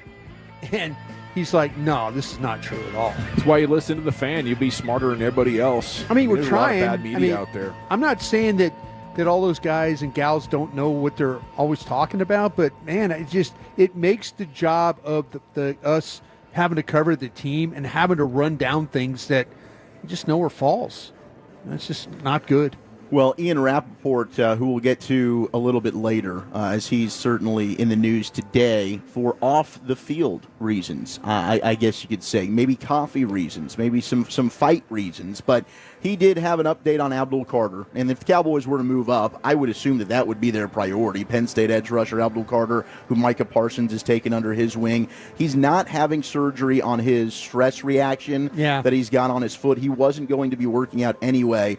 The belief is the small spot on his foot discovered here in Indianapolis won't give him issues moving forward. That is according to Ian Rappaport. I don't know, if he's been playing on this thing for a while. If he That's did, what I'm saying. I mean, he balled out in that Orange Bowl. I don't know that would necessarily deter me in any way, shape, or form. If this is something you can play through and it's not a catastrophic, lingering injury. Yeah, this is something that these kids, they play with this stuff. I mean, it's not always that they're at these programs getting MRIs and being asked to be put through. You got 32 teams with 4 sets of doctors, an orthopedic doctor, all these various things that you can kind of get checked. These kids, they go through this, and all of a sudden they're finding out things they never knew they had. And I think this was one of those cases where he's probably been playing with this, and nobody at Penn State ever told him what was going on.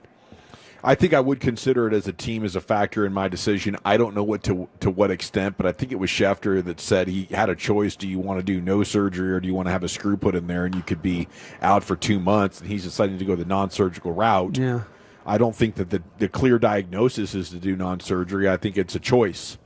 And those feet, usually long-term, they eventually get right. But if I'm Tennessee, I'm like, man, what are the chances that it impacts his rookie year? Yeah. And maybe we don't mind that. Maybe we're thinking so long-term that it's like, have him miss his rookie year. That'll make us even worse. We'll have the number 1 pick next year, too. Yeah. So I don't know how different teams would look at that, but I don't think you can ignore it. Well, the other option would be you take Travis Hunter. Maybe you got both of them right there as your top 2 players on the board. Travis Hunter at the Combine said, quote, I want to play 100% on both sides of the ball, but it's up to the organization. He said, quote, I'm just different. So he's looking at wide receiver, corner, just like he did at Colorado. I don't know what the plan will be. I've said it. I think that you've got to at least have a package for him. If you want to start him at corner, cool. You want to start him at wide receiver, cool. But he's got to at least see the field on the other side of the football. And at the NFL level, though, 100% both ways, it's probably just totally unrealistic. But he is a different animal. He's a talent unlike we've ever seen before. Yeah, I mean, we had the story about him last year in The Athletic, dating back to his high school days, and how from the jump he was just a different type of dude when it comes to endurance, athleticism, and ability to do things in ninth grade that the seniors were like, holy smokes, this dude's just ridiculous. So he is sort of a one-of-one type guy. If anybody could do it, it would be him. But it's a tall task. He's a slight-built player, and you wonder about wear and tear of a 17-game season, and if he has to go into the playoffs, something you have to be concerned with. But, he's lined up and played at the college level. On that game, and they opened the season a couple years ago at TCU, well over 100 degrees, and he was out there playing every snap.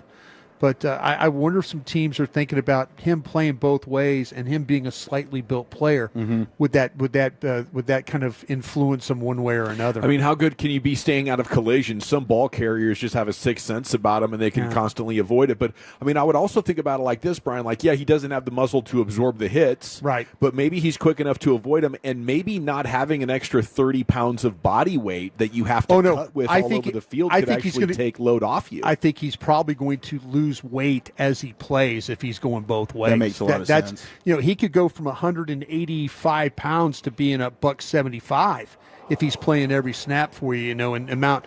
He's a special athlete, though. Marcus Simeon beaned, which loads the bases with 2 outs here in the bottom of the 4th inning for one Corey Seager. Let's go. And we just got some word from Rich Rice, Rangers PR. As soon as this inning is over, we are expected to have CY join us. So Chris Young, any moment, as soon as this inning ends, we'll be ready to rock with him. Travis Hunter won't be participating in drills either at the Combine, which is unfortunate. We won't get to see him. That is a bummer. I would have loved to see him move around. The reports are right now the big men are running, the defensive linemen. Yeah. I mean, we got some big 330-pound dudes that are running like sub-4 540s. It's not really a surprise because it's just athletic, crazy beasts that we have this year in the draft at defensive tackle, but it's still just stunning when you see some of the numbers that these big men are putting up right now. Yes. It's unbelievable. That Michigan guy, that Kenneth Grant dude. Oh, yeah, he's an athletic freak. Oh, my gosh. I don't know if he's ran yet, but he's not going to work. He is not going to work today. The hamstring thing so he's out of the. He's got a mild hamstring strain, which happened yesterday. He dropped from like 340 to 320 or something, and he said he was going to run like a 4.7. I watched him play at 337 is what I watched him play at, and he moves amazing, well. Amazing. His teammate Mason Graham's only going to do the bench press at the Combine, but he will work out at the Michigan Pro Day, according to Rap Sheet. That's my guy, dude. Just get up in there, bench it up, and say my work is done here. Elijah Arroyo, the Miami tight end, will not work out at the scouting combine due to a knee bruise he suffered at the Reese's Senior Bowl, according to a report. Colston Loveland, the Michigan tight end, told reporters that he underwent surgery on his shoulder last month, expects a full recovery. He also has revealed that he's met with the Broncos, Colts, and Texans. That's a Chargers pick. Like, if Harbaugh's got a chance to land that dude and they could use a playmaking tight end with Justin Herbert, I'd assume Colston Loveland ends up being an LA Charger. Oh, he's going to challenge it. Corey Seager is going to challenge the called strike on the outside corner, the umpire at home plate making a call up to the press box. They confirm it? He's out. They rung him up. Challenge denied there from Seager. So we can get CY here at any minute. I did want to tee up A.J. Brown, who jumped on Gilly the Kids podcast. They just can't stop talking about Micah Parsons and possibly being an Eagle. I think Micah want to be an Eagle. He do. He want to be Eagle bad. He love Philly. He be on the phone with Slay and all that. And I didn't even like. I'm gonna keep it real. I ain't like that. Slay, don't be talking to them Dallas Cowboys during the season. I'm gonna keep it all real. Slay, I love you. You know you my man. Don't be talking to them during the season. Listen though. We don't like them. Listen. That's one thing about Philly fans. They just like that. But like you gotta understand like the player who you talking to. It's a different era, but it's a different time. I understand it's like rivalries and stuff, but we on the field. It's like, all right, yeah, I'm at your head. But after that, it's like it is what it is. Like I kind of miss the rivalries between players, especially within the division like that. But we're going to stand by and get Chris Young here. We are going to get Chris Young. I mean, if I'm being honest with you, I would not be surprised if Micah Parsons does have part of him that wants to be an Eagle. Clearly, part of that city resonates with him. He did say recently he wants to be a Cowboy for life. But you understand if a guy wants to go home, you know? And hopefully that we never have to watch that happen because he's a hell of a player. Okay, Chris Young sitting down in the broadcast booth to our left here as we continue live in Surprise, Arizona. Our coverage is brought to you by our friends at ASCO Equipment, your heavy equipment partner since 1960, and by the On-Time Experts Air Conditioning and Plumbing, same-day service guaranteed. And here he is, Rangers General Manager. Congrats on putting this thing back together, and thanks for having us here in Surprise. Yeah, guys, thanks for being out here.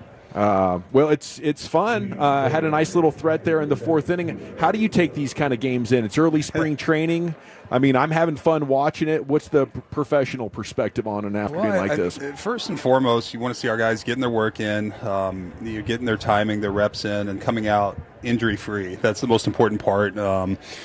You know, we've got really talented players, and if we come out of camp in a good spot from a health standpoint, you know, I'm confident we'll get off to a good start. So that's the number one thing. You know, secondly, making sure that they are indeed getting the reps they need, the timing for the pitchers, the number of innings, number of pitches, the build-up, and for the hitters, just the same thing, the reps. So, you know, you always want to win games. You always want to play well. You want to see your guys do really, really well. But it is long spring, and we have a veteran team. So, you know, they ease into it a little bit, and by the end of camp, we'll be ready to go. We just got to see our first automatic ball strike challenge. What do you think of that so far? It's entertaining, isn't it? Yeah. It's fun to see. I mean, where I'm watching a suite over, we have computers in there, and I immediately know whether it's a ball or strike. So I, was hopeful Corey wouldn't challenge there, but don't do it. But it's kind of cool to see. I'm glad our guys are taking advantage of it. I'm glad our guys are engaged and using it and learning, and they can give Major League Baseball feedback. I commend Major League Baseball for really studying this and trying to improve the game, and this is how you do it, and our guys have been utilizing it, and it's fun to watch. Will it eventually get to a point where the cameras and the computer call everything instantly, or do you think we'll always have an umpire back there? That's a great question. I don't know enough about the updated technology and exactly if it's ready to be implemented full-time, and I'm not sure if that's exactly what we want as a game. Umpires are a fun component of watching baseball and seeing, the way these guys call games. Umpiring, their job right now is harder than ever, too. I mean, these guys, the game is bigger, faster, stronger. There's more velocity in the game, more movement, more pitch shapes. And believe it or not, the umpiring has gotten better, even in spite of the improvements and how hard it is to call balls and strikes these days. See, why one thing we were talking about earlier is the depth that you've built here on this ball club, and obviously it was unfortunate. It seemed like every week we're talking about the injuries. Yeah. But when not only with the lineup, but the rotation, how good are you feeling about the depth of this 2025 club? Well, the reality is that's one of the areas that I always worry about. I just feel like we can never be deep enough, and good teams are extremely deep beyond their 40-man roster, that they're deep, 40, 50 players into their organization, and the reality is that we likely will need that at some point during the season. And last year, we did thin out with injuries and some underperformance, and we just didn't have enough guys step in and perform at a level that was going to keep us above water. So this year, we really made a concerted effort to address the depth. We feel like some of our young guys have taken big steps in terms of providing the internal depth that we may need, and externally we've brought in a number of NRIs that we feel like are veteran players who are competing for spots or can go to AAA and provide even more depth. And you improved the the everyday lineup as well. How did you look at last year and decide this isn't just a down year, but we need to improve? Well, every year you have to evaluate and be honest with yourself. And, we went into the offseason and we said we can run the same lineup and same team back out and hope that it goes well, or we can try to make upgrades and improvements and have some level of certainty that we're going to have a better team on the field. And that was the approach we decided to take. And, We added Kyle Higashioka, was our first move of the offseason, winning player. He's been on playoff teams every year of his career, with the exception of 1 year. And we felt like he also made our pitching staff better. He's a real winning presence behind the plate who invests in the pitchers, and somebody that can partner with Jonah and really push us forward from a catching standpoint and an offensive standpoint. And then trading for Jake Berger and signing Jock Peterson, two guys that we felt were exactly what we needed for our lineup, complement the group we have, and improve some of the areas that we weren't necessarily strong last year. So two significant additions offensively with Berger and Peterson. And the reality is, when we won in 2023, we were a very, very good offensive team, and we need to get back to that. Last year, we were not, and we have to get back to scoring a lot of runs. What did you see from Kamar Rocker in his first start the other day, and what's the plan for him? Well, the plan's still, we're still kind of working through that, and some of that will be determined by what the organizational needs are. How are we going to look coming out of camp? Do we have 5 healthy pitchers in the rotation? Is Kamar one of those? Is Jack Leiter one of those? It's hard to predict what the next 30 days will look like, so we've got a lot to figure out. And then there's, their performances for Jack, Kamar, and others will also determine that. So, for Jack and Kamar, they both had really good, Jack especially had a really good first outing, looked very, very good, was sharp. Kamar, the stuff was really good. The velocity was good. He didn't have a feel for his breaking ball. I can relate to that. I had enough Arizona spring trainings that it's dry, and the breaking ball doesn't spin the way you expect it to your first few times, and eventually you get the hang of it. So, and it's his first big league spring training too. So there's a learning curve here. The intensity, the pace, the reps, the familiarity with all the people here. There's a learning curve. So his first outing, the results weren't great. The stuff was there. And my guess is his next outing, he's going to look better. What's your view on the closing situation right now?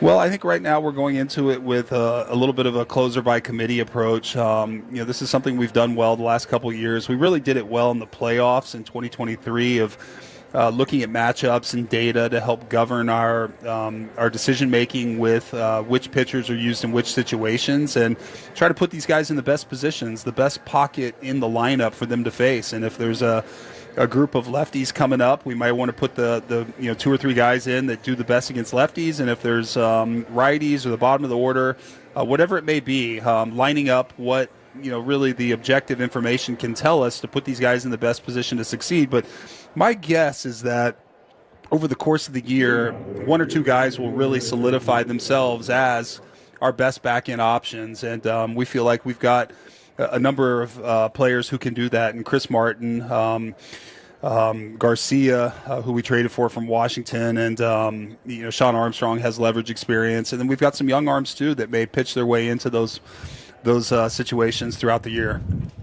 It's Chris Young here with you on the GBag Nation 105.3 The Fan. I've asked a lot of people, like, hey, how good of a job has Chris Young done putting this thing back together? And they all love it. Did a hell of a job. But they do come back to the bullpen, and I'm wondering, when can you start seeing if this is coming together? Can you evaluate that here, or do you need real games? Some of it can be evaluated here. Now here we have another challenge. Let's see. Did Carter challenge that or the catcher? All right. It's so quick. It is fast. Really doesn't delay the game, does it? No, not at all. Yeah. Yeah, that's the number one annoying thing about replay, I think, in football and basketball is just how long it takes. But this is great. Mm-hmm. It's very fast. I think there's an entertainment value for the fans and for the players too. It may be a little embarrassing for the umpire if enough calls are overturned, but it is entertaining. But back to your question, yeah, we can start to evaluate some of that here, just with the way the pitchers look, the stuff, the metrics, and we have an idea of where they are compared to maybe what we've seen in the past or what the best version of a respective player is. But the reality is that as we got into the offseason, we had a number of areas that we needed to address. We needed to address our starting pitching, we needed to address our bullpen, and we needed to improve our lineup. And there are constraints financially as to, I wish we had unlimited funds. We don't. Ownership has been tremendous in giving us the support and the resources we need to build a winning team. And so we strategically decided that by making the moves we did in the rotation, upgrading the offense with the players we traded and signed offensively, and then doing a number of I'd call them under the radar signings in the bullpen that are really, really kind of floor raisers that stabilize and make the bullpen maybe better than what it's been last year, but not necessarily big names that you would recognize that say, hey, this is a lights out closer. And over the course of the season, it's our job to continue to look at our needs and determine, are there ways that we can continue to improve? And I think you saw last year we were buyers at the deadline despite being out of it, or at least not in first place. And 2 years ago, we made significant acquisitions at the deadline, even before the deadline, and acquiring Aroldis Chapman to come in and stabilize the bullpen. So we will never stop. Our fans deserve a winning team, and we're going to continue to turn over every stone we can to upgrade this roster throughout the year. The April 1st or opening day roster will not be the playoff roster, so to speak. Are you working on anything right now? Well, just getting these guys ready for spring training for the season and having a healthy spring. But this is actually kind of a fun time for me. I get to sit back and really just see the coaching staff and the players go to work, and our heavy lifting has been done in the off season, but we have our scouts deployed throughout the league and work in constant communication with other teams. And if there is something that lines up, then we'll be in a position to be active. You obviously have a unique perception because you were a player and then now obviously in the front office. When you see like what the Dodgers are doing, and we'll talk to other baseball fans, they're like, bleep them, how the heck can they sign everybody? This is ridiculous. Do you see a benefit in a salary cap one day potentially? I haven't studied it through enough other lenses. I think what's most important is what the fans feel. This game is about the fans. I always say the fans are the most important constituency in the game. And we're ultimately all here because fans want to pay money to come see our product. And so I think ultimately they're the ones that should really determine that and govern that. And I don't have a say. I think by and large our fans are happy. I think that we've had 3 payrolls that have been the highest payrolls in the history of the Texas Rangers over the last 3 years, this year included. And it speaks to the commitment our ownership has made to our fan base, to our organization, to our players, to put a winning team on the field. I'm extremely grateful for that. And I look around at other teams that maybe don't have the financial resources that we have. So I truly can't complain because we have been maybe a top 5 or 7 payroll over the last several years. And, I think that in our market size, we should be at that level every year.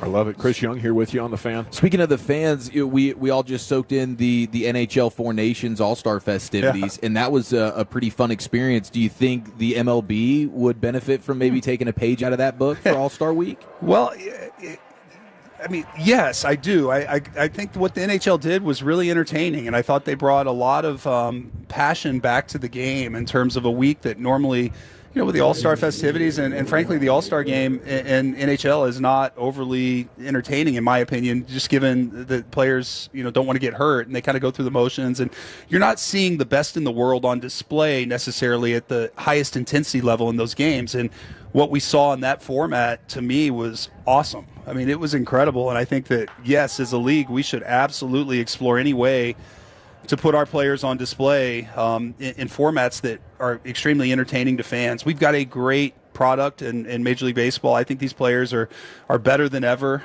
more talented than ever. And any way we can continue to pique interest with the fans in terms of formats like that, I fully support. You might have noticed the fans are pretty disappointed with the local basketball team, CY. And, I just wanted to ask you. There we go, Jake. Nice. First one. That's what you paid for right there. That's Burger right. bomb. You knew that one off the bat. Let's go.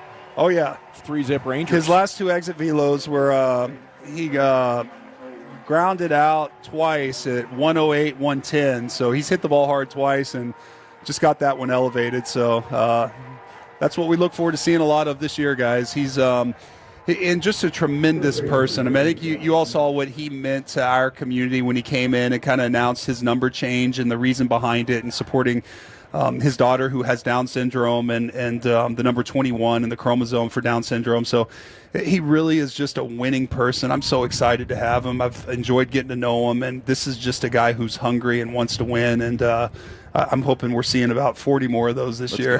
I was going to ask you if you could tell if it's a home run by the sound. It seemed like you could that time. When you've given up as many as I gave up in the course of my career, I know the sound instantly. So yes, I knew the sound right there, and even on a windy day, he got that out of here pretty easily. So that was an impressive homer.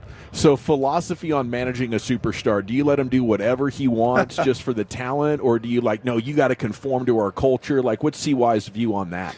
Everybody has to be a culture fit for us. I mean, it's very important, and they're we're selective with who we want to bring into the organization, because ultimately I truly believe that this is a team sport, and chemistry is vital to the success of the team, and so we are selective. That said, I think that people are a product of their environment, and we try to create an environment that people want to be a part of and brings out the best in them. And, we let them be themselves. We want them to have the freedom to be their own personality and to express themselves in the way they want, but also within the guardrails of what our values are as an organization. And we've got a tremendous group of guys, and I think the 2023 season really highlighted that. I think this team is equally as good in terms of the talent, but also the people. And my hope is the chemistry and culture comes together in a way that will allow us to do great things. How many DeGrom starts can we pencil him in for? Well, my hope is, we'll work backwards and say hopefully 6 or 7 playoff starts, and then and then another 25 plus in the regular season. And speaking of, I'm so excited for our fans to get to see Jacob this year. I've seen him throw 3 or 4 times this spring up close, and every time I get near him, I'm just so amazed and mesmerized with how talented he is. Our fans truly haven't seen it to the level that they're about to, at least I hope. And it's pretty impressive to see the best in the world up close every 5th day. And my hope is our fans get at least 25, maybe 30 opportunities to do that this year. Well, we feel the same way about watching you work, man. One of the best teams in baseball. Do not put me on Jacob or Corey or any of these superstars level. These guys, they're really remarkable at what they do. I was going to say earlier, most players get better with time, and I get worse. As I watch these guys on a daily basis, I just look out and say, I don't know how I ever did this and competed with these talented players. It's remarkable. It excites me so much for our season, for our fans. I think we have great things ahead, and I can't wait to get started. I just want to make it through the end of spring healthy. I mean, you're so competitive, right? I think that's what fans appreciate. It's a blessing and a curse. Okay. It's a blessing for us as fans. Yeah. Because we don't always know, especially locally, unfortunately, how aggressive and competitive the other markets are. Sure. So I know I can go to bed as a Rangers fan knowing that you're doing everything possible to make sure the team's as good as possible. Well, guys, I grew up here. I grew up a Ranger fan. I got to play for the Rangers. Get down. I got to play for the Rangers. This organization has shaped my love of the game in a lot of ways. And, knowing what the organization meant to me, when I took the job 5 years ago or 4 years ago, I went to Dick's Sporting Goods. It was December, a couple weeks before Christmas, and we wanted to surprise our children by giving them Ranger hats or shirts to say we're taking this job. And we went into Dick's, and there was almost no Ranger section. And it really saddened me as somebody who has a civic pride, being from DFW, that our kids weren't growing up proud of their hometown team. And I said, we have to change this. We have to change this. Our fans deserve a winning team. The next generation of Ranger fans deserve to see what excellence looks like. And that's been my commitment. And we're not always going to accomplish that. Last year, showed that. But I can promise you're going to get a commitment and an effort year in, year out for us to put a winning team on the field, and a team that our fans can be proud of. And that's my goal. It's a civic responsibility in my mind. It fires me up every day to come to work and try to provide that for our fans. And I'm excited for this season for that reason. We'll go give them hell. We'll be pulling for you. Awesome, guys. Thank you so much for being here. Great seeing you all. You're the man. Yeah. Thank you, guys. Rangers GM Chris Young here in the GBag Nation on 105.3 The Fan. Wow, we went so late with that, but that was just outstanding, wasn't it? Just spoon-feeding Rangers fans gold live from Surprise Stadium. Our coverage brought to you by Asco Equipment and the On-Time Experts. We're back with Sean Sharif live at the Combine, and some greatness here with Krusty's Corner coming up as well. It's the GBag Nation on your home of the Cowboys and Rangers, 105.3 The Fan.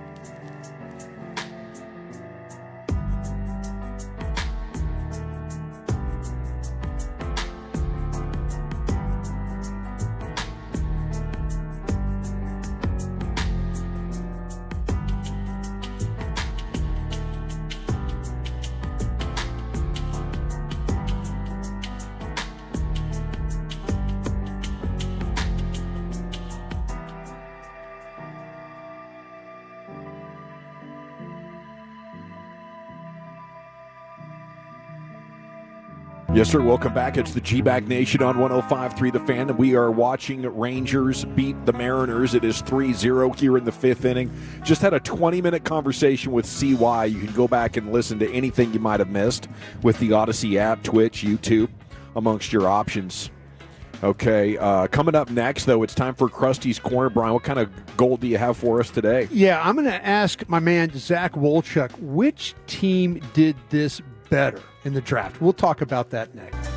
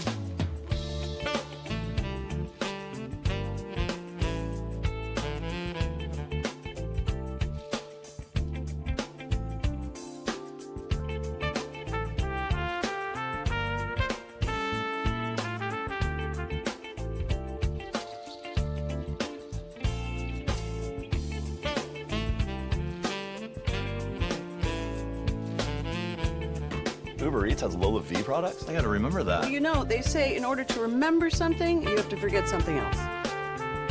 Okay, now that is a very cute haircut. That's like a little shag. I've never seen it before.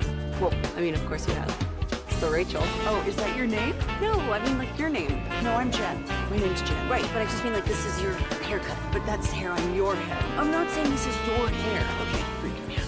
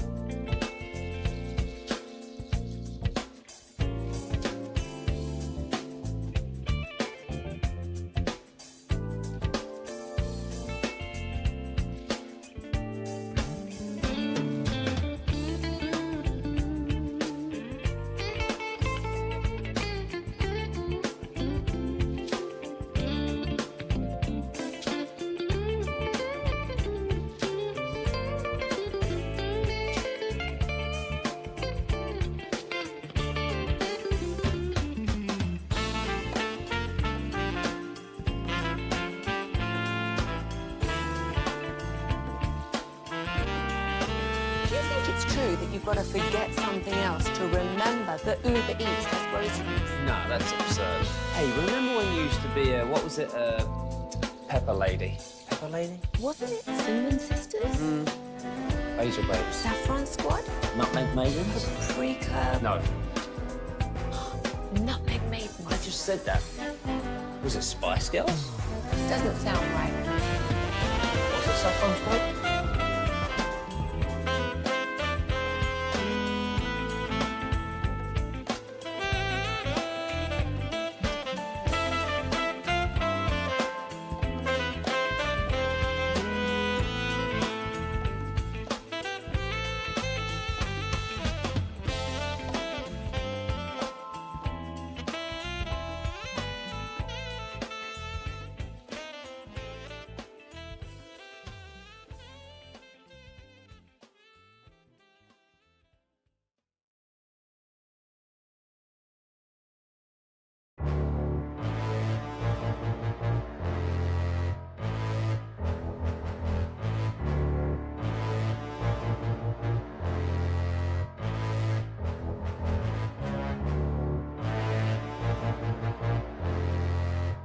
If you're in the market to upgrade your vehicle, get to Classic Chevrolet in Grapevine. Back-to-back #1 Chevy dealership in the world. They've got more new Chevys than anyone, and they're all price of sale. Silverados, Tahoes, Blazers, Equinox, Malibus, and more. Visit ClassicChevrolet.com. This is Texas. This is Classic Chevrolet. Together, let's drive, relax, and enjoy the difference. Based on new Chevrolet registrations 2023 and 2024, y'all.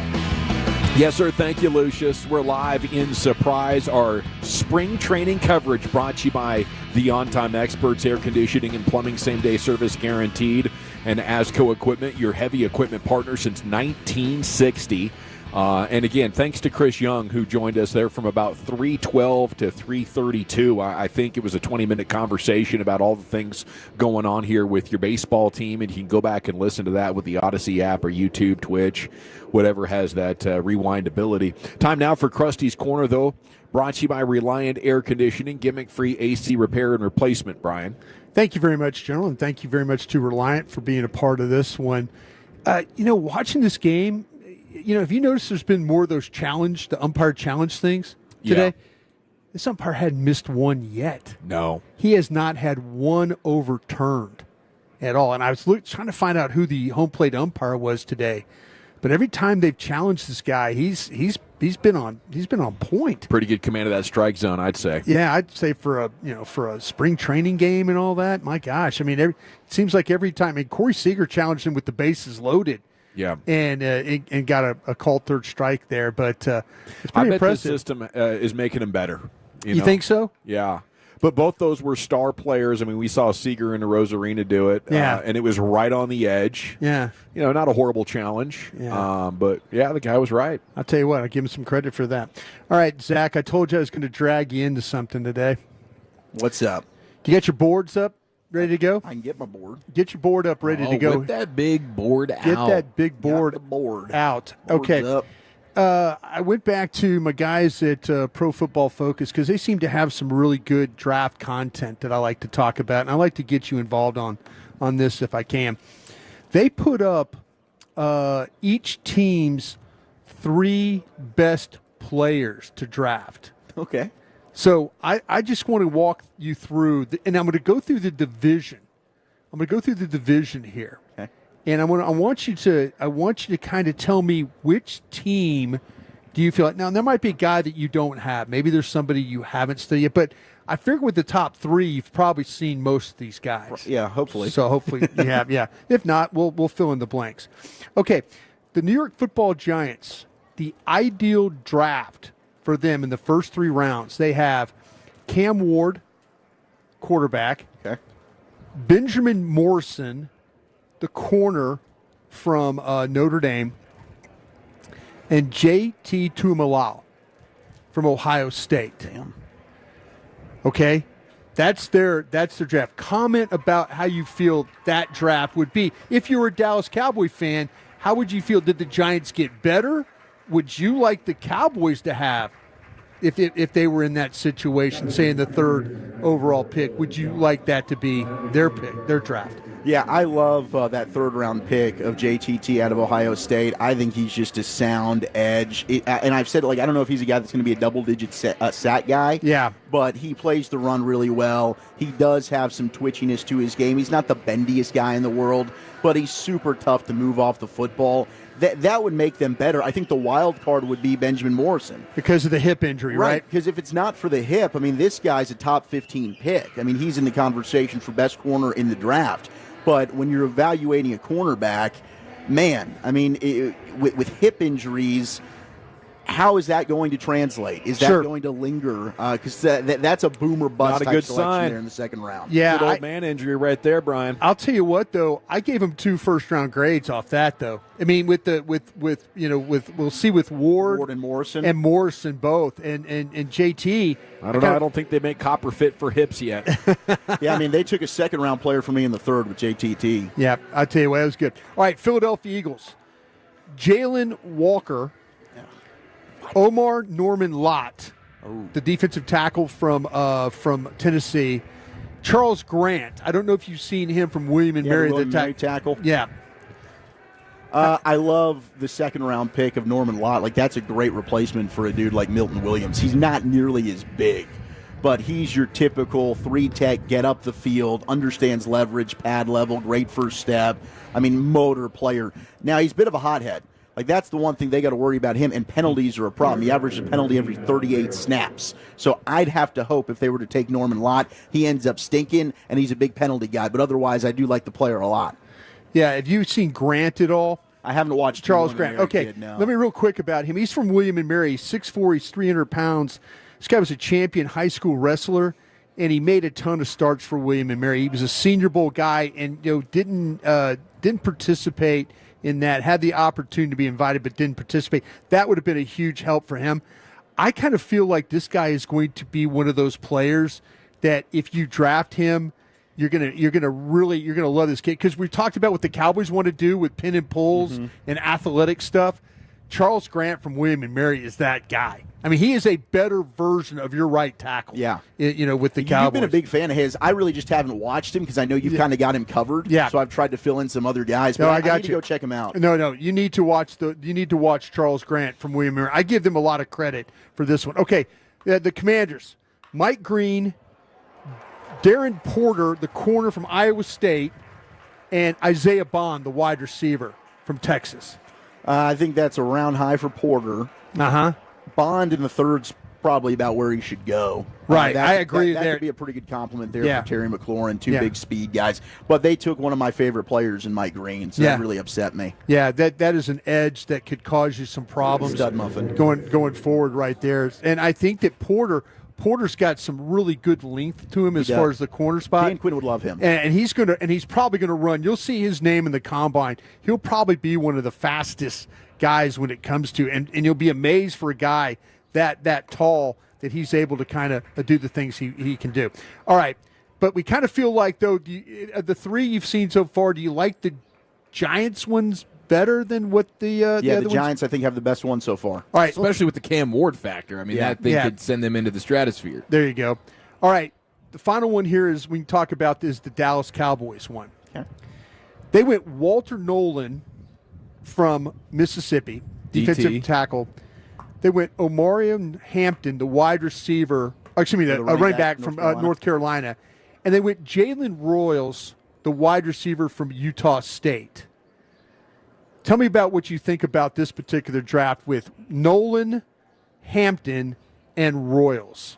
I love the second and third picks. I think Royals is great value in the third round. That's a really good receiver, great yak guy. I think he could be better than Burden. I think he wins more consistently on the outside for me than what Luther Burden does at Mizzou. He's kind of, and I've heard some people say like he's the junior version of Burden. If you had to go Burden in the first round, you could circle back and get Jalen Royals. I think he's super quick, footwork off the line.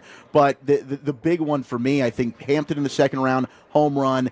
I just have questions about that first-round pick in Walter Nolan. I see the talent. I think that there's people that believe he's the best defensive tackle in this class in that building.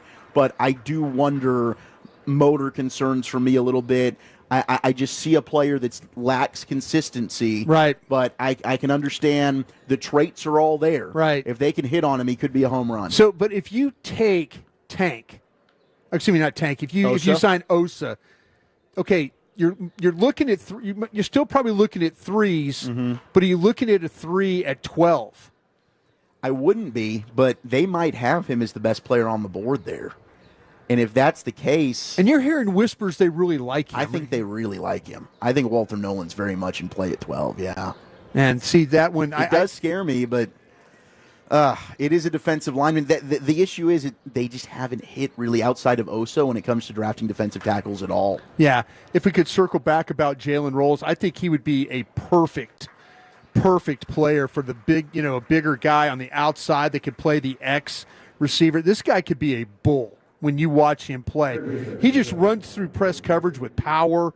He's not going to be nifty or quick, but I mean, everything about him is he's a really good route runner, and he does a lot with their offense with Utah State. The screens, the crossers, the goes. I mean, I've seen him make some incredible plays down the field. He reminds me of Jaden Reed, guys. Remember Michigan State? Yeah. This kid is a lot like Jaden Reed, who plays with the Packers right now. He's going to make a ton of big-time plays with the ball in his hand. So as a third-round pick, that's kind of where I have him. I could see maybe somebody taking this guy in the second round. Yeah. But man, he would be a very, very good get. I'm with you about the first round with Nolan. I have some questions there. Love Hampton. I think he's DeMarco Murray. I've said that before. And then with Jalen Rolls, I think that he is more like what we talk about with Jaden Reed, who plays for the Packers, if you understand that type of player. Thank you, Brian. Thank you. You heard Broadus mention the idea of re-signing Osa. There was a report this morning from Mike Fisher, friend of the show, that they're close to something being done around $20 or $21 million per year. So that's a story to track. Mike Florio mentioning with Shan RJ this morning the rumor that the Cowboys would move up with Tennessee to the number 1 overall pick. Brian has no confirmation that that's even a possibility. They told me that's fake news. That's fake news. Yeah, fake Cowboys news. So they're not trying to trade up to the Titans at number 1. But Sean Sharif is going to join us live from the Combine coming up next. Brian Schottenheimer just addressed reporters, and there's a lot of Cowboy stuff to dive into coming up next in the nation. It's afternoons with the GBag Boys on 105.3 and the Odyssey app. Proud.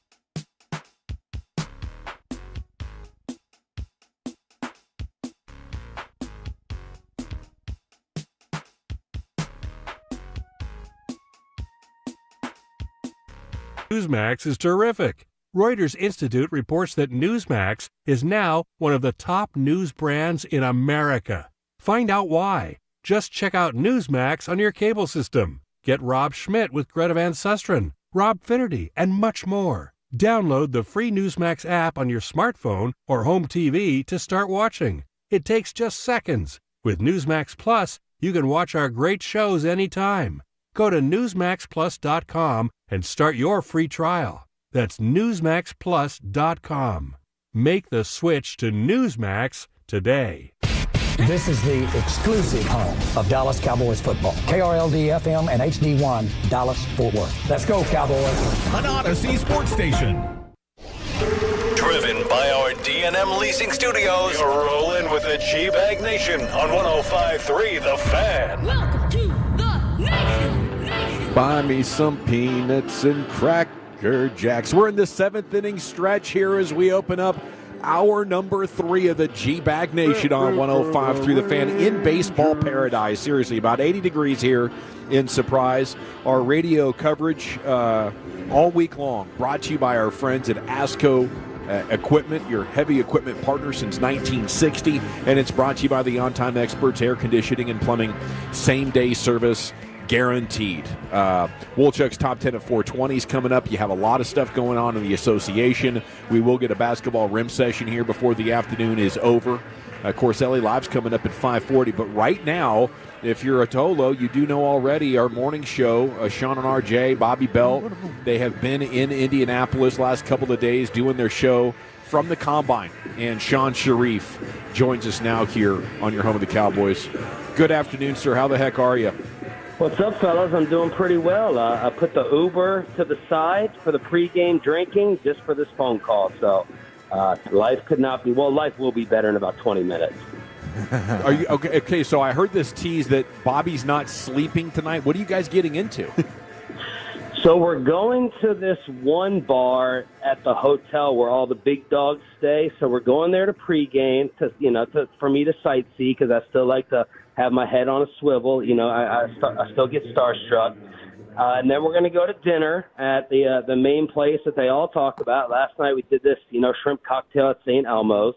And then we are going to smoke some cigars with some people who are not to be named until maybe later. And then we're going to go back to the dinner place where apparently Todd Archer and everyone stay until 3 o'clock in the morning to shut it down until the next day's activity. So that is the agenda for tonight. That'll start in about 30 minutes.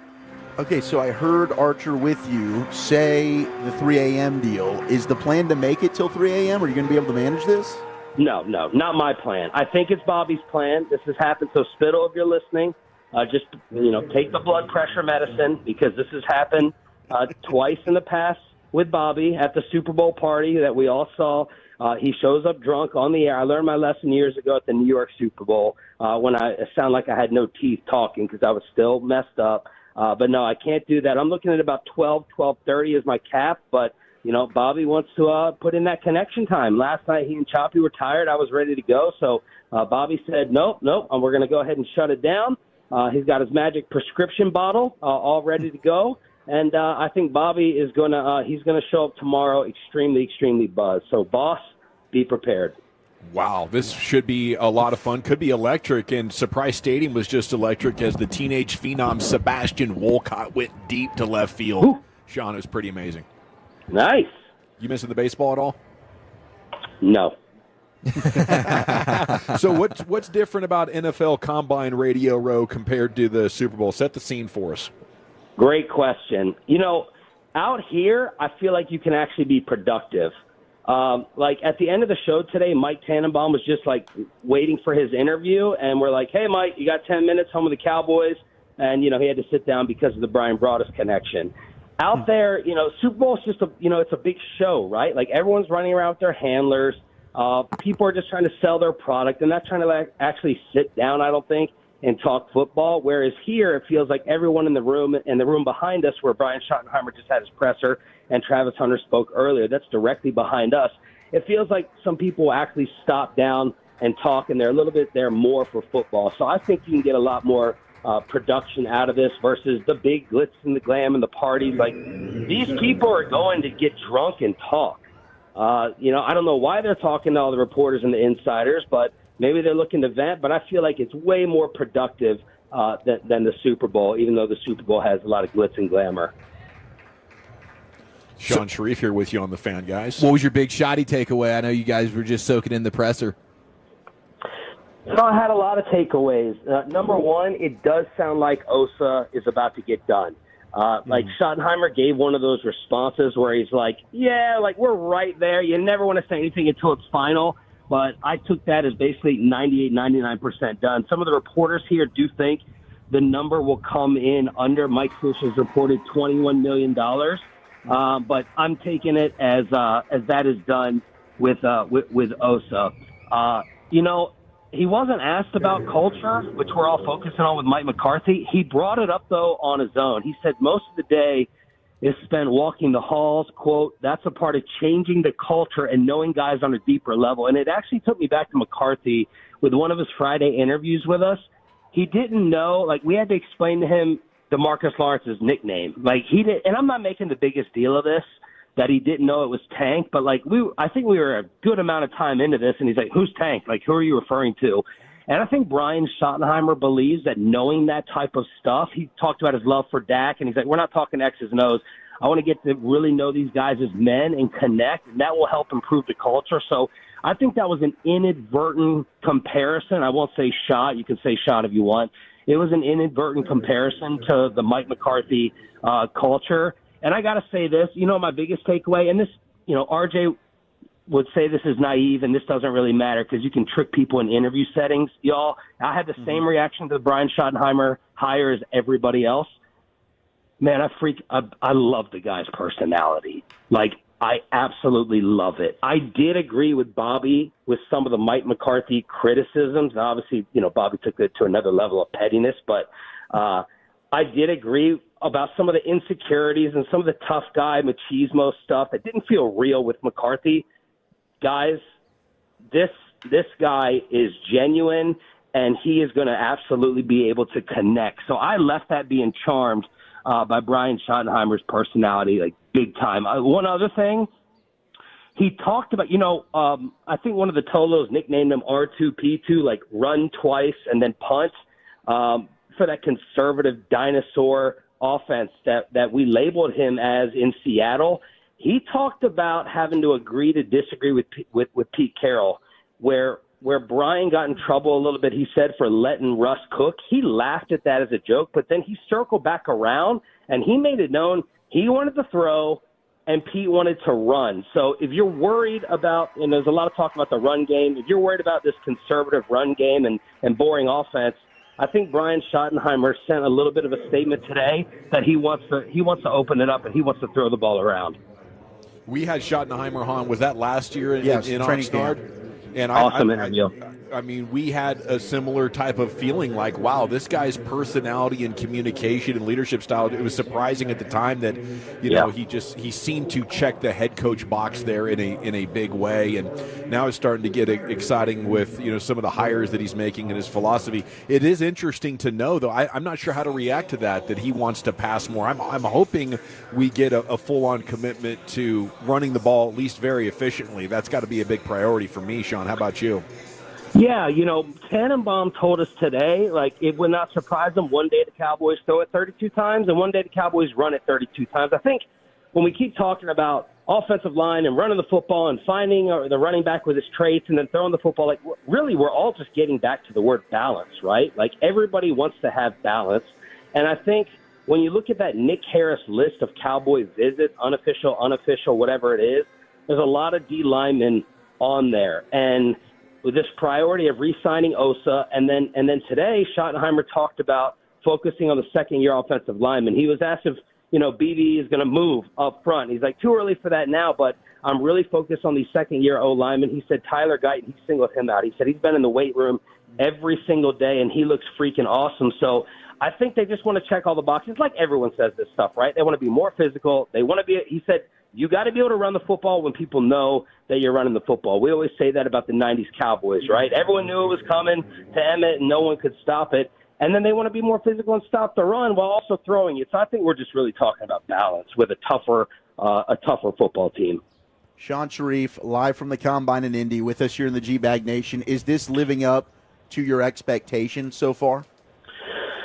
You know, the one thing, I think that's why Bobby shut it down last night. You know, he had hyped us up, and he expected, he knew I wanted to go out and see, you know, Brian Schottenheimer over here, and I wanted to see Chris Ballard over there, and I wanted to see all the GMs, and I want to see all the head coaches, and I want to see the owners at Shake Shack or wherever Brada said we need to camp out fast food-wise. That was not there last night, so I was a little bit disappointed last night. But that's why Bobby's saying this may take until 1 or 2 in the morning to check off everything, to see everyone out and about. We may have to go to 4 or 5 places, and that's what we're going to try to do. That's the only thing that's come up short a little bit. Yeah, you will see people, though, the later it gets in the week, you will see people, because what they're doing is they're working on their interviews and things like that. Yeah. What you need to do is hide out right by where they have the walkthrough, where they come back, where those guys go from the hotel to back, or from where the player hotel is back to their own hotels, because that little 5-minute walk right there, you can learn a lot about your team in that little area right there. Yeah, these guys, man, like, I'm like, are you going out? Are you going out? And they're all like, on their like 4th or 5th night. So I think they're getting a little worn down. We're here for 2 days, and this is our final night. But they have to go out. They feel like they have to go out and spend all these hours because people talk and they get the information. You just got to find the right spot. I was blown away that you got Bobby to eat that shrimp, dude. You know, all you have to do with him is dare him. You know, he's such a child. Like, all you got to do is say, you won't do it. Like I told him tonight, you're not gonna stay out. You're not gonna go hard. And all you got to do is, it's reverse psychology with Belt. You know, all you got to do is dare him, and he'll end up doing it. He actually took that horseradish the best of all of us. I liked it, and I like spicy stuff, but I was probably 3rd on the list. Choppy was 2nd, but Roberto took it. He took it number 1 right there. I like the fact you kind of gave him ground rules, like, you know, hey, don't do this, just eat the shrimp. I saw Jeff Lurie almost leave us doing exactly what you just did to him. Yeah. Like, well, they say Jerry uses that as the prank. Jerry takes the prospects and he feeds them the shrimp cocktail and then watches them burn alive. Yeah, that's it. I saw you what you did when you took it. You were like, okay, and then you started slapping the back of your head. You know, were you going numb there a little bit? What was going on? Yeah, it crept up there a little bit. You know that I won't order Chinese food unless it comes with that homemade hot mustard. I'm not talking about that yellow mustard generic crap. It's got to be the stuff that comes in the little plastic cups. It's got to burn you, man. Like, it's got to burn you good. And that's and you know, it's a little sadistic, but if you like horseradish, you like shrimp cocktail, it did have a good flavor. So it did actually live up to the hype. It wasn't just hot as hell. It had a good flavor to it. It better be for $20 for 4 of them. Oh, no question about that. Hey, Sean, I'm kind of getting the idea that Will McClay seems very, very happy that Brian Schottenheimer is now the head coach of the Dallas Cowboys. And I'm curious if you had heard anything different, that maybe Will and Mike didn't get along great all the time. Well, okay. Let me decide here. How about all right. Two things. I'll give it to you. Yeah. Number one, I had heard that at times, like, maybe Mike was not as checked in and honed in with 100% laser focus during some of the scouting sessions. Like, maybe he'd be looking down at his phone or doing something else, and then he'd kind of look up and see the good play that a player made, and he's like, look at that. Like, let's get that guy. Selective scouting? Yeah, while they're scouting. Yeah. You know, so they're showing a player, and maybe there's like 3 bad plays. Maybe Mike wasn't totally locked in. He looks up for the good play. Well, you don't get the whole picture, right? Like, so then your head coach is you know, not watching the full entire story. But when you talk about Will McClay's happiness, this is a big future prediction bombshell I'm going to drop. I was told, and this is from the person who gave me the Schottenheimer news. This person told me that when Jerry gives up the power, when Jerry's no longer in control, Will McClay is taking the wheel of this thing. That Charlotte Jones is probably going to be attending the owners' meetings, and Will McClay is taking over in Stephen Jones' basic role. Like, we all expect Stephen to step in, and everyone's worried and afraid of that. Sure. I was told that that Will McClay is actually going to be really in that driver's seat. That's what that last contract was kind of set up for. So if that's the case, I think we should all be pretty happy about that possibility if and when it comes. And Will McClay would obviously be happy about that too, if true.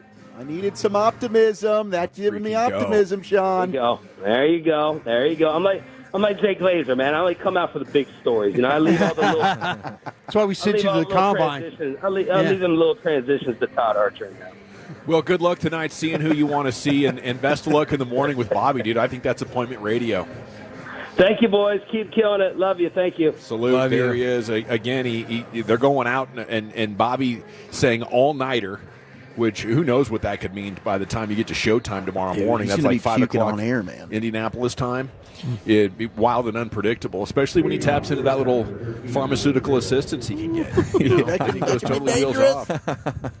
Okay, it's time for Wolchuk's Top 10 at 420, buddy. Where are you taking us? Well, it was a stunner. Gene Hackman passing away today. We do have some details on that, but we've got the top 10 best Gene Hackman movies, 877 Crimson Tide 881-1053. What was your favorite? That's next in the nation. I can tell you the number one place to get a brand new vehicle in North.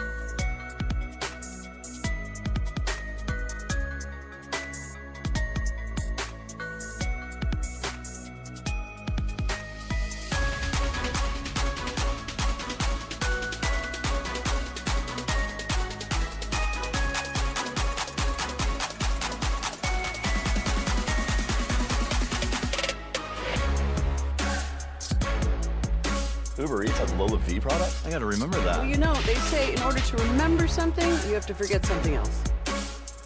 Okay, now that is a very cute haircut. That's like a little shag. I've never seen it before.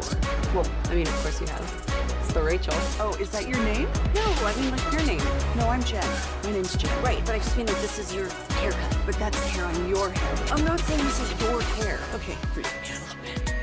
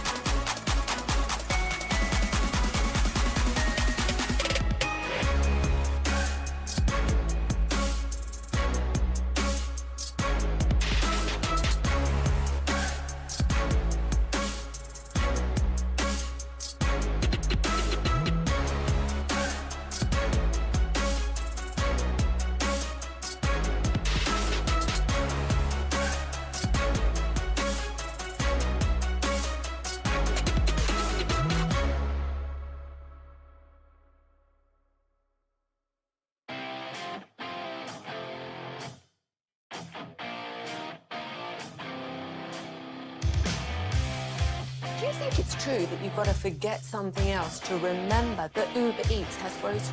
No, that's absurd. Hey, remember when you used to be a, what was it, Pepper Lady? Pepper Lady? Was it Cinnamon Sisters? Basil Babes. Saffron Squad? Nutmeg Maidens? Pre-curb? No. Nutmeg Maidens. I just said that. Was it Spice Girls? Doesn't sound right. Was it Saffron Squad?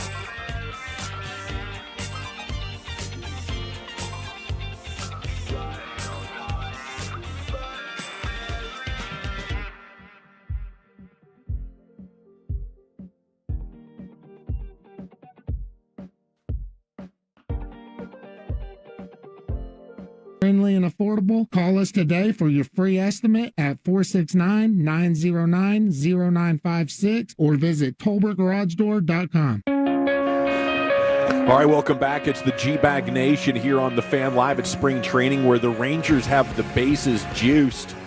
They are loaded, and the rookie phenom, Sebastian Wolcott, by some people's estimation, a top 5 prospect in all of baseball, just went yard last inning to left field, about 400 feet. He is about to step into the right-hander's batter's box and take on this shrimp out here for the Mariners. I don't think he's got much chance. But yeah, the Rangers are having themselves a day here against the Mariners. I think they're up 7-8-0 or something by now, and could be a whole lot more. Yeah. It's exciting when Wolcott gets in there, though. He's got a lot of power. Okay, segment's brought to you by the Frankels. If you've been injured in a car truck wreck, call the Frankels first, 214 or 817-333-3333. With Franklin Frankel, there's never an out-of-pocket cost. They only get paid when you win. Franklin Frankel, the go-to car and truck wreck attorneys in Dallas. Here he is, Zach with an H, your woolly bully. Thank you very much. We will do the top 10 Gene Hackman movies in honor of him, and what is a crazy story that went down today. We are tonight going to be going out as a team to Cold Beers and Cheeseburgers, which is a fine sports bar establishment here in the Arizona area. Perfect name. Now, they're opening one in Euless. So next Thursday, we're going to be partying out there as well. Lucius is going to be partying with us. I'm excited to check out this menu. Now, Ruben's like burgered out. So Ruben's thinking like, I don't know, I might pivot, do like some Chinese or something. But Brian, I don't know if you noticed yesterday when we went shopping for the food for Jared's deal last night. We were talking about like, what are we going to have? And we were deciding, okay, burgers, Philly cheesesteaks. And I'd already known Ruben was a little burgered out. So Eric brought up burgers. So I don't know, man. I don't think we should do burgers. He got like borderline offended. Dude, are you? Come on, okay. It's the king of ground beef burgers. over there. We're Yeah. getting burgers. Okay, you can get something else if you want, but you at least better have some damn. Like, could you eat a burger every single day of your life? I could, yes, absolutely. And I was just, I'm like, burgers are just, not that everybody has to eat burgers. We It's can a get the ground brats, beef. we can get a bunch of other It's a stuff ground as well, beef, but right? why not have some burgers? But then Broadus suggested the Philly cheesesteaks, and then I was Yeah. like, okay, You could pivot. now we've leveled up, and I'm good. I'm good now. We got to have some beef, though. We can't just be doing a bunch of chicken breasts. Yeah. Gotta So have drunk the beef. Broadus can dry those things out, you know? Boy, I'll tell Well, you you were what, I worried about the wanted chicken. I wanted nothing to do with cooking chicken with is how much I had to drink yesterday. So no, I was not interested in doing that at all. Well, this story this morning was pretty wild when it came to Gene Hackman, Oscar winner. His wife and one of their dogs apparently dead for some time before a maintenance worker discovered their bodies at the couple's Santa Fe home, according to investigators. Gene Hackman at 95 years old. His wife was 65. She was found in the bathroom next to a space heater. He was found in a mudroom, according to the sheriff's office. What's a mudroom? I don't know. Well, it's like a place where you come in, exactly what it says it is. Like when you in back in the day when you lived in the country, you had boots that were muddy. You had clothes that were wet. You had, you know, Okay. so it was a room where you could put all that stuff up, hang it up, dry it out. But he probably had a setup in there where he could probably get some rest. Maybe that's where he was sleeping. It was like a room between your back door and Yeah. the house. You know, It's like where you clean up. Yeah. Yeah. You often have a bathroom or a little laundry room next to it, or maybe even inside of it. So there was an open prescription bottle and pills were scattered on a countertop near his wife. The sheriff said that there was no indication that they had been shot or had any wounds. Now, New Mexico Gas Company tested the gas lines in and around the home after the bodies were discovered, according to the warrant. At the time, it didn't find any signs of problems, and the fire department found no signs of a carbon monoxide leak or poisoning. A detective wrote that there was no obvious signs of the gas leak, but he did note that people exposed to gas leaks or carbon monoxide might not show signs of the poisoning. So I don't know exactly how this happened. Like the dog also being deceased is another layer in this, but really just a heartbreaking deal. And unless maybe this was agreed upon between them? Like, are they going out Romeo and Juliet style? I think they would be holding hands or right in the same room together if they were going out together, right? Yeah, it's a bizarre deal. Do you think that she was doing something, the pills, and she fell into the gas, the heater, and knocked it. Something happened. I mean, or maybe she took the pills and had a reaction, and she did something with the heater that caused it to maybe have the leak. I'm just the fact. It sounds like he sleeps in a whole nother room, is what it sounds like. You know? Yeah. I mean, and then you have the dog also. So you got to think there's some kind of leak. That's the weirdest part is the dog factor of it all, because I could unless see, the dog was eating the pills. Yeah, maybe. Yeah. I mean, I wonder if she just had it in her mind, like when my 95-year-old husband passes away, maybe he just died because he's 95, and so that was lurking around the corner, and then she just went ahead and said, okay, now I'm going to go ahead and follow through with, because I'm out of here as well. Yeah. Pills go everywhere. Dog eats too many. Yeah. I don't know. Yeah. You know, I trust a dog's nose pretty good. I don't know if they'll eat something with a strong chemical smell, but maybe you have to euthanize the dog because you don't want to put the burden on your family to take care of your, trouble, high-maintenance dog. Well, maybe did something with the dog before she actually did something with everything else. It's just crazy because you can rule out like a breaking and murdering because otherwise they would have trauma on them. And an accidental overdose, okay, that's one, but how do you explain it happening to both of them? I like Chief's theory where maybe old Jean kicks off and she's like, I can't go on without my hubby. Mm-hmm. So he was already gone, and then she circled back and said, I'm going to overdose on pills. Yeah. And then, okay. At some point, she was half out of it, needed more pills to make sure the job got done, and that's when they kind of got scattered. Mm-hmm. Or she was taking them and she passed out. Sure. And the pills go all over the ground. Yeah. Okay. I mean, she's obviously in a highly emotional state as well, so she might have been shaking and all kinds of stuff. Well, we've got the top 10 Gene Hackman movies in honor of him, 877-881-1053. Hoosiers, obviously, was talked about a lot. I mean, that got texted in a bunch. Behind Enemy Lines, underrated movie. Oh, it's awesome. terrific. Very, very good. Owen Wilson in like an action movie. Yeah. Enemy of the State got texted in. Hoosiers, No Way Out, Unforgiven getting texted in as well. Enemy of the State was incredible. Enemy of the State's an awesome movie. Honorable mentions here, we've got The Replacements, which should be higher. I mean, come on, it's The Replacements. Movie's incredible. Class Action, Get Shorty. You've got The Quick and the Dead. Runaway Jury, also outstanding movie. Runaway Jury, I thought, was excellent. Didn't make the top 10. It didn't? No. Oh my Superman. And he was Lex Luthor, and he was pretty good, although that movie stunk. Yeah, it was too artsy. It was a bad time for movie making. The Firm. The Firm. That's the one I was trying to remember when he was the Memphis lawyer, right? He's damn good. Is Tom Cruise in that? Yeah. Yeah, that's a good movie. The Birdcage with Robin Williams. And then Bonnie that was and an eccentric one. Bonnie and Clyde comes in at number 11, just on the outside Crazy of story. the top 10. Oh, I don't know. Did Mark Church get hurt? Oh, do we have an injury? Our buddy Mark Church Mark, on the bump no. for the Rangers right now. Please be okay. I hope he's okay. We had a great clubhouse conversation with him yesterday. We're playing that coming up here in a few minutes, aren't we? Yes, I do believe we're balancing that with Sands, who's going to join us at the immediate conclusion of this game. So, Lucius, did you have any Gene Hackman movies you wanted to shout out? He has a whole lot of great movies, but there's one that sticks out to me because it's kind of quirky, and it's what's my guy? Wes Anderson. Wes Anderson movie. He directed it. Royal Tenenbaums. Oh, the Royal Tenenbaums. That is. And he was Royal Tenenbaum. You know what I mean? I walked out of that movie and I was like, "What the hell just happened?" Maybe that happens a lot with Wes Anderson. Maybe that's why I quit going to movies. I did. That was your final straw. I think I saw like someone goes, "Hey, let's go see the Royal Tenenbaums," and he's like, "It's kind of weird," and I don't quite. He's wearing a tracksuit. There's a lot of things going on, and it's fantastic, bro. You got a pregame for that movie. You know what I mean? You got to get ready for that. It's got the Wilson brothers both in it, Ben Stiller and Bill Murray. Full beards. I kind of didn't know what was going on, and I just walked away like, what have I just... Danny Glover's in it, I think, and hold on, let me Google that. I think there's a whole lot of stars in that joint, bro. There is. Wes Anderson movies do end up having the kids were weird. Yes. The kids were they were super weird. Yeah, and Ben I'm Stiller's like, kids. Yeah, I'm like, well, what are we doing here? You know, just I think that's why I quit going to movies. Damn. Looks like Church is okay. Back pitching there on the bump. Thank goodness. That's our guy. We need you to be all right, Mark. Wasn't he a Superman too? Right? Yeah. Okay, yeah. Number 10 is Enemy of the State. French Connection, too, by the way. French Connection, I texted in. Crimson Tide, bro. Yeah. Crimson Tide. Number 9 is Absolute Power with Clint Eastwood. Number 8, Young Frankenstein.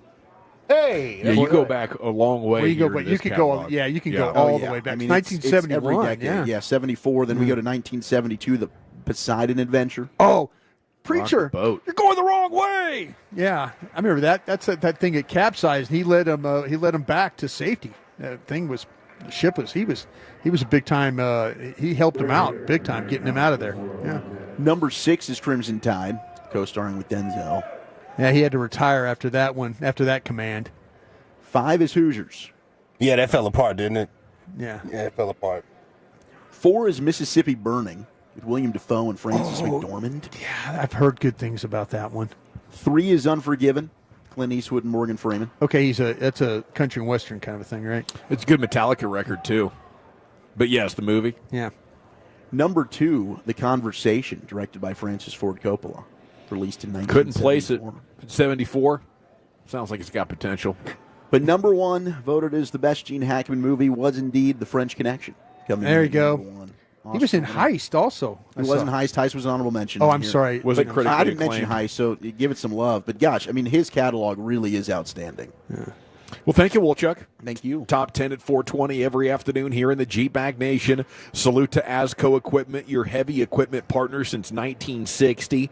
And on board with us is our presenting sponsor of our Texas Rangers coverage live at spring training. Okay, you mentioned Mark Church Clubhouse conversation. We have Sandler standing by when this game goes final, which went it final. just did as well. So we'll get Sands and a Clubhouse conversation for the ages coming up next. Football's finest at 5 o'clock, and we're back right here, the G-Bag Nation on 105.3 The Fan. I tell you what, though, if you have any foundation repair needs, I just want to make sure.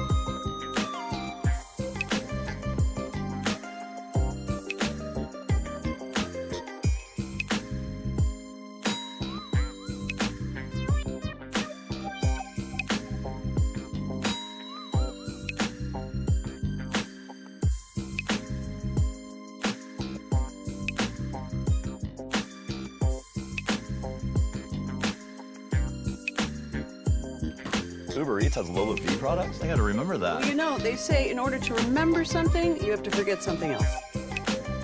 Okay, now that is a very cute haircut. That's like a little shag. I've never seen it before. Well, I mean, of course you have.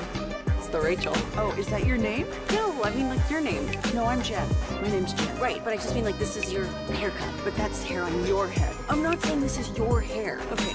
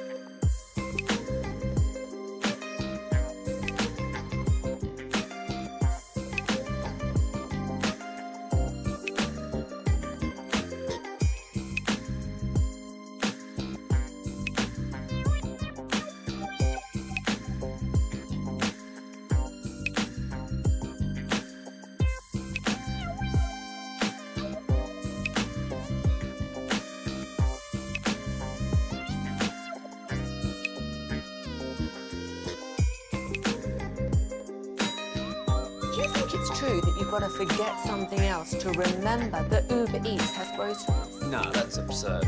Hey, remember when you used to be a, what was it, Pepper Lady? Pepper Lady? Wasn't it Cinnamon Sisters? Basil Babes. Saffron Squad? Nutmeg Maidens? Paprika? No. Nutmeg Maidens. I just said that. Was it Spice Girls? Doesn't sound right. Was it Saffron Squad?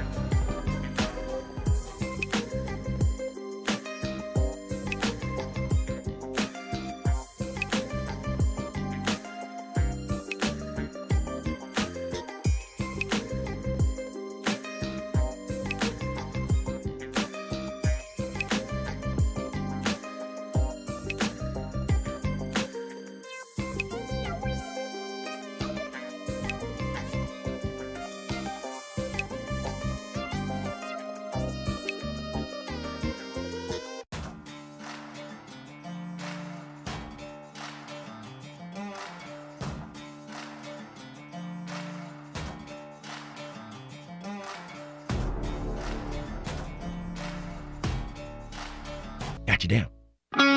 If you're in the market to upgrade your vehicle, get to Classic Chevrolet in Grapevine, back-to-back #1 Chevy dealership in the world. They've got more new Chevys than anyone, and they're all prices sales. Silverados, Tahoes, Blazers, Malibus, Equinox, and more. Visit ClassicChevrolet.com. This is Texas. This is Classic Chevrolet. Together, let's drive, relax, and enjoy the difference. Based on new Chevrolet registrations 2023 and 2024.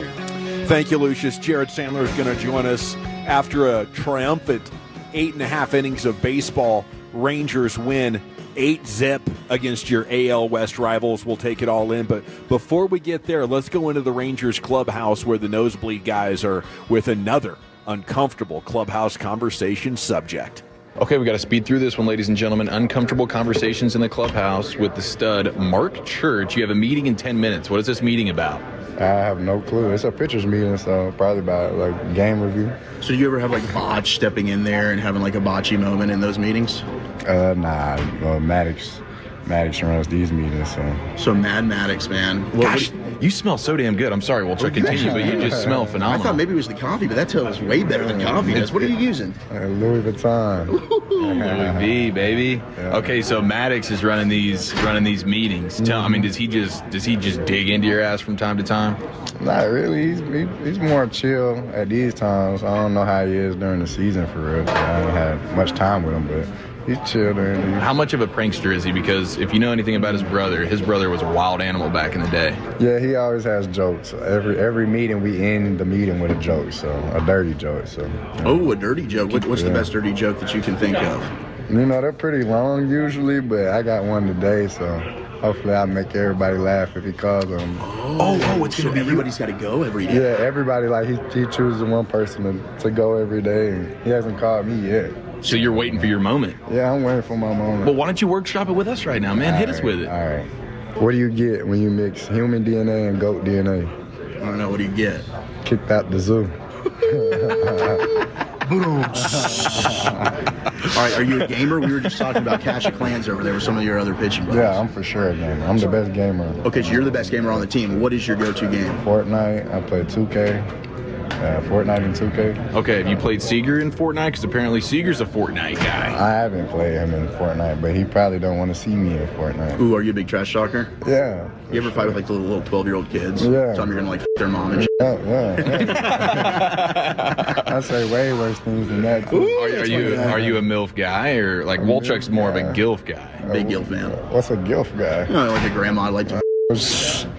Nah, yeah, I'm a MILF guy, I guess. What would you say is like the oldest chick you'd be down to like hang out with? It depends, because you know who Bernice Burgos is? She's like 40 something, like mid 40s, and she's bad. I don't know who she is, but she sounds busty as hell. She's a total rocket. Are you on the dating apps? I mean, I imagine Mark Church on a dating app would be cleaning up. The swagger and the sense that he's putting off, he doesn't need that. Save some for the rest of us, Mark. I can't get caught on the dating app. I can't. Okay, so then how does a professional athlete go about, like, you just organically, you see a beautiful woman, you just walk up to her and say, hey, I'm Mark Damn Church? I mean, kind of, yeah. I really don't try to tell her I play baseball initially, but if they ask for my Instagram, then they'll find out that way. But I try to get them without trying to say to see how much riz I got. What's the best opening line if you're gonna slide into a DM? I'm sure you got chicks in your DMs, but like when you if I had to slide in the DM, what would I say? Yeah, eggplant emoji.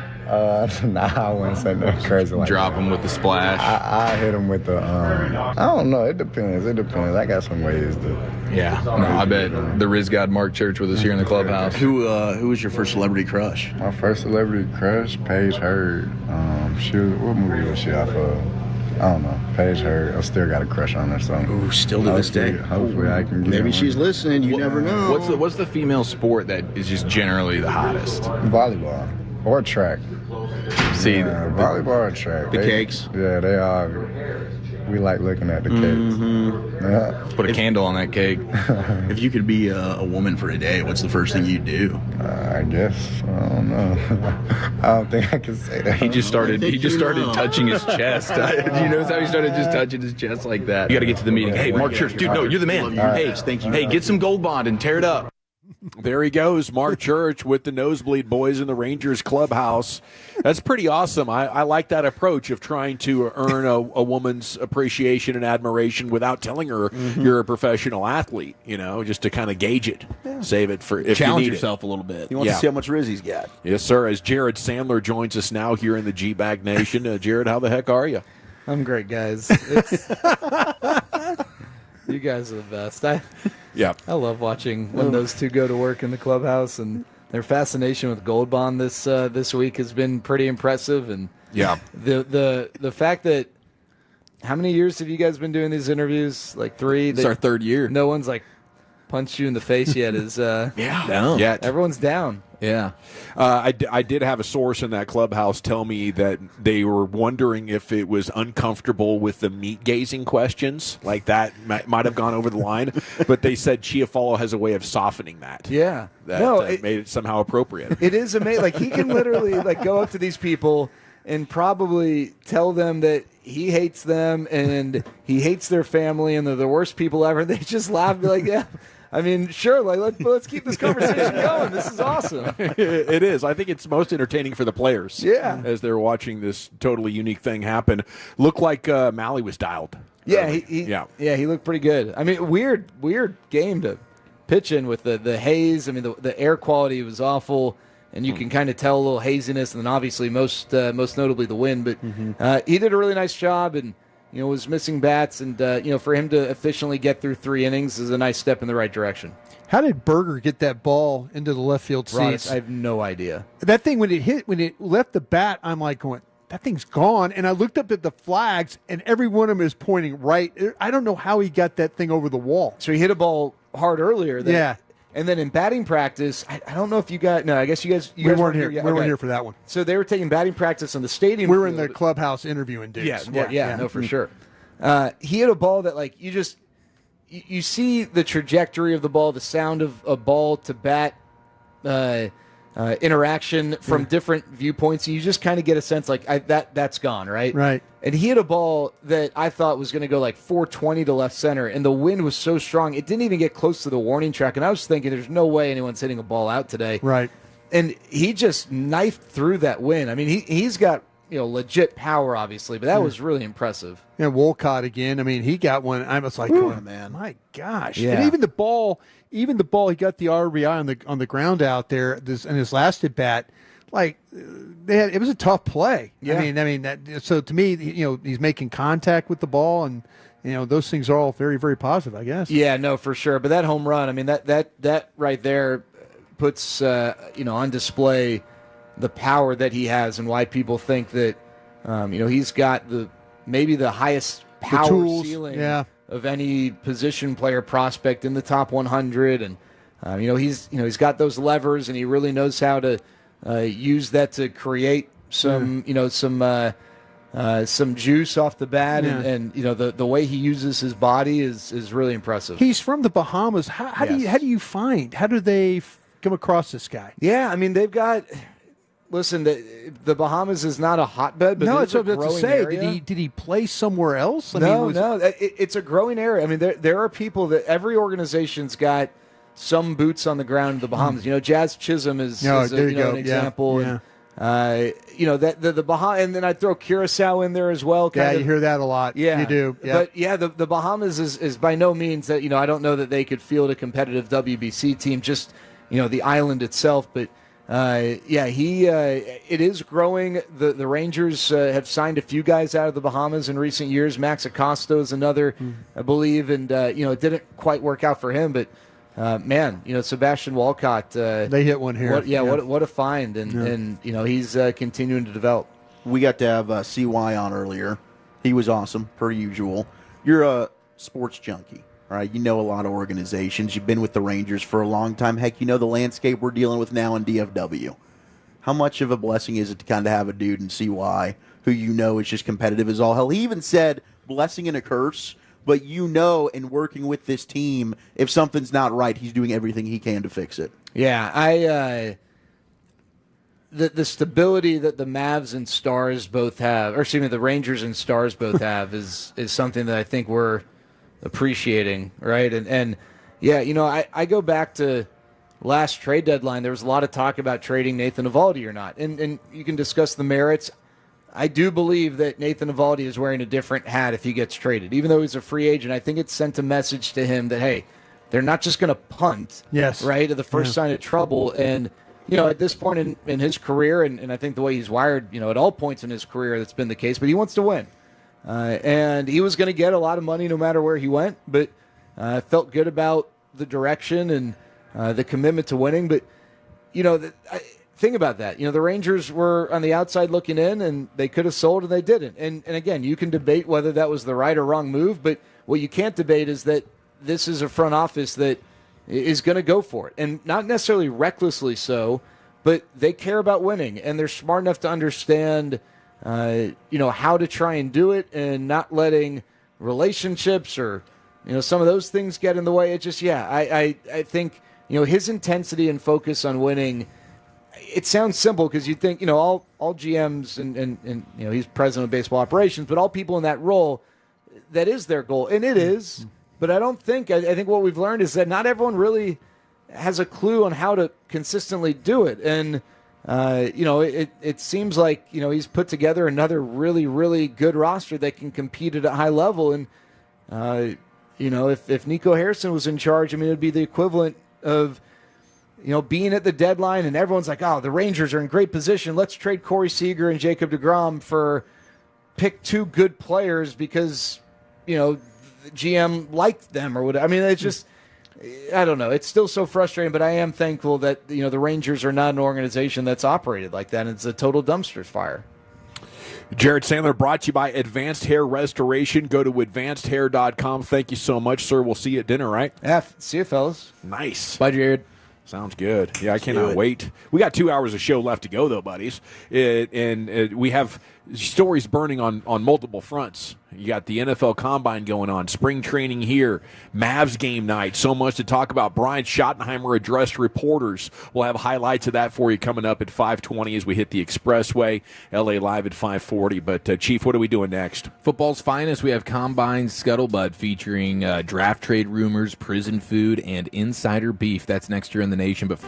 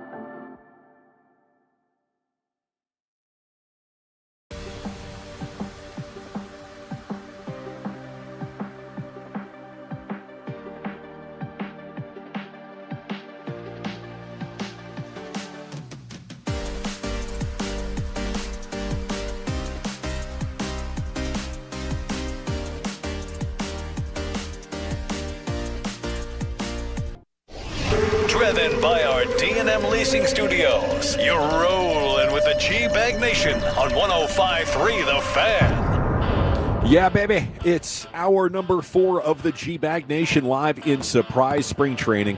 Our coverage brought to you by Asco Equipment, your heavy equipment partner since 1960. And it's brought to you by the On Time Experts Air Conditioning and Plumbing Same-Day Service Guaranteed. So it got traded by a Rangers 8-zip victory over the Mariners this afternoon. Wolcott went yard. Berger went yard. Malley was just dealing. And we'll have more coming up in an hour as we go around the bases. It's time now for an edition of Football's Finest. As the Combine rages on, here's your chief. Yes, sir. Thank you very much. Okay, so we had Sean Sharif on earlier. I did see him tweet after the Shoddy Combine. The Cowboys will be celebrating Zach Martin with an event next Wednesday. Let's go. So, not sure exactly what that's going to look like. Is that a press conference? Yeah, deal? it's like the thing with Jason. Remember Jason all with the employees, everybody claps and he walks in. It's time to do a one-day deal. Yeah, something like that. Yeah. That whole song and dance. Yep. Apologize to him formally for not doing enough to help him achieve greatness as a Super Bowl champion, even though he's got the eye of the tiger and the heart of a champion. Yeah, I think it's fair to say. Love you, Zach. Would like Thrill to see the fight. That. Yeah, absolutely. I think Walchuk mentioned earlier, but the Chiefs did franchise tag Trey Smith, and so their stud guard. $24 million, huh? Yeah, it's a lot of money. I wonder if they're going to. I mean, it's a lot of money to just have slapped on your salary cap for 1 year because you can't spread it out. So I wonder if this is just a holding. Trying to get a long-term deal out of that. Just buys you some time. Yep. And then we also had the Travis Kelce. We've talked about it. Looked like he was coming back. He apparently texted Pat McAfee today and said, "I'm coming back for sure. I'm going to get in the best shape of my life this offseason." He says he's got a real bad taste in his mouth, how he played in that last game, and he can't go out like that. So I just hope he can do something about it. I don't think he can. I think the Chiefs are making a big mistake letting him come back. I totally get that. Nobody wants to go out like that. But that's what happens. He had a great opportunity, not this year, but last year, to go out. And he should have taken that avenue.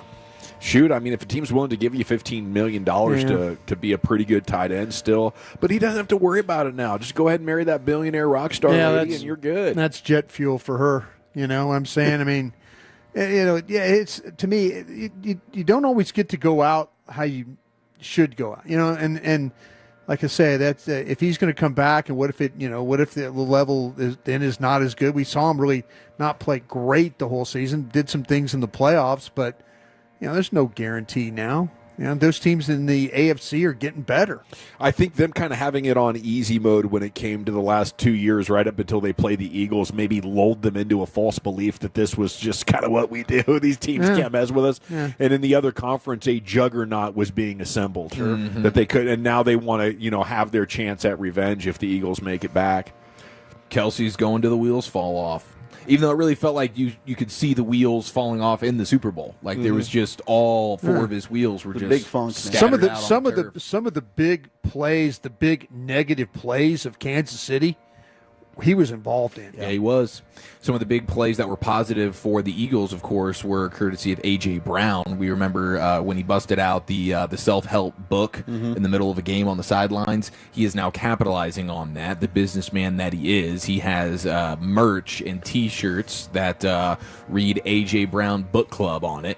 And he's sitting at Lincoln Financial Field on a bunch of books, and he's reading one. So interesting guy, man. The more I learn about A.J. Brown, the more I want to learn more. He was drafted. Did you know that he was drafted as a high school, like a baseball player with the Padres? Yeah, he was. I saw that clip today. Yeah. He was drafted. He was like talking about how like he had to make a determination of whether to play baseball or play football, and then he was talking about a showcase game he played in Chicago. dude came out throwing 97. He said, man, I don't know about this. I can't hit that. No. Stick with football. Stick with football. Yeah, he'd been tearing up regular high school pitchers, 85, 88. He goes to this national all-star game with some of the top prospects, and the guy's throwing a 90-mile-an-hour breaking ball, a 97-mile-an-hour fastball. He's like, I'm going to go catch the football. Yeah, that's a different world right there. But multi-sport athlete, that is pretty dang cool. If I was an Eagles fan, I mean, the shirt looks pretty cool. Don't get me wrong. If I was an Eagles fan, I think I'd probably be all over that. Yeah. Still soaking in the championship glory, but I'm not an Eagles fan. Is it like so a that sure cartoon? Is it just a picture? Is it a cartoon look of him or a? Okay. Yeah. Okay. I was hoping it wasn't like some, like, there's like too much plastic sometimes on a shirt. With a lot of. Yes. Have you ever got a shirt that has Those are awful. too much plastic on it? You can't wear that. It's not good for the environment either.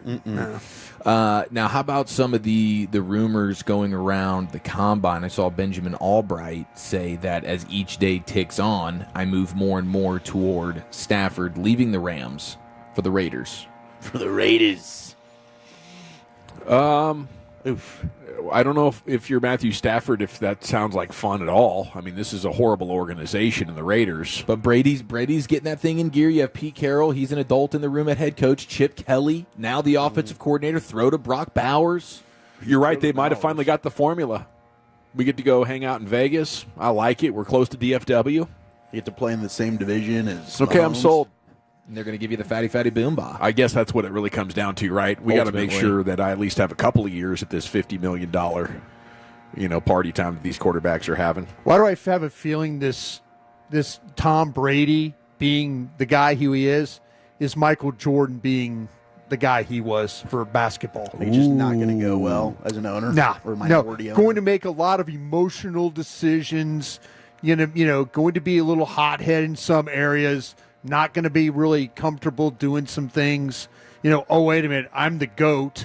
My decisions, people are trying to tell him. You don't want him to be heavy-handed. You just want him to let some gravitas to the whole situation and help hire guys that can do a good job. He'll be heavy-handed. He hired his buddy who he played football with, Spytek, right? The guy who was down in Tampa. With Michigan. Michigan.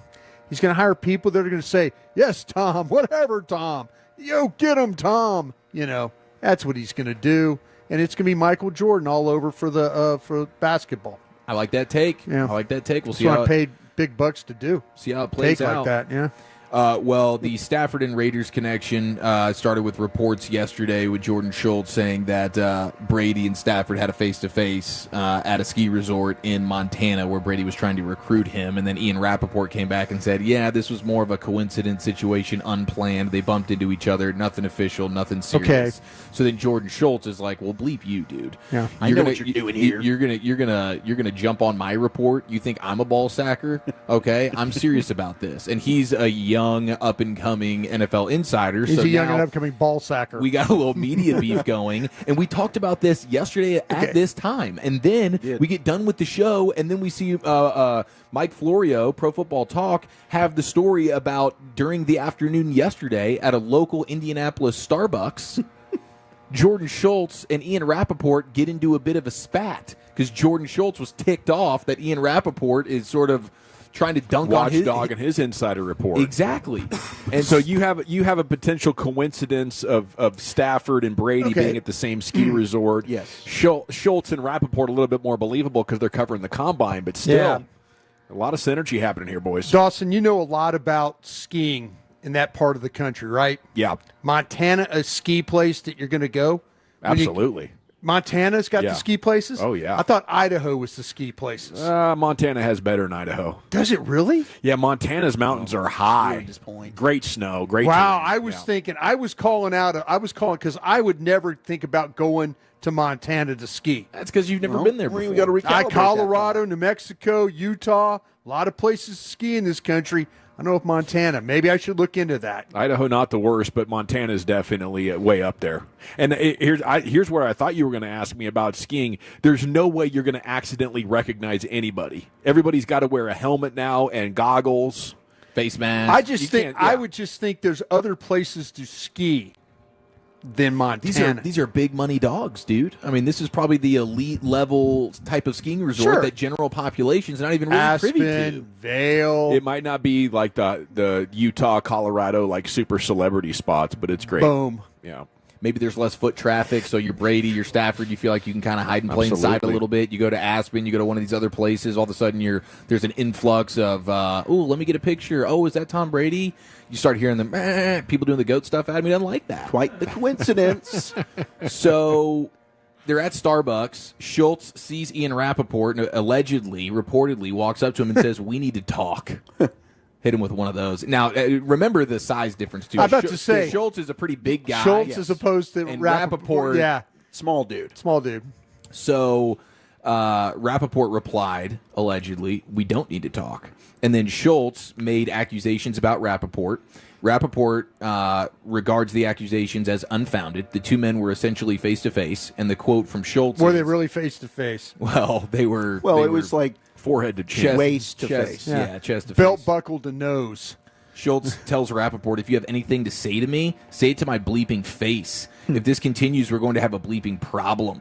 Now, Schultz denies the fact that he used any profanity, but Rappaport then asks Schultz to step back, and then Schultz says, "If this happens again, we're going to have a bleeping problem. Now I'll step back." And so you have all these other reporters and people in Indianapolis that are witnessing this, so then Florio gets the scoop on it. The funniest part and the most random part of it all is that apparently Rappaport was on Schultz's turf at Starbucks. Really? Because Schultz is the son of former Starbucks CEO Howard Schultz. Former Sonics owner, too. I think he's the guy that sold it to Clay. Took him to OKC. So it was like Schultz felt like, hey, you're in my house, you're in my territory. Don't you step up in here and try to be the alpha, all right? Yeah. I'm the big dog here. Try to back me down. Don't you dunk on my reports ever My again. daddy literally owns this building. Or franchised it out for an 8% fee annually. It's kind of a fun little sub story in Indy right now. Ian Rappaport ends up walking by the Pat McAfee broadcast live at Lucas Oil Stadium earlier today, and they were like, yo, get over here, we got to talk to you for a second. Here was Ian Rappaport with Pat McAfee and company just laying it out.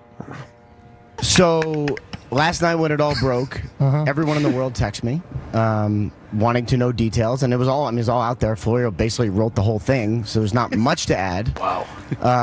And then I woke up this morning, and everyone in the world has texted me. Yeah. Well, we all are happy that you're both okay. We'd like to let that be known. Yeah. With that being said, what is next? Are you guys going to shake hands before you get out of town, or what do we think? I mean, I That's a no. Wants to see him anymore. Hard pass on the handshake. my role in this, He's going to the coffee bean and tea leaf from now on. Yeah, absolutely. Safer. Not another penny. there's actually a lot of great coffee brands at Dunkin'. So he tried to dunk on Starbucks with that one there. Thank you, Ian Rappaport. Thank you, Pat McAfee. Also saw from Benjamin Albright today, he says he would not be surprised to see a trade in the top 5 of this draft to get to number 1, a large trade. He says a giant one. A Titanic one. Oh, a Titanic trade, if you will. So he's connecting the Giants and the Titans, thinking maybe the Giants trade up to number 1. Why not? If Why not? Stafford's going to go to the Raiders, we know the Giants like Stafford, but if he ends up with Vegas, then all of a sudden the Giants are thinking, man, we cannot sit here and miss on the quarterback that we want the most. Let's trade up to number 1 and go get Cam Ward. It's somebody else's problem if we all get blown out at the Giants next year. That's true. I am doing everything to make John Merrill look at me and go, okay, I see what you're doing here. You know, he's trying. Joe trying to save his job. I would do everything, anything I could to make sure I get that quarterback. And if he has to go to 1 and give up a bunch of assets to do it, that's somebody else's problem if it doesn't work out. Yeah, that's 100%. I could see that being the case. I think the Titans would probably be wrong for punting on the opportunity at Cam Ward, but whatever. I can see the Giants totally wanting to do that. The other thing I saw today was that the Patriots not planning on pursuing T. Higgins in free agency. The most prized free agent wide receiver out there, gonna get some big money from somebody. Maybe it remains with the Bengals. The Patriots have a ton of cap space. They need playmakers, but they're looking at just building out the trenches. Mike Vrabel. It's interesting to hear a team basically just say, yeah, we're really not interested in a particular player in free agency. But it looks like the Patriots are going to be focused more on the trenches. Mike Vrabel, Mr. Tough Guy, certainly understand that. And then finally, we close it down here with Jim Harbaugh ranking dead last in the NFLPA report card when it comes to efficient use of their time. It's a little surprising. And there was a story from Mason Graham, who's going to be a top 5, 10 pick probably in the draft, defensive tackle out of Michigan. He obviously played for Harbaugh for many years, and he says he gets a little quirky after he talks for a while. He just starts reading some Shakespeare stuff for like 20 minutes in front of the entire team, just rambling on. He memorized the whole St. Crispin's speech, just kind of rambled on for almost 20 minutes. It was a little weird, but it's cool that he does that type of stuff. He's a different coach, but I like him a lot. So that's his perspective. But the players on the Chargers are like, you're just wasting our time. Yeah. So it's not like it hasn't gone toxic yet. They're like, wow, coach is just being weird and he's doing Shakespeare now, but it's okay. I suppose. I mean, when you say inefficient use of my time, I might get really jammed up, but it seems like they got a good sense of humor because he's being genuine. That was a college story, so I don't know. I don't know what the Chargers players are feeling. The Chargers players ranked him basically dead balls last when it comes to efficient use of their time. So the Chargers players are kind of like, hey, this is a little too much. Better wrap it up, B. The Michigan Wolverine prospect, he's obviously not going to smear anybody right now. As he's trying there to you go. Picked, you know? Yes, sir. Thank you, Chief. In addition to the finest in the books, we'll hear from the Cowboys head coach from the Combine. Are you getting the feeling the Cowboys might have actually got this one right? It's next here, and then LA Live at 5:40 in the Nation. All right, but let's talk Prize Picks, shall we? Oh, yep. You download that Prize Picks app, Tolos, because we've got a deal for you. Basketball, we're in full swing, chasing to the...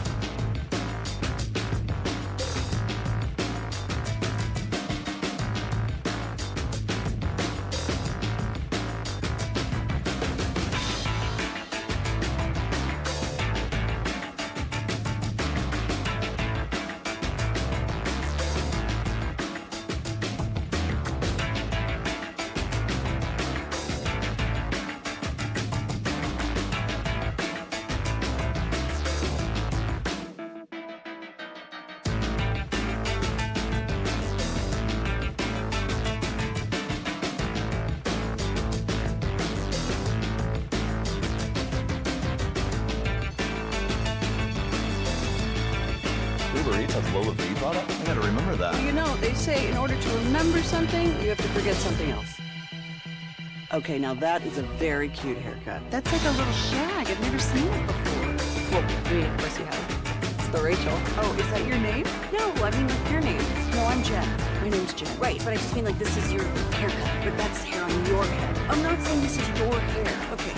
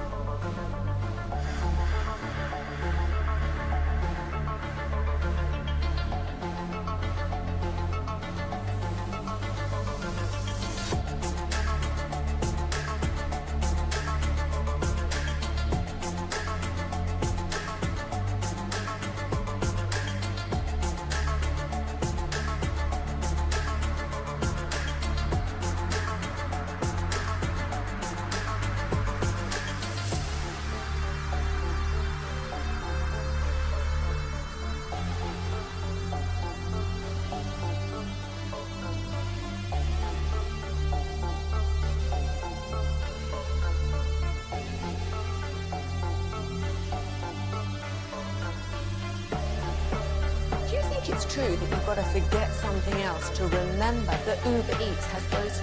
No, that's absurd. Hey, remember when you used to be a, what was it, pepper lady? Pepper lady? Wasn't it Cinnamon Sisters? Basil bake. Saffron Squad? Nutmeg maidens? Pre-herb? No. Nutmeg Maiden? I just said that. Was it Spice Girls? Doesn't sound right. Was it Saffron Squad?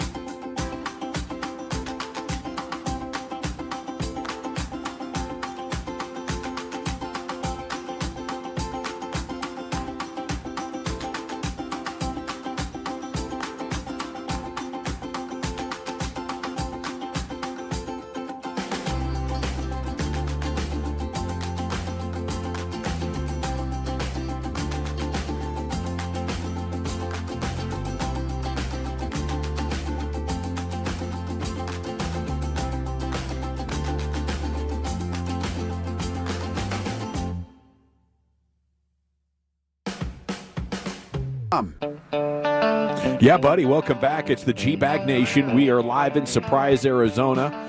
One more show tomorrow, and looking forward to a Friday finale, but we still have over an hour and a half of content coming to you, including going commercial-free to the top right now, the Expressway, every night at this time, brought to you by the On Time Experts. Lucius Alexander's LA Live coming up in 15 minutes. We have some audio from the Combine where Brian Schottenheimer spoke with reporters, and 4 or 5 highlights here to get to in just a second. A couple of football headlines. Number one, Cowboys and Osa reportedly close. Mike Fisher kicked off the morning today with that report, and I think it's going to get done pretty soon. That's what everybody's feeling. Sean Sharif joined us last hour, put it at 98 or 99%, considering what's going on at the Combine right now. I just think right now this is a good step in the right direction. We don't know, and we won't know for a couple of weeks. Are they trying to make a contender, or are they just trying to make a relevant team? And they might look at it like we have to invest to have a chance of making the playoffs when we're in December, so all of our regular season games have this drama and urgency to them. We can't go through another year where half the season is like, well, you're not going to be a playoff team, so should you tank? So are they playing defense against that, or are they trying to build a team without weaknesses, which is really what you need to compete for the ultimate prize? And then Myles Garrett says not open to a Browns extension at all, so they might, I'm sure he and his agent and the team and everybody, they want to try to get something done here before the draft or before free agency, but this thing might drag out into the summer. Doesn't sound good from the Browns. I mean, the Browns are we're not moving you. And Myles Garrett's like, well, I don't want to be here. So I don't know what's going to end up happening. Maybe they play it out and he leaves in free agency, but if I'm Cleveland, I'm moving him. Yeah, I think that the salary cap implications are that of a trade making more sense, at least on the Brown side of things, as a post-June 1 type trade. So I think that's something that could happen. If you're the Browns, you obviously want to drive up the bargain. You want to hold that, have diamond hands on Myles Garrett. But I think Myles Garrett is a guy that we've talked about for many years now, like waiting for that moment for him to say, you know what, I want to be out of here. I'm so much better than this. I'm the best defensive player in the league, and you guys are basically the worst organization in the league. And he's never done it. And now he finally has. I think he's gonna draw really, really strong on this particular one, and I don't think he will play for the Browns this year. So, I mean, the Cowboys have to look at it right now, planning on, while it might take some time, eventually he's going to be in your division, Washington or Philadelphia, one of those two teams, and your offensive line not ready for that at all. Like, he is a guy that if you had a chance to beat those teams, he tips the balance of power squarely in their favor until you get a great solution at both your tackle spots, really. Neither one of those guys is going to be able to handle that dude one-on-one. Few players can. Cowboys are a long way from having one. Okay, let's jump into this audio. Cut number 1 here from Schottenheimer says Pete Carroll is the coach he models himself most after. Pete's been incredibly impactful to me. And what do I mean by that? I mean the way he looks at the game, the way he wants people to let their own personalities shine and not kind of put people into a box, per se. I think that's one of his greatest strengths, even at his age. His energy, his juice, his passion. Again, it was a hard breakup. It really was. You know, I laugh about the let Russ cook thing. Pete and I truly just agreed to disagree.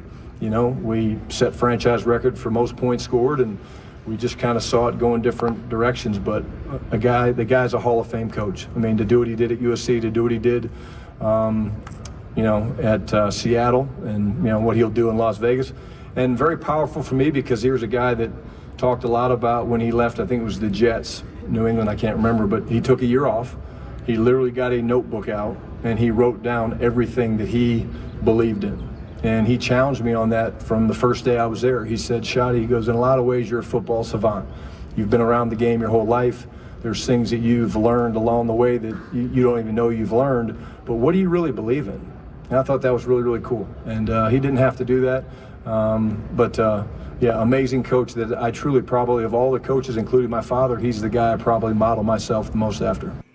I don't know if you can get a bigger compliment than that. Guy with a dad who's a Hall of Fame coach, and you know you're tipping your cap to Pete Carroll that way. That's pretty impressive. Brian, I know you stepped out of the room to take a phone call, but he said, you know, one of the things he learned from Pete Carroll is he just let guys be guys. That's what John Snyder told me. He says one of the great things about Pete Carroll is that when, you know, we had a plan at Green Bay where we were kind of like character guys, we kind of didn't always take bad character guys. And I was trying to, he goes, I'm trying to tell Pete Carroll, like, hey, I don't want to do this. I don't want to do this. And Pete's like, don't worry about it, John. I'll coach these guys. These guys respond to me. I have a track record doing this. And John's like, okay, well, if you want to. But that's like you're talking about, hey, just bring me guys. Let me coach guys. I can get along with people, and I could be fine. Yeah, you know, and I think, number one, it opens to a bigger talent pool. Yeah, absolutely. John was like, I don't want to do this, Pete. And he's like, no, trust me. We can do this. I've coached these types of players. Let me do this. And they had a lot of success together. They really did. Okay, second cut here. This is Brian Schottenheimer speaking at the Combine today on what he wants at running back and offensive line. You have some Cooper Beebe chatter in here as well. You want a guy that's got vision. You want a guy that has contact balance. The fronts that we're seeing, the fronts that we're facing require guys to be able to make hidden yards. You know, whether there's a free safety in the hole or there's a linebacker or a defensive lineman coming off at the point of attack, you got to have a guy that's willing to run through arm tackles. I do believe that you have to have the ability to catch the ball coming out of the backfield. Why do I say that? If a team wants to commit to stopping the run, there's ways that they can try to do that. And we don't want that to take an elite runner or a position like that out of the game. So if a team's doing a nice job stopping the running game, you want to be able to get them involved, you know, throwing it to them. And that doesn't mean they have to play like a receiver, but they have to be able to run routes coming out of the backfield and have the ability to separate and run after the catch is important. Offensive lines, it's different. You know, it's based on whether you're talking about the interior guys, centers, guards are a little bit different. Tackles are a little bit different. But the thing that I'm interested in watching is the development of a couple of the second-year players. You know, you watch Cooper Beebe, Tyler Guyton, those guys. Tyler Guyton's been in the weight room every day. He's working his ass off.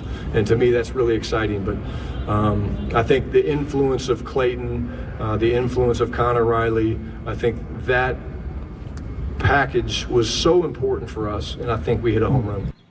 Okay, let's start with the running back part of that. Vision, contact balance, catching the ball, important. Does that rule in or out any of the players in the draft? Definitely rules in Genty. Yeah, contact balance is all Ashton Genty. I'll tell you what, another guy you need to keep an eye on, and I think they really like this kid because he is a former wide receiver, is Brashard Smith from SMU. That he is a guy who was at Miami, was a wide receiver, came to SMU, highly successful. You see him throwing routes to him. You see him out of the backfield. You see him lining up wide. This guy is a weapon at 5'10", 196 pounds. So if you don't, there are plenty of running backs that fit that mold of what he's kind of looking for right there. I think that he kind of gave you a little insight that if he's talking about second-year guys, they might not be looking at offensive linemen. That's what I heard too. They might not be like, okay, the last couple of years we've committed to drafting. We drafted 2 offensive linemen last year in the first round and the third round. He told you about Tyler Guyton. He's saying Tyler Guyton's in the weight room. I don't think the strength was the problem with Guyton. I think the problem with Guyton is some of the stuff with the mental things and learning and wanting to be a pro. I think that was more of a thing. You could find a way to work around some of the penalties he had, but like I think that to me that you got to be committed and hey, maybe being in the weight room every day is a good sign, but there's other things that he has to do.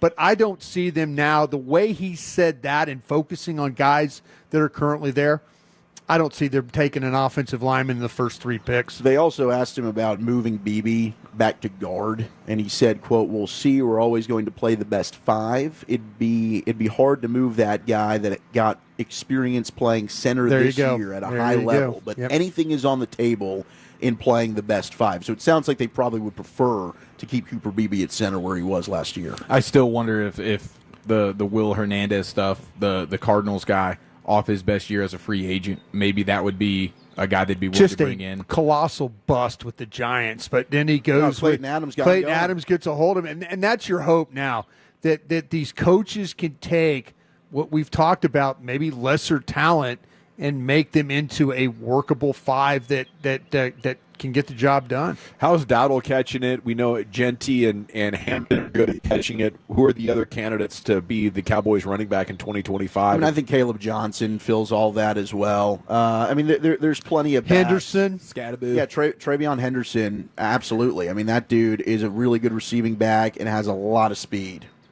Okay, Junkins as well from Ohio State is another one, but I and Blue from Texas. Jalen Blue's a really good receiving back. He's a really good receiving back. The fumbles have been a little bit of an issue that they'll talk about, but I'd say I'd keep an eye on Smith from SMU. I mean, that seems like to me he's fitting exactly what Shotty's talking about. It's so interesting to listen to these guys, especially in this environment at the Combine with free agency coming up, as they're just sort of, answering whatever questions are thrown at them. And you couldn't help in this situation but have the things that you've been discussing with your team be top of mind. So I think all of this is relevant, especially what you noted about, with running back, they're talking about specific traits that they're looking for, they're shopping for. Asked about offensive line, he's telling you specifically about his guys. I think that's very notable that, maybe we're not looking at adding. They don't have the runner. Giving these guys a chance to develop at offensive line before we move on. And I don't think that's the worst mistake in the world. It'd be too risky if I was running the team. But how about we go to the next cut on thoughts on adding in free agency? Here's Coach. Well, I think, again, that's a tough question, David. I can't answer that. It depends on what players you're talking about. Like I said, we're always going to start with our guys. We know them, right? We've got history with them. We've developed those guys. We understand their strengths, their weaknesses, what they bring to the table from a culture standpoint. So, again, it all depends on how things go. It's a very competitive business. It's a very competitive time of year. There's incredible dialogue going on all day, every day here in Indianapolis. I've learned that. And so I think that's the exciting part about this time of year is you really are competing with these other teams that want to come in and acquire your players. And we're going to make it very tough to let those guys leave. Well, I mean, that's cool, but I think one of the things that made Belichick great, and maybe other coaches this applies to as well, but I can look at your roster and see somebody that can help me more than he's helping you. That's what the Eagles did with Bond. I think they got him for $4 million. He's one of the most impactful players of the year from a pass rushing perspective. The Cowboys, I think, lack that ability to look at other teams' rosters for the most part and be like, oh, we're going to get him for this price and he's going to help us more than this other guy. They would never give $21 million to a defensive tackle unless they had drafted that guy. And I think that really limits them at this time of year going into free agency, and you're trying to decide what's the best bang for our buck. For them, it's pay their own guys, sometimes overpay them, or find absolute bargain barrel players that, hit and outperform their contract. But that's really their only two options, Brian. They can't look at stars on other teams and be confident that they're going to sign them and get the same production or more. See, this is where I wonder about Matt Eberflus and this defensive staff now. Did they sit down and look at the Cowboys and then Will McClay and Stephen Jones? So, hey, listen, this is what Oso Digizua, you can see, Milton Williams might be the better player, but all of a sudden Eberflus says, you know what, I like what you guys are talking about here with Oso Digizua. Yeah. Maybe if say it was a different defensive coordinator, maybe if it was from the Eagles, you wouldn't have Oso Digizua But here. that quote was exactly something Steven would say. Yeah, exactly. Yeah, that's we what like I'm our saying. own guys. We like we know our own they guys. work in our See, system. he knows. Yeah. He knows. See, this is the advantage of Schottenheimer being in the organization the last several years. He knows how it operates. Yeah. Like any other coach would like, well, wait a minute. Why aren't we not looking at, if we're talking about three technique guys, why aren't we not looking at this guy? Or why are we not looking at this guy? Why do we are insistent about signing our own?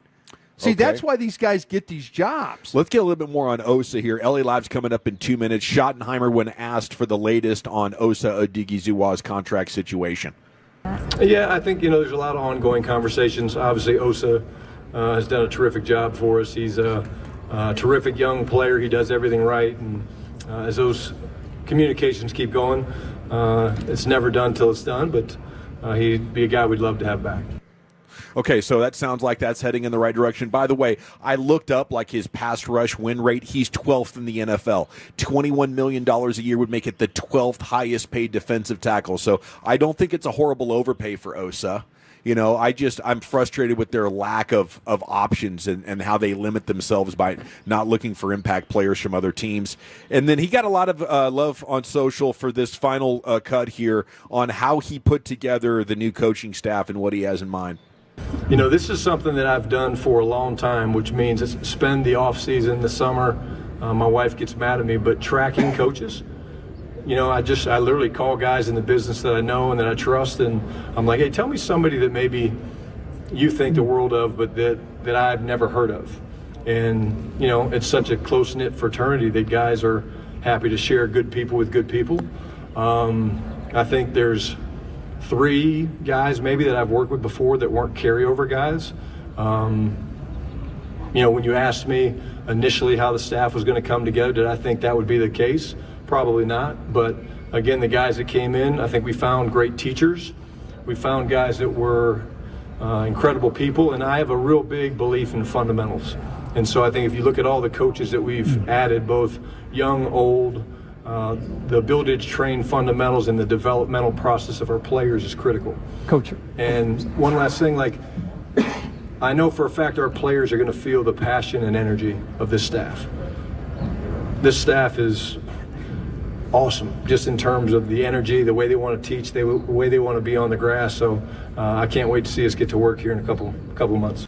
Man, in some ways, the hire could be a frustration like what Brian and I were just talking about, but in other ways, this organization needed that. A guy who's on the phone finding out who are the smartest coaches coming up in the ranks that I could build a staff out of, and finally we got it. Yeah, there's no question. I mean, I know exactly where he's coming from, because there was times where I did the same thing when it came to knowing who the young coaches were around the league. And I've had guys I know ask me, hey, I need a linebacker. I need a minority linebacker coach, or I need this coach, or I need that coach. And I always had names. I think you have to know who you're working against and who you potentially can go get to make your staff a lot better. I think just hiring your friends is a terrible way of making a coaching staff. I applaud him for what he did. All right, it's the GBag Nation here on 105.3. The Fan Expressway does go commercial-free to the top every night at this time. We go to Lucius Alexander in the Pimp Cup and LA Live. at, though? Where they at, though? Let's get into a Thirsty Thursday edition of LA Live, right to the great Rick J. Well, all right, you squares, it's time to smoke. Fire up this funk and let's have a toke. It'll make you dance to some of everything. Everybody get high. Because y'all all judging, meaning people out there are judging off of hearsay, false allegations. That's right. Don't be judging me off of hearsay, off of false allegations. Yeah. You dig what I'm saying? Yeah. I hear her, man. Drunken can. allegations. You can. I can barely hear myself. It's getting kind of weird. Yeah, you dropped down there a little bit. Yeah, it got kind of strange. Did I hit something? You might have hit that one button. How about now? There you go. Boom, baby. Man knows the board. The devil thought he had me, but I got away.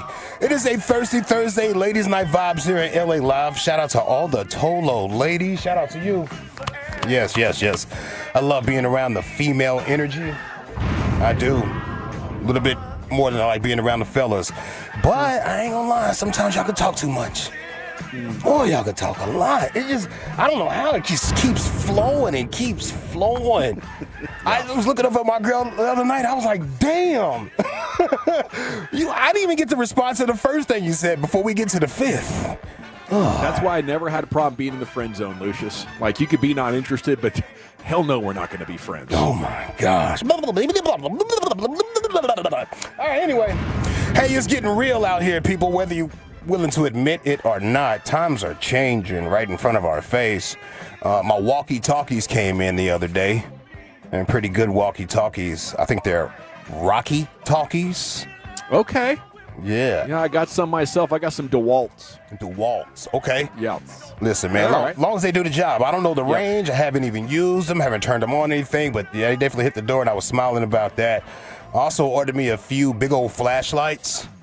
There you go. You prepping? I'm paying attention.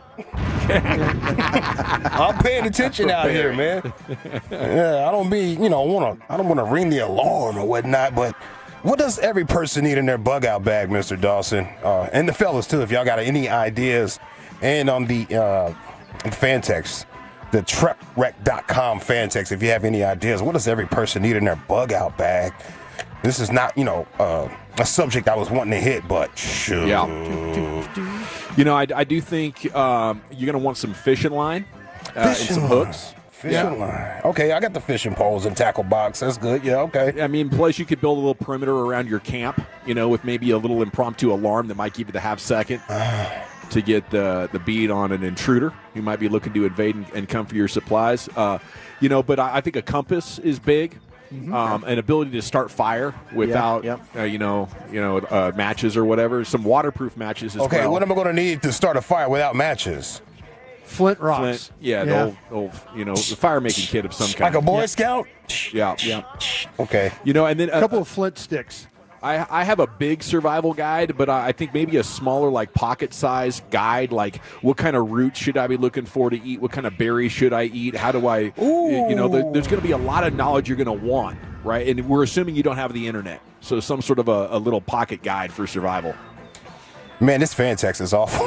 My man said Bacardi 151, condoms, lots of cannabis, adult magazines. What are you talking about, bro? Give me 3 milligram coffee flavored Zen for 500 Lucius. Yeah. There you go. Yeah.